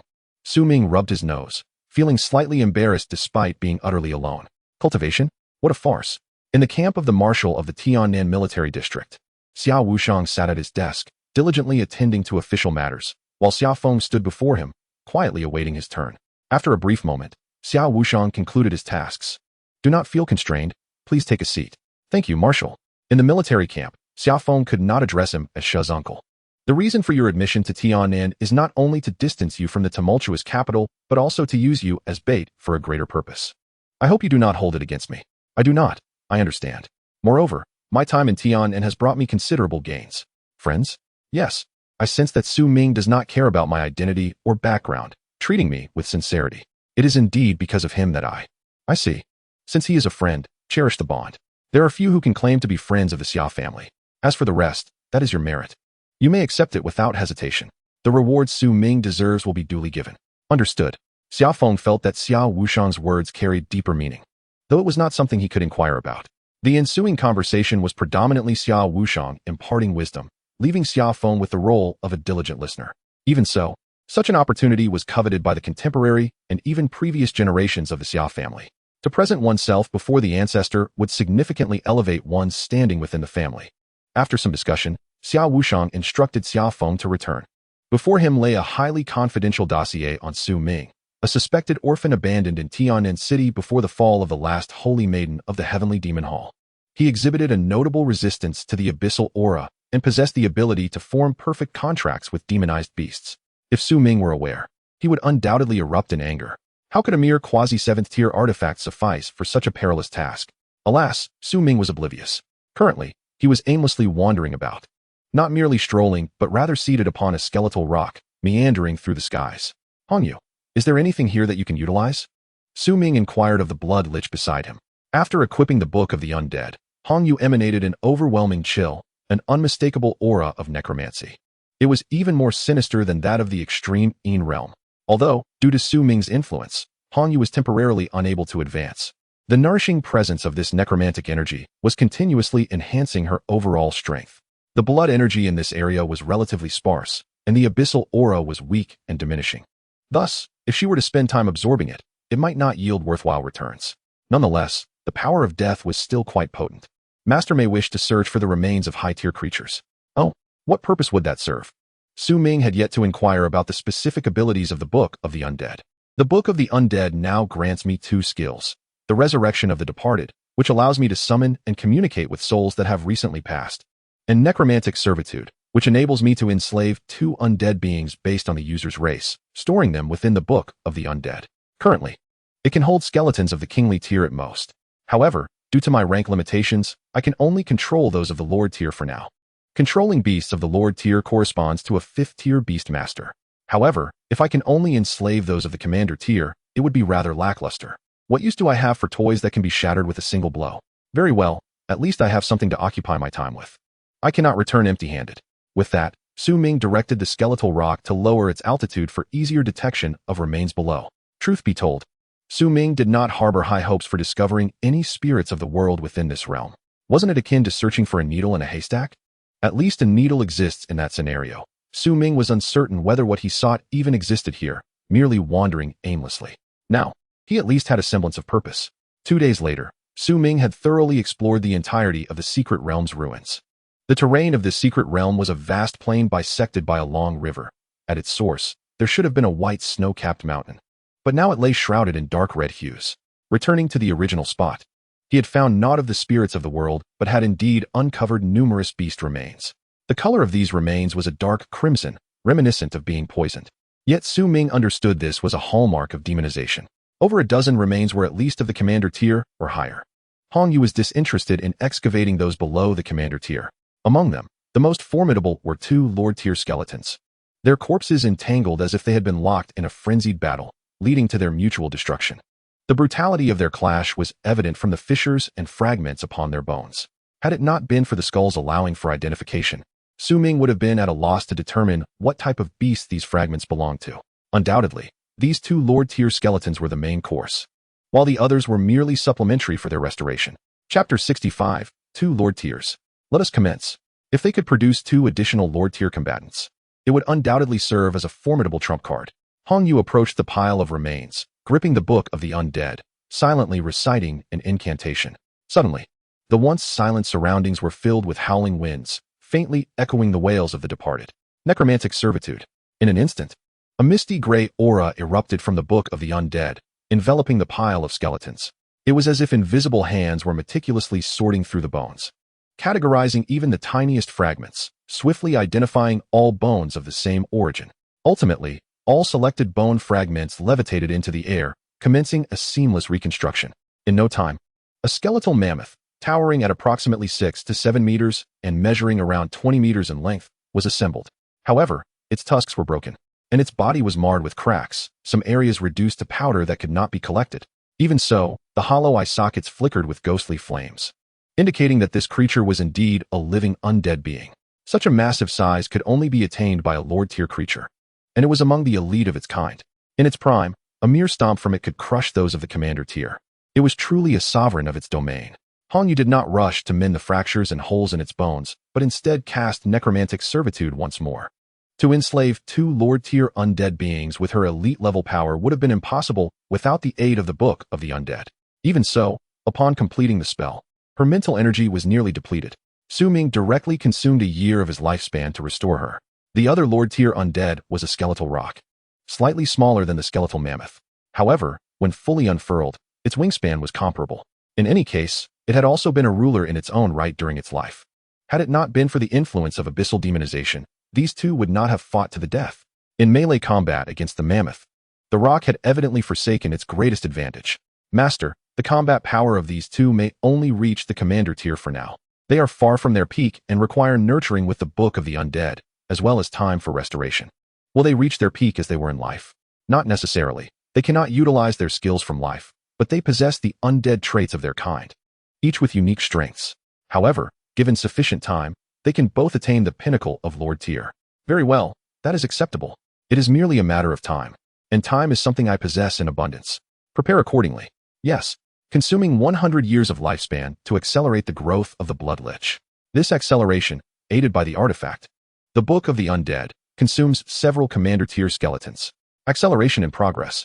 In the 20th year, the Blood Lich, with the help of the Book of the Undead, transformed the previously commander-tier beast skeletons into bone powder essence over the span of 20 years to be used for the restoration of the 2 Lord-tier undead skeletons. During the process, the Blood Lich's understanding of skeletal creation slightly improved, mastering the creation of the Bone Mammoth and Bone Giant Eagle. The combat strength of both the Bone Mammoth and Bone Giant Eagle initially reached the level of a low-tier sovereign. In the 100th year, the Blood Lich devoted the remaining time to nurturing the necromantic aura from the Book of the Dead to enhance the 2 sovereign-level skeletal undead. The combat strength of these 2 sovereign-level skeletal undead reached 3 stars in the sovereign tier. Throughout this process, the Blood Lich's mental capacity was also elevated. As the acceleration concluded, Su Ming did not immediately proceed, but furrowed his brow, cautiously transmitting his thoughts to Hongyu. Hongyu, did you sense anything unusual? As if being watched? Just moments ago, while accelerating Hongyu, Su Ming felt the presence of a gaze upon him, though it vanished in an instant. Master, I did not pay close attention, Hongyu replied. No matter, just keep an eye out in the future. Su Ming produced a communicator and checked, surprised to find there was indeed a signal. After all, this was the center of the earth. Perhaps it was related to the secret realm. Hello, Principal. Is my item ready? Just a reminder not to forget. You little rascal, I've lived for over a century. And this is the first time a student has given me orders. Just wait. I'll deliver it to you once I've handled school matters. Alright. These are the training resources for my iron-eating beasts. Whether I can achieve invincibility at the 3rd tier relies on these. Understood, you can rest assured. After that, Lu Tongxing ended the call. There was a commotion on the other end, as if a meeting was in progress. Although Su Ming was confident that it was unlikely the principal was secretly observing, it was still prudent to confirm. If he was indeed the only one present, could there be other creatures lurking about? The only clue was Su Ming's vague feeling of being scrutinized, possibly just an illusion. Hongyu, be vigilant when it concludes. Understood. Consuming 100 years of life force, accelerating the growth of the Blood Lich. This acceleration is enhanced by the treasure, the Book of the Dead. Acceleration in progress. In this century, the Blood Lich focused on nurturing the 2 sovereign-level skeletal undead, deepening its understanding of necromantic power. The levels of the Bone Mammoth and Bone Giant Eagle both reached 5 stars in the sovereign tier. Acceleration concluded. Master, I felt it. Before Su Ming could inquire, Hongyu proactively responded. Yes, I can confirm. It is not an illusion. There is indeed something. Su Ming's heartbeat quickened. If there were no other bizarre creatures present, it was highly likely that it was the spirit of heaven and earth. Wow, the principal is indeed reliable. Impressive. He truly dares to traverse spatial rifts. However, he still needed to consult Lu Tongxing further. Knowing oneself and one's adversary ensures victory in every battle. Subsequently, Su Ming refrained from other activities, once again riding the necromantic rock to meticulously explore the entire secret realm. He could confirm that there were no traces of any living beings. The feeling of being watched had also vanished. It seemed to occur only when Su Ming accelerated using his life force. The next day, Lu Tongxing finally delivered the medals Su Ming requested. Principal, could you elaborate more on the characteristics of the spirit of heaven and earth? I sense there might truly be something significant here. Really? Lu Tongxing's expression showed even more astonishment than Su Ming. Ahem, what I mean is, this matter is subjective. It varies from person to person. For instance, when I entered the abyss of Calamity's secret realm, it was also by sheer chance, filled with spatial turbulence and rifts. This indicated that the spatial rules within were being reformed, leading to the birth of the shadow spirit. Similarly, the sword spirit of the Xia family, which can also be considered a spirit of heaven and earth, was born atop the sword tomb. Spirits of heaven and earth are rare, and forming a contract with one is even more challenging. There is a possibility that a contract may not even be feasible. Even if a contract is established, it may not lead to a fundamental transformation. Do not force it. I understand. Chapter 66. The Emergence. Rules. Lu Tongxing departed, and Su Ming murmured to himself. He felt as if he had grasped the essence of the matter. Space, sword intent, fortune. So, what is it that naturally attracts the attention of the spirit of heaven and earth? Naturally, it is time. Su Ming had previously held a vague suspicion, but now he dared to confirm it further. The abyss of calamity, the ruins of the secret realm, everything was undergoing a transformation. Among the most easily overlooked aspects was time. Time is intangible and imperceptible, even if the flow of time here is slightly faster or slower than the outside world. It is not easily detected. Moreover, who would have thought that a spirit of heaven and earth related to time would be hidden here? Throughout history, time has always been the greatest enigma. Now, there arises a question. Can the entity perceive the acceleration of time occurring with Hongyu? This is Su Ming's greatest asset and secret. If he could successfully form a contract, that would be ideal, if not for instance. Had the principal not formed a contract with the shadow spirit and instead offended it, he would likely be experiencing extreme heights without safety precautions daily. Su Ming originally envisioned that regardless of which beast he contracted next, he would be capable of using the life force acceleration to facilitate its growth. Yet he had never considered that his most vital secret could be uncovered before any contract was established. It might still be possible to withdraw now, or to proceed. Damn it, what is there to fear? Let us do it. Finally, Su Ming made his decision. Such an opportunity may not come again in a lifetime. Missing it would lead to lifelong regret. Hongyu, continue. Su Ming summoned Hongyu once again. At this point, he had no other recourse but to rely on his previous experience, consuming 200 years of life force, accelerating the growth of the Blood Lich. This acceleration is enhanced by the treasure, the Book of the Dead. Acceleration in progress. In these 200 years, the Blood Lich concentrated on nurturing the 2 sovereign-level skeletal undead, significantly enhancing its understanding of necromantic power. The Blood Lich comprehended the skill Awakening of the Deceased, beginner level, allowing it to be performed without the aid of the Book of the Dead. The levels of the Bone Mammoth and Bone Giant Eagle both reached 8 stars in the Sovereign tier. Acceleration concluded. Su Ming faintly heard a cry from the surroundings, imbued with a sense of satisfaction. Regrettably, the entity still did not reveal itself. No worries, let us try again. After all, Su Ming still has plenty of remaining lifespan to spare. The few hundred years spent were merely a drop in the bucket. However, Su Ming truly experienced the painfully slow speed of undead advancement. It took centuries to reach Sovereign level 8 stars. Forget about 5th-tier Beastmasters. Even 6th-tier ones would likely be exhausted by this process, consuming 200 years of life force, accelerating the growth of the Blood Lich. This acceleration is enhanced by the treasure, the Book of the Dead. Acceleration in progress. In the 83rd year, both the Bone Mammoth and Bone Giant Eagle reached 9 stars in the Sovereign tier. However, due to some skeletal gaps being filled with Sovereign-level bones, their potential was ultimately diminished.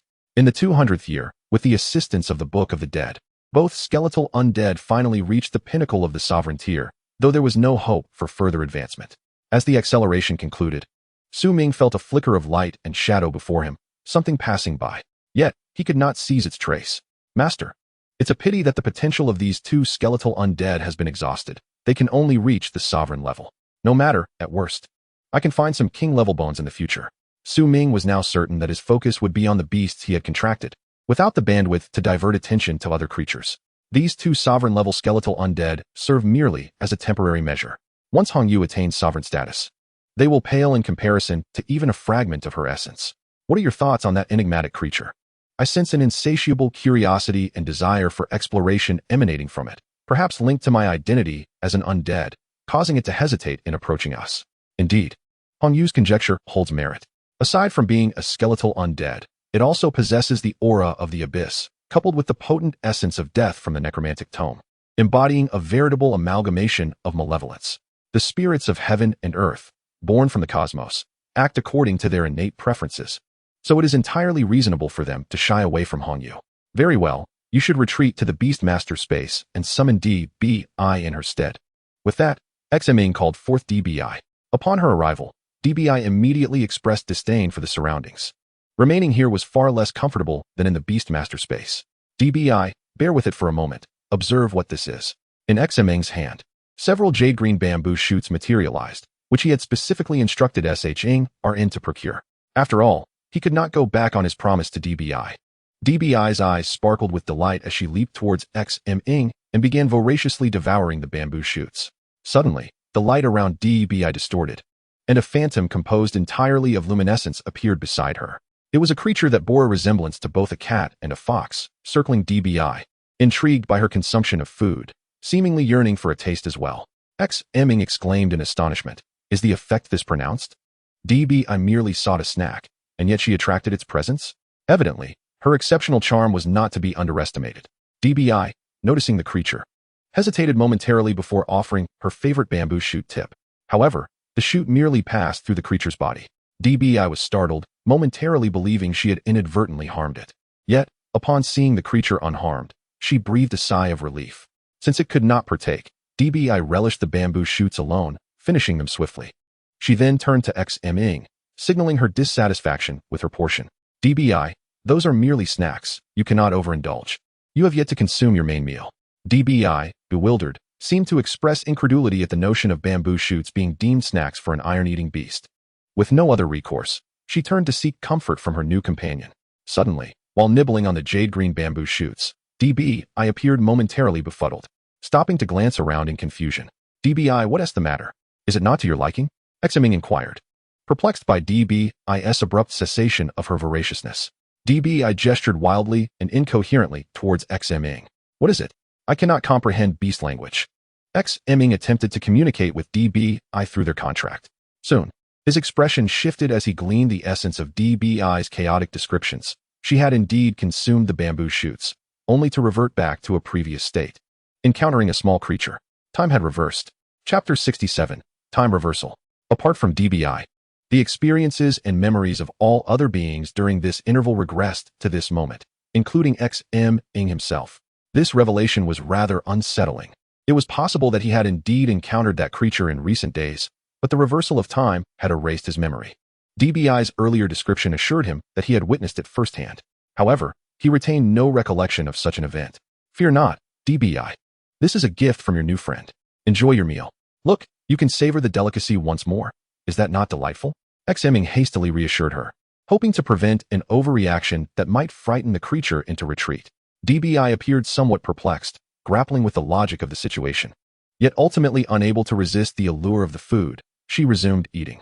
Although she had partaken twice, the quantity that had truly filled her belly remained those 3 shoots. Before long, DBI had polished off the bamboo shoots again, but the creature did not reappear this time. Here are 3 more. Once you finish, it will be time to train. DBI leapt for joy, her enthusiasm palpable.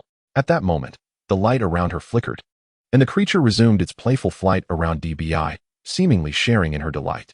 Ming observed this scene quietly, taking care not to make any sudden movements that might startle the creature, thereby triggering another time reversal. After a while, DBI finished the 3 bamboo shoots. This time, rather than requesting more, she approached Ming, indicating her desire to be full before training. The creature lingered nearby, watching intently. Well, DBI, you must strive diligently. To whisper a secret, Hanyu is now capable of overwhelming sovereign-level monsters, and at least 2. DBI's spirit soared, unwilling to be outshone. It was worth noting that when she was merely extraordinary, she had once decapitated an elite Hanyu and kicked her head like a ball. Yet now, she found herself eclipsed. Take this. The materials this time comprise mostly 3rd-tier Su-Ny iron, apart from a portion of lightning-based metal, intended to enhance DBI's physique. This infusion of metal would be pivotal throughout DBI's growth. The elite DBI had grown approximately 50% larger compared to her extraordinary form. Yet the Su-Nt essence within her was insufficient, and its quality fell short of the 3rd-tier Su-Ny iron. DBI received the Su-Ny iron block and instinctively attempted to squeeze it, yet it did not budge. This only fueled her determination to conquer it, consuming 10 years of lifespan to accelerate the growth of the iron-eating beast. This acceleration consumes 15 blocks of 3rd-tier Su-Ny iron. Acceleration in progress. In the first year, the iron-eating beast, relying solely on brute strength, could merely leave a faint imprint on the Su-Ny iron block.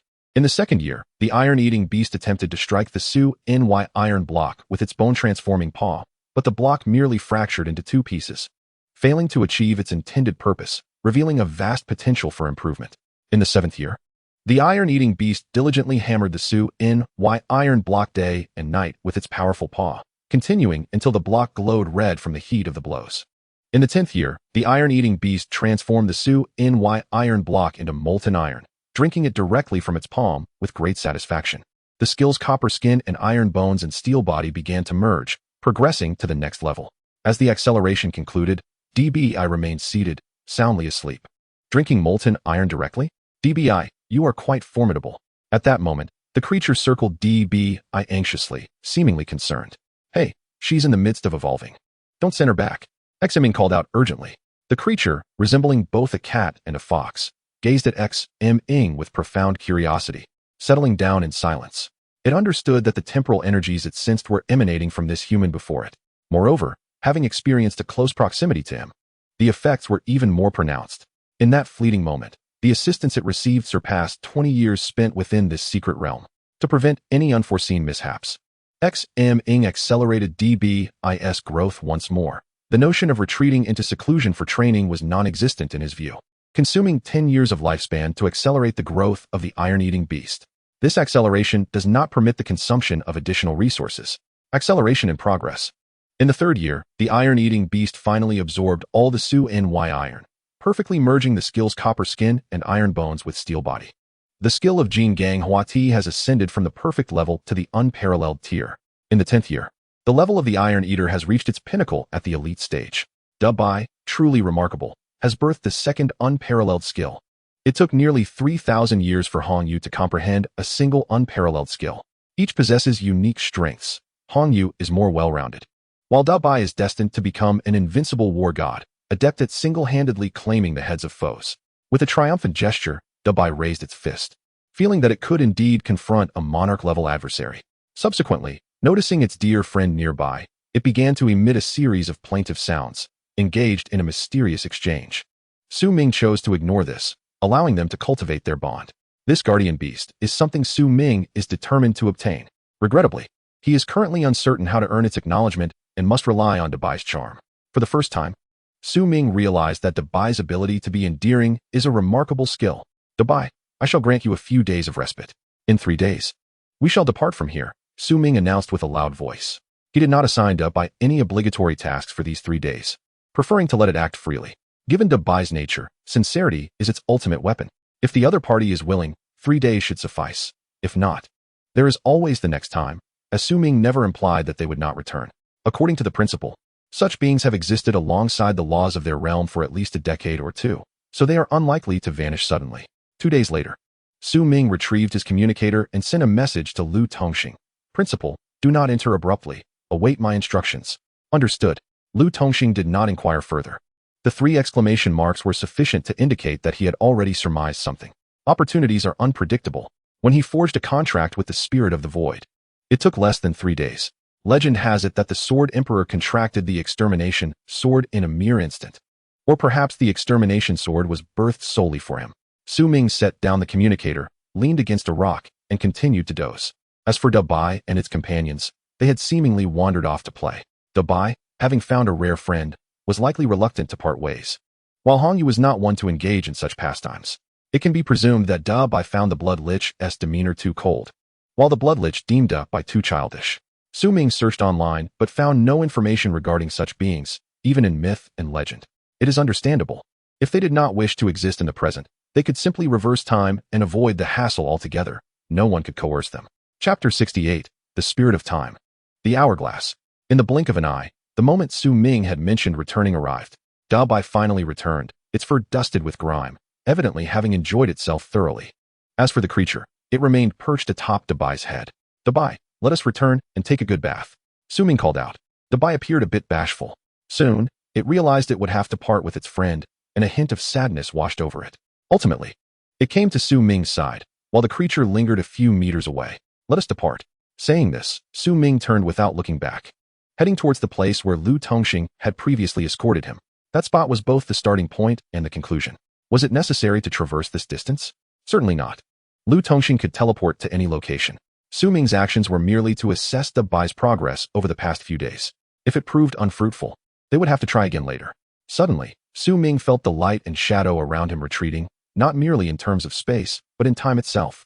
In an instant, he found himself back at the moment he had called Dabai to wash up.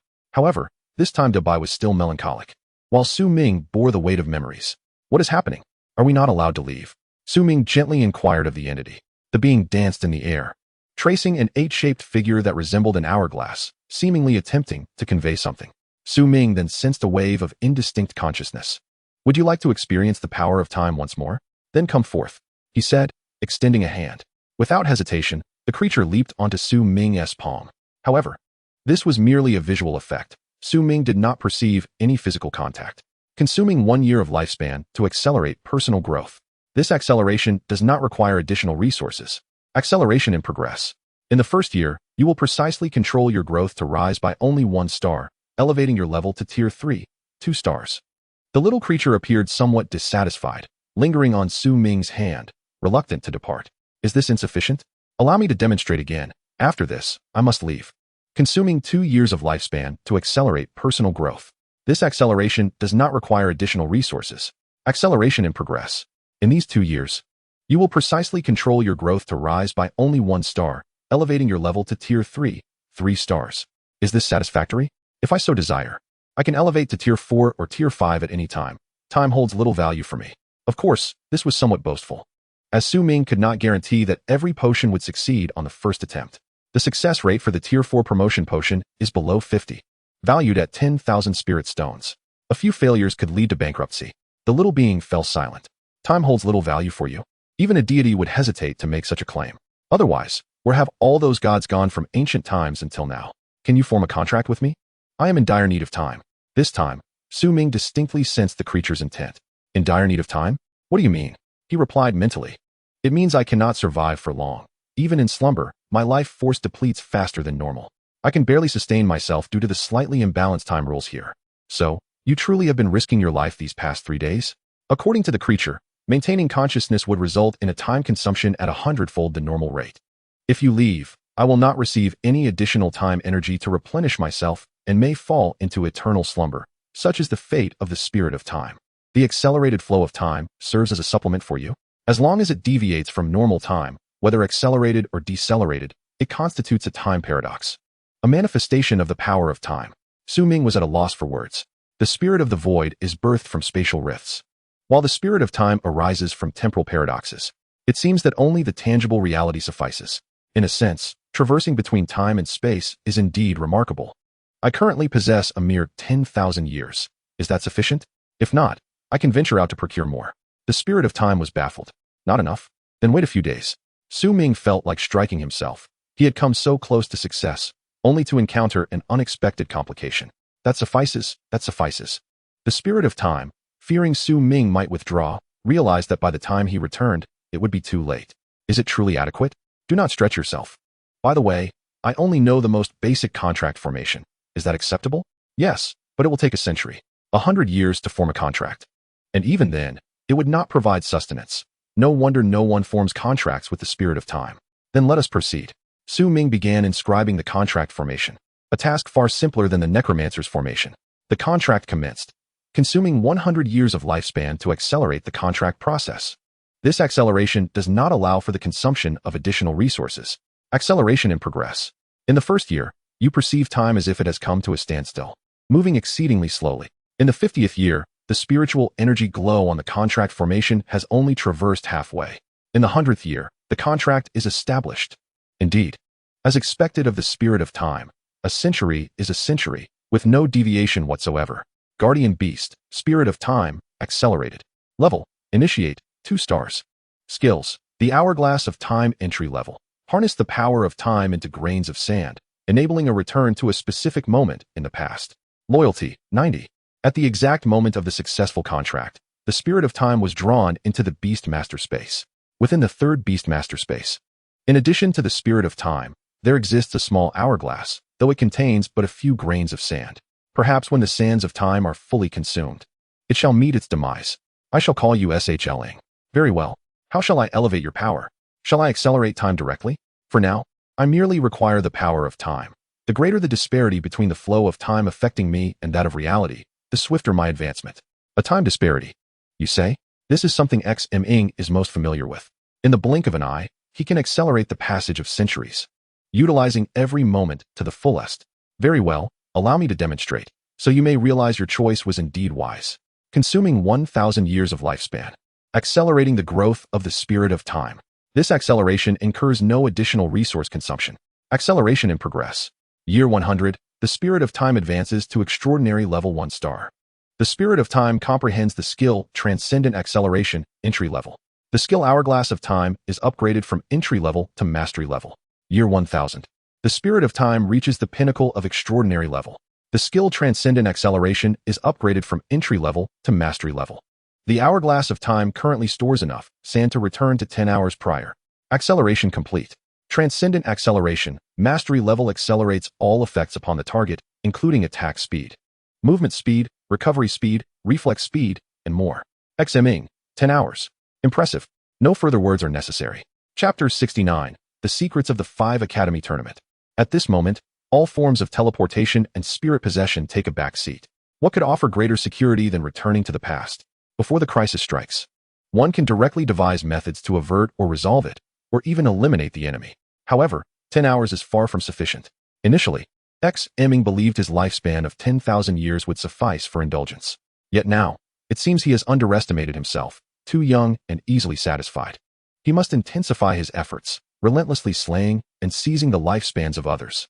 Furthermore, 10 hours cannot be entirely devoted to time reversal, as it still pertains to the lifespan of the spirit of time. SHLing, how long can these grains of sand sustain you? 10 years. The spirit of time appears to be in a state of shock, still processing the revelation. Moreover, it is 10 entirely free and conscious years. Perhaps the most indulgent and joyous moments of its existence have been these few days spent with DBI. It was prepared to embrace death. Each day prior was spent either in slumber or counting the grains of time, devoid of such extravagant moments. Indeed, you need not fall into slumber any longer. You may play as you wish. What I possess in abundance is time. Yes, the loyalty of the spirit of time has risen to 100. Consuming 1,000 years of alien lifespan, accelerating the growth of the spirit of time. This acceleration incurs no additional resource consumption. Acceleration in progress. Year 100. The spirit of time advances to elite level 1 star. The spirit of time comprehends the skill Stasis Field, entry level. Year 1000. The Stasis Field skill is upgraded from entry level to mastery level. The Hourglass of Time currently stores enough sand to return to 20 hours prior. Acceleration complete. Stasis Field, mastery level slows down all targets within a certain range, affecting attack speed, movement speed, recovery speed, and more. Though Ming still has ample time, he cannot help but exclaim, "At last, I have encountered a race that grows even slower than the undead. Moreover, it seems to be the only one of its kind. No one else can afford to nurture it. This is not merely a matter of longevity. Even if one could live for 100,000 years, it would not guarantee the acquisition of such paradoxical power of time. Ancient legends state, a day in the heavens equates to a year on earth. Perhaps the spirit of time must dwell in the heavens. For now, this is sufficient. I shall elevate you further once I reach the 4th tier. Yes, this is already ample. By the way, does the elevation of the Hourglass of Time bring about any changes? Ming initially believed the efficiency of converting the grains of time would improve, yet it remains unchanged. The alteration lies in size, specifically its capacity. The spirit of time replied, "Capacity? At first glance, it seems inconsequential, but upon deeper reflection, its utility is immense. This is not merely capacity. It is a margin for error." Ming glanced around. There was still a considerable way to go before it was full. No, he must double his efforts to fill it for a sense of security. "Headmaster, you may come to retrieve me." Ming dialed LTNGXing's number, feigning calmness. In the next moment, LTNGXing appeared before him, gazing intently. "Has it succeeded? Speak outside, speak outside. You brat, do you not trust me?" LTNGXing chided playfully, then grasped Ming's shoulder. In a flash of light, they found themselves directly in LTNGXing's office. "Very well. You may speak now. Has it truly succeeded?" "Yes." "What type is it?" "It can be considered a support type, involving acceleration and deceleration, among other things." Ming replied casually. "This seems rather unremarkable. I must inform you, outside the campus lies a far more perilous society. Even the school may not be safe. Since your 3rd beast, is not of a life-preserving type. You must exercise greater caution. LTNGX Ing had previously advised Ing to aim for life-preserving beasts. However, spirits of the earth are rare and hard to come by. One cannot expect everything to go smoothly. To be able to contract one is a tremendous stroke of fortune. Yes, I will keep that in mind. Ing sensed LTNGX Ing's genuine concern. Just remember, LTNGX Ing seemed poised to continue speaking when he suddenly noticed Ing fiddling with a cherished bonsai. Just look, do not pull at the vines. Before he could finish, he saw Ing carelessly snap off a branch. Headmaster, I know you are anxious, but please, do not rush. Observing LTNGX Ing's frustration nearing its peak, Ing hastily added, you may continue. It appears you have not had a beating for 3 days and are getting restless. If Ing could not provide a satisfactory explanation, he might face a 2,000-meter bungee jump. In the next moment, LTNGX Ing became momentarily dazed, witnessing the bonsai in Ing's hand remain intact. It was as if the earlier scene of Ing's recklessness had been a mere illusion. LTNGX Ing's expression mirrored that of someone who had seen a ghost. This expression was identical to Ing's when he first became aware of his abilities. Headmaster, I can only reveal this much to you. Ing feigned nonchalance before stating coolly, yes, your trust in me is already a source of great comfort. The abilities of this beast are your most vital safeguard. Do not reveal it lightly. I understand. Very well, you may return to your rest. I shall ponder this further. With that, LTNGX Ing directly sent Ing back to his dormitory. The teleportation skill is truly convenient. Ing, ever greedy for more, thought that if he could also contract a void spirit, he would certainly not refuse. Brother, you are amazing. The headmaster has made you his personal chauffeur.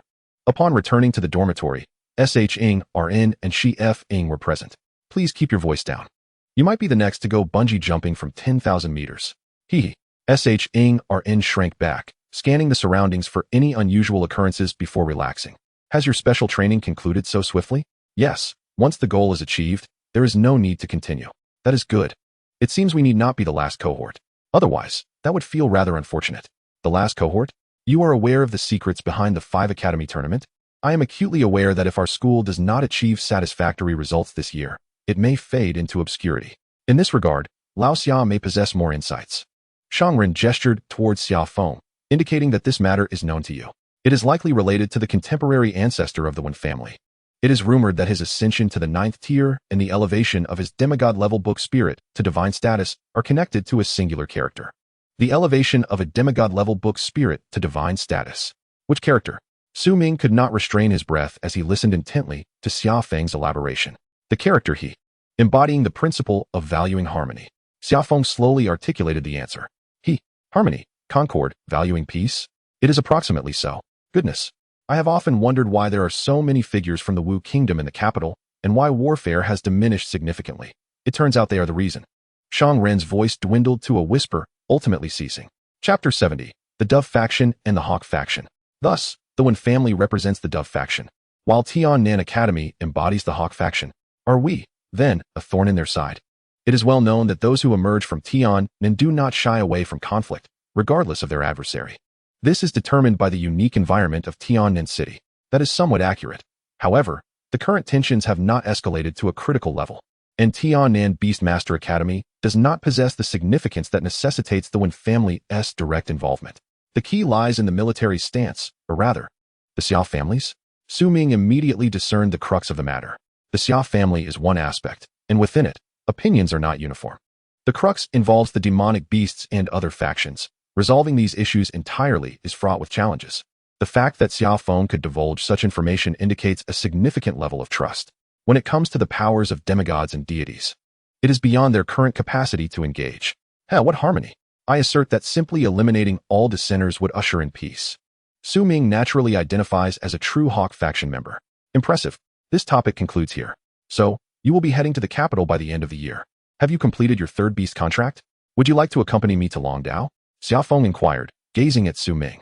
Of course, I have secured the contract. However, it is of no consequence. After the competition, I will take some time to elevate to the 4th tier and then join you. Taking time to elevate to the 4th tier. Ultimately, Su Ming received 2 middle fingers in response. For the following week, Su Ming maintained a low profile. On one hand, he rested. On the other, he immersed himself in the library to acquire knowledge. The adage that the more one learns, the more questions arise rings true. During his previous visits, Su Ming only needed to research information regarding the iron-eating beast. Now, he finds it necessary to delve into various aspects of the undead. He has come to understand that, aside from the more common skills, to enable Hong Yu to acquire useful abilities, it is essential to defeat the undead. After all, one cannot expect a skeleton to spit water or breathe fire. As for Dao Bai, perhaps various bear species or other beasts would suffice. Currently, Dao Bai's skills remain rather singular. If one strike does not suffice, then two will do. Nevertheless, it is nearly adequate. Regarding the time spirit, Su Ming is genuinely in the dark. It must rely on its own comprehension or luck. Additionally, Su Ming took the opportunity to research information pertaining to the dragon race. The dragons here are not merely winged lizards but rather beings akin to Xiao Wushang's black dragon, tracing back to the ancient azure dragon. However, true dragons have not graced the world for ages. Recently, only those of diluted bloodlines, such as the Geo, have surfaced. To be candid, Su Ming does not regard the Geo highly. This is not to say they are weak. On the contrary, they are inherently formidable beasts, often overpowering their peers. Nonetheless, they lack uniqueness, particularly since their bloodline advancement requires true dragon's blood. It would be absurd to seek out a true dragon solely for this purpose, would it not?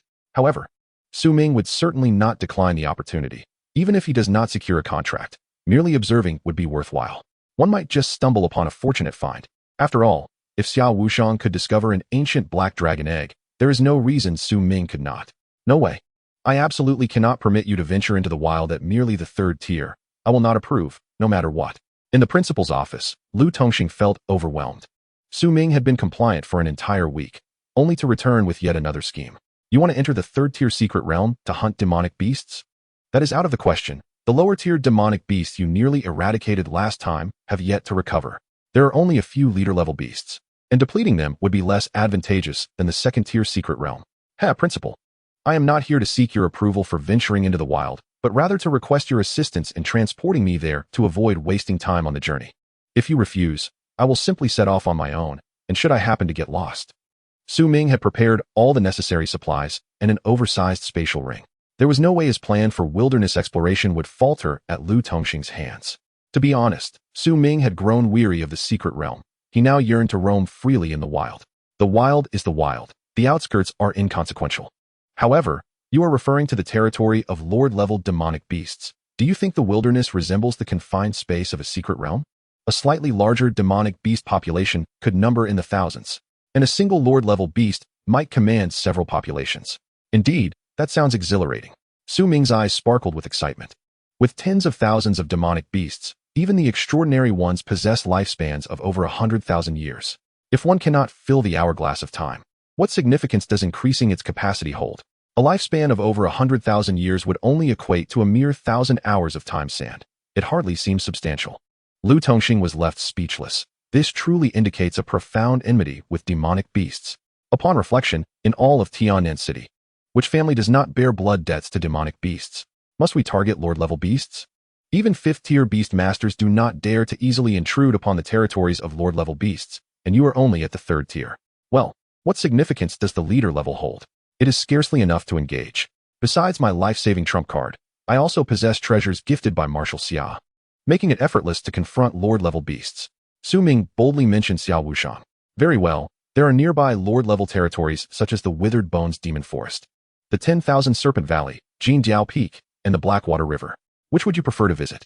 I must caution you that, aside from Jindiao Peak, the other areas each host 2 or 3 Lord-level demonic beasts, with occasional appearances by King-level beasts.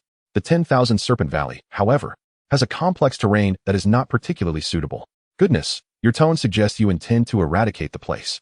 The 10,000 Serpent Valley is home to no fewer than 100,000 serpents, if they were not all hiding in their disgusting dens. I could assist in eliminating the Lord-level beasts. Never mind, when I say I possess the capability to deal with Lord-level threats, I am not jesting. Moreover, I have just acquired a supportive beast, making it the perfect opportunity to train our synergy against sufficiently formidable opponents. Even if I encounter danger, I am confident I will have ample time to ask for your help, so you need not worry. Given your insistence, what else can I say? Were it not for the upcoming inter-school competition, would you already be planning your graduation? Rest assured, Principal, I will fulfill my promises splendidly and return with a first-place victory. First place at the 3rd tier? I still hold considerable confidence in you. Even though Su Ming claimed he could contend with Lord-level beasts, Lu Tongxing did not dare to expect him to triumph in the team competition, highlighting the extraordinary prowess of the fourth-tier champions from other schools. Leave it to me. In any case, Su Ming would not shy away from the limelight, particularly with the task from Xiao Wuxiang at hand, aiming to act as ostentatiously as possible. Armed with the life-saving methods granted by the spirit of time, and with infinite margin for error, Su Ming longed to experience an even grander stage. Chapter 71, The 10,000 Serpent Valley. Here we are. This is the 10,000 Serpent Valley. In a flash of light and shadow, Lu Tongxing brought Su Ming to the top of a slope. Where is it? Where are the snakes? Where's the valley? Su Ming gazed at the vast wilderness before him, perplexed. This is hardly a valley. One could easily mistake it for a grand grassland. At a glance, the end is nowhere in sight. You might think that the wilderness resembles a secluded valley, akin to the Skeleton Canyon. But let me enlighten you. The WNSHG can encompass 5 TNNN cities and stretches over 200 kilometers. Lu Tngxing admonished. Indeed, it is quite vast. Su Ming had never ventured beyond TNNN city. Rather, he had always been teleported from one place to another, lacking any direct experience of this world. Compared to his previous realm, it is immeasurably larger. Therefore, it is essential to venture out and broaden one's horizons. Generally speaking, even a fifth-tier adventuring party would hesitate to delve too deeply. Were it not for your extraordinary abilities, I would never have brought you along, insisted the old man. Rest assured, Headmaster, I am well aware of the dangers. No one values their life more than I do. Am I the sort to court death? I shall not ramble further. I grant you 1 month's time, and I hope you truly gain something from it. I will return to fetch you in a month. Should you encounter peril, do not hesitate to summon me. I shall certainly reap great rewards, Su Ming replied with a knowing smile. Furthermore, when it comes to ferocious beasts, it is the other beastmasters that you must be particularly cautious of. There is no need for me to elaborate. You should understand. Indeed, who would dare approach and seek trouble? I will eliminate them. Seeing the murderous intent in Su Ming's expression, Lu Tngxing knew there was no need for further discussion and immediately teleported away. If he lingered any longer, Su Ming might well use him as a target for his tongue. Su Ming inhaled deeply the crisp autumn air and let out a joyous shout. Having left the city behind and finding solitude in the wilderness, he felt an overwhelming sense of freedom and tranquility. However, he was not entirely alone, as DBI and Hny accompanied him. SHLing also flickered in and out of visibility, drifting beside Su Ming. As long as it did not reveal itself, even Lu Tngxing could not perceive its presence. With SHLing by his side, Su Ming felt emboldened. What of the TNMDN, the secret missions, the conspiracies? Anyone who dared provoke me shall meet their end. Those who cannot be immediately vanquished will be noted down. After expressing his fervor, Su Ming returned to the matter at hand. WNSHG. Where are the snakes? Originally, Su Ming envisioned thousands of snakes of varying sizes, twisting and coiling together to form a sphere, replete with an array of viscous substances. Inciting a fear of density, he planned to unleash Hny's peak-level skeletal mammoth with a single charge and stomp, capturing the lifespans of tens of thousands of aberrations in an instant. Yet, it appeared that such a scenario was far from reality. The wilderness was simply too expansive. In comparison, the density of beasts within the secret realms was significantly greater than outside. It was not so simple to partake in the life of a free beast hunter. Most adventuring parties meticulously select their targets before embarking on their quests. Su Ming had somewhat presumptuously relied on his previous experiences of slaughtering foes within the secret realms. However, it mattered not. Su Ming had ample time. Moreover, he need not lift a finger. He could merely recline on the back of the skeletal rock and rest. The task of vanquishing foes would naturally fall to the skeletal army under Hny's command. Hny, as per our usual arrangement. First scout the area to determine where the beasts are most abundant. Certainly, I sense that we are merely on the outskirts. In this direction, several strong auras can be felt. They should be at the monarch level. While responding, Hny conjured dozens of bloodbat puppets to fly forth into the distance. Its mental prowess had significantly increased during the previous period of accelerating the nurturing of monarch-level skeletal undead. The power of all its skills, as well as their endurance, had undergone substantial enhancement. Even without summoning skeletal subordinates, its blood-based abilities could easily annihilate typical commander-level foes. Well then, let us set forth. With a decisive gesture, Su Ming commanded the skeletal rock to soar into the depths of WNSHG. This creature possessed no combat strength, its sole purpose being to serve as Su Ming's steed. Indeed, Su Ming was half its designer, proposing its features while Hny executed them. Thus, without requiring Hny's direct control, Su Ming could also command this creature. However, he could not directly command the other skeletal types, as only Hing held the contract with them. Typically, a Beastmaster may only possess up to 9 contracts. Some Beastmasters who contract with creatures such as insect queens can achieve similar effects, even commanding thousands at a time. However, they must continuously sustain them in fixed nests, which incurs significant costs. They do not possess the convenience Ming has, being able to deploy them to any battlefield at will. Overall, aside from certain powerful factions that cultivate valuable insect species, individuals playing this kind of game would likely end up losing their fortunes entirely. The undead are far superior, requiring no substantial cost, only time and lifespan. Master, 5 kilometers to the left ahead, there lies a serpent nest at the highest commander level. After flying for a short while, Hing reported the enemy situation. Excellent, let us investigate. Along the way, Ming passed by numerous scattered small serpent groups, but could not be bothered to stop. As they ventured deeper, Ming realized the reputation of WNSHG was well-deserved. Every few meters, serpents could be seen camouflaged within the crevices or foliage. There was no need for other types of beasts here. The large snakes preyed on the smaller ones, while the smaller ones fed on insects. Soon, Ming arrived at the location Hing had scouted. Here, the terrain appeared to dip lower, resembling a basin or a recently dried-up lake. The cold, damp environment was perfectly suited for serpents. The slightly moist ground was riddled with numerous burrow entrances. If one listened closely, the sound of slithering could be heard, resembling snakes flicking their tongues. Let us commence. We shall test the waters here.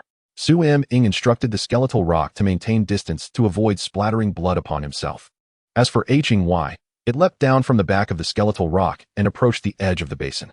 The blood-red, slender skeletal figure grasped the necromancer's tome in one hand while swiftly sketching a magical array in the air with the other. Skeletal summoning art. Aberrant summon. In an instant, 12 elite-level blood skeletal archers materialized before Hing, kneeling upon one knee. After saluting, they lined up to stand aside. Following that, another summoning spell was cast. 12 elite-level blood skeletal knights appeared alongside their undead steeds. Then came 3 consecutive summons.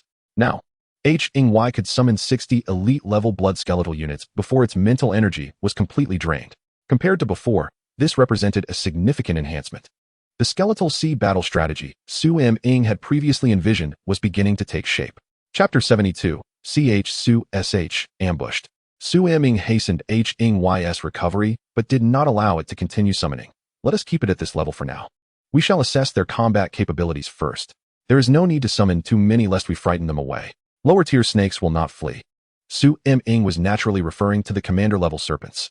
The scene from the Ying forest was still fresh in his mind, where a dignified commander-level flying beast had been chased around helter-skelter by a swarm of elite-level skeletons, resembling sparrows.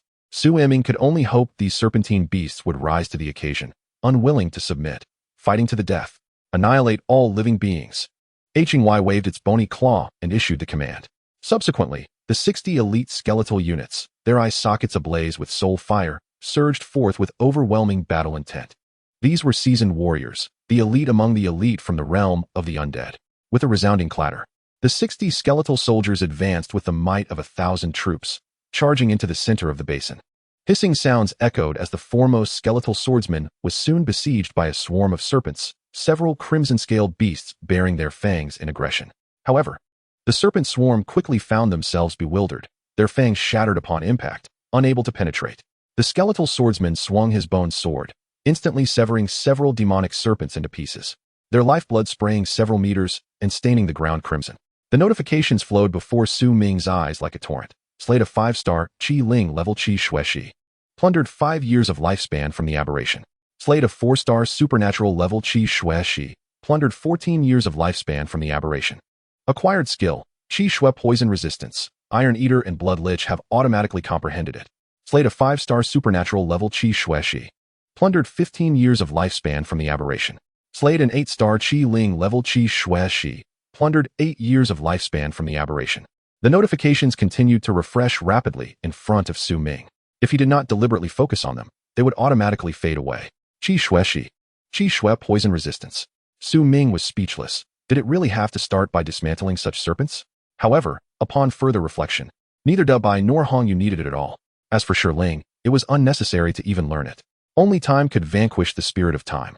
What followed was a one-sided massacre. Even the elite Qi Shui could not withstand a few strikes. As for those in the distance, the moment they revealed themselves. They would be instantaneously slain by the blood skeleton archers behind. The damage to the blood skeleton soldiers was negligible. Rather, the blood of the Qi Shui Shi that splattered upon them gradually seeped into their bones, enhancing their formidable presence. In the realm of the undead, they could not partake in such a slaughterfest. Currently, the battles in Hong Yu's territorial expansion were merely skirmishes among the skeleton ranks, rather dull. As undead beings, their true nature lay in reaping the living in their blood. After watching for a few minutes, Su Ming's attention waned. What puzzled him was that despite the commotion, not a single commanding Qi Shui Shi emerged. Did they look down upon him? Su? Hong Yu, come up. Let us take a look in the center. Yes. Hong Yu absorbed all the dissipating blood energy around and summoned several blood puppet crows to collect the crystal cores of the Qi Shui Shi. Then, she leaped onto the back of the skeletal phoenix. It seemed this place had indeed once been a lake. Su Ming observed the terrain around him, slightly perplexed. As they moved towards the center, the surrounding soil grew increasingly damp, revealing shallow traces of water, yet the Qi Shui Shi had vanished. This species of serpent was not suited for aquatic habitats. Humidity sufficed. The key question remained. How did the water from this lake suddenly disappear? Especially when it was not a drought. Suddenly, Su Ming heard a hiss and a beastly roar emanating from a small hill ahead. A commanding level. As Su Ming stealthily urged the skeletal phoenix closer, his communicator buzzed with a series of notifications. Who could be contacting me at this moment? Su Ming took it out to glance at the messages. Warning, unstable secret realm detected. Coordinates reported. The coordinates are over 2,000 kilometers from Tiannan City. Alarm lifted, self-handling permitted. Task status updated. Outside city intelligence reconnaissance. Free to act. Quite intelligent, indeed. Su Ming commended the functionality of the communicator. He also checked his military merit record. Discovered a low-danger, unstable secret realm outside the city. Military merit 100. Slayed a supernatural level Qi Shui Shi outside the city. Military merit 2. Special task status. Merit doubled. Slayed an elite level Qi Shui Shi outside the city. Military merit 20. Special task status. Merit doubled. The numbers continued to fluctuate. In a short while, Su Ming's military merit had increased by several hundred. Clearly, the skeletal army behind continued to slay Qi Shui Shi. However, simple beast slaying without submitting materials resulted in considerably less merit. Moreover, it was based on one's level. For Su Ming, slaying Qi Ling level beasts awarded no merit at all. Slaying elite level beasts of the same tier only yielded 10 points. Similar to what he earned when slaying Qi Ling level beasts at the first tier. Compared to his current over 50,000 military merit, these two-digit increments were inconsequential. Nevertheless, the quantity was impressive. Likely, others lacked the leisure or capability to venture into the wilderness specifically to hunt beasts. A normal person would be fortunate to find a dozen of the same tier to slay in a day, let alone challenge beasts 1 or even 2 tiers above their own. In a team, military merit would also need to be shared with allies. Su Ming stowed away the communicator and ceased to focus on military merit for the moment. Currently, he was not in need of materials, and he would check for useful items when the time came to redeem them. If all else failed, he could always exchange for a general's rank to play with. Just then, 2 beams of light shot from the small hill, heading straight for Su Ming, or more accurately, for the skeletal phoenix beneath him. With a crack, the skeletal phoenix was utterly destroyed. Su Ming and Hong Yu plummeted from the sky. Damn, ambushed. Su Ming had been too engrossed in checking the messages to pay attention below. Shiling. With a chant, a grain of time sand dissipated. Shadows flowed. And Su Ming returned to the moment he received the messages. Ascend in altitude, let us circumvent from the side. Su Ming paid little heed to the messages and directly instructed the skeletal phoenix beneath him. While this creature held little value, it still served a purpose. And having Hong Yu create another would take time. As for the commanding skeletal giant eagle, truth be told, it was less comfortable to ride than this skeletal phoenix. It was rather cumbersome. As Su Ming maneuvered to the front of the small hill, he finally discerned the current situation. Below, 3 commanding level demonic serpents confronted one another. Among them was a Qi Shui Shi, which Su Ming recognized well. Its body of vivid red adorned with black spotted patterns. The other 2, slightly smaller in stature than the commanding Qi Shui Shi, bore a light green hue, reminiscent of jade. Bai Shui Xianxi? Damn, were you 2 the ones who ambushed me? Su Ming shouted from the air. Bai Shui Xianxi, commander? Are you out of your mind? We intended to ambush, but this old sixth suddenly changed direction, and we were too far away. Chapter 73, Bai Shui Xianxi. Unstable Secret Realm. Bai Shui Xianxi is a relatively common water attribute demonic serpent. They were the ones who had just ambushed Su Ming with their ranged water-based abilities. It appeared that this entire water domain should rightfully belong to their kind. In the midst of the 3 commanding level serpents lay what should have been a deep pool. Connected to the lake, At this moment, it was slowly rotating a white light sphere, the entrance to the secret realm. This was the unstable secret realm that had just been detected. Furthermore, it was the reason for the rapid decline in the water level of the entire lake. Without the cover of water, even the Qi Shui dared to invade the territory of the Bai Shui Xianxi. No wonder this commanding Qi Shui remained indifferent to the slaughter of its kin. It was entangled in something far more significant. Hong Yu, deal with them. A mere few commanding level beings were not worth the Bai's time, nor would they serve as effective training.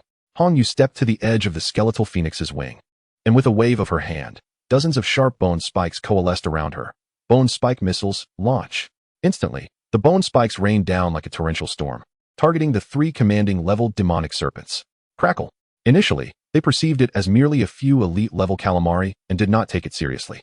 However, they soon realized their error. These bone spikes indeed inflicted real damage. The 2 Bai Shui Xianxi commanders conjured a water shield for defense. As for the Qi Shui commander, a layer of blood mist enveloped it, and the moment the bone spikes penetrated, they were substantially dissolved, significantly diminishing their power. Hiss. Roar. 3 supreme-level serpents emitted furious roars simultaneously. If they had been confronted by other supreme-level flying demon beasts of the same rank, they would have readily accepted their fate and turned to flee without a hint of resistance. After all, it was a natural counter. However, they found themselves facing merely a third-tier beastmaster causing trouble, with nothing more than a worthless skeletal bird lacking even proper rank. This audacious individual dared to provoke 3 supreme-level serpents at once, igniting their fury to a boiling point. How amusing that they now sought to defend themselves. Was it not a tad too late? Su Ming observed the faint trickle of blood from the small wounds adorning their bodies and understood precisely what Hong Yu intended to do next. Blood explosion nova. With a resounding boom, crimson energy erupted from the wounds of the serpents. The 3 serpents gathered together, amplifying their power, ensuring their inevitable demise. They realized this truth and contemplated a desperate escape into the unstable realm or the water. Suddenly, they felt their movements slow to an agonizing crawl, as if the world around them had shifted into slow motion, save for the explosive force. Boom, boom, boom. After a deafening explosion, the 3 supreme-level serpents were left in ruins. Eliminated Supreme-level 8-star Qi Shui, plundering 180 years of lifespan from the aberrant. Eliminated Supreme-level 5-star Bai Shui Xianxi, plundering 150 years of lifespan from the aberrant. Eliminated Supreme-level 6-star Bai Shui Xianxi, plundering 160 years of lifespan from the aberrant. Over 100 years.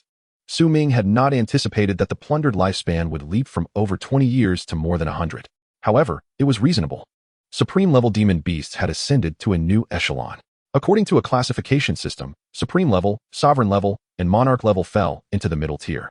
Presumably, the Overlord and Demigod levels represented yet another realm. Beyond the lifespan of the aberrant, each Supreme-level demon beast contributed 200 military merit points to Su Ming. Challenging beyond 1's rank yielded rewards tenfold for elite-level achievements. Now, that was what one could call promising. If Su Ming were to slay over 1,000 Supreme-level beasts, he might indeed have the opportunity to amass 1,000,000 military merit points, demonstrating what it meant to be a natural-born military merit saint. Yet, how to handle this? After dispatching the 3 Supreme-level serpents, Su Ming busied himself collecting useful materials while musing. Hey, Captain. Su Ming directly contacted Wu Yan. It's you, huh? How come you have the time to contact me? Am I not your team member? Isn't it normal to reach out? Don't kid yourself. I know you're now under General Xia. I want to say much more. We're brothers, so let us speak plainly. By the way, thanks to you, I've already become a major captain. Haha. Although Wu Yan felt a tinge of regret at not being able to keep Su Ming in his squad, he also recognized that a talent like him was simply unattainable. A single display of prowess had elevated Wu Yan's rank. No wonder, back then, Su Ming had half-heartedly followed his arrangements. It turned out he truly didn't need to. Thankfully, Wu Yan had thick skin. Su Ming retorted. Does everyone know I'm under Xiao Wushang? You expect me to act as a spy in the Tianma Hall? However, now is not the time for such concerns. By the way, Brother Wu, I discovered an unstable realm in the wild. How should one typically handle such matters? Just leave it alone. If it's deemed safe, you can explore it. However, most unstable realms don't last longer than 3 days and are usually small in scale. If the light inside begins to dim, it's a sign that the entrance is about to close, so be cautious not to get trapped inside. Otherwise, you might find yourself lost or forever ensnared. Alright, I understand. Su Ming was not worried about being trapped. His only concern was whether there were any lethal surprises awaiting him. At the moment he stepped into the realm, if danger lurked and Time Spirit couldn't reverse time and time, it would be dire. Time Spirit, if anything unexpected happens to me, Will you be able to respond in time? Yes. When I encounter a life-threatening crisis, I will automatically trigger time reversal. The only way to bring about your demise is if the sands of time run out. Excellent. Su Ming felt an unprecedented sense of reassurance at that moment. With this layer of protection, what was there to fear? Should Su Ming face a crisis, even if Time's spirit remained within the Beastmaster space and was not summoned, it would still have ample time to save him with the sands of time. The reason for not allowing Hong Yu to summon puppets to scout ahead was that once one entered the realm, such mental connections would instantly sever, requiring presence in the same space. Not even his own beasts could assist in that regard. Then let us take a look. With that, Su Ming leaped into the entrance of the realm. In that instant, Su Ming felt incredibly brave. Yet, the next moment, he found himself back at his original position. Gasping for breath, Su Ming broke into a cold sweat. Damn it. The moment I entered, everything went dark, as if a towering mountain were crashing toward me. Subsequently, he returned outside the unstable realm. Clearly, this was due to Time's spirit triggering time reversal.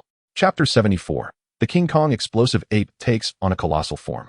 In that fleeting moment, Su Ming had likely been a heartbeat away from death. However, he had no time to feel pain before being whisked back. Otherwise, that near-death experience would surely have been rather unpleasant. Though there was no lack of reward, it at least confirmed that time reversal could indeed be automatically triggered.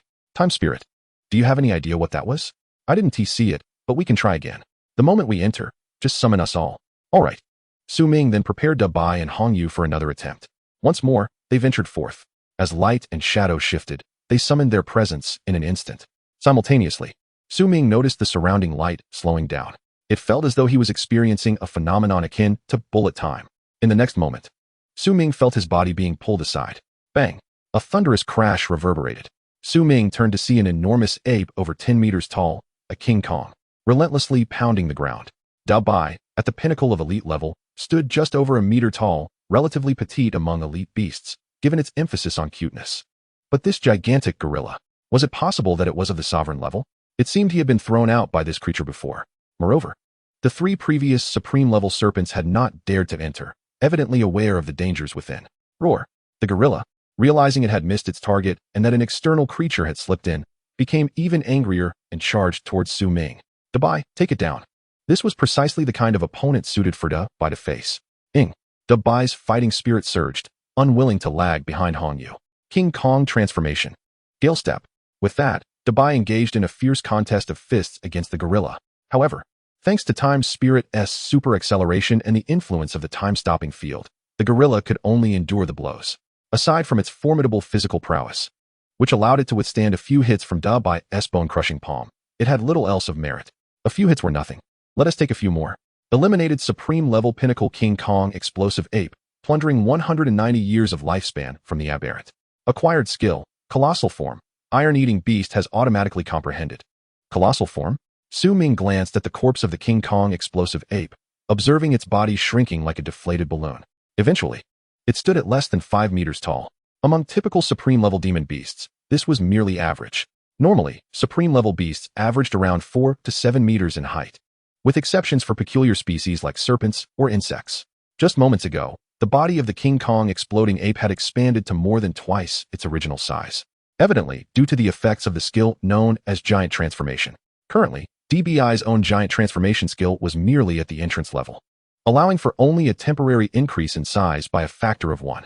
Moreover, this increase in bulk indeed corresponded to an augmentation in strength and attack power, albeit at the expense of agility and speed. With the enlarged figure, it became easier to be targeted by attacks, presenting a double-edged sword. After collecting the entirety of the King Kong exploding ape's remains, Ming began to survey his surroundings. As Wyn had remarked, the space here was indeed pitifully small, measuring only the size of a mere hill, surrounded by mist. Logically, such a secret realm that had consumed an entire lake's worth of water should have been inundated. However, upon entry, it was not so. The lake water appeared to have been devoured by the mist. Furthermore, apart from the King Kong exploding ape, there seemed to be no other beasts present. The silver lining was that Ming instantly discerned the reason why the King Kong exploding ape was guarding the exit. Atop the hill, several large fruit trees bore plump, pink fruits. Beneath the trees lay several beast eggs, or one might say, taming beast eggs. In the wild, these would hatch into beasts. But if contracted by a human, they would become tamed creatures. Taming beast eggs are indeed precious. In the pursuit of game, aside from hunting beasts for materials, Taming beast eggs also constitute a significant source of income. Sometimes, a single taming beast egg could be worth more than the combined materials of an entire commander-level beast. Ming had made thorough preparations before his arrival, equipping himself with a spacious ring and a beast-catching cage capable of accommodating living creatures or taming beast eggs. It is worth mentioning that this cage was inspired by the principles of these small, even more diminutive secret realms. If one could control this unstable secret realm with special methods and craft it into an item like a space ring, it would be akin to a large beast cage. The environment here was far superior to a mere space ring, allowing for the storage of living beings. Ming collected all the taming beast eggs beneath the fruit trees, noting the black patterns on them, which bore a slight resemblance to the King Kong exploding ape, suggesting they would likely hatch into the same creature. Ming was uncertain why the King Kong exploding ape was oviparous. But this was simply a rule of the world of tamed beasts. After all, DBI, as a ferruginous beast, followed the same pattern.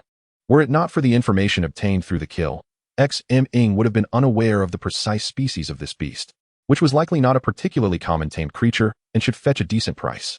Next, the fruits on the trees had already made DBI drool. Hy had summoned a bloodbat puppet to pluck dozens of fruits, stacking them to one side. DBI, try the poison, no? I reward you with the first bite. Why? DBI hesitated for a moment, but soon disregarded the caution. Seizing a pink fruit, it began to gnaw, juices splattering everywhere. Whining, DBI let out a satisfied burp and gave a thumbs up. Given its appetite, one fruit was hardly sufficient to fill its gaps. However, judging by its current demeanor, it seemed slightly tipsy, evidently having been overwhelmed by the excessive energy it had consumed. After a few more minutes, Ming, seeing that DBI showed no signs of discomfort, finally felt at ease. He gathered all the fruits and proceeded towards the exit of the secret realm. As for the fruit trees, Ming was not inclined to exploit them further, knowing that even if he were to uproot them, they could not be transported. Shortly after Ming had taken all the fruits, the light within the secret realm noticeably dimmed, as if it had lost some support. Upon exiting the realm, he also observed that the luminous orb at the entrance was beginning to wane, evidently on the verge of dissipating. This led Ming to speculate. Eliminating treasures or creatures within the secret realm and thereby reducing the density of spiritual energy might hasten the dissolution of the unstable realm. Of course, such actions were contingent upon one's strength.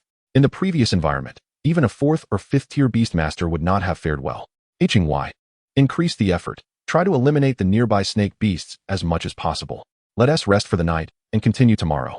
As dusk descended, Ming decided to rest atop the small hill.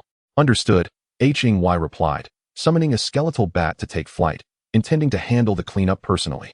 In the following day, Ming collected nearly 1,000 snake beast cores gathered by Hy. He glanced at his lifespan, 519 years. By exterminating a commander-level tribe, he had gained over 10,000 years of lifespan, along with several thousand military merits. Notably, just before the unstable secret realm dissipated, he was rewarded with an additional 500 military merits, consuming 10,000 years of lifespan to accelerate the growth of the time spirit. This acceleration incurs no additional resources. Acceleration in progress. Year 9000. The level of the time spirit has advanced to elite level 9 star. The skill Transcendent Acceleration has been elevated from proficient to perfect. The skill Stasis Field has also advanced from proficient to perfect. Year 10000. The time spirit has reached the pinnacle of elite level. The current stored time sand allows for a return to the past for 119 hours, 47 minutes, and 12 seconds. YN. The time spirit emitted a satisfied sound, appearing somewhat satiated. The enhancement of the time spirit was remarkably straightforward and forceful. Moreover, given the current consumption rate, the next milestones would be 100,000 years, then 1,000,000 years. Even Ming could not help but inhale sharply. No worries, just keep slaying beasts. He encouraged himself. Goodness, no wonder no one has ever contracted a time spirit from ancient times to the present. It seems even the divine cannot afford such a cost. Consuming 9 years to accelerate the growth of the ferruginous beast. This acceleration incurs no additional resources. Acceleration in progress. Year 1. The ferruginous beast attempts to utilize the giant transformation skill. However, the sudden change in size makes it somewhat unaccustomed, leading to slow progress. Year 5. The ferruginous beast has mastered the giant transformation skill, able to adjust its size between 1 and 2 times at will. The skill Giant Transformation has advanced from entry-level to proficient. Year 9. The ferruginous beast encounters a challenge, after enlarging its size. The defensive capabilities of the King Kong form have diminished overall. Perhaps it should supplement with more shin iron. Got it, ferruginous beast. No, it's the gold-eating beast. Ming felt that his subsequent decisions to contract Y and the time spirit were exceptionally astute. Whether in terms of expenditure of wealth or time, one must choose one. To expect both without sacrifice was unrealistic. Thankfully, Ming had an abundance of lifespan to seize. As for other resources, they could be concentrated on DBI. Furthermore, every resource expended was worthwhile. Once DBI's defenses and speed were enhanced, even in a one-on-one confrontation with Y's skeletal army, it would stand its ground without hesitation. There was a trend towards invincibility. Let us proceed. While Ming silently farmed beasts, discussions throughout Shigu regarding the 5-school tournament began to intensify. After all, this was a grand event held once every 5 years. Though the number of participants was limited, each was amongst the elite of the contemporary youth.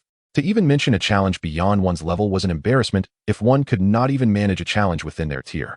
On the surface, it was a competition between the 3rd and 4th tiers. However, the intensity and high quality of the battles had long reached the 5th tier. The 5th tier corresponded to the monarch-level tamed beasts, a mere step away from becoming a king. Such battles were not something ordinary individuals could witness frequently. Additionally, this grand event would be broadcasted nationwide, covering both the battle platforms and secret realms in real time, providing a thrilling and highly entertaining spectacle. Furthermore, this serves as an excellent opportunity for each institution to elevate its own prestige, particularly for the other 4 schools apart from DD Suyuan. Each year, a significant portion of the promising candidates finds their way into DD Suyuan, leaving the remaining contenders to vie for the rest. Consequently, DD Suyuan has consistently secured the top position for several consecutive years. Many believe that DD Suyuan should be classified separately, perhaps as a super school.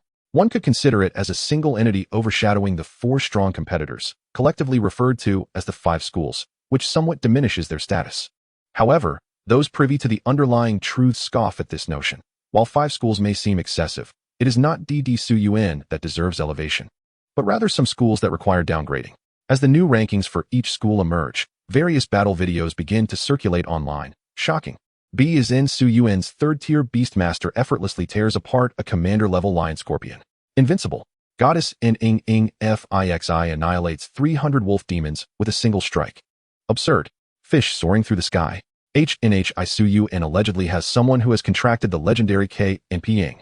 In comparison, Ming's previous videos seem quite ordinary. The only moment that garnered attention was the initial appearance of the blood skeleton summoner. However, as time has passed, the fervor has waned. Regarding Ming's achievement of ranking first among 3rd-tier competitors, the lack of direct video evidence and engaging topics naturally resulted in minimal commotion. After all, who isn't the top contender in their respective school? It can be said that participating in the competition among the 5 schools merely establishes a baseline, hardly qualifying as a prestigious honor.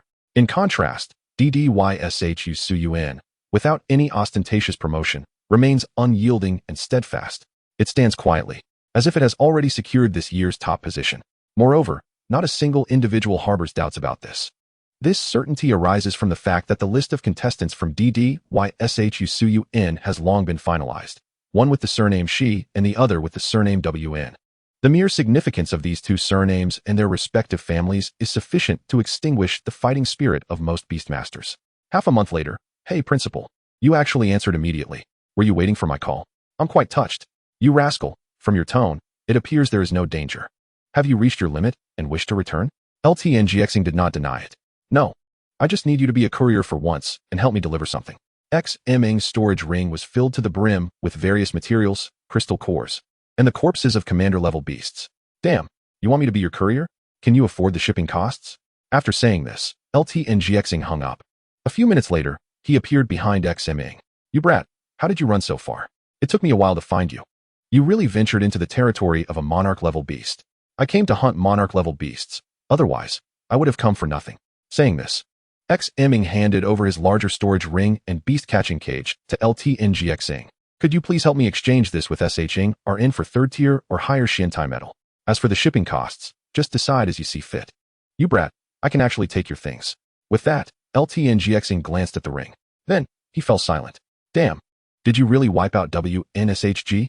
The beast cores in here must exceed 10,000, right?" LTNGXing felt a wave of relief, thankful that he had brought him to the wilderness. Otherwise, a mere 3rd-tier secret realm at school would not suffice for his exploits. Chapter 76, Monarch-Level Beast's Nest. Yui Lien. Principal, I am in dire straits. Just look at the resources I exchanged. You can tell how much the TESHSHU has consumed. How about I sponsor you a bit? Forget it. I prefer to be self-reliant. Besides, your guidance in contracting the spirit of heaven and earth has already been the greatest assistance. Ming spoke sincerely. Without the help of the SHXCHLing, he could not have been so reckless. Very well, if you need anything, do not hesitate to ask. If the school lacks it, I will assist you in my personal capacity. Then, when you come next time, could you bring me a live monarch-level beast to practice with? The local snakes are too slippery and unsuitable. LTNGX-ing was initially shocked by the request, but then recalled the various commander-level beast corpses in the ring. Not bad, not bad. You do have a flair reminiscent of my youth. Rest assured, I will bring you good news. After saying this, LTNGX-ing departed. Ming had indeed encountered monarch-level flying snakes in recent days. However, these creatures were exceedingly cunning, and even more astonishingly, some had wings. The double-winged flying snake was a species Ming learned about after slaying lower-tier snakes. To deal with such a creature, he could only rely on the bone giant eagle, but upon seeing the peak monarch-level bone giant eagle, it fled, engaging in a game of hide-and-seek. Ming found himself momentarily at a loss, resorting to venting his frustrations on the other snakes in the territory. Although he could not slay the monarch-level double-winged flying snake, he annihilated most of its subordinate snakes. Beneath a certain rocky cave lay its former lair. However, now all the guarding snakes had been eradicated. With LTNGX-ing unable to return immediately, Ming felt no urgency to hunt down other snake groups. After half a month of slaughter, he felt as though the air he breathed was infused with the scent of snakes. As he wandered, he decided to explore further, considering the possibility of discovering some treasures. While he could not yet hunt monarch-level beasts, he could at least take a tour of their nests. Upon entering the cave, Ming discovered an entirely different world within. The space, much larger than he had anticipated, was remarkably spacious. Moreover, it seemed to lead to other places. Aside from the entrance stained with blood, the interior became increasingly pristine. Originally, there had been over a dozen commander-level guards here, all thoroughly eliminated by the Red Jade's bone giant eagle, with no chance of escape. After traversing a few kilometers downwards, Ming finally reached the cave's bottom. Here lay an underground pool, the dwelling place of the double-winged flying snake, situated beside a massive stone. In the center of the pool, a patch of deep green Yui Lien thrived. Ming approached the pool's edge and looked up, noticing a concealed small opening above, through which light shone directly onto the Yui Lien. This creature certainly knows how to choose a location. Not only does it have a spirit plant for companionship, but it also has a hidden escape route. As he drew nearer, Ming could sense the vibrant spiritual energy emanating from around the Yui Lien. Although it could not compare to the intense absorption of spirit stones, the concentration of spiritual energy here was undoubtedly much higher than in ordinary places. Adhering to the principle of waste not, want not, Ming accelerated his cultivation slightly, consumed 10 years of lifespan to expedite personal cultivation. This acceleration will additionally consume the spiritual energy of the Yui Lien during the process. Acceleration in progress. In the first year, under the influence of the Yui Lien, you seem to find it easier to enter a state of cultivation, doubling your cultivation speed. By the 6th year, even with a lower concentration of spiritual energy, you are still progressing rapidly, achieving the peak of the 3rd tier. By the 10th year, you are contemplating what type of beast to contract for your 4th. Ming pondered, with this surplus of time, is it not better to engage in something productive rather than merely daydreaming? However, given that I possess an exceptional lifespan of over 100,000 years, I can afford to waste a bit. After assessing his condition, Ming nodded in satisfaction. This Yui Lien is indeed a remarkable treasure. Without its enhancement, I might not reach the peak of the 3rd tier even after 10 years without additional consumption of spirit stones. Red Jade. Check if there are any lotus pods or similar items inside. While the possibility was slim, Ming still wished to give it a try. As for the lotus leaves, he wondered whether they could be transplanted or if the principal might have a way to assist. Subsequently, Red Jade summoned a few bone-spike birds to fly towards the leaves of the Yui Lien. Moments later, several bone-spike birds seemed to have made a discovery, cawing loudly. What could it be? Soon after, 2 bone-spike birds dove into the water, returning with something clutched in their sharp claws. It was certainly not a lotus pod. Ming had yet to discern the nature of the object when he heard a crunching sound as the 2 bone-spike birds fell to the ground, reduced to a pile of shattered bones. What happened? Master, be cautious. The water beneath the lotus leaves seems to be highly toxic. Highly toxic? Even elite-level undead skeletons can be poisoned. Ming looked at the object they had retrieved and was not surprised to find it was a corpse. This was the body of a male, with a deep wound across his chest. However, the true cause of death was likely the poison from the water after his fall. Moreover, in his hand, he clutched a mature black lotus pod. Without it, the bone-spike birds might have ignored the corpse entirely. Su Ming remarked, "Goodness, can this lotus seed still be consumed?" It appeared that this individual had also sought the elusive black lotus pod, only to be slain by the winged serpent lord. It was uncertain how long he had been dead. Although the body was relatively well preserved, the toxicity of the water suggested that even microorganisms could not survive in it. Su Ming retrieved several large bottles of water, thoroughly rinsing the corpse's hand multiple times. He then summoned a low-tier skeleton with Hong Yu to retrieve the black lotus pod and storage ring from the corpse's grip. If this individual remained unharmed, it would indicate that the poisonous water had been cleansed. Fortunately, there was no issue. Su Ming cleaned the black lotus pod several more times before placing it into his storage ring. He then turned his gaze to the newly acquired space ring. Thankfully, it was not of high grade and did not have any restrictions. After a single attempt, he opened it. The space was not extensive, measuring a little over 100 cubic units. There were few valuable items. Otherwise, this individual would not have dared to steal from the lair of a lord-level beast. What caught Su Ming's attention were a communication device, a certificate of the Beastmaster Association, and a token-like object.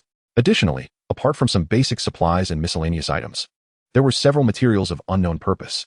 Su Lin, a level 4 9-star Beastmaster, with exceptional talent. As for the communication device, it was naturally password-protected and inaccessible. The metallic token bore no particular significance, one side inscribed with the character Wan, and the other side carved with several coiling giant serpents. It was quite fitting for the Wanshi Valley. Chapter 77, The Alliance of All Races. What is this? In this day and age, one cannot venture forth without a secret identity, can they? This token clearly belongs to a clandestine faction. Ding ding ding. Su Ming rhythmically tapped the token against Su Lin's communication device, contemplating how to proceed. Master, I can attempt to awaken the deceased. If the individual has not been dead for long, valuable information may be obtained. At that moment, Hong Yu offered a suggestion. Very well, let's give it a try. Subsequently, Hong Yu placed a skeletal claw upon the corpse's head, the other claw holding the Book of the Undead, releasing waves of gray mist. The well-preserved corpse of Su Lin unexpectedly emitted sounds of heavy breathing. Where's this? Why? From the tone, it seemed he was trapped in a pitch-black environment, still bewildered by the situation. Moreover, he retained a semblance of rationality, indicating that his death was indeed recent. What is your communication device's password? Su Ming directly inquired. Su Lin fell silent. Is that not permissible? Su Ming had expected him to be forthcoming. Master, I can use necromantic enslavement on him, transforming him into a mindless servant, fully obedient to my commands. However, this would require dismissing one of the skeletal undead from the Book of the Undead, which currently could only control 2. Very well, let us proceed with that. We will extract all information first. Understood. Within the Book of the Undead, a skeletal mammoth disintegrated into a pile of bones. Immediately afterward, a cloud of gray mist flowed through Hong Yu's skeletal claws into Su Lin's corpse. Su Lin's body emitted a pained wail, clearly enduring significant torment as his soul was subjected to distress. Moments later, the contorted form of the corpse miraculously swayed and stood upright. Who are you? Su Lin. Provide your detailed identity. Alliance of All Races, under the Serpent Lord, Southern Division of the Xia Kingdom, Huang-level member. Su Ming's conjecture proved correct. Yet another new faction emerged. If this token were handed directly to the principal, it might yield information regarding the Alliance of All Races. However, unraveling this mystery personally seemed far more intriguing. Furthermore, simply knowing about the Alliance of All Races is of little significance. Directly interrogating the individual would yield greater efficiency. Now, share the information regarding the Alliance of All Races. The influence of the Alliance extends across both the eastern and western continents, as well as numerous islands, comprising hundreds of thousands of members. All right, enough of this indoctrination rhetoric. What are the top-tier forces? The primary leaders of the Alliance are 7 esteemed individuals: the Holy Sovereign, the Phoenix Sovereign, the Tiger Sovereign, the Goose Sovereign, the Serpent Sovereign, the Jiao Sovereign, and the Flower Sovereign. It is said that each is a peak level 8 Beastmaster. Level 8 represents the pinnacle of power among the various factions. Whoever first masters divine level power will dominate the globe. In terms of elite strength, the Alliance of All Races seems to be on par with the Great Xia Kingdom. The 4 marshals of the Great Xia Kingdom's military districts are merely at the peak of level 8 as well. Coupled with a few ancestral figures from the 4 prominent families, they roughly match this number. However, the leap from semi-divine peak to divine level, though it appears as a mere star difference, is as distant as heaven from earth, an arduous endeavor. What are you doing here? My primary task is to maintain several concealed magical formations within the Wanxi Valley. Those unknown materials are used for the upkeep of these formations. Magical formations? What are they for? Unclear. Typically, they do not encounter issues, provided that they prevent monstrous serpents from trespassing. This individual was merely an ordinary level 4 member, possessing limited knowledge. No wonder he had the leisure to pilfer from a lord-level lair. What were you thinking? Seeking death here? Fortune favors the bold. The black lotus seeds are rare, enhancing comprehension and increasing the success rate of advancement. Furthermore, there's a chance of elevating one's talent. I had intended to lead the winged serpent lord away, but unexpectedly, it returned from another direction. Very well, divulge all your passwords and secrets. Moreover, how should you respond if other members of the Alliance of All Races contact you? Understood. For the next half hour, Su Lin detailed various aspects of the Alliance of All Races, including covert signals and internal communication forums. Even their communication network spanned the globe, connecting the Western continent with this region. However, the identity of each member remained confidential, with single-line communication. If labeled as an evil organization, it did not equate to the Demon Temple, which was universally reviled, as long as they did not act overtly maliciously. The Xia Kingdom did not make a concerted effort to eradicate this organization. It operated within a gray area, possibly involving some conspiracies, yet not as blatant and extreme as the Demon Temple. Members like Su Lin, aside from maintaining the magical formations, led lives indistinguishable from ordinary adventurers in other Beastmaster associations, capable of thriving in the sunlight. Within the internal network of the Alliance of All Races, numerous high-difficulty tasks existed, but his meager strength rendered him incapable of undertaking them. However, Su Ming could not utilize Su Lin's internal network account, as each account was fingerprint-bound, and it was impractical to carry the corpse with him. Reflecting on everything, Su Ming organized all the information, ensuring nothing was overlooked before time reversed to the moment before Hong Yu enslaved him. With a whisper, the shadows flowed. Master, I can employ necromantic enslavement on him, transforming him into a zombie who will heed my every command. However, this requires the dispersal of a skeletal undead from a tome of the dead. Let us rewind time to the moment when Hong Yu made her suggestion. There is no need. Su Ming has already received all the information, and it is unnecessary to reiterate. Furthermore, how does a mere 4th-tier Beastmaster's corpse compare to a sovereign-level skeletal undead? Su Ming promptly retrieved Su Lin's communicator and began inputting the password, 77649. As Su Ming muttered, Su Lin, trapped within his own corpse, despaired, how is this possible? How could you know the password? What do I not know? I even know about your 13th year when you peeped at the older sister next door while she was bathing. Su Ming casually replied, simultaneously operating his communicator.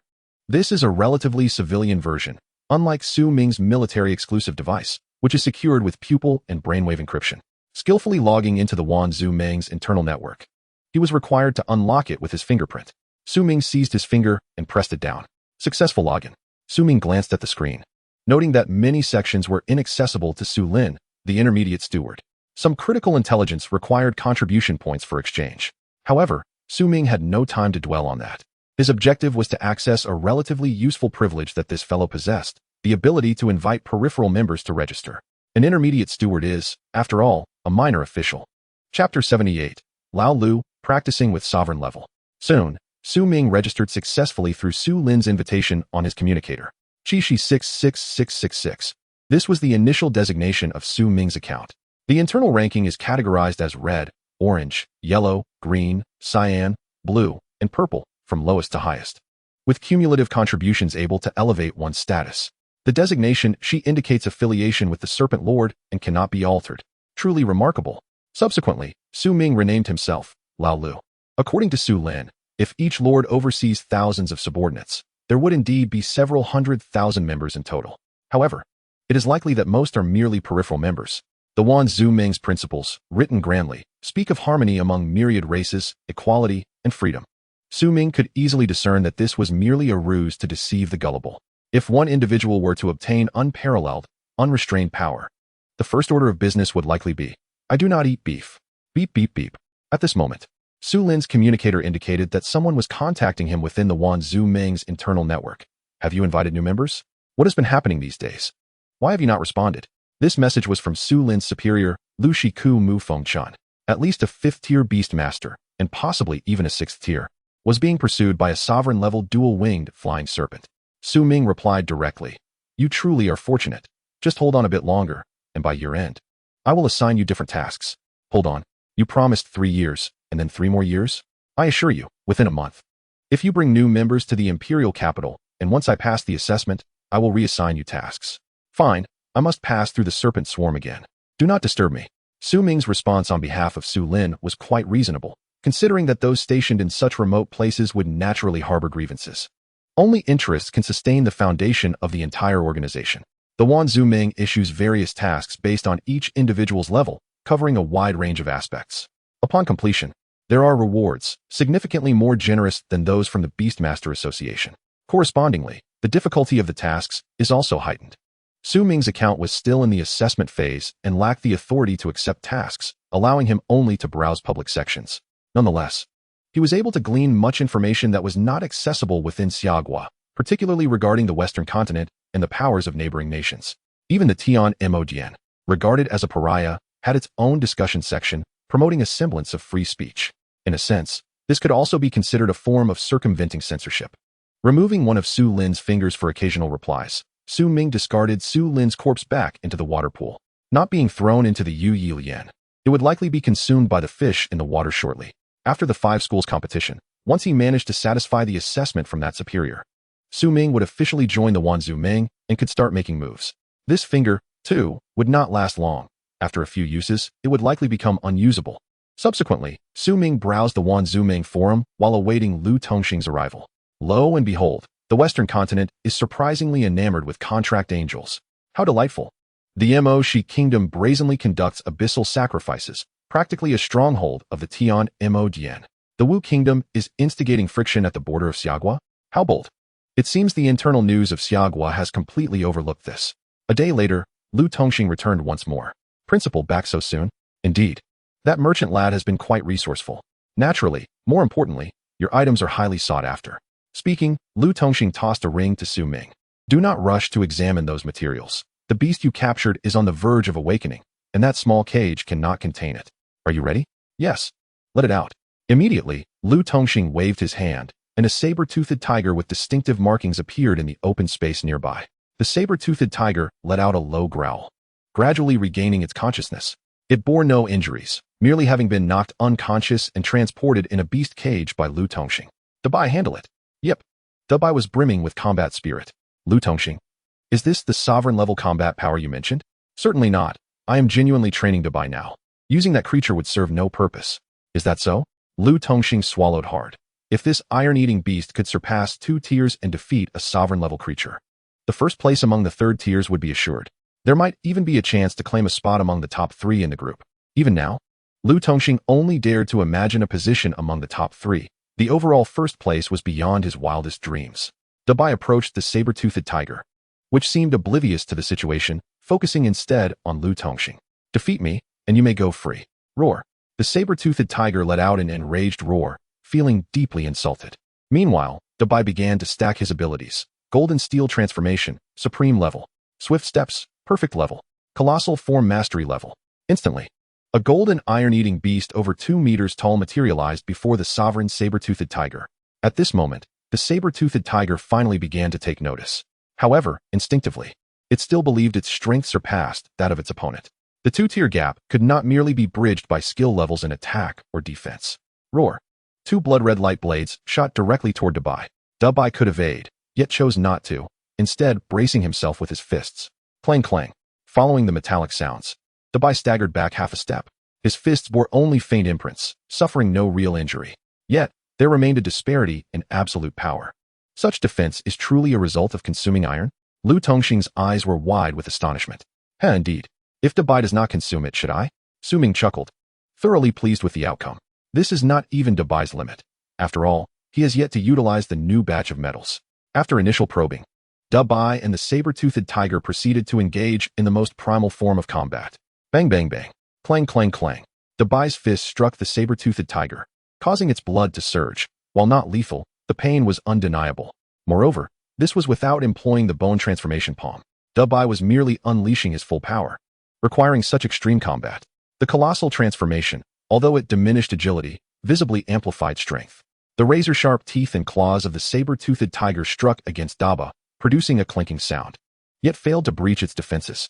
Subsequently, the saber-toothed tiger, displaying newfound cunning, abandoned hopes of inflicting internal injuries on Daba, opting instead to strike with its paws and whip its tail, seeking to create damage from within.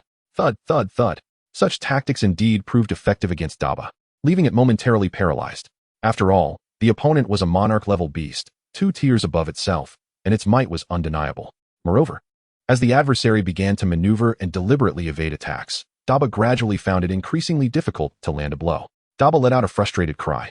Chapter 79. Slaying the Monarch level, I want it all. This elite-tier iron-eating beast, in terms of attack and defense, is undoubtedly the most formidable I have ever encountered. Even among the leader-tier dragon kin, it may surpass their ferocity. Lu Tongxing did not hesitate to shower it with praise. Having lived a considerable portion of his life, he had never witnessed such a fierce beast-tamer. Was it the beast itself, or the prowess of the beast-master? Principal, your words seem to hint at an impending but. Su Ming remarked with a smile. Indeed, there remains a gap when compared to monarch-level beasts. However, it is not a significant concern. Once it ascends to leader tier, it will undoubtedly be capable of slaying foes beyond its level. Well then, if that is the case, I shall unleash my full potential. Unleash what? Lu Tongxing retorted, speechless. This iron-eating beast that rivals monarch level is already an extraordinary advantage. Shenling. In an instant, a twisted light flashed. The saber-toothed tiger, which had been toying with Daba, suddenly faltered, as if burdened by a colossal weight, its speed drastically reduced. Compared to before, its movements slowed several times, resembling a slow-motion spectacle. Moreover, its previously fluid actions became staggered and clumsy, causing it considerable distress. On the other hand, a delicate white light enveloped Daba, significantly enhancing both its movement and attack speeds. This was not merely an increase in velocity, it altered the very flow of time surrounding Daba. With one increasing and the other decreasing, the disparity in speed reached tenfold. In this moment, the saber-toothed tiger became nothing more than a target for Daba. I am engaging you in a contest of attack and defense. Who competes with you in speed? Su Ming chuckled lightly. Daba, stop playing around and finish this quickly. With such an opportune moment, Daba could not let it slip by. Bone-crushing palm. Boom, boom, boom. One strike after another, relentless. 2 minutes later. Crack. Roar. The saber-toothed tiger emitted a mournful cry before collapsing, unable to rise again. Slain Monarch Level 3 bloodthirsty saber-toothed tiger, absorbed 230 years of lifespan. The earlier crack was the sound of Daba shattering its skull, creating a palm-shaped indentation atop the tiger's head, blood seeping from its 7 orifices, its eyes forever closed. Lu Tongxing was taken aback. He recalled Su Ming mentioning that his third beast was of a supportive nature, capable of acceleration and deceleration. He had not anticipated such formidable power. This was no mere acceleration or deceleration. It was akin to a living harbinger of death, striking down all who crossed its path. Principal, this monarch-level tiger. Rest assured, I want to claim it for myself. I'll sell it and share the profits with you. All right, seeing your strength, I am entirely at ease now. Haha, those old geezers are probably waiting to see me make a fool of myself. Just wait until they see who is laughing then. Lu Tongxing felt elated, already scheming to ensnare his old friends. Principal, there's a patch of Yui Lotus in the cave below. Can it be sold? Lu Tongxing was speechless. This fellow was truly a schemer, but thankfully, the school's secret realm was no longer suitable for him. The Yui Lotus required a particularly demanding environment to thrive. With precise temperature and light conditions, it was unlikely to be transplantable, and most individuals would struggle to keep it alive. I'll remember this coordinate. I'll come by every year to check, and if there are Yui Lotus seeds, I'll share some with you. That works. Su Ming was indifferent. Having already acquired a lotus pod for free, I shall take my leave now. I'll return in 10 days to escort you back, and then we shall head directly to the imperial capital. Understood.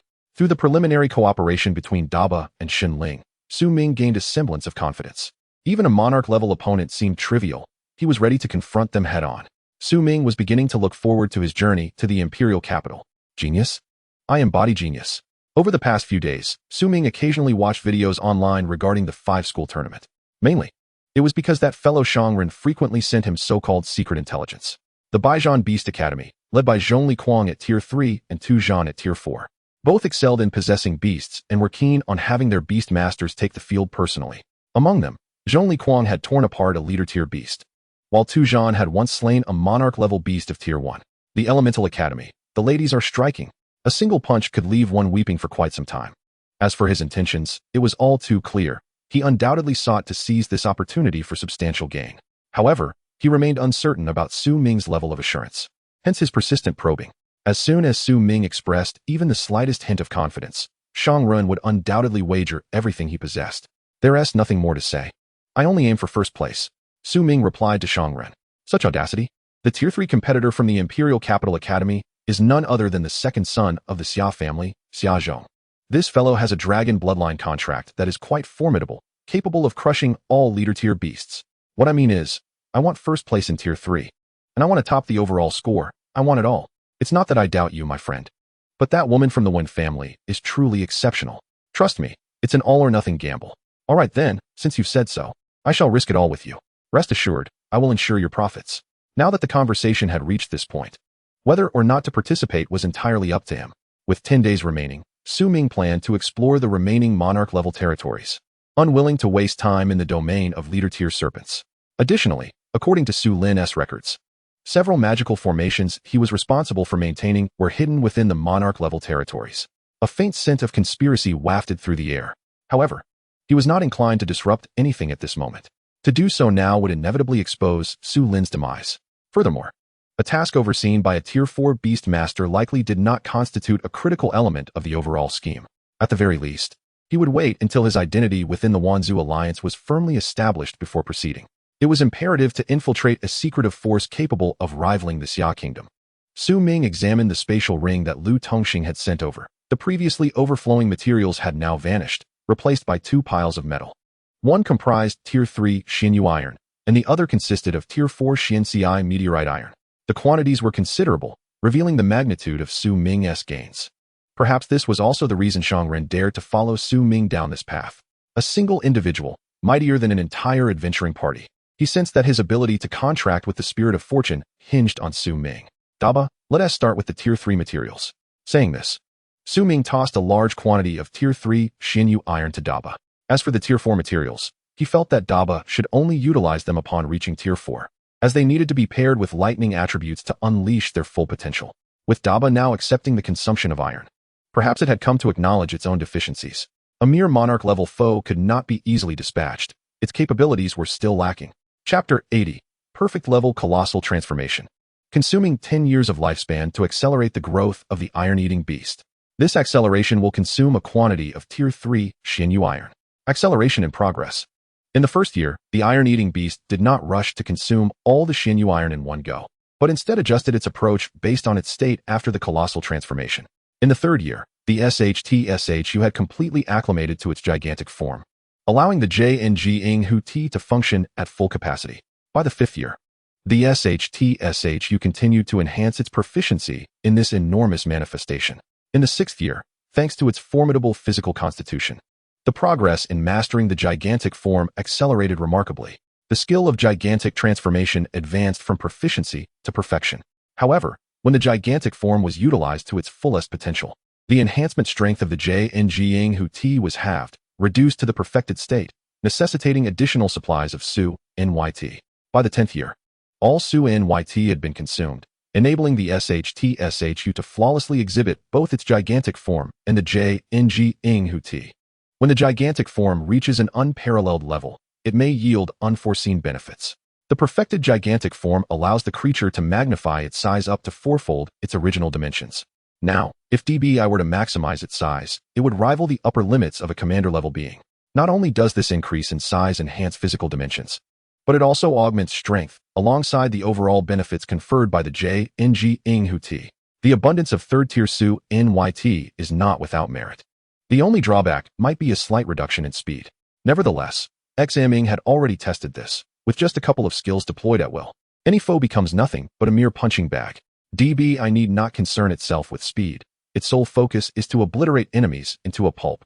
Upon slaying an elite level 9-star CHYNCSH, it harvested 29 years of lifespan from this aberration.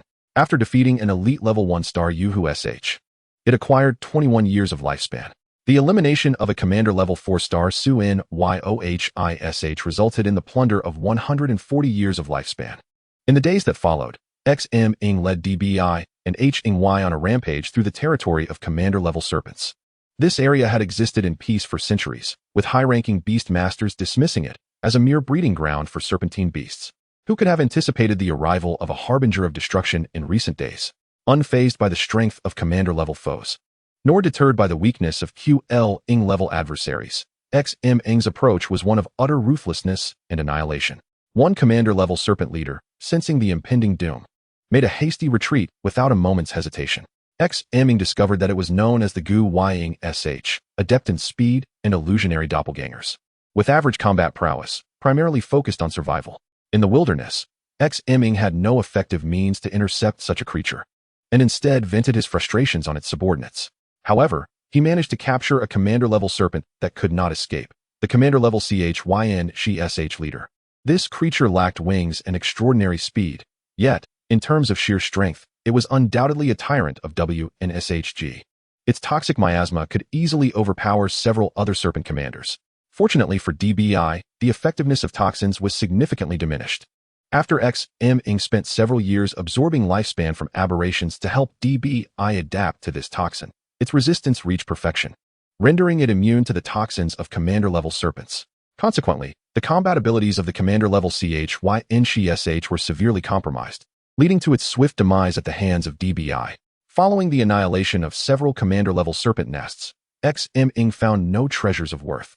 Only a considerable number of serpent eggs from commander-level serpents, which could fetch a decent price. Thus, XM-ing's inaugural foray into the wild, or rather, a grand heist, came to a formal conclusion. Coincidentally, his spatial ring was once again filled to capacity. Upon returning, LT-ing displayed no surprise at finding XM-ing napping in the lair of a commander-level serpent leader, evidently desensitized to such occurrences. Perhaps there was a genuine opportunity to vie for first place? LT-ing felt a surge of anticipation. After instructing XM-ing not to wander aimlessly, he promptly returned him to the dormitory. Now, his primary responsibility as principal was to act as XM-ing's chauffeur and bodyguard, ensuring that no unforeseen complications arose. "Brothers, I have returned." Upon entering the dormitory, XM-ing exclaimed and hurried to the bathroom.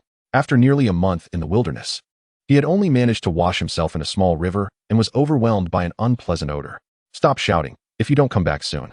I'm leaving for the imperial capital," a voice from outside the door responded. "What? Has she effing left?" "Yes. He needed to make arrangements for his trip to Longdo. However, I believe it is also due to his family's matchmaking efforts." XM-ing inquired, "And you? Why are you returning early? Could it be for matchmaking as well?"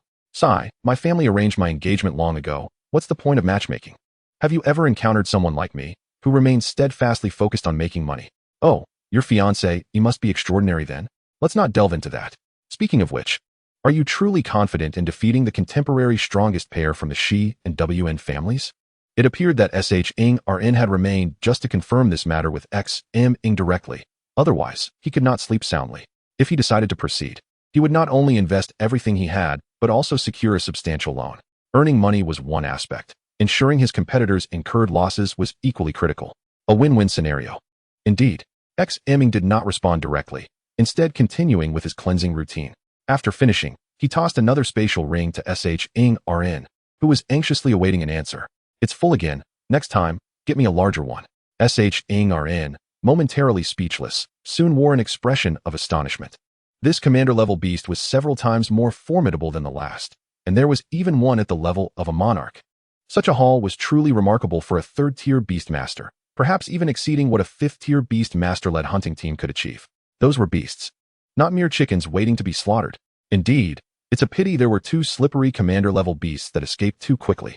I was too lazy to pursue them and could only take down all the commander-level ones. If the spatial capacity were larger, the bounty would have been even greater.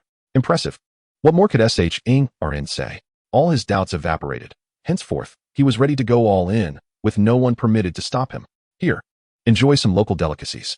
With that, XM-ing produced several fruits picked from the secret realm and offered them to SHing-RN. These delightful morsels were too good to sell, so he intended to keep them for himself. This one alone could fetch 500 spirit stones in the imperial capital. SHing-RN remarked after taking a bite. "So expensive?" "Yes, they are rich in spiritual energy, a luxury reserved for the upper echelons. As if you're not part of the upper class." Hearing SHing-RN's comment, XM-ing felt relieved that he hadn't T-sold them. The finest treasures should indeed be savored first by oneself. "All my money is clean and hard-earned. You can vouch for me. That's inconsequential. To me, there are only friends or foes. Everything else is trivial." With that, XM-ing retrieved a few more items, including several YUY Lienzi. "Perfect. You can take these back for Shi Ying and see if they prove useful. What excellent items. Ying are in recognized their value immediately. Alright, I'm not overly invested in cultivation. I'll give the lotus seeds to Shi Ying. Is it okay if I indulge in a couple more fruits? Sure. What metals are you planning to procure? Ying are in no longer needed to ask, as he could easily anticipate Ing's requirements. The combat-oriented cultivation method for the SHTSHU was not a closely guarded secret, nor was it unattempted by others. However, none had succeeded in nurturing it to such an extent as Ming had. Even the predecessor who devised that nurturing method pales in comparison to Su Ming. For this, Shangren can only attribute it to genius, with no other explanation. There is no rush, if you lack funds. You may use this as a cushion for now. After my competition, assist me in acquiring 4th-tier Thunder attribute metals. Have we reached the stage of Thunder attributes? No problem. My connections in the Imperial capital ensure I won't lack for this sum of money. However, I can help you earn a profit, provided you secure first place. Once you arrive in the Imperial capital, we shall gather again. The next day, Shangren returned to the Imperial capital. Apart from him, all other contemporary heirs of merchant families had long since returned, preparing for the upcoming 5 schools grand competition. In their eyes, any of the 10 contestants from the 5 schools could serve as a betting target. Strong competitors have their strategies, while the weaker ones have theirs too. As merchants and bookmakers, they always find ways to maximize profits. Such grand events are most suitable for risk-free ventures. In a couple of days, Su Ming would also head to the Imperial capital alongside Lu Tongxing. Currently, Su Ming's most pressing concern is his own talent. According to prevailing theories, a person's innate ability directly determines their future potential. While others may ascend to the 7th or 8th tier, you might only reach the 4th tier. This is the limit of your talent. Furthermore, the success rate of advancement and the speed of cultivation are also influenced by talent. Intuition tells Su Ming that his primary talent is crucial for his growth. For now, he still possesses top-tier nurturing capabilities. He is not overly concerned about the rate of cultivation or the success probability. As long as the success rate is not 0, even a rate of 1 is acceptable. The true fear lies in 0, as it renders even the most skilled unable to cook without rice. Generally, the limit for top-tier talent hovers around the 4th tier, with a maximum of 5th tier. Su Ming is not in haste, yet he sees no harm in preparing in advance. The recent acquisition of the Yui Lianzi serves as a reminder for him to pay more attention to such resources in the future. However, the Yui Lianzi can only be considered a moderately rare resource, not a top-tier one. If he could obtain a top-tier treasure that enhances talent, Su Ming would have numerous plans to implement. Consume 10 years of lifespan to accelerate personal talent growth. This acceleration will additionally consume 10 Yui Lianzi and 8 second-tier soul power potions. Acceleration and progress. In the first year, your mind is utterly blank. Though you have consumed a Yui Lianzi and a soul power potion, your spirit is clear.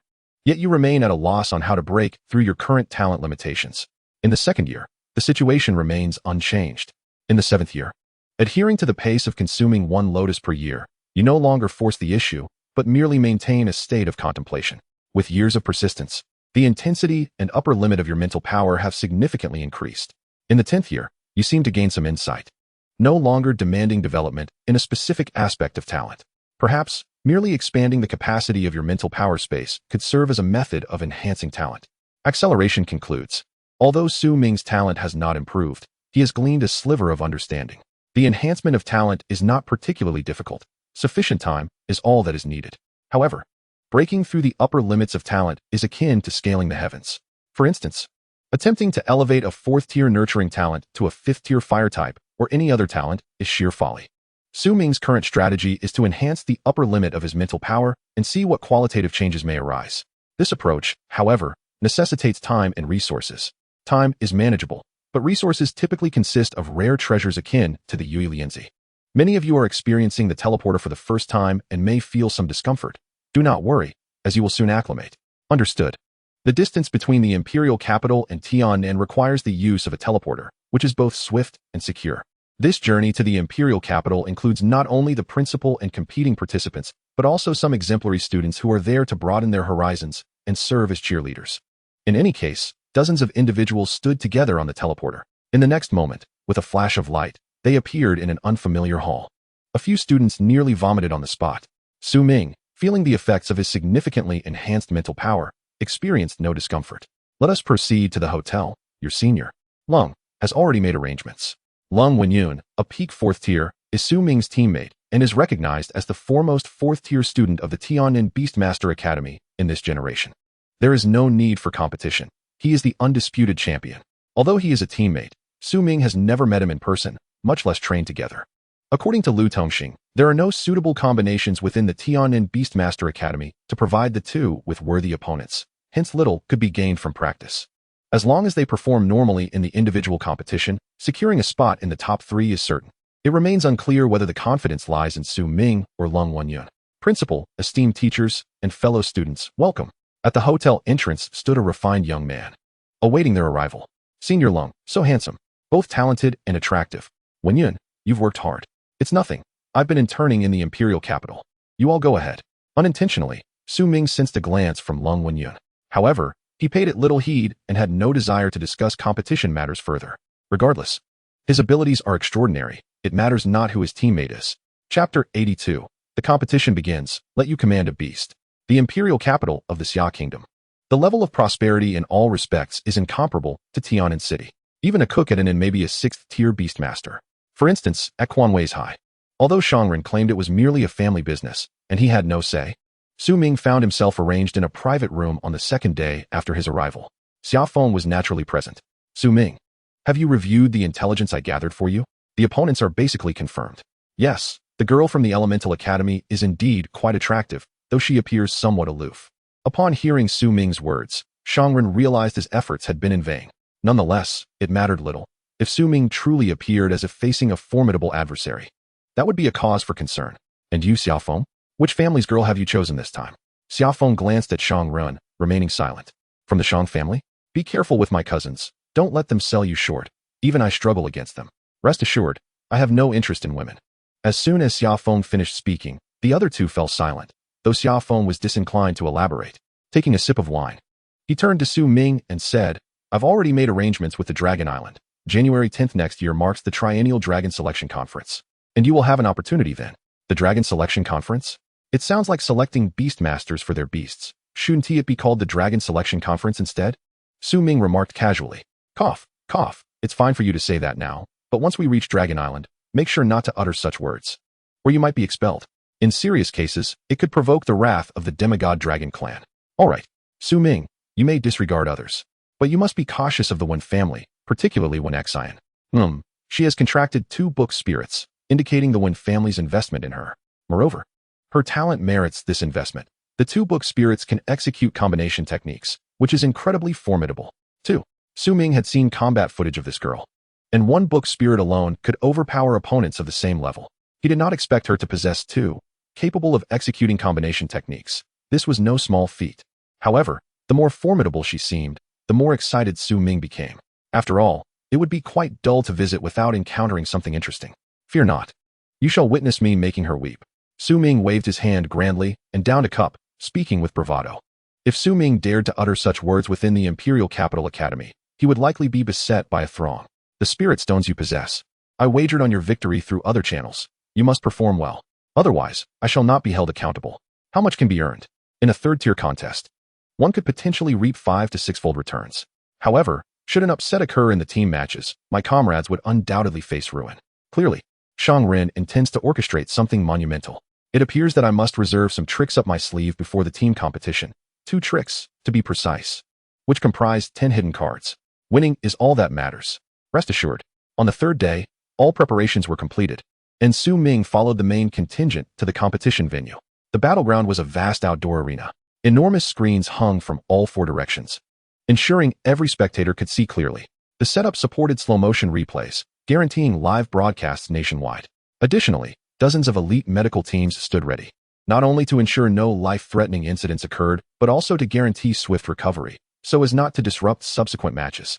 Otherwise, with everyone unleashing lethal force in the individual contests, there would be no point in the team battles. The individual matches commenced first. Adhering to the customary rules of previous years, the champion from the last competition automatically secured a spot among the top 3. Thus, the remaining 4 schools were to draw lots to determine which would qualify for the top 3. The losers would compete for 4th place.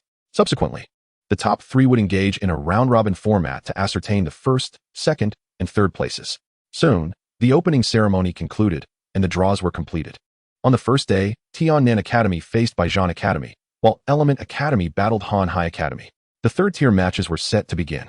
Now, let us welcome Su Ming from Tiannan Academy, who will face Zhong Liquang from Baijian Academy, with the host's announcement. Both competitors took to the stage amidst applause. In terms of popularity, Su Ming could not yet rival Zhong Liquang, whose ferocious exploits against beasts had garnered considerable attention. You had better concede quickly, otherwise, I fear I might lose control. In a familiar exchange of taunts, Zhong Liquang indeed lived up to his reputation. Su Ming, however, was not one to back down. In this moment, he felt as though he had stepped into an anime scene he had once watched, aspiring to become a Pokemon master. Such bravado. Arise, violent wolf spirit. Come forth, bloodthirsty leopard. Manifest, bull-headed shaman. In an instant, Zhong Liquang was enveloped in an aura of bloodlust, emanating a chilling energy. Alongside the violent wolf spirit's augmentation, the bull-headed shaman provided enhancements with bloodlust techniques and acceleration totems, among other supportive skills. In a flash, Zhong Liquang and the bloodthirsty leopard transformed into two crimson streaks. Rushing towards Su Ming. Dabai, engage with them, but do not kill. Su Ming felt a sudden lightness, as though he could leap dozens of meters effortlessly. Clearly, the acceleration from Shi Ling had been bestowed upon him for the sake of observing the spectacle. Initially, Zhong Liquang dismissed Dabai, intending to swiftly eliminate it alongside the bloodthirsty leopard. Clang, clang, clang. A series of metallic sounds echoed through the arena. Moments later, Zhong Liquang found himself in shock, witnessing the blood gushing from his hands. The bloodthirsty leopard fared even worse. Its claws had been rendered useless, and much of its teeth had been swatted away by Dabai's casual strikes. Tear apart a commander-level beast? I stand here for you to rend. How is that possible? Zhong Liquang's eyes brimmed with disbelief as he could not comprehend why his hands, capable of slicing through steel, failed to breach his opponent's defenses. Upon glancing up, he saw Su Ming observing from a distance, prompting a surge of rage as he prepared to pursue the beast master. However, Dabai swiftly delivered a simple punch, sending him flying. Zhong Liquang was defeated. Su Ming emerged victorious. The surroundings erupted into astonished murmurs. What is this? The formidable Zhong Liquang, so boasted about online, has fallen just like that? Indeed. It was all over before one could fully grasp the situation. He had inflicted wounds upon himself. It is not that he is weak. Rather, the iron-eating beast's defenses are too formidable. Alas, he was ill-fated. It was his folly to attack the beast master directly. The spectators, both present and online, expressed a myriad of opinions, while Su Ming silently returned to his position. The confrontations among the skilled were brief yet intense, leaving a lasting impression on the audience. Even after the tournament concluded, the fervor generated by these recordings would endure for several months. Chapter 83, Kunpeng, Descending Without Battle. The second match quickly followed, requiring no repairs to the arena. Let us welcome Zhuang Yu from Han High Academy, who will face Niao Wan from Element Academy. Subsequently, a frail boy and a girl stepped onto the stage. Zhuang Yu appeared to be in worse shape than the girl, his complexion somewhat pallid. Arise, little Kuan. A massive blue fish suddenly materialized in the air. Kunpeng, merely a trace of bloodline. One pot cannot hold it all. Humph. At this moment, Niao Wan was equally undeterred, beginning her summons. Come forth, wind spirit. Arise, gale beast. Manifest, cloud mist scarlet bird. It appeared she was a pure wind element beastmaster. Cough, cough. You all play nicely with little Kuan. I shall take a rest. With that, Zhuang Yu summoned a large shell and promptly concealed himself within it. All the spectators were baffled. They had expected Zhuang Yu to ride on the back of the large fish. Swish, swish, swish. Continuous wind blades struck against the shell, having no effect whatsoever. Had Niao Wan been of the fire element, she might have forced him out. For now, she had no choice but to focus on the Kuan beast. Roar. The Kuan beast emitted a cry, absorbing all incoming attacks in a burst of light. Niao Wan immediately sensed a grave threat, having encountered this tactic before. Little Yun quickly released the clouds. Just then, Niao Wan felt a wave of trepidation, as if death were imminent. Suddenly, several powerful wind blades appeared near Niao Wan's neck, just shy of severing it. However, they could advance no further, halted by the protective personnel on site. Zhuang Yu is the victor, the referee hastily announced, wiping the sweat from his brow in secret. It was a near miss, nearly resulting in the first accidental death of the tournament. Yet, no one blamed Zhuang Yu. The fact that he managed to deflect the reflected attacks was already a sign of his restraint. Many were left in awe of the Kuan beast's prowess, and the bloodline of Kunpeng was indeed remarkable. Su Ming observed everything keenly, contemplating which of his hidden cards he should reveal in response. Perhaps if his opponent dared to hide within a shell, Dabai could simply swat him out. Ultimately, the wind element's offensive capabilities were insufficient against such defenses. Thus, Defeat was to be expected. The two matches determined which two schools would advance to the top 3, with the remaining matches to occur the following day. Zhang Liquang and Nia Wan would compete for the 4th place, as neither wished to be the last in such a disgraceful manner. This contest extended for a full half-hour before concluding. Ultimately, Nia Wan, utilizing the mist created by the cloud mist Scarlet Bird and the acceleration granted by the wind spirit, executed a delaying tactic against the empowered Zhang Liquang. She prolonged the match until his duration expired, easily overcoming him. This strategy had been her secret to victory in the past. However, when faced with Zhuang Yu's Kuan beast, she could not afford to delay and had to confront it head-on, leading to her swift defeat. Su Ming performed admirably in the afternoon. It would be time to witness his senior's performance. As long as he could secure a spot among the top 3, he would be satisfied. At this moment, Lu Tongxing approached, unable to conceal his excitement. Su Ming replied perfunctorily. The old man still did not believe in his own strength. The ranking points for the individual competition from 1st to 5th place were as follows: 10 points, 8 points, 5 points, 2 points, and 0 points. As long as Lung Wenyuan secured a position among the top 3 in the 4th tier, Su Ming was confident he could achieve 1st place in the 3rd tier, which would guarantee a minimum of 15 points. The team competition scores were double that of the individual competition: 20 points, 16 points, 10 points, 4 points, and 0 points. As long as they did not score 0 in the team competition, a place among the top 3 was virtually assured. After all, the Didu Beastmaster Academy had practically reserved the 1st place in both the 4th tier and team standings. Others could only vie for 2nd and 3rd places. If the team also managed to rank in the top 3, Tiannan Academy might even secure the 2nd position this time. In the afternoon, the battle for the top 3 in the 4th tier commenced. Although it was a competition among 5 schools, the prevailing consensus was that it was merely other schools vying for the opportunity to challenge the Didu Academy. If the morning's 3rd tier battles had already brought surprises, the 4th tier battles were even more anticipated. An additional Beastmaster could lead to a plethora of varied tactics and increased spectacle. In contrast, most strategies and developmental paths for Beastmasters beyond the 5th tier had already been established. Regardless of how many contracts one held, the strongest among them would inevitably take precedence, while others would be cultivated around the main force. It is undeniable that high-tier Beastmasters are formidable, yet the spectacle of battle may not be as captivating as that of the 3rd and 4th tiers. Indeed, the audience might not even have the chance to fully witness the combat before it concludes. Lung Wenyuan of Tiannan Academy faced off against Tu Zhan of Baijian Academy. Begin, the referee announced before hastily vacating the arena.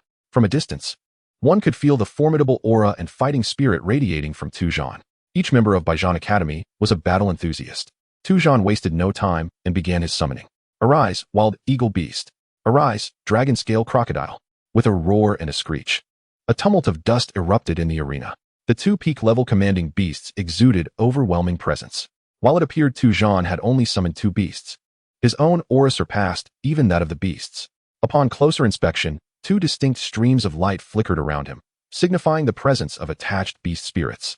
According to public records, Tu Zhan had contracted 2 attached-type beast spirits, the Huanghun beast spirit and the Frost Ghost beast spirit. At this moment, a layer of faint frost began to form beneath Tu Zhan's feet, with wisps of dark mist enveloping his legs. Clearly, he had received significant enhancements. In stark contrast, Lung Wenyuan remained completely still, showing no signs of action. According to the rules, Tu Zhan was already permitted to attack. What was happening? A wave of confusion surged among the onlookers. What do you mean? Tu Zhan inquired, refraining from immediate aggression. He scorned the notion of striking first. Of course, if his opponent resorted to any underhanded tactics, he would not hold back. However, he sensed that Lung Wenyuan had not summoned any beasts, not even a protective attached beast spirit. Wenyuan, Su Ming observed the pallor of Lu Tongxing's complexion beside him, as if this esteemed 7th-tier Beastmaster had suffered a grave blow, aging considerably in an instant. It seemed he understood Lung Wenyuan's intentions. I too yearn for a thrilling battle, but alas. Lung Wenyuan then declared loudly, I concede. A wave of astonishment swept through the crowd, including all the viewers watching the live broadcast. It had been many years since an incident of such disgrace occurred in the 5-school competition, let alone surrendering without summoning a single beast. Are you certain? To concede without a fight would result in a direct classification as last. Your school's 4th-tier competition score would be 0, and you would also be unable to participate in the team competition. Even the referee could not help but reiterate a long unmentioned rule. Surrendering without a fight is the greatest humiliation. I am certain. Lung Wenyuan stated resolutely before turning to leave the arena, leaving Tu Zhan, who had been poised for battle, in a state of bewilderment. Only after the referee announced his victory did Tu Zhan scratch his head and return to his school's area. As for Lung Wenyuan, he merely offered an apology to Lu Tongxing as he passed by Tiannan Academy and proceeded towards another area, specifically the Wen family's seating. Principal? Should I? Su Ming, munching on a snack, feared that the old man might not withstand the blow. However, it seemed that the passage of time had not altered much. Even if they replaced him, it appeared impossible to find a candidate capable of matching Lung Wenyuan. Sending anyone else would merely be offering a sacrifice. No need. I did not expect the Wen family to resort to such underhanded tactics. Alas, this five-school competition has been tarnished by such means. It was evident that Lu Tongxing felt somewhat disheartened. The Wen family aimed to prevent Tiannan Academy from entering the top 3, but more importantly, they sought to undermine the resolve of steadfast figures like Lu Tongxing. This time, they were determined to bring Tiannan Academy under their control, gradually extending their influence throughout Tiannan City and even into the military district. It is well known that the Tiannan military district is the largest pro-war faction. In the past, there had even been proposals to abandon Tiannan City as a stronghold and retract their overall strategy. However, after Xia Wushang decisively quashed such ideas, no one dared to mention it again. Thus, they could only resort to a gradual approach, akin to boiling a frog in warm water. Principal, do not wear such a countenance. The more they wish to see you like this, the more you must rally your spirits, Su Ming encouraged. You rascal. You need not lecture me. Just focus on your own competition. If they do not want me as principal, then so be it. I shall take the front lines myself and slay a couple of sovereign-level demon kings to make my worth. Su Ming was at a loss for words. His concerns about the old man's morale appeared unfounded. However, from his tone, it seemed his own sovereign-level beasts did not exceed 2. Otherwise, he would not have mentioned 2 as sufficient. The higher one ascends, the more challenging it becomes to elevate beasts, and the resources consumed are substantial. It is nearly impossible to raise 7 or 8 beasts to the sovereign level or demigod level. Achieving even 2 or 3 main battle level beasts is commendable. First, one must cultivate the primary battle beasts to their utmost potential, and only then turn to the others. Rest assured, I will ensure you secure first place. Su Ming vowed earnestly. With your word, I shall not have come in vain. By the way, have you considered becoming my disciple? After a century, I will find a way to pass the Kongying spirit on to you. Generally, when a beast master dies, the beasts within their space will directly transform into new beast eggs, born within their kin or origin place, with their qualities receiving a certain enhancement. However, whether they can be recontracted by someone else remains uncertain. For some high-tier beast masters, it is possible to pay a hefty price to forcibly terminate contracts solely to preserve their beasts. This situation typically arises when the bond with the beasts is exceptionally strong, and the beast master wishes for them to continue guarding their family after their passing. By the way, Principal, how long do you expect to live? If I do not ascend to the 8th tier, I should have another 100 or 200 years. Haha, then take good care of yourself. I am in no hurry. Although Lung Wenyuan's surrender without a fight had adverse effects, it ultimately fell within the bounds of the rules. At most, he would face the ire of online spectators. One could not expect Lu Tongxing to resort to violence against him. That would be undignified. The competition must proceed. Next, it would be Nan Gong Fei Xue of the Element Academy versus Sang Miao of the Hanhai Academy. Begin. Nan Gong Fei Xue and Zhuang Yu were previously the subjects of much discussion, both wielding formidable strength. However, Sang Miao remains shrouded in mystery, having scarcely appeared in the public eye until now. This time, she has been directly promoted by Hanhai Academy, evidently a clandestine trump card. As the battle commenced, the two young women refrained from any antics and simultaneously began their summoning. Nan Gong Fei Xue's beasts are widely recognized. Her primary companions include the Hanshuan Yufeng and Lai Bing Miao, both pinnacle-level ice-type flying beasts. Their speed, control, and lethality are all top-notch. Against landbound, clumsy Lord-level monsters, they would undoubtedly prove lethal. Additionally, she commands a Blood Ice sprite as support and a defensive entity known as Xueji. Perched atop Hanshuan Yufeng, Nan Gong Fei Xue resembled a goddess of snow, exuding an aura of superiority. Regardless of her strength, her presence alone was undeniably impressive. On the opposite side, Sang Miao donned a delicate green floral dress, her shoulder-length hair giving her the appearance of a young girl frolicking through the springtime meadows. One must note that the current temperature barely hovered above a few degrees. Yet, astonishingly, verdant patches of dark green grass began to sprout around her. Suddenly, a towering tree emerged beside her, its lush leaves forming a natural canopy. With a graceful leap, Sang Miao ascended to a branch and swung her legs playfully. It seemed as though winter had swiftly transitioned to spring. What sort of beast was this? An ordinary-looking plant-type beast? The tree appeared no different from those found in any forest. However, Ming noticed that a circle of black vines coiled around the trunk, slithering like a slender python. The Tianseng ancient tree and Imo grass. At that moment, Ming overheard Lu Tongxing exclaiming in surprise, recognizing Sang Miao's two beasts. To his astonishment, the dark green grass was indeed a type of beast. He had initially thought it was a skill to alter the terrain. Both the tree and the grass appeared so ordinary. Principal, what are the characteristics of these two beasts? Are they powerful? They are indeed strong, yet susceptible to specific countermeasures. However, taking down an ice-type beast master should pose no difficulty. It was no wonder Han Hai Academy had kept this under wraps. They had an unexpected ace up their sleeve. The tone suggested a predetermined outcome. Oh, what could this creature fear? Naturally, it fears fire. Fire is effective against wood, which is quite reasonable. Moreover, Sang Miao's beasts seemed to be entirely plant-based, making them quite vulnerable. As the battle commenced, Nangong Fei Shui, unaware of her opponent's beasts, did not hesitate to unleash her ultimate attack. Even trees shall be frozen into popsicles. Blizzard, extreme cold ice blade, snowstorm slash, breath of frost, instant freeze specter. In an instant, the Tianseng ancient tree became a target for the onslaught of ice and snow. Aside from the patch of grass beneath, the surrounding area was blanketed in frost. Chapter 85. I hold a trump card. It appeared as though a solitary tree on a snowfield was being ravaged by a blizzard, with the green patch resembling an isolated island in the vast ocean. Yet, as 10 minutes passed, this scene persisted.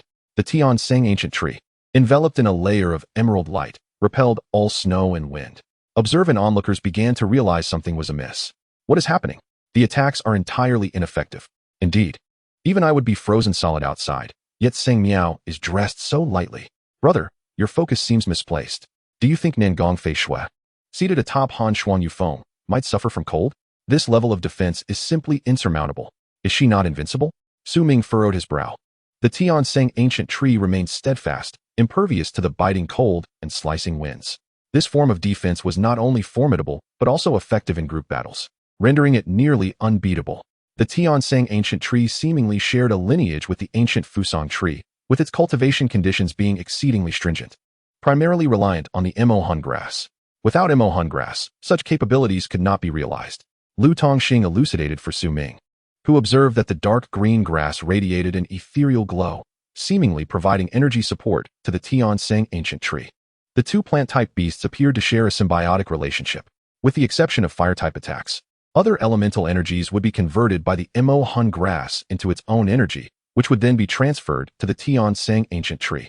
However, once the Tianseng ancient tree's bloodline was fully awakened, it would develop fire attributes, eliminating this vulnerability.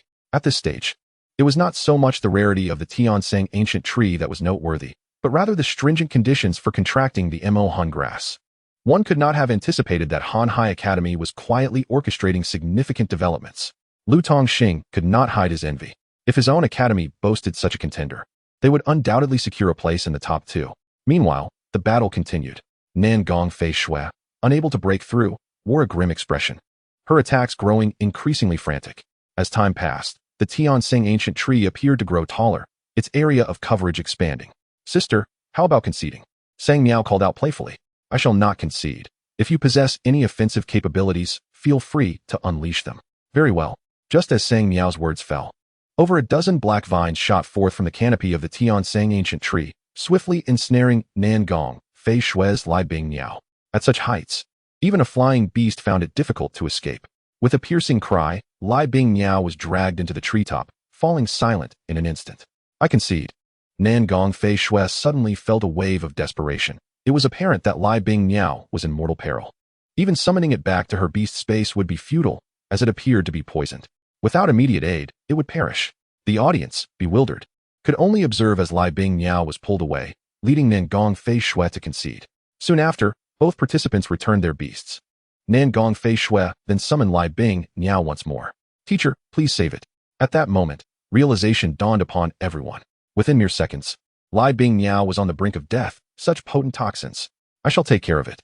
Sang Miao stepped forward, gently stroking the head of Lai Bing Miao. Subsequently, the poison visibly dissipated at an astonishing rate. However, Lai Bing Miao would require time to regain its strength. Due to Lung Wenyan's immediate surrender, Nangong Fei Shui was automatically placed fourth, eliminating the need for another battle. Now, they merely needed to prepare for the team competition. The anticipated contender, Nan Gongfei Shui, was unexpectedly ousted by the suddenly emerging Sang Miao, failing to secure a spot in the top 3, much to the astonishment of many. This turn of events reignited the excitement for the upcoming showdown among the top 3. After leaving the arena, Lu Tongxing arranged for new accommodations. As for Lung Wenyan, he was publicly expelled from Tiannan Academy. With the competition still ongoing, Lu Tongxing could not be bothered to deal with him. Presently, Lu Tongxing's plan seemed to lean towards allowing Su Ming to claim the top position in the 3rd tier, after which he would prepare to return home in glory. Otherwise, how could he allow a mere 3rd-tier student to represent the school in the team competition? As the principal, he could not afford to lose face. Though he had witnessed the might of the Great White, he understood that team competitions were not merely about offense or defense. Even in the case of Nan Gongfei Shui, Lu Tongxing did not believe Su Ming possessed a means to contend with her. Needless to say, there are several peculiar combinations from other schools. If Lung Wenyan were to collaborate, perhaps there would still be a chance, but alas. Principal, are you truly planning to return home right after my match tomorrow? Do you still wish to participate in the team competition? I ask. If I were to advance to the 4th rank before the team competition, would that be considered a violation? The same familiar formula, the same familiar taste. It is not considered a violation, but the 3rd rank competition must occur at the 3rd rank. After much contemplation, Lu Tongxing answered candidly. He was already aware of Su Ming's intentions. Could it be that a miracle could be created once again this time? Fear not. Principal, have you forgotten? I have a trump card. Su Ming winked, confident of victory. I am of an advanced age and cannot endure too much excitement. Could you perhaps reveal a hint? The principal jested. You could live for over 100 more years. So you intend to relentlessly provoke me, is that it? Haha, you will soon grow accustomed to it. A dignified 7th rank beast master, not at all composed. Let me show you a glimpse of my prowess. Let us go, find a place in the wild. In the next moment, the two appeared hundreds of kilometers outside the capital. Allow me to witness your trump card. You mentioned it was given to you by General Xia? Consider it so. Subsequently, Su Ming summoned Hong Yu. Upon seeing Hong Yu, Lu Tongxing was instantly captivated by the necromantic tome in its grasp. A book spirit's corpse? This is not something to be taken lightly. Where did you acquire it?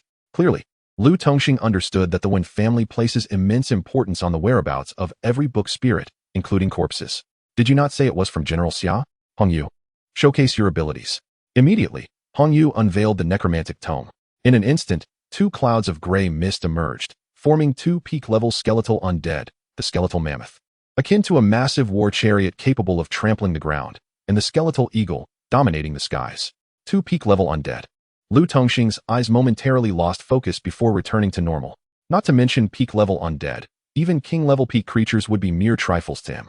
However, such combat prowess in the hands of a 3rd-rank beastmaster is indeed a formidable cross-rank assault. Chapter 86. The Outrageous Skeleton Summoner. Well. While others may challenge ranks, you simply activate a cheat, do you? At this moment, Lu Tongxing's gaze towards Su Ming shifted notably. However, he quickly regained his composure and focused on the key point. You must be cautious with this. It would be wise not to reveal it without necessity. Considering the Wen family, General Xia has stated they should be dismissed. Indeed, this student has a greater backing than even this principal. There is no need to fear trivialities. In an instant, Lu Tongxing felt rejuvenated, eagerly anticipating the expressions of the Wen family members. However, he quickly adjusted his emotions, returning to a state of calm, even feigning a more lethargic demeanor. Wait, principal, I encountered Granny Wen at the library. I found her rather amiable. It seems the Wen family appears as the great antagonist. Su Ming suddenly recalled this matter. Granny Wen is currently uninvolved in the affairs of the Wen family. She merely guides her students and juniors. If you have doubts, feel free to consult her. She will not withhold her knowledge. As for the plans of the Wen family, they are quite complex. There is no absolute right or wrong. Merely different convictions. Though he had been secretly schemed against by the Wen family, Lu Tongxing bore no deep-seated grievances. Having lived long enough, he had seen through it all. I understand. Upon returning to his residence, Su Ming finally had the opportunity to review the message from Shangren. Heaven is aiding me. I am truly about to profit. Among all the students of Tiannan Academy, none were more delighted than Shangren upon witnessing Lung Wenyan's surrender. For the odds of victory for Tiannan Beast Academy sword, the premise is that Su Ming must carry Tiannan Academy to victory. Su Ming, can you withstand this alone? Remove can, as I have never considered the presence of teammates. Impressive. However, this raises a critical issue. I am aware that the team competition ranking for the Imperial Capital Beast Academy cannot be second. Otherwise, even if I secure first in the team competition, I cannot achieve the overall top score. Su Ming can at most help Tiannan Academy secure 30 points. However, if the Imperial Capital Academy places second, they would earn 16 points, and coupled with individual performances, Xiaozhong and Wen Xin could easily surpass 30 points. Not to mention, both are favorites for the championship. According to the competition rules, the team matches will involve free combat within a secret realm, a survival mode. Therefore, let us first ensure that the Imperial Capital Academy scores 0. Watch my performance. Dare to play tricks with me. Incredible. Initially, Shangren thought Su Ming would merely declare that the opposing team would not enter the top 3, but he did not anticipate such a high level of animosity. The following day, the morning featured the third-rank matches, followed by the fourth rank in the afternoon. After yesterday's preliminary selections, no one doubted the caliber of the top 3 contenders. Even Su Ming's Iron Eater dub sparked a fervent discussion regarding Iron Eaters. After all, compared to other combat-type beasts, the adorable attributes of Iron Eaters were exceedingly pronounced, making it difficult for them to adjust. In the first match, Su Ming from Tiannan Academy faced Zhuang Yu from Hanhai Academy. Begin. Su Ming had already witnessed Zhuang Yu's Kuan beast and shell. No, it was a shell. He was curious about the third beast. Su Ming maintained a calm demeanor, which led many to regard him with increased esteem. They initially believed Su Ming would be influenced by Lung Weini and surrender. The opposing Kuan beast could fly, so Su Ming would certainly not allow Bai to battle alone. Bai, Hong Yu, summoned forth. However, this time, the opponent did not retreat into the shell, but instead mounted the back of the Kuan beast. It seemed they had studied Bai's attacks and decided not to confront them head-on. Continuous water arrows. Hong Yu did not summon skeletal archers to fire at him. Rather, it allowed the opponent to attack first from a superior position. Bai required no concern from Su Ming, acting freely. Blood escape. A flash of crimson light passed, as Hong Yu swiftly grasped Su Ming's form, disappearing from their original location and reappearing on the opposite side of the arena. Is this not a skeletal summoner? How can it also possess teleportation skills? Judging by the color, it is clearly a mutated variant. Soon after, the opponent's water arrows followed closely, seemingly determined to maintain this tactic. Since the Iron Eater's attacks are formidable, simply evade them. Are they taking advantage of the fact that I lack flying units? Hong Yu, show them. After safely relocating Su Ming, Hong Yu waved a hand, and the summoning array rapidly formed. Caw-caw. Squeak, squeak, squeak. 6 blood skeleton bone spikes birds and 6 blood skeleton bats appeared simultaneously, charging toward the airborne Zhuang Yu. Do not unleash ranged skills. Simply claw them to death. Su Ming had already sensed that this fellow could seemingly transfer skills. Zhuang Yu, upon witnessing the rapidly approaching undead units, felt his heart crumble. What are these? 12 elite peak mutated undead units. Is this not absurd? Ding ding ding. At this moment, he had no time to disturb Su Ming, as water arrows continuously shot towards the encroaching skeletal birds and bats, regrettably with little effect. A protective water barrier illuminated around the Kuan beast, shielding it from the attacks of the skeletal bone spiked birds and bats. What kind of undead species is this? It resembles that skeletal summoner. Are they relatives? Should you not be more concerned with the outrageous numbers and levels? An undead beastmaster. This shows promise. An undead knight, even more so. With a mere display of Hong Yu's abilities, the audience's emotions ignited. Every year, various mutations or new beast species emerge, a topic that piques the interest of every beastmaster. Even the originally mediocre skeleton summoner can exhibit such formidable prowess. Why is it that my own does not? On another note, every one of Su Ming's summoned beasts possesses an element of the absurd and defies logic. At this moment, as the attention of the crowd fixates on Su Ming, one cannot help but realize that this beastmaster appears to be the most outrageous of them all. Without him, where would such an extraordinary skeleton summoner and Iron Eater come from? Little rascal, I once thought you were about to reveal your trump card. Yet it seems you have many up your sleeve. Lu Tongxing, though maintaining a calm exterior, felt a wave of relief wash over him. The battle continued to rage on. No matter how formidable the Kuan beast may be, it remains merely an elite-level beast at its pinnacle, capable of soaring into the skies and diving into the depths of the sea, possessing a remarkable energy attack transfer technique along with a water curtain shield. It could easily hold its ground against an average Tier 3 beastmaster. However, now, faced with the onslaught of the undead aerial troops, it seemed to be running out of tricks. Ultimately, the water curtain shield was torn apart by the claws of the bone-spiked bird, threatening to strike the Kuan beast and Zhuang Yu directly. Misty Mirage. In an instant, Zhuang Yu, along with the entire Kuan beast, vanished without a trace. Chapter 87. The first of Tier 3. Su Ming was left speechless. What exactly is this creature? Is it a Kuan beast or a Lich? How could it be so slippery? The opponent refrained from engaging directly with Bai, and Su Ming too withheld his ranged abilities, resulting in both sides losing a card. However, Su Ming currently held the advantage, and the opponent dared not show themselves. If you don't emerge soon, my skeleton summoner will recover its spiritual energy and summon again. It would be wiser for you to concede and conserve your strength. The recovery of spiritual energy was, of course, a ruse. His ultimate move was reserved for the team competition, and he intended to keep his exposure to a minimum. 5 minutes. If I cannot devise a way to defeat you within this time frame, I shall surrender. At this point, Zhuangyu, still hidden, responded. However, one could not discern his location from his voice. Good. As Su Ming's words fell, he felt a binding energy enveloping his body. Then, he saw a massive fish head charging toward him from the side. That old trickster, he must have stealthily approached the ground. Taking advantage of Su Ming's momentary distraction, he aimed to knock him out of the arena, thereby securing victory. Moreover, he had preemptively released a control skill to prevent Su Ming from escaping again with the help of Hongyu. Another trump card. It was somewhat impressive, but not overwhelmingly so.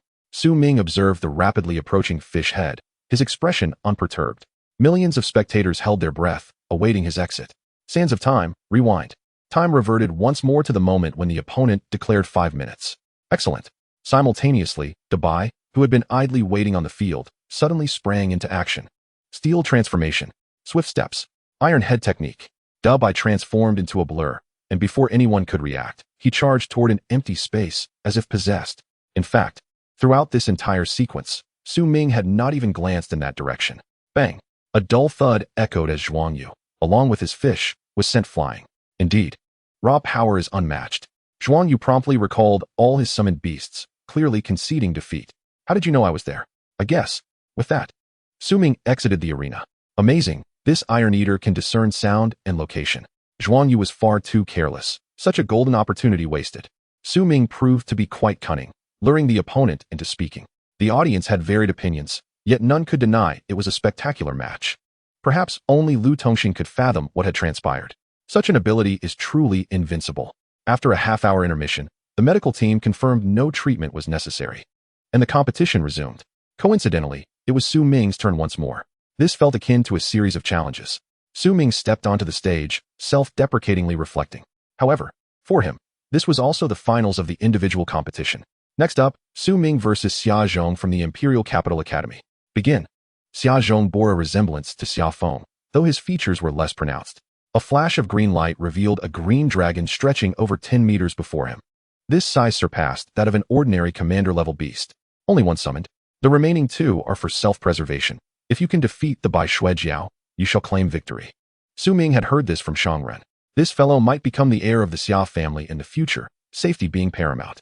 Furthermore, the Bai Shui Jiao could very likely evolve into a true dragon bloodline. Very well, that suits me perfectly, Dabai. Roar. Dabai, filled with fighting spirit, seemed unfazed by the difference between the dragon and a lord-level serpent. Should the Bai Shui Jiao realize Dabai was comparing it to a lord-level monster, it would be torn between joy and anger. In comparison to the Bai Shui Jiao, Dabai was less than 1/10 of its size. In a group battle, there may not be much room for Dabai to assert itself, so Su Ming decided to abandon the low-key approach. Dabai, give it your all. Roar. Giant transformation. Steel transformation. Boom. Boom. The originally black and white little creature instantly transformed into a colossal beast towering 2 stories high, radiating golden light. Each step it took felt as if it weighed 1,000 tons. Bai Shui Jiao. Xia Zhong. All spectators. What in the world? No one could reconcile this massive creature with the adorable little one they had seen before. Roar. Dabai wasted no time and charged directly at the Bai Shui Jiao. Thud, thud, thud, thud. The Bai Shui Jiao opened its mouth and unleashed a frost breath toward Dabai. Unfazed, Dabai met the attack head-on. Bai Shui Jiao. After countless battles, it was the first time encountering such a scenario. Following this, hundreds of icy blades were launched at Dabai. Clang, clang, clang. Dabai continued to withstand the assault, not losing a single hair. Roar. With a thunderous roar, a green light shot from the Bai Shui Jiao's eyes. At this moment, a flicker of fear surged within Dabai, momentarily halting its advance. Dragon might? Intimidation? Su Ming understood. If Dabai had any clear weakness, it would perhaps be against mental control skills. However, did this mere elite-level dragon believe it could intimidate Dabai with its dragon might? Dabai, it stole your jade bamboo shoots. Eliminate it. Su Ming commanded. Roar. In an instant, Dabai was consumed by immense fury. How could I not enjoy my jade bamboo shoots? To have them snatched away. Subsequently, Dabai spotted a green tail whipping toward him. Jade bamboo shoots? Smack. Dabai extended his hand and seized the tail, standing firm like a mountain. This display left Xia Zhong utterly dumbfounded. Such a strike from the Bai Shui Jiao would leave even a lord-level beast severely injured. Is this Iron Eater truly made of iron? What extraordinary defense! But that was not the end. Xia Zhong then witnessed an even more explosive scene. Da Bai clung tightly to the Bai Shui Jiao's tail, disregarding its struggles or released skills, completely unperturbed. Finally, Da Bai confirmed this creature was not a jade bamboo shoot, or it would have been devoured. Seeing the green serpent dare to resist, Da Bai took it upon himself to discipline it, grasping the tail and unleashing a series of lightning-fast strikes upon the arena. Smack! Smack! Smack! Each impact resonated like a heartbeat for the audience. Stop! Stop! If this continues, it will perish. At last, some rescue personnel reacted and rushed to intervene. Da Bai cease. I will buy you jade bamboo shoots. It was only upon Su Ming's command that Da Bai halted. All present. Afterward, Da Bai gradually shrank back down, reverting to its previous adorable form. Roar. Originally, is this the ultimate secret of cultivating the Iron Eater? Indeed, the potential of a true gourmand is boundless. Tiannan Academy. Su Ming victory. At this moment, the referee announced loudly. This signifies not just this match, but that the title of first place in the third tier has been claimed by Su Ming. Chapter 88. Sea of Fire, Golden Crow. On the battlefield, the rescue team was still attempting to revive the Bai Shui Jiao. Meanwhile, Su Ming returned to his seat, sitting calmly. At this moment, the atmosphere at Tiannan Beast-Taming Academy was lifted, dispelling the gloom of the previous day, and morale was high. If only Senior Long had not surrendered. Many students thought to themselves, perhaps a miracle could have been created. Now, no one would believe that, with only Su Ming as the sole third-tier participant. Tiannan Academy would request him to join the team competition. The skill of Wu Yan, such a prodigy should be nurtured carefully, rather than recklessly showcasing his abilities in a moment of impulse. Half an hour later, the rescue team announced that the injuries of the Bai Shui Jiao were too severe, requiring more time before it could participate in battle. Zhuan Yu essentially claimed second place by default. Touching his still sore ribs, Zhuan Yu silently rejoiced, grateful that he and the Kuan beast did not stubbornly resist. Otherwise, they would have been turned into fish balls. For Xia Zhong, not securing first place meant that second or third did not matter, as he had the safety net of a fourth-tier contract. After the competition, he would aim to advance to the fourth tier promptly, needing to contract a more powerful beast. Soon, Su Ming's name spread rapidly throughout the Xia Kingdom, becoming a topic of discussion among countless beast tamers. Of course, much of the discourse centered around his two formidable beasts that had already been revealed, an extraordinary Iron Eater and a mutated skeleton summoner. Each could serve as a new research subject and project. If Su Ming were willing to share even a fraction of his so-called cultivation insights regarding the Iron Eater, he could earn a fortune. However, he naturally found it tedious to exert such effort. He understood the reasons behind Da Bai's immense strength, beyond the usual resources and materials. The most crucial factor was time. Time spent in relentless practice day and night for decades, even centuries. What few could accomplish such a sacrifice? It was no longer merely a matter of willpower. If Su Ming were to disclose the entire cultivation process of Da Bai, it would undoubtedly lead others astray. As for the other mutated skeleton, the interest among the populace only intensified. Who would not wish to command an army of one? In the context of collective combat, who would engage in one-on-one duels? Moreover, certain knowledgeable individuals had already noticed the unusual crimson hue of Hongyu. This seemed to be the color of the abyss, did it not? Yet, their immediate response was disbelief. The abyss is universally feared. How could anyone so brazenly display it? Furthermore, it is well known that contracting beasts tainted by the abyss often carries a degree of abnormality. With so many powerful figures in the imperial capital, such matters could hardly be concealed. Nevertheless, the resemblance was striking. In the afternoon, the fourth-tier competition commenced.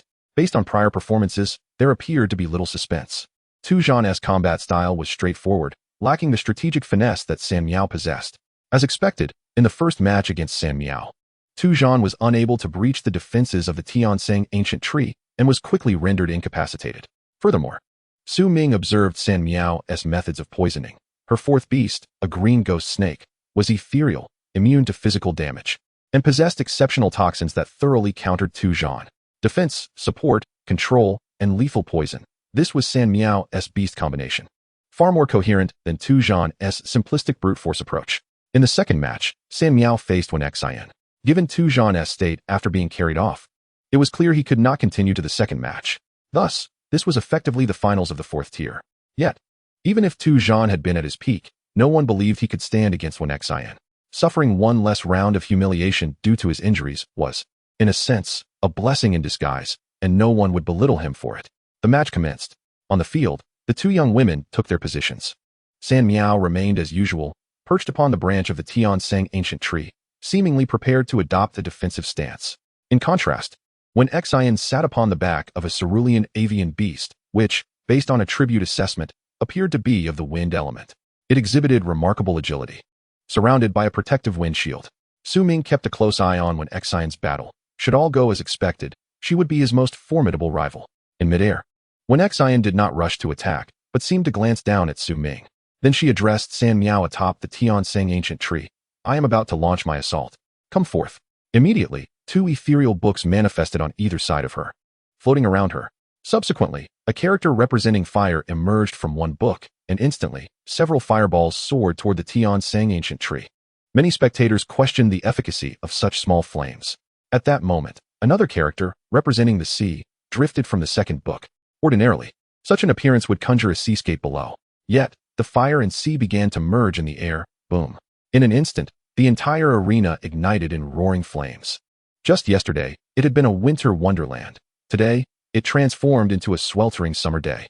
The surrounding audience, despite the protective energy shield, found themselves drenched in sweat. Principal, this does not seem like a fire-resistant scenario, Su Ming asked Lu Tongxing. The Tianseng ancient tree endured several minutes of intense heat without any signs of weakening, and its color appeared even more vibrant. There could only be one explanation. The opponent had tapped into a fragment of the bloodline of the Fusa divine tree, awakening its fire element.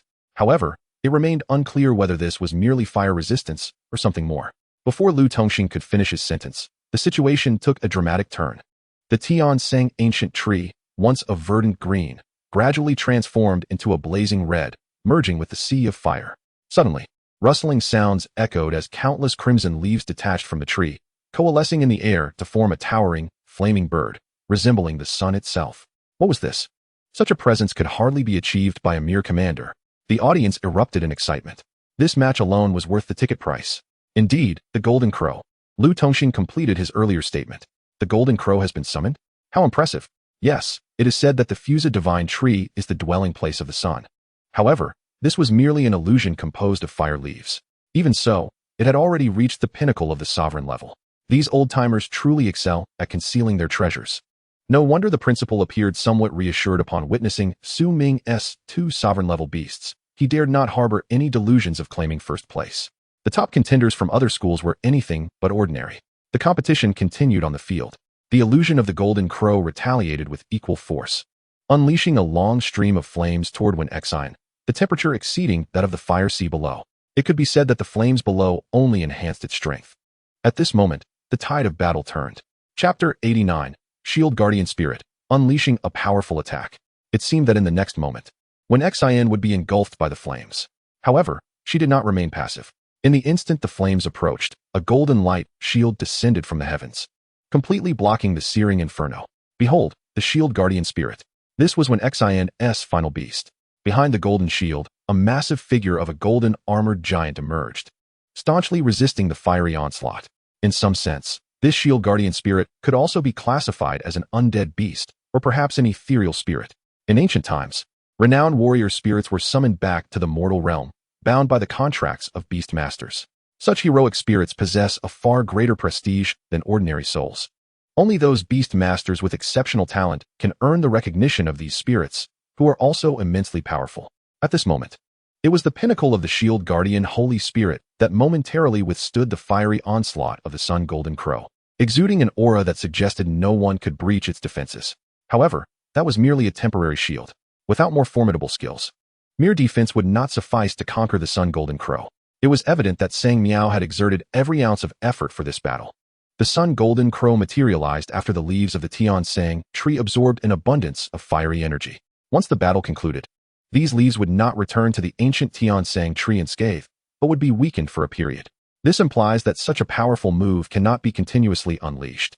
In other words, as long as Xian can endure this wave of assault without faltering, once the duration has passed, Sang Miao would naturally be defeated. It appeared that the dynamics of attack and defense had shifted to a war of attrition. However, as a favorite to win, Xian could not possibly rely solely on a couple of tactics. Throughout the contest, she had merely unleashed a sea of flames, which could only be regarded as a probing attack. As for Sang Miao's counterattack, it indeed took her by surprise. Nevertheless, it mattered not, for her arsenal of skills was abundant. Two beams of light emerged from her two book spirits, merging into one and then entering the body of the Shield Guardian Holy Spirit. The Shield Guardian Holy Spirit roared, its aura gradually ascending, unexpectedly erupting with the might of a peak sovereign level. The Sun Golden Crow was but a mere illusion, while the Shield Guardian Holy Spirit was a tangible beast master entity. The disparity in strength was self-evident. As the Shield Guardian Holy Spirit withstood the flames, it reached out, grasping a towering spear that descended into its hands, and hurled it fiercely towards the Sun Golden Crow. The spear flew like a sun-piercing arrow, piercing through the illusion of the Sun Golden Crow. A thunderous explosion reverberated, producing a colossal fireball in the sky, more ferocious than the actual sun at that moment. After a brief interval, the flames gradually dissipated. Only when Xin, seated upon the Qingfeng bird, remained in the arena, while Sang Miao had conceded defeat and exited. When Xin emerged victorious, following the announcement of the results by the judge, the arena erupted in enthusiastic applause. Many students witnessed such a battle for the first time. The intensity of combat between the fourth tier was no less than that of any fifth-tier clash.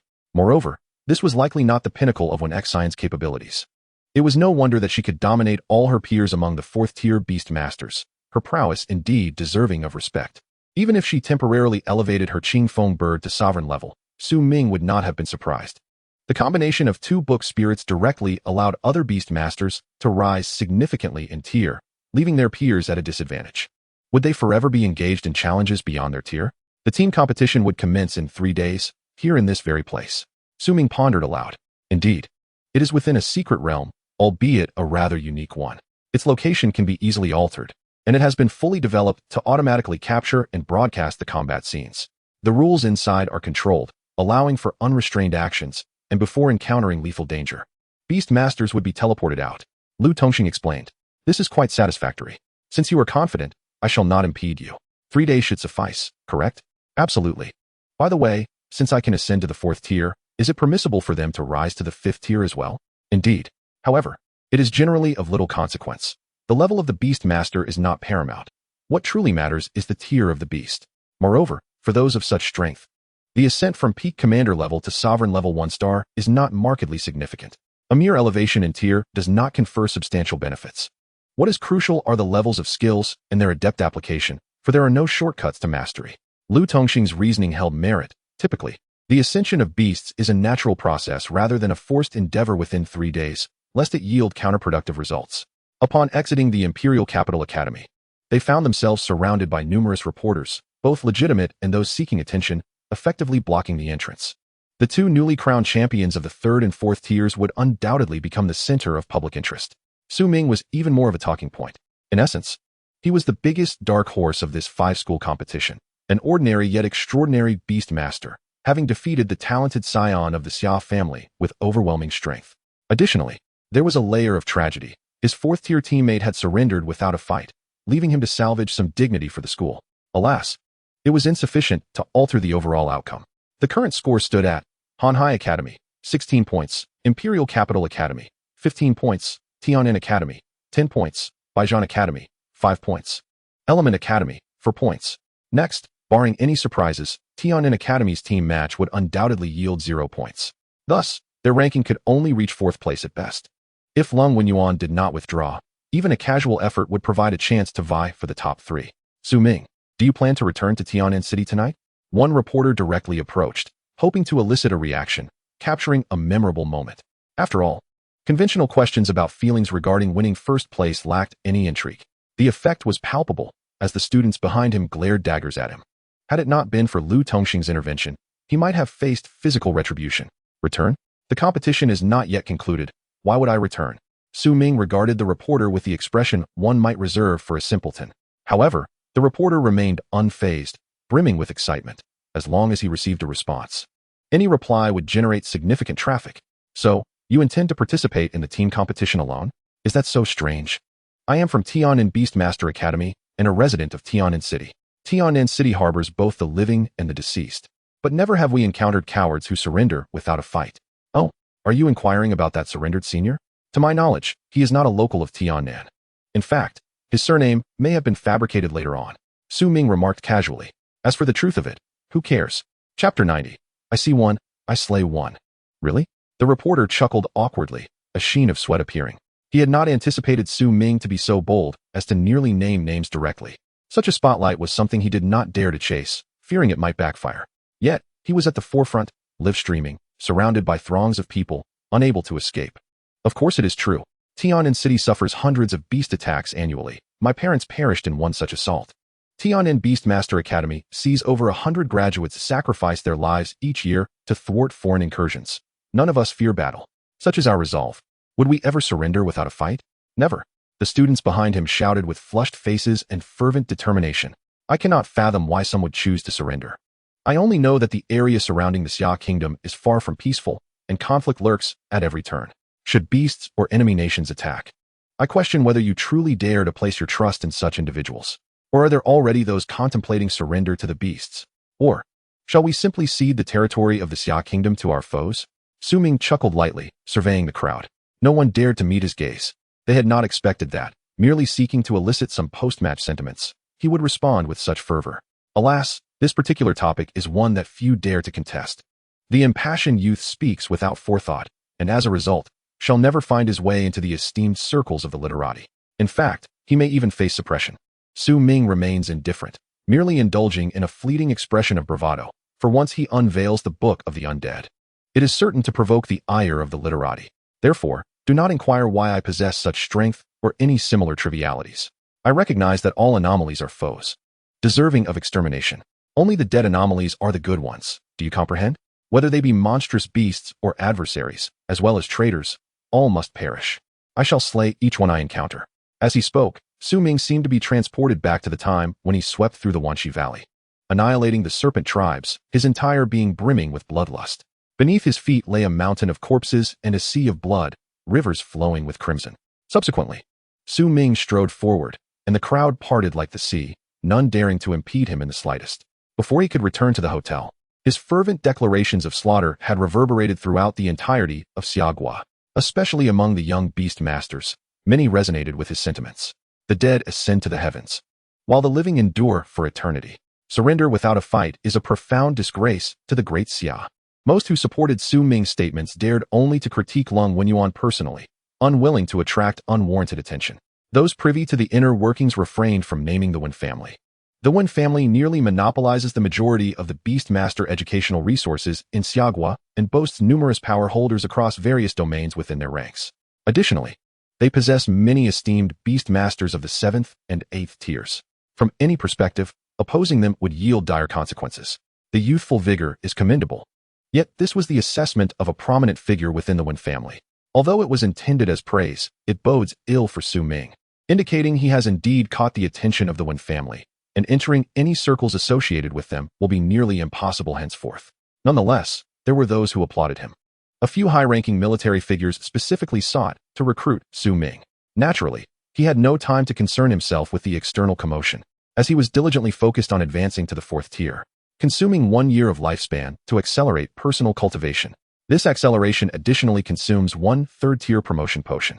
Acceleration in progress. This year, your fortune is lacking, and the advancement to the 4th tier fails. Cursed be it, another failure? Su Ming muttered under his breath. He had attempted 3 times, each time met with failure.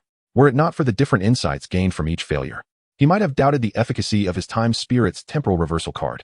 It appears that innate talent's influence on the success rate of advancement is beginning to reveal itself. If ascending to the 4th tier is this arduous, the 5th tier is simply unfathomable.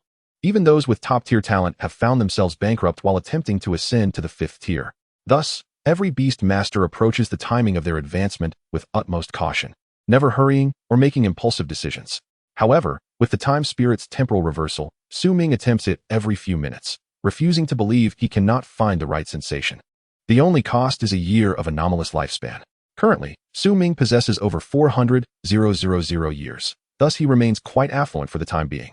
Hence, encountering monstrous beasts and slaying them is no mere jest. Su Ming's strength relies upon their sustenance. Time Spirit, once more, with a swift flicker. The 3rd-tier promotion potion he had consumed returned to his grasp. However, the anomalous lifespan would not be refunded. Moving forward, there was nothing more to say, and he continued forth, consuming 1 year of lifespan to accelerate personal cultivation. This acceleration additionally consumes one third-tier promotion potion. Acceleration in progress. In the first half of the year, you did not directly choose to advance, but rather organize the chaotic thoughts in your mind.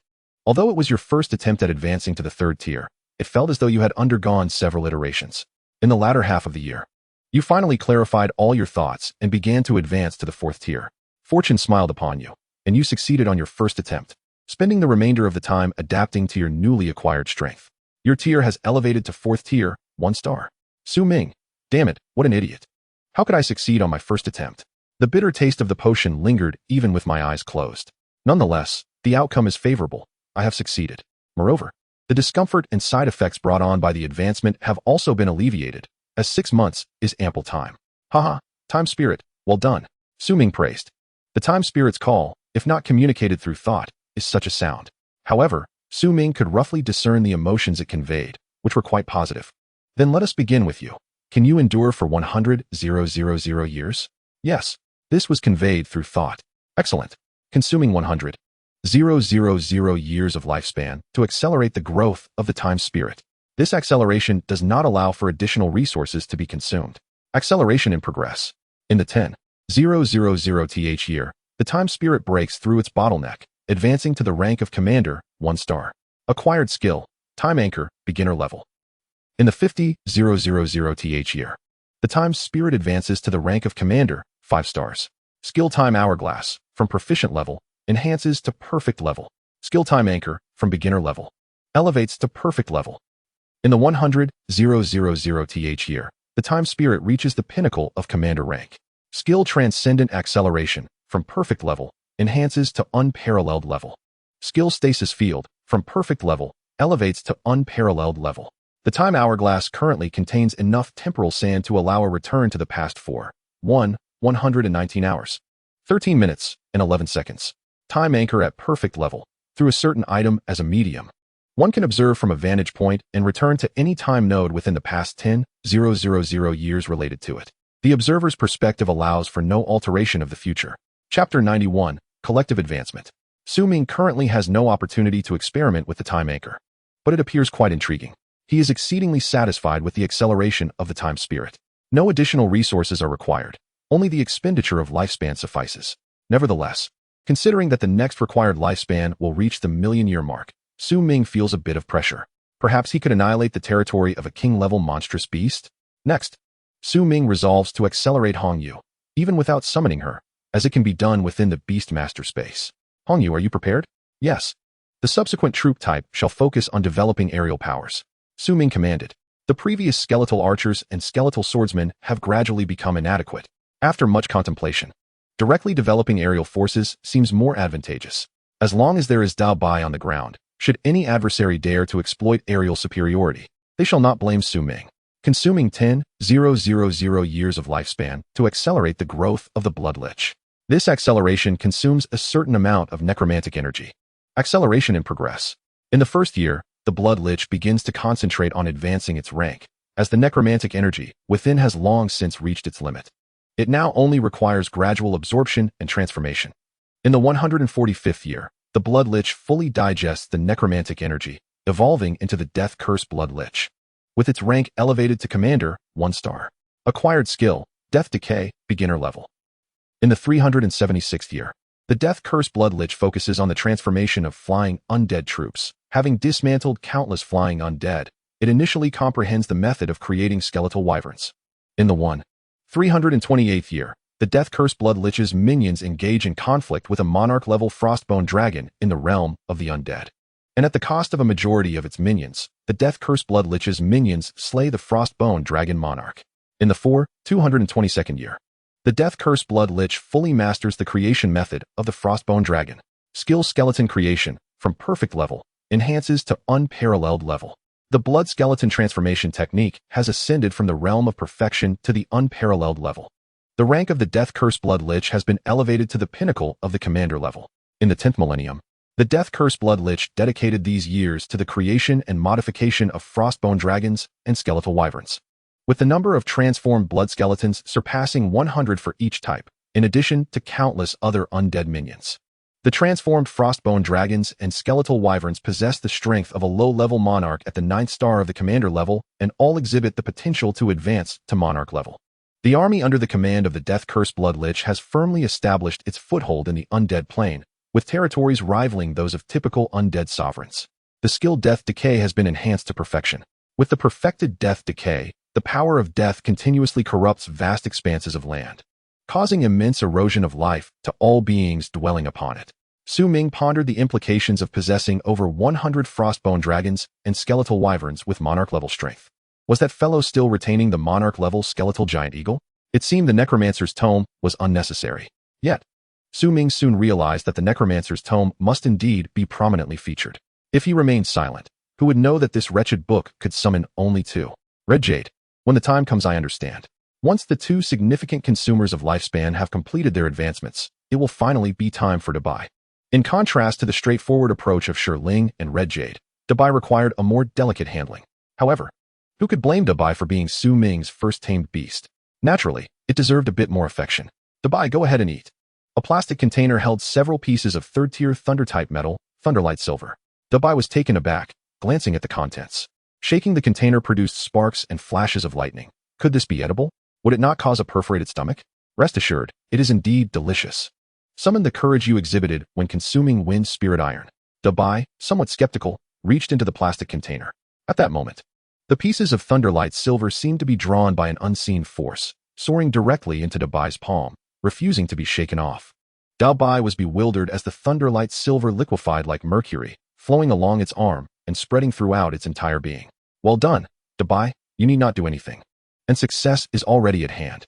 Ming could feel that once these Thunderlight silvers flowed to the appropriate locations and were absorbed, Dabai would directly ascend to the commander level. However, acceleration was still essential, consuming 10 years of lifespan to accelerate the growth of the iron-eating beast. This acceleration will consume several pieces of third-tier Thunderlight silver. Acceleration in progress. In the first year, the iron-eating beast's foundation was remarkably solid, its body constructed like black iron, eagerly awaiting sustenance, but lacking the infusion of thunder-type metal for a smooth ascension. The iron-eating beast's level rose to commander level 1 star, and it comprehended the skill electricity manifestation at the entry level. In the 5th year, the iron-eating beast focused on developing the electricity manifestation skill. However, due to insufficient thunder-type metal, it could only utilize it in a preliminary manner. The iron-eating beast grasped the skill Thunderclap Palm at the entry level, and its Swift Step at perfection level evolved into Wind and Thunder Step at perfection level. By the 10th year, the iron-eating beast, while practicing its massive transformation, adamantine body, and electricity manifestation, seemed to realize that more high-grade metals were required. Ming understood that the electricity manifestation was essentially a passive skill that could grant Dabai's previous skills the Thunder attribute.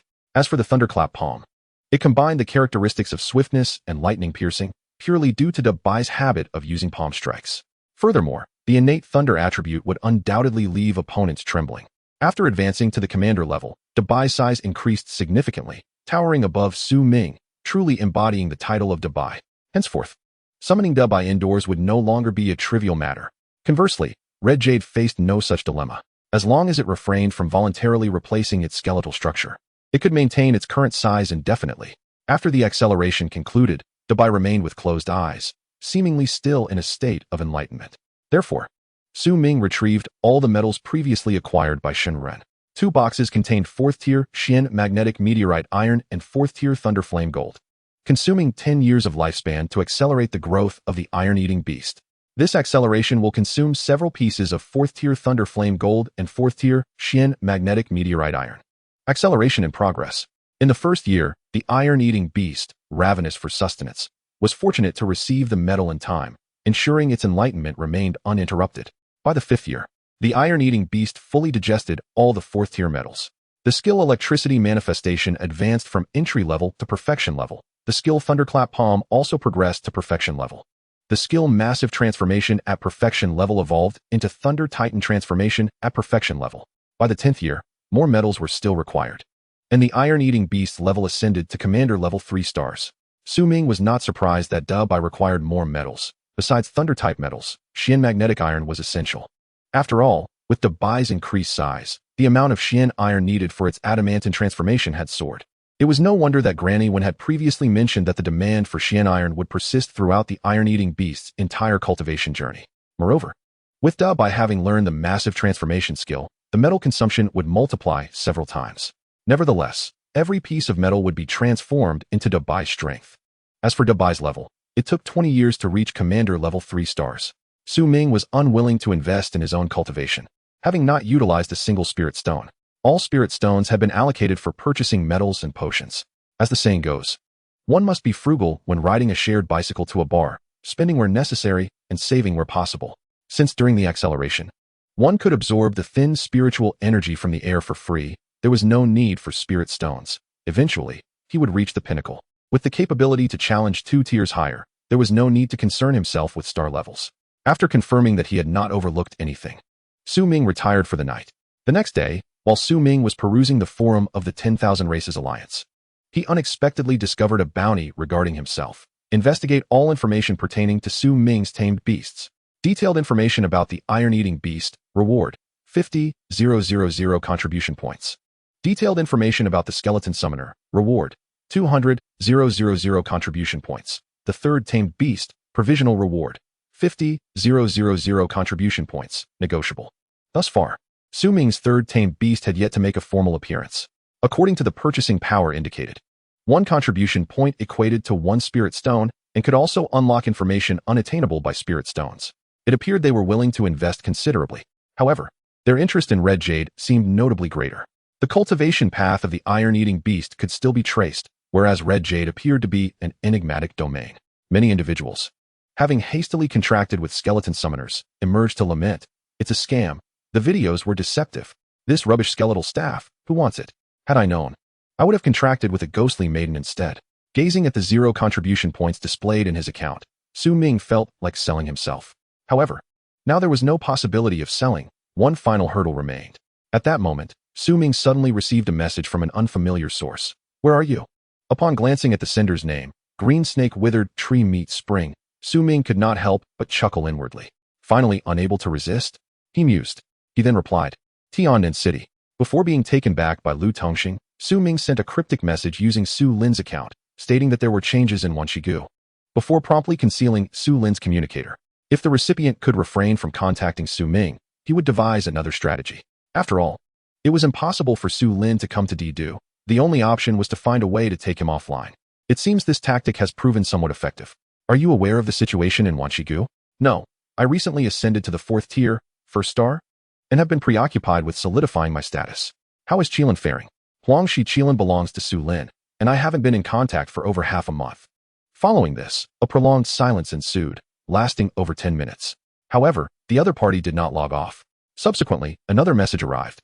Come to Didu in 7 days. This is non-negotiable. After sending this message, the other party appeared offline. 7 days would suffice for some preparations. Su Ming then sent a message to Shangren. Do you have any high-quality masks like the one you gave me? Now you understand the fear? Rest assured. In Didu, no one will act against you. What nonsense. I have always been the one to strike first. Enough chit-chat. Do you have them? Yes. When one is out in the world, who doesn't he have multiple identities? Not only can they alter their appearance, but also adjust their physique. However, the highest quality can only deceive the detection of a 6th tier's divine sense. Priced at 30,000 spirit stones, pre-orders are required, and they will arrive within 3 days. Would you like to proceed? Ultimately, Su Ming placed the order. Purchasing this item was not solely for the sake of preparing for the Wan Zhu Ming's formal review. After the great competition of the 5 schools, Su Ming would undoubtedly find himself at the pinnacle of attention. High profile as he may be, he did not wish to be scrutinized at all times. As for the spirit stones, Shang Ren would front the cost. Su Ming had never possessed more than a 3-digit sum. However, it appeared that the secret realm for this great competition was of ordinary 5th-tier difficulty, housing numerous beast species, perhaps allowing for some harvesting and recovery of resources. 3 days passed in the blink of an eye. Despite Su Ming's silence during this period, discussions about him outside remained fervently alive. It had been years since anyone had publicly uttered such menacing words, especially in a time predominantly characterized by peaceful defense. Many resource secret realms located in border regions had been quietly occupied and developed by neighboring countries, resulting only in verbal admonishments without any significant conflict. The outcomes had proven ineffective, only enabling their encroachment. The minor nations, intimidated yet ungrateful, would never remain compliant without severe consequences. Unfortunately, under various constraints. These matters had been downplayed. The rules for the team battle are as follows. Each team will be simultaneously teleported to 5 different directions within the secret realm, ranked by survival time. As long as one person remains in the realm, the team is not considered out. In addition to the original beast species within, a wild monarch-level beast will be released every hour. Su Ming's expression shifted. Such a fortunate occurrence. However, to others, this individual appeared to be intimidated. Alas, even a temporary elevation to the 4th tier is of little use. Indeed, but to dare to persist in the competition alone is commendable courage. In the center of the arena, 9 individuals displayed various expressions as they awaited the opening of the secret realm. Particularly, the 8 from the other 4 schools frequently cast furtive glances towards Su Ming. Having barely ascended to the 3rd tier, he was now eagerly stepping into the 4th tier. Those who had a slight understanding of Su Ming's exploits felt an inexplicable familiarity with this narrative. Could it be that he would once again turn the tide against the odds? Classmate Su, I personally hold a degree of admiration for you. How about we form a team? At this moment, the earlier individual who had been riding a fish, Zhuangyu, approached and whispered, though his voice was soft. Everyone heard him. Zhuangyu, do not meddle, I will not protect him. Do you think we can secure a top 3 position? Sang Miao directly refused. Bringing Su Ming along would likely draw all the fire from the D-Do Academy, risking their immediate elimination. Miao Miao, I am forming a team with him myself. I am not dragging you into this. You do your own thing. I won't be of any help. Call me again, and I might just send you out first. Sang Miao replied through gritted teeth. I am not concerned with you. Just do not show up before me. Even before the competition began, the top-ranked Han Hai Academy had already begun to fracture internally, which Su Ming found quite entertaining. Why do you want to team up with me? Su Ming inquired. Curious as this individual had seemingly fallen victim to his time manipulation and received a beating. Did I not mention? I admire your prowess. My 3rd beast, the illusion butterfly. You may not have seen it, but you have witnessed its skill, invisibility. Although it lacks combat power, it should be able to buy some time, helping you avoid being the first to be eliminated. Upon hearing Zhuangyu's words, the 2 teams from the Element Academy and the 100 Battles Academy were undoubtedly displeased. What do you mean? If he doesn't get eliminated first, does that mean we will? That would be utterly humiliating. Instantly, the air thickened with tension. As for when Xin from the D-Do Academy, her expression remained unchanged. Regardless, her family's directive was to ensure that the Tian Beast Academy was the first to be eliminated. Coincidentally, Su Ming also aimed to be the first to eliminate her, thus aligning their goals. Do not feel bashful, let us agree on this. You try to hide well, and I will come find you. Zhuangyu interpreted Su Ming's silence as shyness. At this moment, all preparations were complete, and a faint green entrance to the secret realm slowly opened. Enter, commanded the referee, as the 9 individuals in 5 groups sequentially stepped into the secret realm. In a flash of light, Su Ming found himself standing atop a hillside. The terrain of this secret realm was simple, with rolling hills visible in all directions, devoid of dense thickets, and covered instead by vast green grasslands. Howl! In the distance, the howls of a wolf pack echoed, seemingly sensing the presence of intruders. It appeared that a monarch-level wolf species was being nurtured within. However, Su Ming had no time for hunting at the moment. Instead, he summoned his skeletal rock, Hong Yu, to fly towards the center of the secret realm. What is he doing? Is he actively seeking a fight? More like courting death. If he had chosen to hide, he might have had a chance to compete for points. But to take the initiative. Haven't you heard his proclamation? He would rather die standing than live on his knees. Truly admirable. For screens displayed the conditions of each contestant, capturing every summoning and combat engagement at the first opportunity. Only when Xion's group dared to ascend directly, akin to Su Ming's choice. While the other contestants remained cautious, these 2 parties were on the verge of collision. No one anticipated a direct clash akin to a meteor hitting the earth. You chose to continue competing to challenge me? When Xion inquired softly from atop her Qing Feng bird, observing Su Ming seated upon his rickety skeletal rock, refraining from launching an immediate attack. Challenge you? Since you are actively seeking me out, does that not imply you are challenging me as well? Please, enlighten me. When Xion did not further debate, but instead offered him the opportunity for a fair confrontation. As for Xia Zhong, he had already entered spectator mode, feeling little concern for the outcome. Then I shall not hold back, Hong Yu. Subsequently, amidst the eager gazes of the crowd, a brilliant crimson light erupted from the skeletal figure, and a tome exuding a dense aura of death slowly opened. This is when Xion's eyes narrowed sharply. As a scion of the literary lineage, she instantly recognized what lay before her, the corpse of the book's spirit. The audacity to refine the remains of the book's spirit into such a grotesque form, and to wield it publicly in front of the members of the Wen family, was nothing short of an affront. It was akin to defecating upon the very heads of the Wen clan. In an instant, a fierce murderous intent erupted in Wen Xian's eyes. Meanwhile, at the Imperial Academy, the temperature plummeted. The president and many leaders of various departments were affiliated with the Wen family. Those in the know had already deduced the origins of the necromantic tome. The outrage was palpable. Su Ming's public display was a blatant slap to the face of the Wen family. First came veiled insults, followed by the brazen unveiling of the necromantic book, thoroughly inciting the wrath of the Wen clan. It was intriguing. Even some prominent figures who had previously paid little attention to the contest were now drawn in. The knowledgeable could discern the subtleties, while the uninitiated merely found the spectacle captivating. They sensed that Su Ming was concocting something extraordinary. They did not have to wait long. 2 wisps of necromantic mist erupted from the tome, swiftly transforming into skeletal specters in midair. With a roar, a peak monarch-level skeletal mammoth and a peak monarch-level skeletal giant eagle materialized on the battlefield. What on earth was happening? Xiaozhong, witnessing a peak monarch-level skeletal specter descend before him, was left dumbfounded. Here he was, merely a bystander, yet somehow deemed worthy of being targeted by such formidable foes? It was a gross overestimation of his capabilities. Senior Wen, should I withdraw? Su Ming initiated with his grand move, and indeed, the battlefield was no place for Xiaozhong, whose by Shui Jiao lacked both auxiliary skills and flight capabilities. More importantly, he had no desire to interfere in such a monumental clash. Rankings and victories were of no concern to him. Go ahead, I shall personally ensure his exit. Wen Xian's tone was frigid, devoid of her earlier calm demeanor. All right then, Xiaozhong proclaimed, before vanishing in a flash of light. Meanwhile, the outside world erupted in turmoil after a brief moment of silence.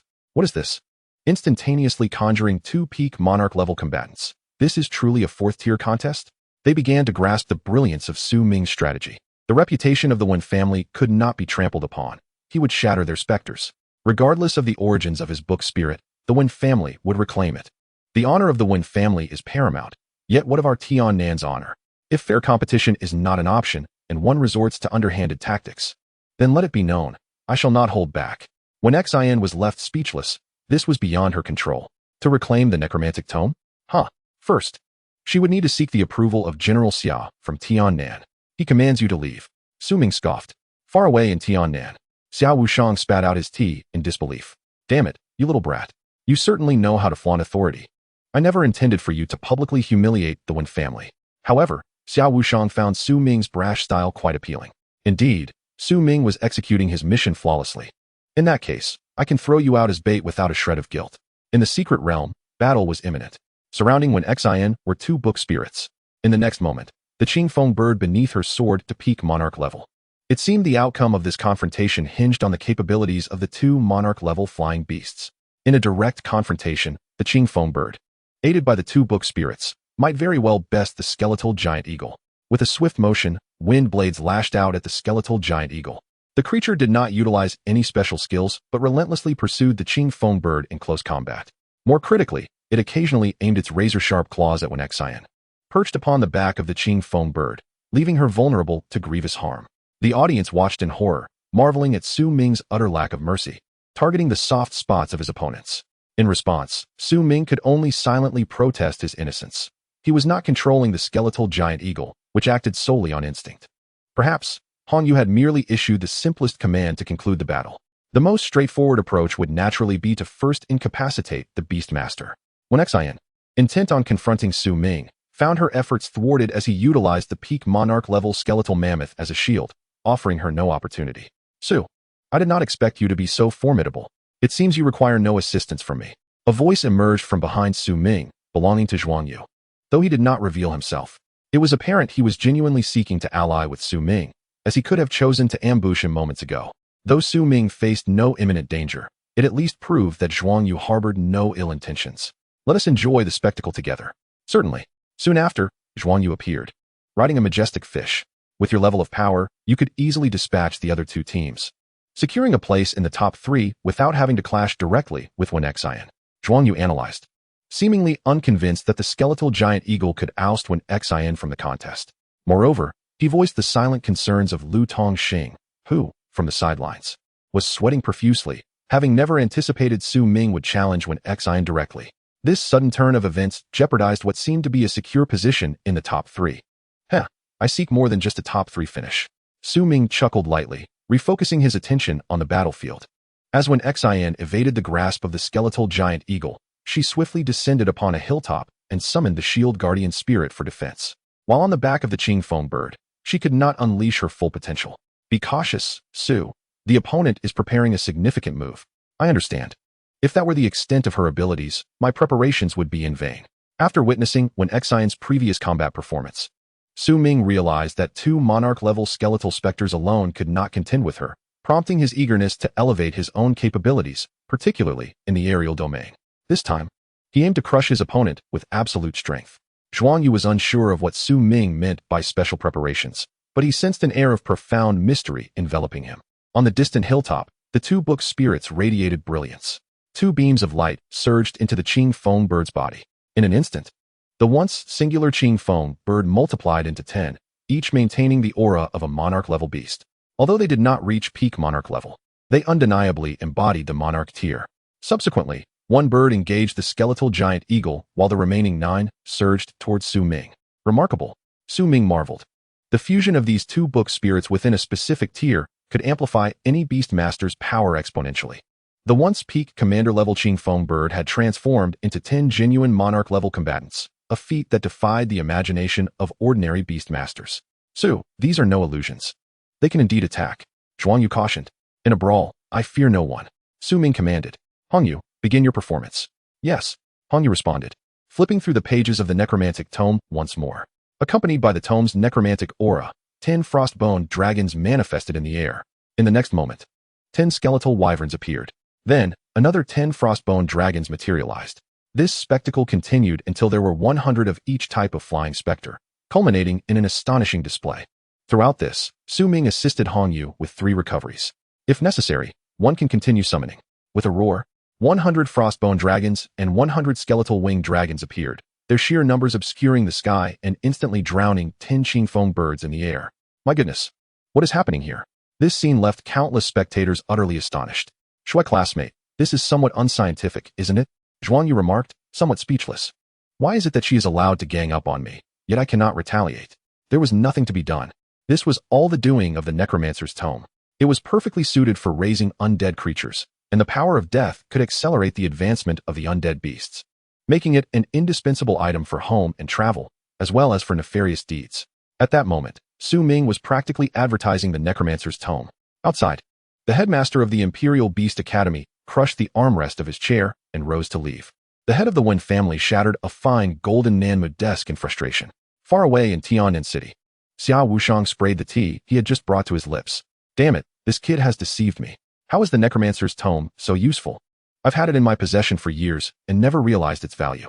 In an instant, a frenzy erupted within the Beastmaster Association and the black market, all clamoring to acquire the necromancer's tome. However, this was clearly in vain. The conditions to create such a tome were exceedingly stringent. It was not enough to simply possess the corpse of a book spirit.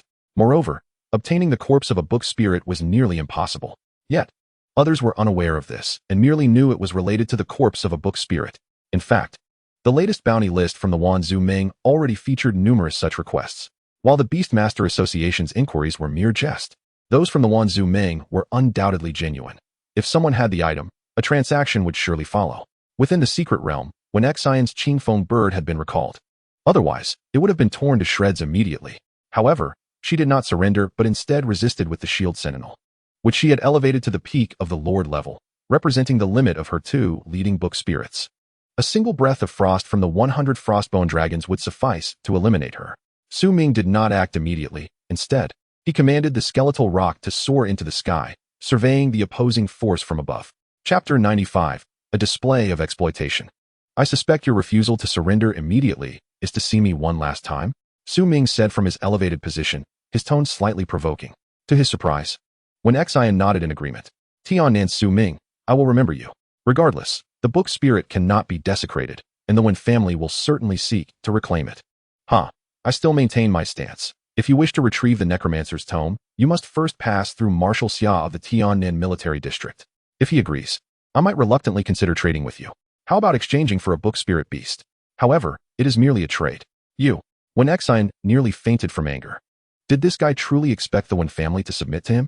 Moreover, having offended them so gravely, he harbored delusions of acquiring a book spirit beast from them. It was utterly ludicrous. Enough, Take care, and don't let the door hit you on the way out. If you don't leave soon, I will ensure you do. Su Ming waved his hand, unwilling to engage in further debate. Whether or not to trade was not a decision for this young lady to make. Once Hong Yu absorbed all the death energy from the necromancer's tome, it would lose its significance. Neither the two Lord-level powers nor the two King-level undead would provide much assistance to Su Ming. As for trading a book spirit beast, Su Ming merely mentioned it offhandedly, believing the Wen family would unlikely agree. If they did, then so be it. Regardless of contracts, they could explore the possibility. The concept of a book spirit as a beast seemed to imply a certain affinity for verbal commands. Perhaps it was a conceptual-type beast? Yet, Su Ming wondered if it could enjoy the immense benefits of time as the undead did. Otherwise, he would never consider a contract.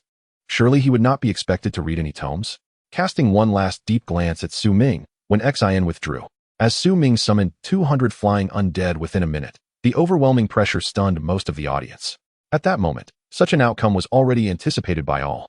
Su Ming sat atop an ordinary skeletal rock, resembling an undead monarch. Shui classmate, should I withdraw as well? Zhuang Yu tentatively suggested. Do not rush. Let me clear the others first. With that, Su Ming waved his hand, sending the 200 flying undead, comparable to Lord-level forces, to scour the area and slay all living beings.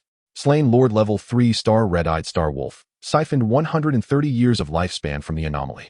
Slain Lord-level 8-star Red-Eyed Star Wolf, siphoned 280 years of lifespan from the anomaly. Slain Lord-level 2-star Three-Eyed Owl, siphoned 220 years of lifespan from the anomaly. A few days prior, Su Ming had exhausted most of his resources.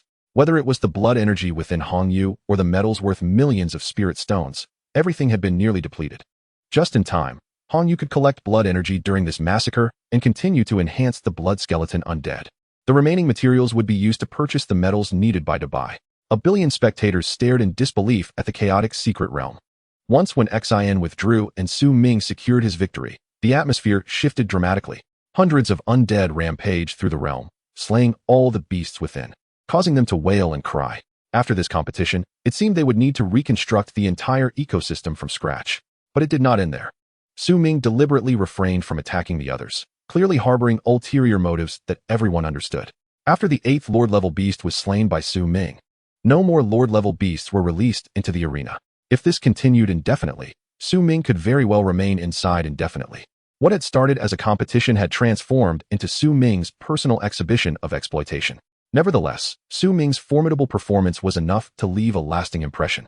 The rampaging undead in the sky left every onlooker awestruck. A true man ought to be like this. In light of Su Ming's earlier violent remarks, many felt a chill. In a decade or so, this fellow will undoubtedly become a brilliant star in the military. Moreover, he would not merely be a defensive commander, but a dagger thrusting into the enemy's heart. Just look at how he ruthlessly exterminated even the powerless beasts in the secret realm. Imagine what he would do to enemy nations. Is the prestigious Imperial Capital Academy truly this petty? Su Ming murmured in dissatisfaction. Shui classmate, isn't it about time? Yes, since they are no longer sending in Lord-level beasts. I certainly won't waste any more time. It seems your senior is still holding out. Would you like to check on her? Aside from Zhuang Yu, only Sang Miao remained in resistance. The others had initially planned to hold on, but quickly realized the secret realm was being overrun by the undead. The beasts within were thrown into disarray, driving out the two groups from the Elemental Academy and the 100 Battles Academy. However, they fared slightly better than the Imperial Capital Academy. Forget it. If she is eliminated before me, I will definitely ignore her for a month. We will be satisfied with second place. This competition had truly opened my eyes. Shui classmate, I will take my leave. Very well. The two exchanged contact information before Zhuang Yu exited the secret realm. Truly impressive. Su Ming gazed ahead at the resilient Tian Sang ancient tree, which stood firm against the assault of the 100 frostbone dragons. He had witnessed such formidable defense previously when Nangong, Fei Shui battled Sang Miao. The icy breaths instead converted into shield energy for the Tian Sang ancient tree. Such a defense is practically the nemesis of all elemental-type beasts, effortlessly capable of standing against hundreds. Furthermore, its physical defense is equally commendable. During Su Ming's visit to the imperial capital, aside from securing the first position, his greatest gain was the exposure to various beasts and their combinations. Without a solid trump card, the final outcome would indeed have been unpredictable. However, this is where it ends. Hong Yu, disperse them. With a wave of her hand, all the frostbone dragons and skeletal winged dragons retreated into the realm of the undead. Who would have thought you could conceal this so deeply? Sang Miao exclaimed from atop the Tian Sang ancient tree. Did I? I don't believe I have hidden anything at all. Are you suggesting I should employ those tactics in a third-tier competition? You have a point. But can you breach my defenses? Let us see you try. Su Ming maintained a considerable distance, denying his opponent any chance to control him with fines. Although, even if controlled, it would be of little consequence. Originally, Su Ming intended to test Bai's offensive capabilities, but reconsidered. Under the current circumstances, it would be more prudent to test Hong Yu's new skill, Death Decay. Before their eyes, a vast expanse of land instantly succumbed to decay. All life within, be it flora or fauna, began to wither away. Chapter 96. The contest concludes. The merchant's representative. The Tianseng ancient tree remained unscathed for the time being, yet the Mo Hun grass below began to perish in large swathes. I concede. In less than a minute, Sang Miao cried out in alarm, hastily recalling all her beasts. Before being teleported away, she cast a terrified glance at Su Ming, as though confronting a ghost. This person's beasts, this skill, are undoubtedly her perfect nemesis, a true adversary with no chance of retaliation. Is your endurance truly so feeble? Su Ming scratched his head, then felt a surge of teleportation energy. The 5-school grand competition has officially concluded. As Su Ming was teleported away, the arena erupted in thunderous applause. In that moment, he conquered the hearts of all spectators with his undeniable prowess. Even the students of the Imperial Capital Beast Academy were left in awe of Su Ming's performance. It was no jest. Even if all the students combined could not match Su Ming's army of the undead. Until now, most were in a daze. Could such formidable combat strength truly be wielded by a mere 4th-tier beastmaster? Or is the book of the undead truly that powerful? Headmaster, why are you looking at me like that? I assured you I would handle this splendidly. Upon returning to the Tiannan Academy area, all the students gazed at him with fervent admiration. Lu Tongxing's eyes were slightly reddened, stifling his emotions. You little rascal. You never mentioned you had such a trump card. If I revealed it, would it still be a trump card? No choice. General Xia was quite impressive. Lu Tongxing was left speechless. Even now, this fellow was still throwing General Xia under the bus. Did he not fear being obliterated upon returning? Brother, you're amazing. At that moment, Shang Ren squeezed through, handing Su Ming a box containing the mask he requested. Su Ming's triumph at the Tiannan Academy allowed Shang Ren to reap substantial rewards. The mere 30,000 spirit stones were but a trifling sum. Of course, Su Ming's share was included.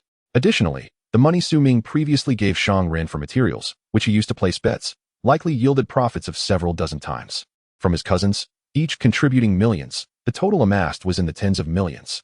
As for Shang Ren's own betting operations, the profits were unimaginable. So vast that he had to leverage the merchant's name to secure a portion of it. There was no alternative before the competition began. He had set in motion an unparalleled gamble. A complete sweep guaranteed astonishing returns. I will take you directly back to the hotel. You need not attend the award ceremony, lest you inadvertently utter something earth-shattering in front of Headmaster One of the Imperial Capital Academy. By the way, Headmaster, I will be staying in the capital for a while and will not return with you. All right, take care. Lu Tongxing was not particularly worried. As he knew Su Ming's ultimate trump card, he promptly teleported Su Ming and Shang Ren back to the hotel. This maneuver left the media waiting at the school gate empty-handed. Su Ming had already said all that needed to be said. Excessive attention could be detrimental. Lu Tongxing felt it best to reduce Su Ming's visibility moving forward. After all, Su Ming was still merely a 4th-tier master, and the road ahead was long. Brother, we hit the jackpot. Upon returning to Su Ming's hotel room, Shang Ren could no longer contain his excitement. How much did we gain? A few minor goals. Su Ming inquired with a smile. Minor goals. Shang Ren did not grasp the reference, then quietly stated, let us put it this way. My family's spirit of fortune has been stirred. For Shang Ren, the notion of minor goals paled in comparison to this revelation. So is there hope? It's hard to say, which is why I came to you first. Besides delivering the mask, my grandfather, the current representative of the Shang family, wishes to meet you. Meet me? Yes, but rest assured, it is certainly a good thing. All right, Wen. Now, we can still make it back for dinner. You should stay at my house tonight. Tomorrow I will take you to an auction. Perhaps you will find something you need. Then, we can visit the finest establishment in the capital for some leisure. In no time, Shang Ren had clearly outlined Su Ming's itinerary. Su Ming was intrigued by the auction. The higher one ascends, the more elusive certain items become. Even wealth cannot guarantee their acquisition. For instance, not only the high-end treasures like the spirit of heaven and earth, but also the One family's book spirit. The Shang family's prosperity tree and the Xia family's dragon clan contract qualifications are beyond the measure of mere spirit stones. After a brief preparation, Su Ming donned the mask he had just received and, without drawing attention, exited the hotel alongside Shang Ren. As for Shang Ren, he too had his own disguise. Now, As he walked the streets, he was concerned about being confronted by jealous gamblers, making him even more in need of concealment. He was not merely absorbing normal bets. He was turning around and wagering those absorbed bets against others' odds, alongside loans, capable of wiping out numerous betting houses in the imperial capital in one go. Half an hour later, the two arrived at the Shang family's ancestral home. Upon disembarking, Su Ming sensed two gazes fixed upon him. He soon realized that the observers were none other than the two stone lions at the entrance of the old residence. These stone lions were alive. Sure. I'm bringing him to see my grandfather.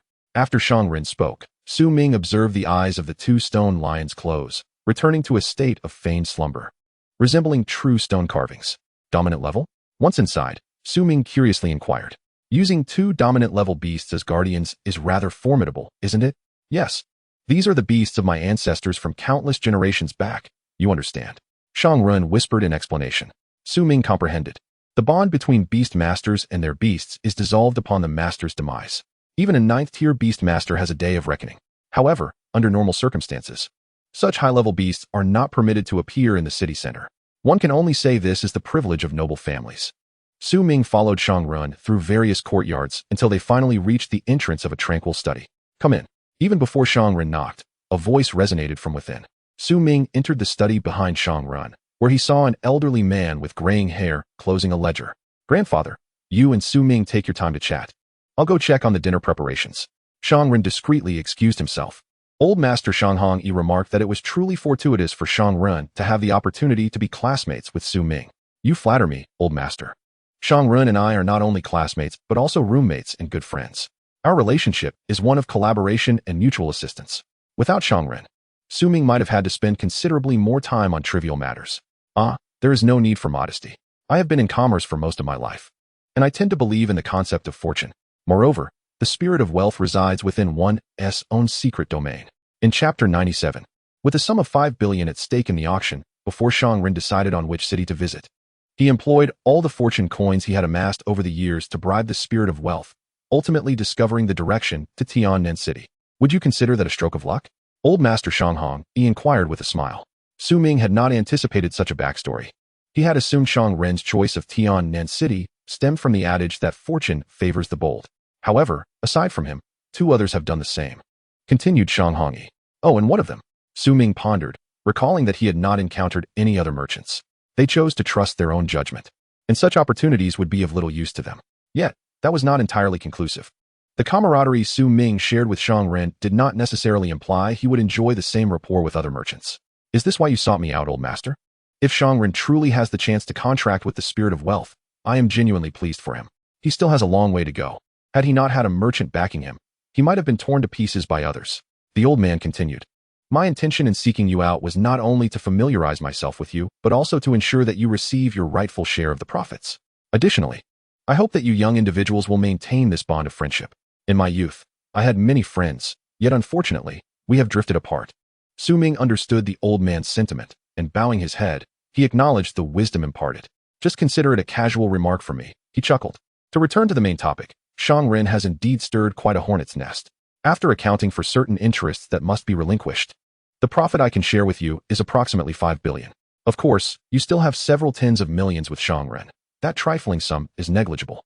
It was only upon hearing the figure of 5 billion that Su Ming comprehended the magnitude of Shangren's undertaking. It was no wonder that even the venerable old merchant had personally stepped in to address matters. Just months prior, Shangren had been elated over a mere 100,000 spirit stones, and now he was engaging in such grand ventures. Yet, observing old Master Shanghongyi's unruffled demeanor, it seemed he was not particularly fazed by it all. I have several options for you to consider. The first is the simplest. I can directly transfer 5 billion in cash to your account, which you can withdraw at any merchant. However, I advise against withdrawing too much at once. Aside from your cultivation needs, it is preferable to use spirit stone cards otherwise. The second option, as I have heard you have a significant demand for metals, is that I can offer you ownership of several undeveloped mines. Each confirmed deposit is valued at around 10 billion spirit stones, though extraction will require time and effort. The third option, which I am uniquely supplementing, involves an 8th-tier beast master providing assistance once or offering protection for a year, valued at 1 billion. You can choose this option for a maximum of 5 years. Su Ming was indeed taken aback by such magnitude, particularly the third option, Securing the services of an 8th-tier beastmaster was not something easily attainable with mere wealth. Such figures were typically renowned generals or esteemed family elders, and few could afford to act as bodyguards without ulterior motives. It was likely the merchant's own influence at play. As for the 1 billion for a year's protection, its value could be interpreted in various ways. If Su Ming lacked means of self-defense while possessing a vast fortune and had offended numerous individuals, he might indeed consider spending money for safety. Hiring an 8th-tier beastmaster as a bodyguard while hunting magical beasts for longevity would also be worthwhile. However, with the spirit of time at his disposal, Su Ming had no need for protection. Old Master, what types of metals are found in those mines? He inquired. One is a 5th-tier Xian magnetic secret silver mine. Another is a 5th-tier wind thunder copper mine, and there are several 4th-tier mines of wind and thunder attributes. Clearly, the other party was well aware of Su Ming's needs, as their offer was not made haphazardly. Metals of 5th-tier quality are not readily available for purchase, even for the affluent. Furthermore, even if a mine is confirmed to exist, the owner may not opt for large-scale extraction. They often choose to release resources gradually, manipulating prices over time to maximize profit. The mine's old master Shanhong he mentioned had likely been located long ago but were not being developed, as they would not simply disappear. I choose the 5th-tier wind thunder copper mine, Su Ming ultimately declared. That aligns closely with my expectations. You possess quite the confidence. However, the difficulty of mining is considerable. Should you have second thoughts in the future, will I be able to sell it back to you at the original price? Su Ming teased. How naive. You will have to sell it back to me at no less than an 80 discount, responded the old merchant with a chuckle. Su Ming smiled. Truly, the ways of commerce are such that one must always seek a profit. Very well, here is the deed, keep it safe. This mine lies within the territory of a royal-level magical beast and has not yet been cleared. When you possess sufficient strength in the future, you can organize a team for extraction. Alternatively, leaving some property for your descendants is also a commendable choice. Su Ming accepted the deed. Glancing at its location deep within the heart of Xia country, an area rife with magical beasts. At present, there was no rush. He would need to wait until Dubai attained the monarch level and beyond, at which point he would have a need for the dual attribute metals. Furthermore, it was possible that within the 5th-tier wind thunder copper mine, there could be derivatives of 6th-tier metals, which would truly be a rare find. As for miners, the realm of the undead was not lacking in such resources. The following day, Su Ming inquired of Shangren, do you no longer need to disguise yourself? Before a grand edifice. Certainly. The money we earn through honesty should be spent with integrity, Shangren replied. Su Ming understood from Shangren's words that the merchants must have thoroughly handled all aftermaths for him. Such extensive mining rights were certainly not acquired without some effort. Perhaps they had delved into the resources of some formidable force. This indirectly highlighted the merchant's formidable strength. The first auction of the year at the Imperial Capital Auction House was undoubtedly worth attending. Feel free to express your interest in any item. I shall cover the costs. Shangren assured, patting his chest. No need. I still have several tens of millions, Su Ming replied lightly. Aha. Before long, the pair arrived at the private box reserved by Shangren. The holographic screen displayed the showcased items from every angle, allowing for immediate bidding. Su Ming casually perused the pamphlet on the table, seeking items of interest. At this moment, Su Ming was not particularly drawn to anything conventional, be it beast eggs or cultivation resources. Rather, it was the peculiar and obscure items that piqued his curiosity. However, within the Imperial Capital Auction House, the largest in the nation, such items were not abundant. The next item up for bid was the long-awaited egg of the sovereign-level magical beast, the Qing Shuang Feng Huang, an ice-wind dual attribute flying beast egg, which, given sufficient ice and wind resources, could almost guarantee ascension to sovereign level. The starting bid was set at 1 million spirit stones, and interested parties were urged not to miss out. 2 million. 5 million. The bidding quickly escalated beyond 10 million spirit stones. After observing the competition for a few items, Su Ming recalled Shangren's earlier laughter. With a few tens of millions of spirit stones, one could hardly acquire anything of substance. Families capable of bidding over 10 million for a beast egg would undoubtedly not lack cultivation resources. If one could nurture a sovereign-level beast, the returns would be immense. Of course, it is essential that the beast tamer possesses a talent that matches such a lofty ambition. Only those with top-tier abilities are worthy of nurturing a ruler-level offspring. What do you think? You happen to have a new contract slot available. Would you like to consider this? The Qing Shuang Feng Huang is undoubtedly comparable to the bloodline-deficient Jiao Long. If Su Ming is interested, Shangren would certainly assist him in acquiring it. However, I think I shall wait for now. At this moment, Su Ming is not particularly interested in beast eggs. The Qing Shuang Feng Huang clearly demands substantial resources, and its potential only guarantees a peak ruler level. Su Ming is content with dub by the golden devouring beast. Other more conventional beasts are not his primary choice. If the expedition to the Dragon Clan proves unsatisfactory, he may contemplate other options. Acquiring a beast egg priced in the thousands or even tens of thousands is quite straightforward. Soon, the Qing Shuang Fenghuang's beast egg was purchased by someone else for 16 million spirit stones. Subsequently, several more items were auctioned, each valued at no less than several million. Among them were even controlled ruler-level monsters available for direct contracts. These creatures are typically subjected to torment or controlled by potions, which diminishes both their potential and strength. Nonetheless, there are advantages. For those anxious to enhance their combat power, this circumvents the lengthy cultivation period. However, capturing a ruler-level beast that can only be contracted by a 7th-tier beast tamer is indeed a considerable feat. Such opportunities are seldom seen unless in a state of war, making them highly coveted. In the wild, ruler-level beasts are often protected by demigod-level beasts, making indiscriminate slaughter impossible. Currently, in a relatively peaceful phase, neither the beasts nor the human race have instigated significant conflicts. Thus, high-tier beast tamers do not engage in rampant hunting of ruler-level beasts, lest they fall prey to demigod-level beasts themselves. The next item for auction was a box of Ming grass, freshly harvested the day before, containing 32 specimens of varying tiers, with a starting price of 2 million spirit stones, not available for retail. Those in need of Ming grass to enhance their mental strength or to concoct spirit-regenerating potions can bid with confidence. The quality is absolutely reliable. Upon hearing this, a buzz of discussion erupted below. It seems that yet another adventuring party has struck lucky in the Huangquan secret realm. Unfortunately, there are no Sansheng Ming flowers. Otherwise, a single flower would surpass the value of all the Ming grass combined. If such a flower existed, it would not even reach our auction stage, as it would have been pre-booked long ago. Indeed, enhancing mental strength? Su Ming immediately seized upon the host's key point. Is it not precisely what he requires? He promptly called out a bid. Brother, do you want this? Yes, I need something to boost my mental strength. The item is indeed commendable, but what seems to be the issue? Su Ming, still somewhat unfamiliar with these peculiar materials, listened intently. The Ming grass has a rather short shelf life. It must be consumed within 7 days post-harvest, even when stored in a spatial ring. It can be directly absorbed or used to create spirit-regenerating potions. However, each person can only absorb one specimen per year. If you purchase so many solely for mental enhancement, it is entirely unprofitable. Ultimately, you would need to sell them to an apothecary, incurring a loss. Shang Ren elucidated. After all, his mind is quite agile when it comes to matters of profit and loss. Only one specimen can be digested per year? Su Ming pondered. Could his accelerated lifespan not solve this? His hands never paused as he continued to raise his bid. What is the purpose of the Sansheng Ming flower? To create soul-replenishing potions. These potions can repair the spiritual damage caused by a beast's death. Legend has it that 30,000 specimens of Ming grass yield just one Sansheng Ming flower. While some say that only Ming grass aged 30,000 years can evolve into a Sansheng Ming flower. 30,000 years. The formal establishment of the beast tamer civilization has scarcely spanned that long. Brother, do you truly intend to buy this? Yes. All right, then consider it a gift from me. Do not be so polite.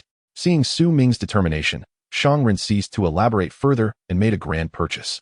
Originally, there were 2 or 3 competitors, but upon Shang Ren's sudden aggressive bid of 20 million, they all withdrew.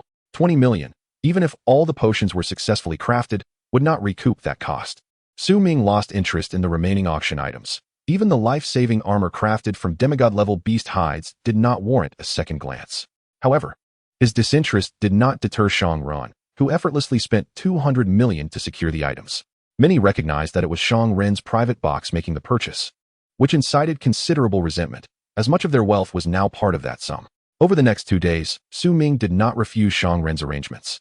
Indulging in the luxuries of the most opulent clubhouse in the imperial capital, the lad had a point. One may be content without a woman in their heart, but one should not lack companionship. At such a vigorous age, it is wise to avoid stifling oneself. After indulgence, it was time to attend to serious matters. Before parting ways with Shang Ren, Su Ming entrusted him to continue procuring 4th-tier metals and casually found a hotel to stay in. He then retrieved a sandalwood box containing the Ming grass. The box alone was worth 100,000. Upon opening it, he found the Ming grass arranged neatly, each specimen dark as jade, resembling orchid leaves. The method of use is quite simple. One merely holds it and perceives its energy with mental strength, which nourishes the mental capacity of the beast tamer. Over the past 2 days, Su Ming had taken the opportunity to research some information online. It is said that this grass grows along the banks of the River of Souls in the Huangquan secret realm, taking 3,000 years to yield a single harvest. Much like leeks that regrow after being cut, the first tier Ming grass harvested now has been growing for at least 3,000 years, while the third tier has matured for 9,000 years. Although this grass was once abundant, it cannot withstand continuous harvesting. In summary, it has become increasingly precious. The medicinal effects of the first and third tiers do not differ significantly, only in the quantity of mental energy contained. Only upon evolving into the Sansheng Yuming flower does it achieve a qualitative leap in value, soaring to 100 times its worth, with demand far exceeding supply. Su Ming picked up a robust specimen resembling a thick leek, examining it closely but discerned little. It did remind him of a girl named Sang Miao, who had contracted a plant-type beast called Mo Hun Chao, which bore similarities to this Yuming grass. However, he wondered if this Yuming grass could be contracted.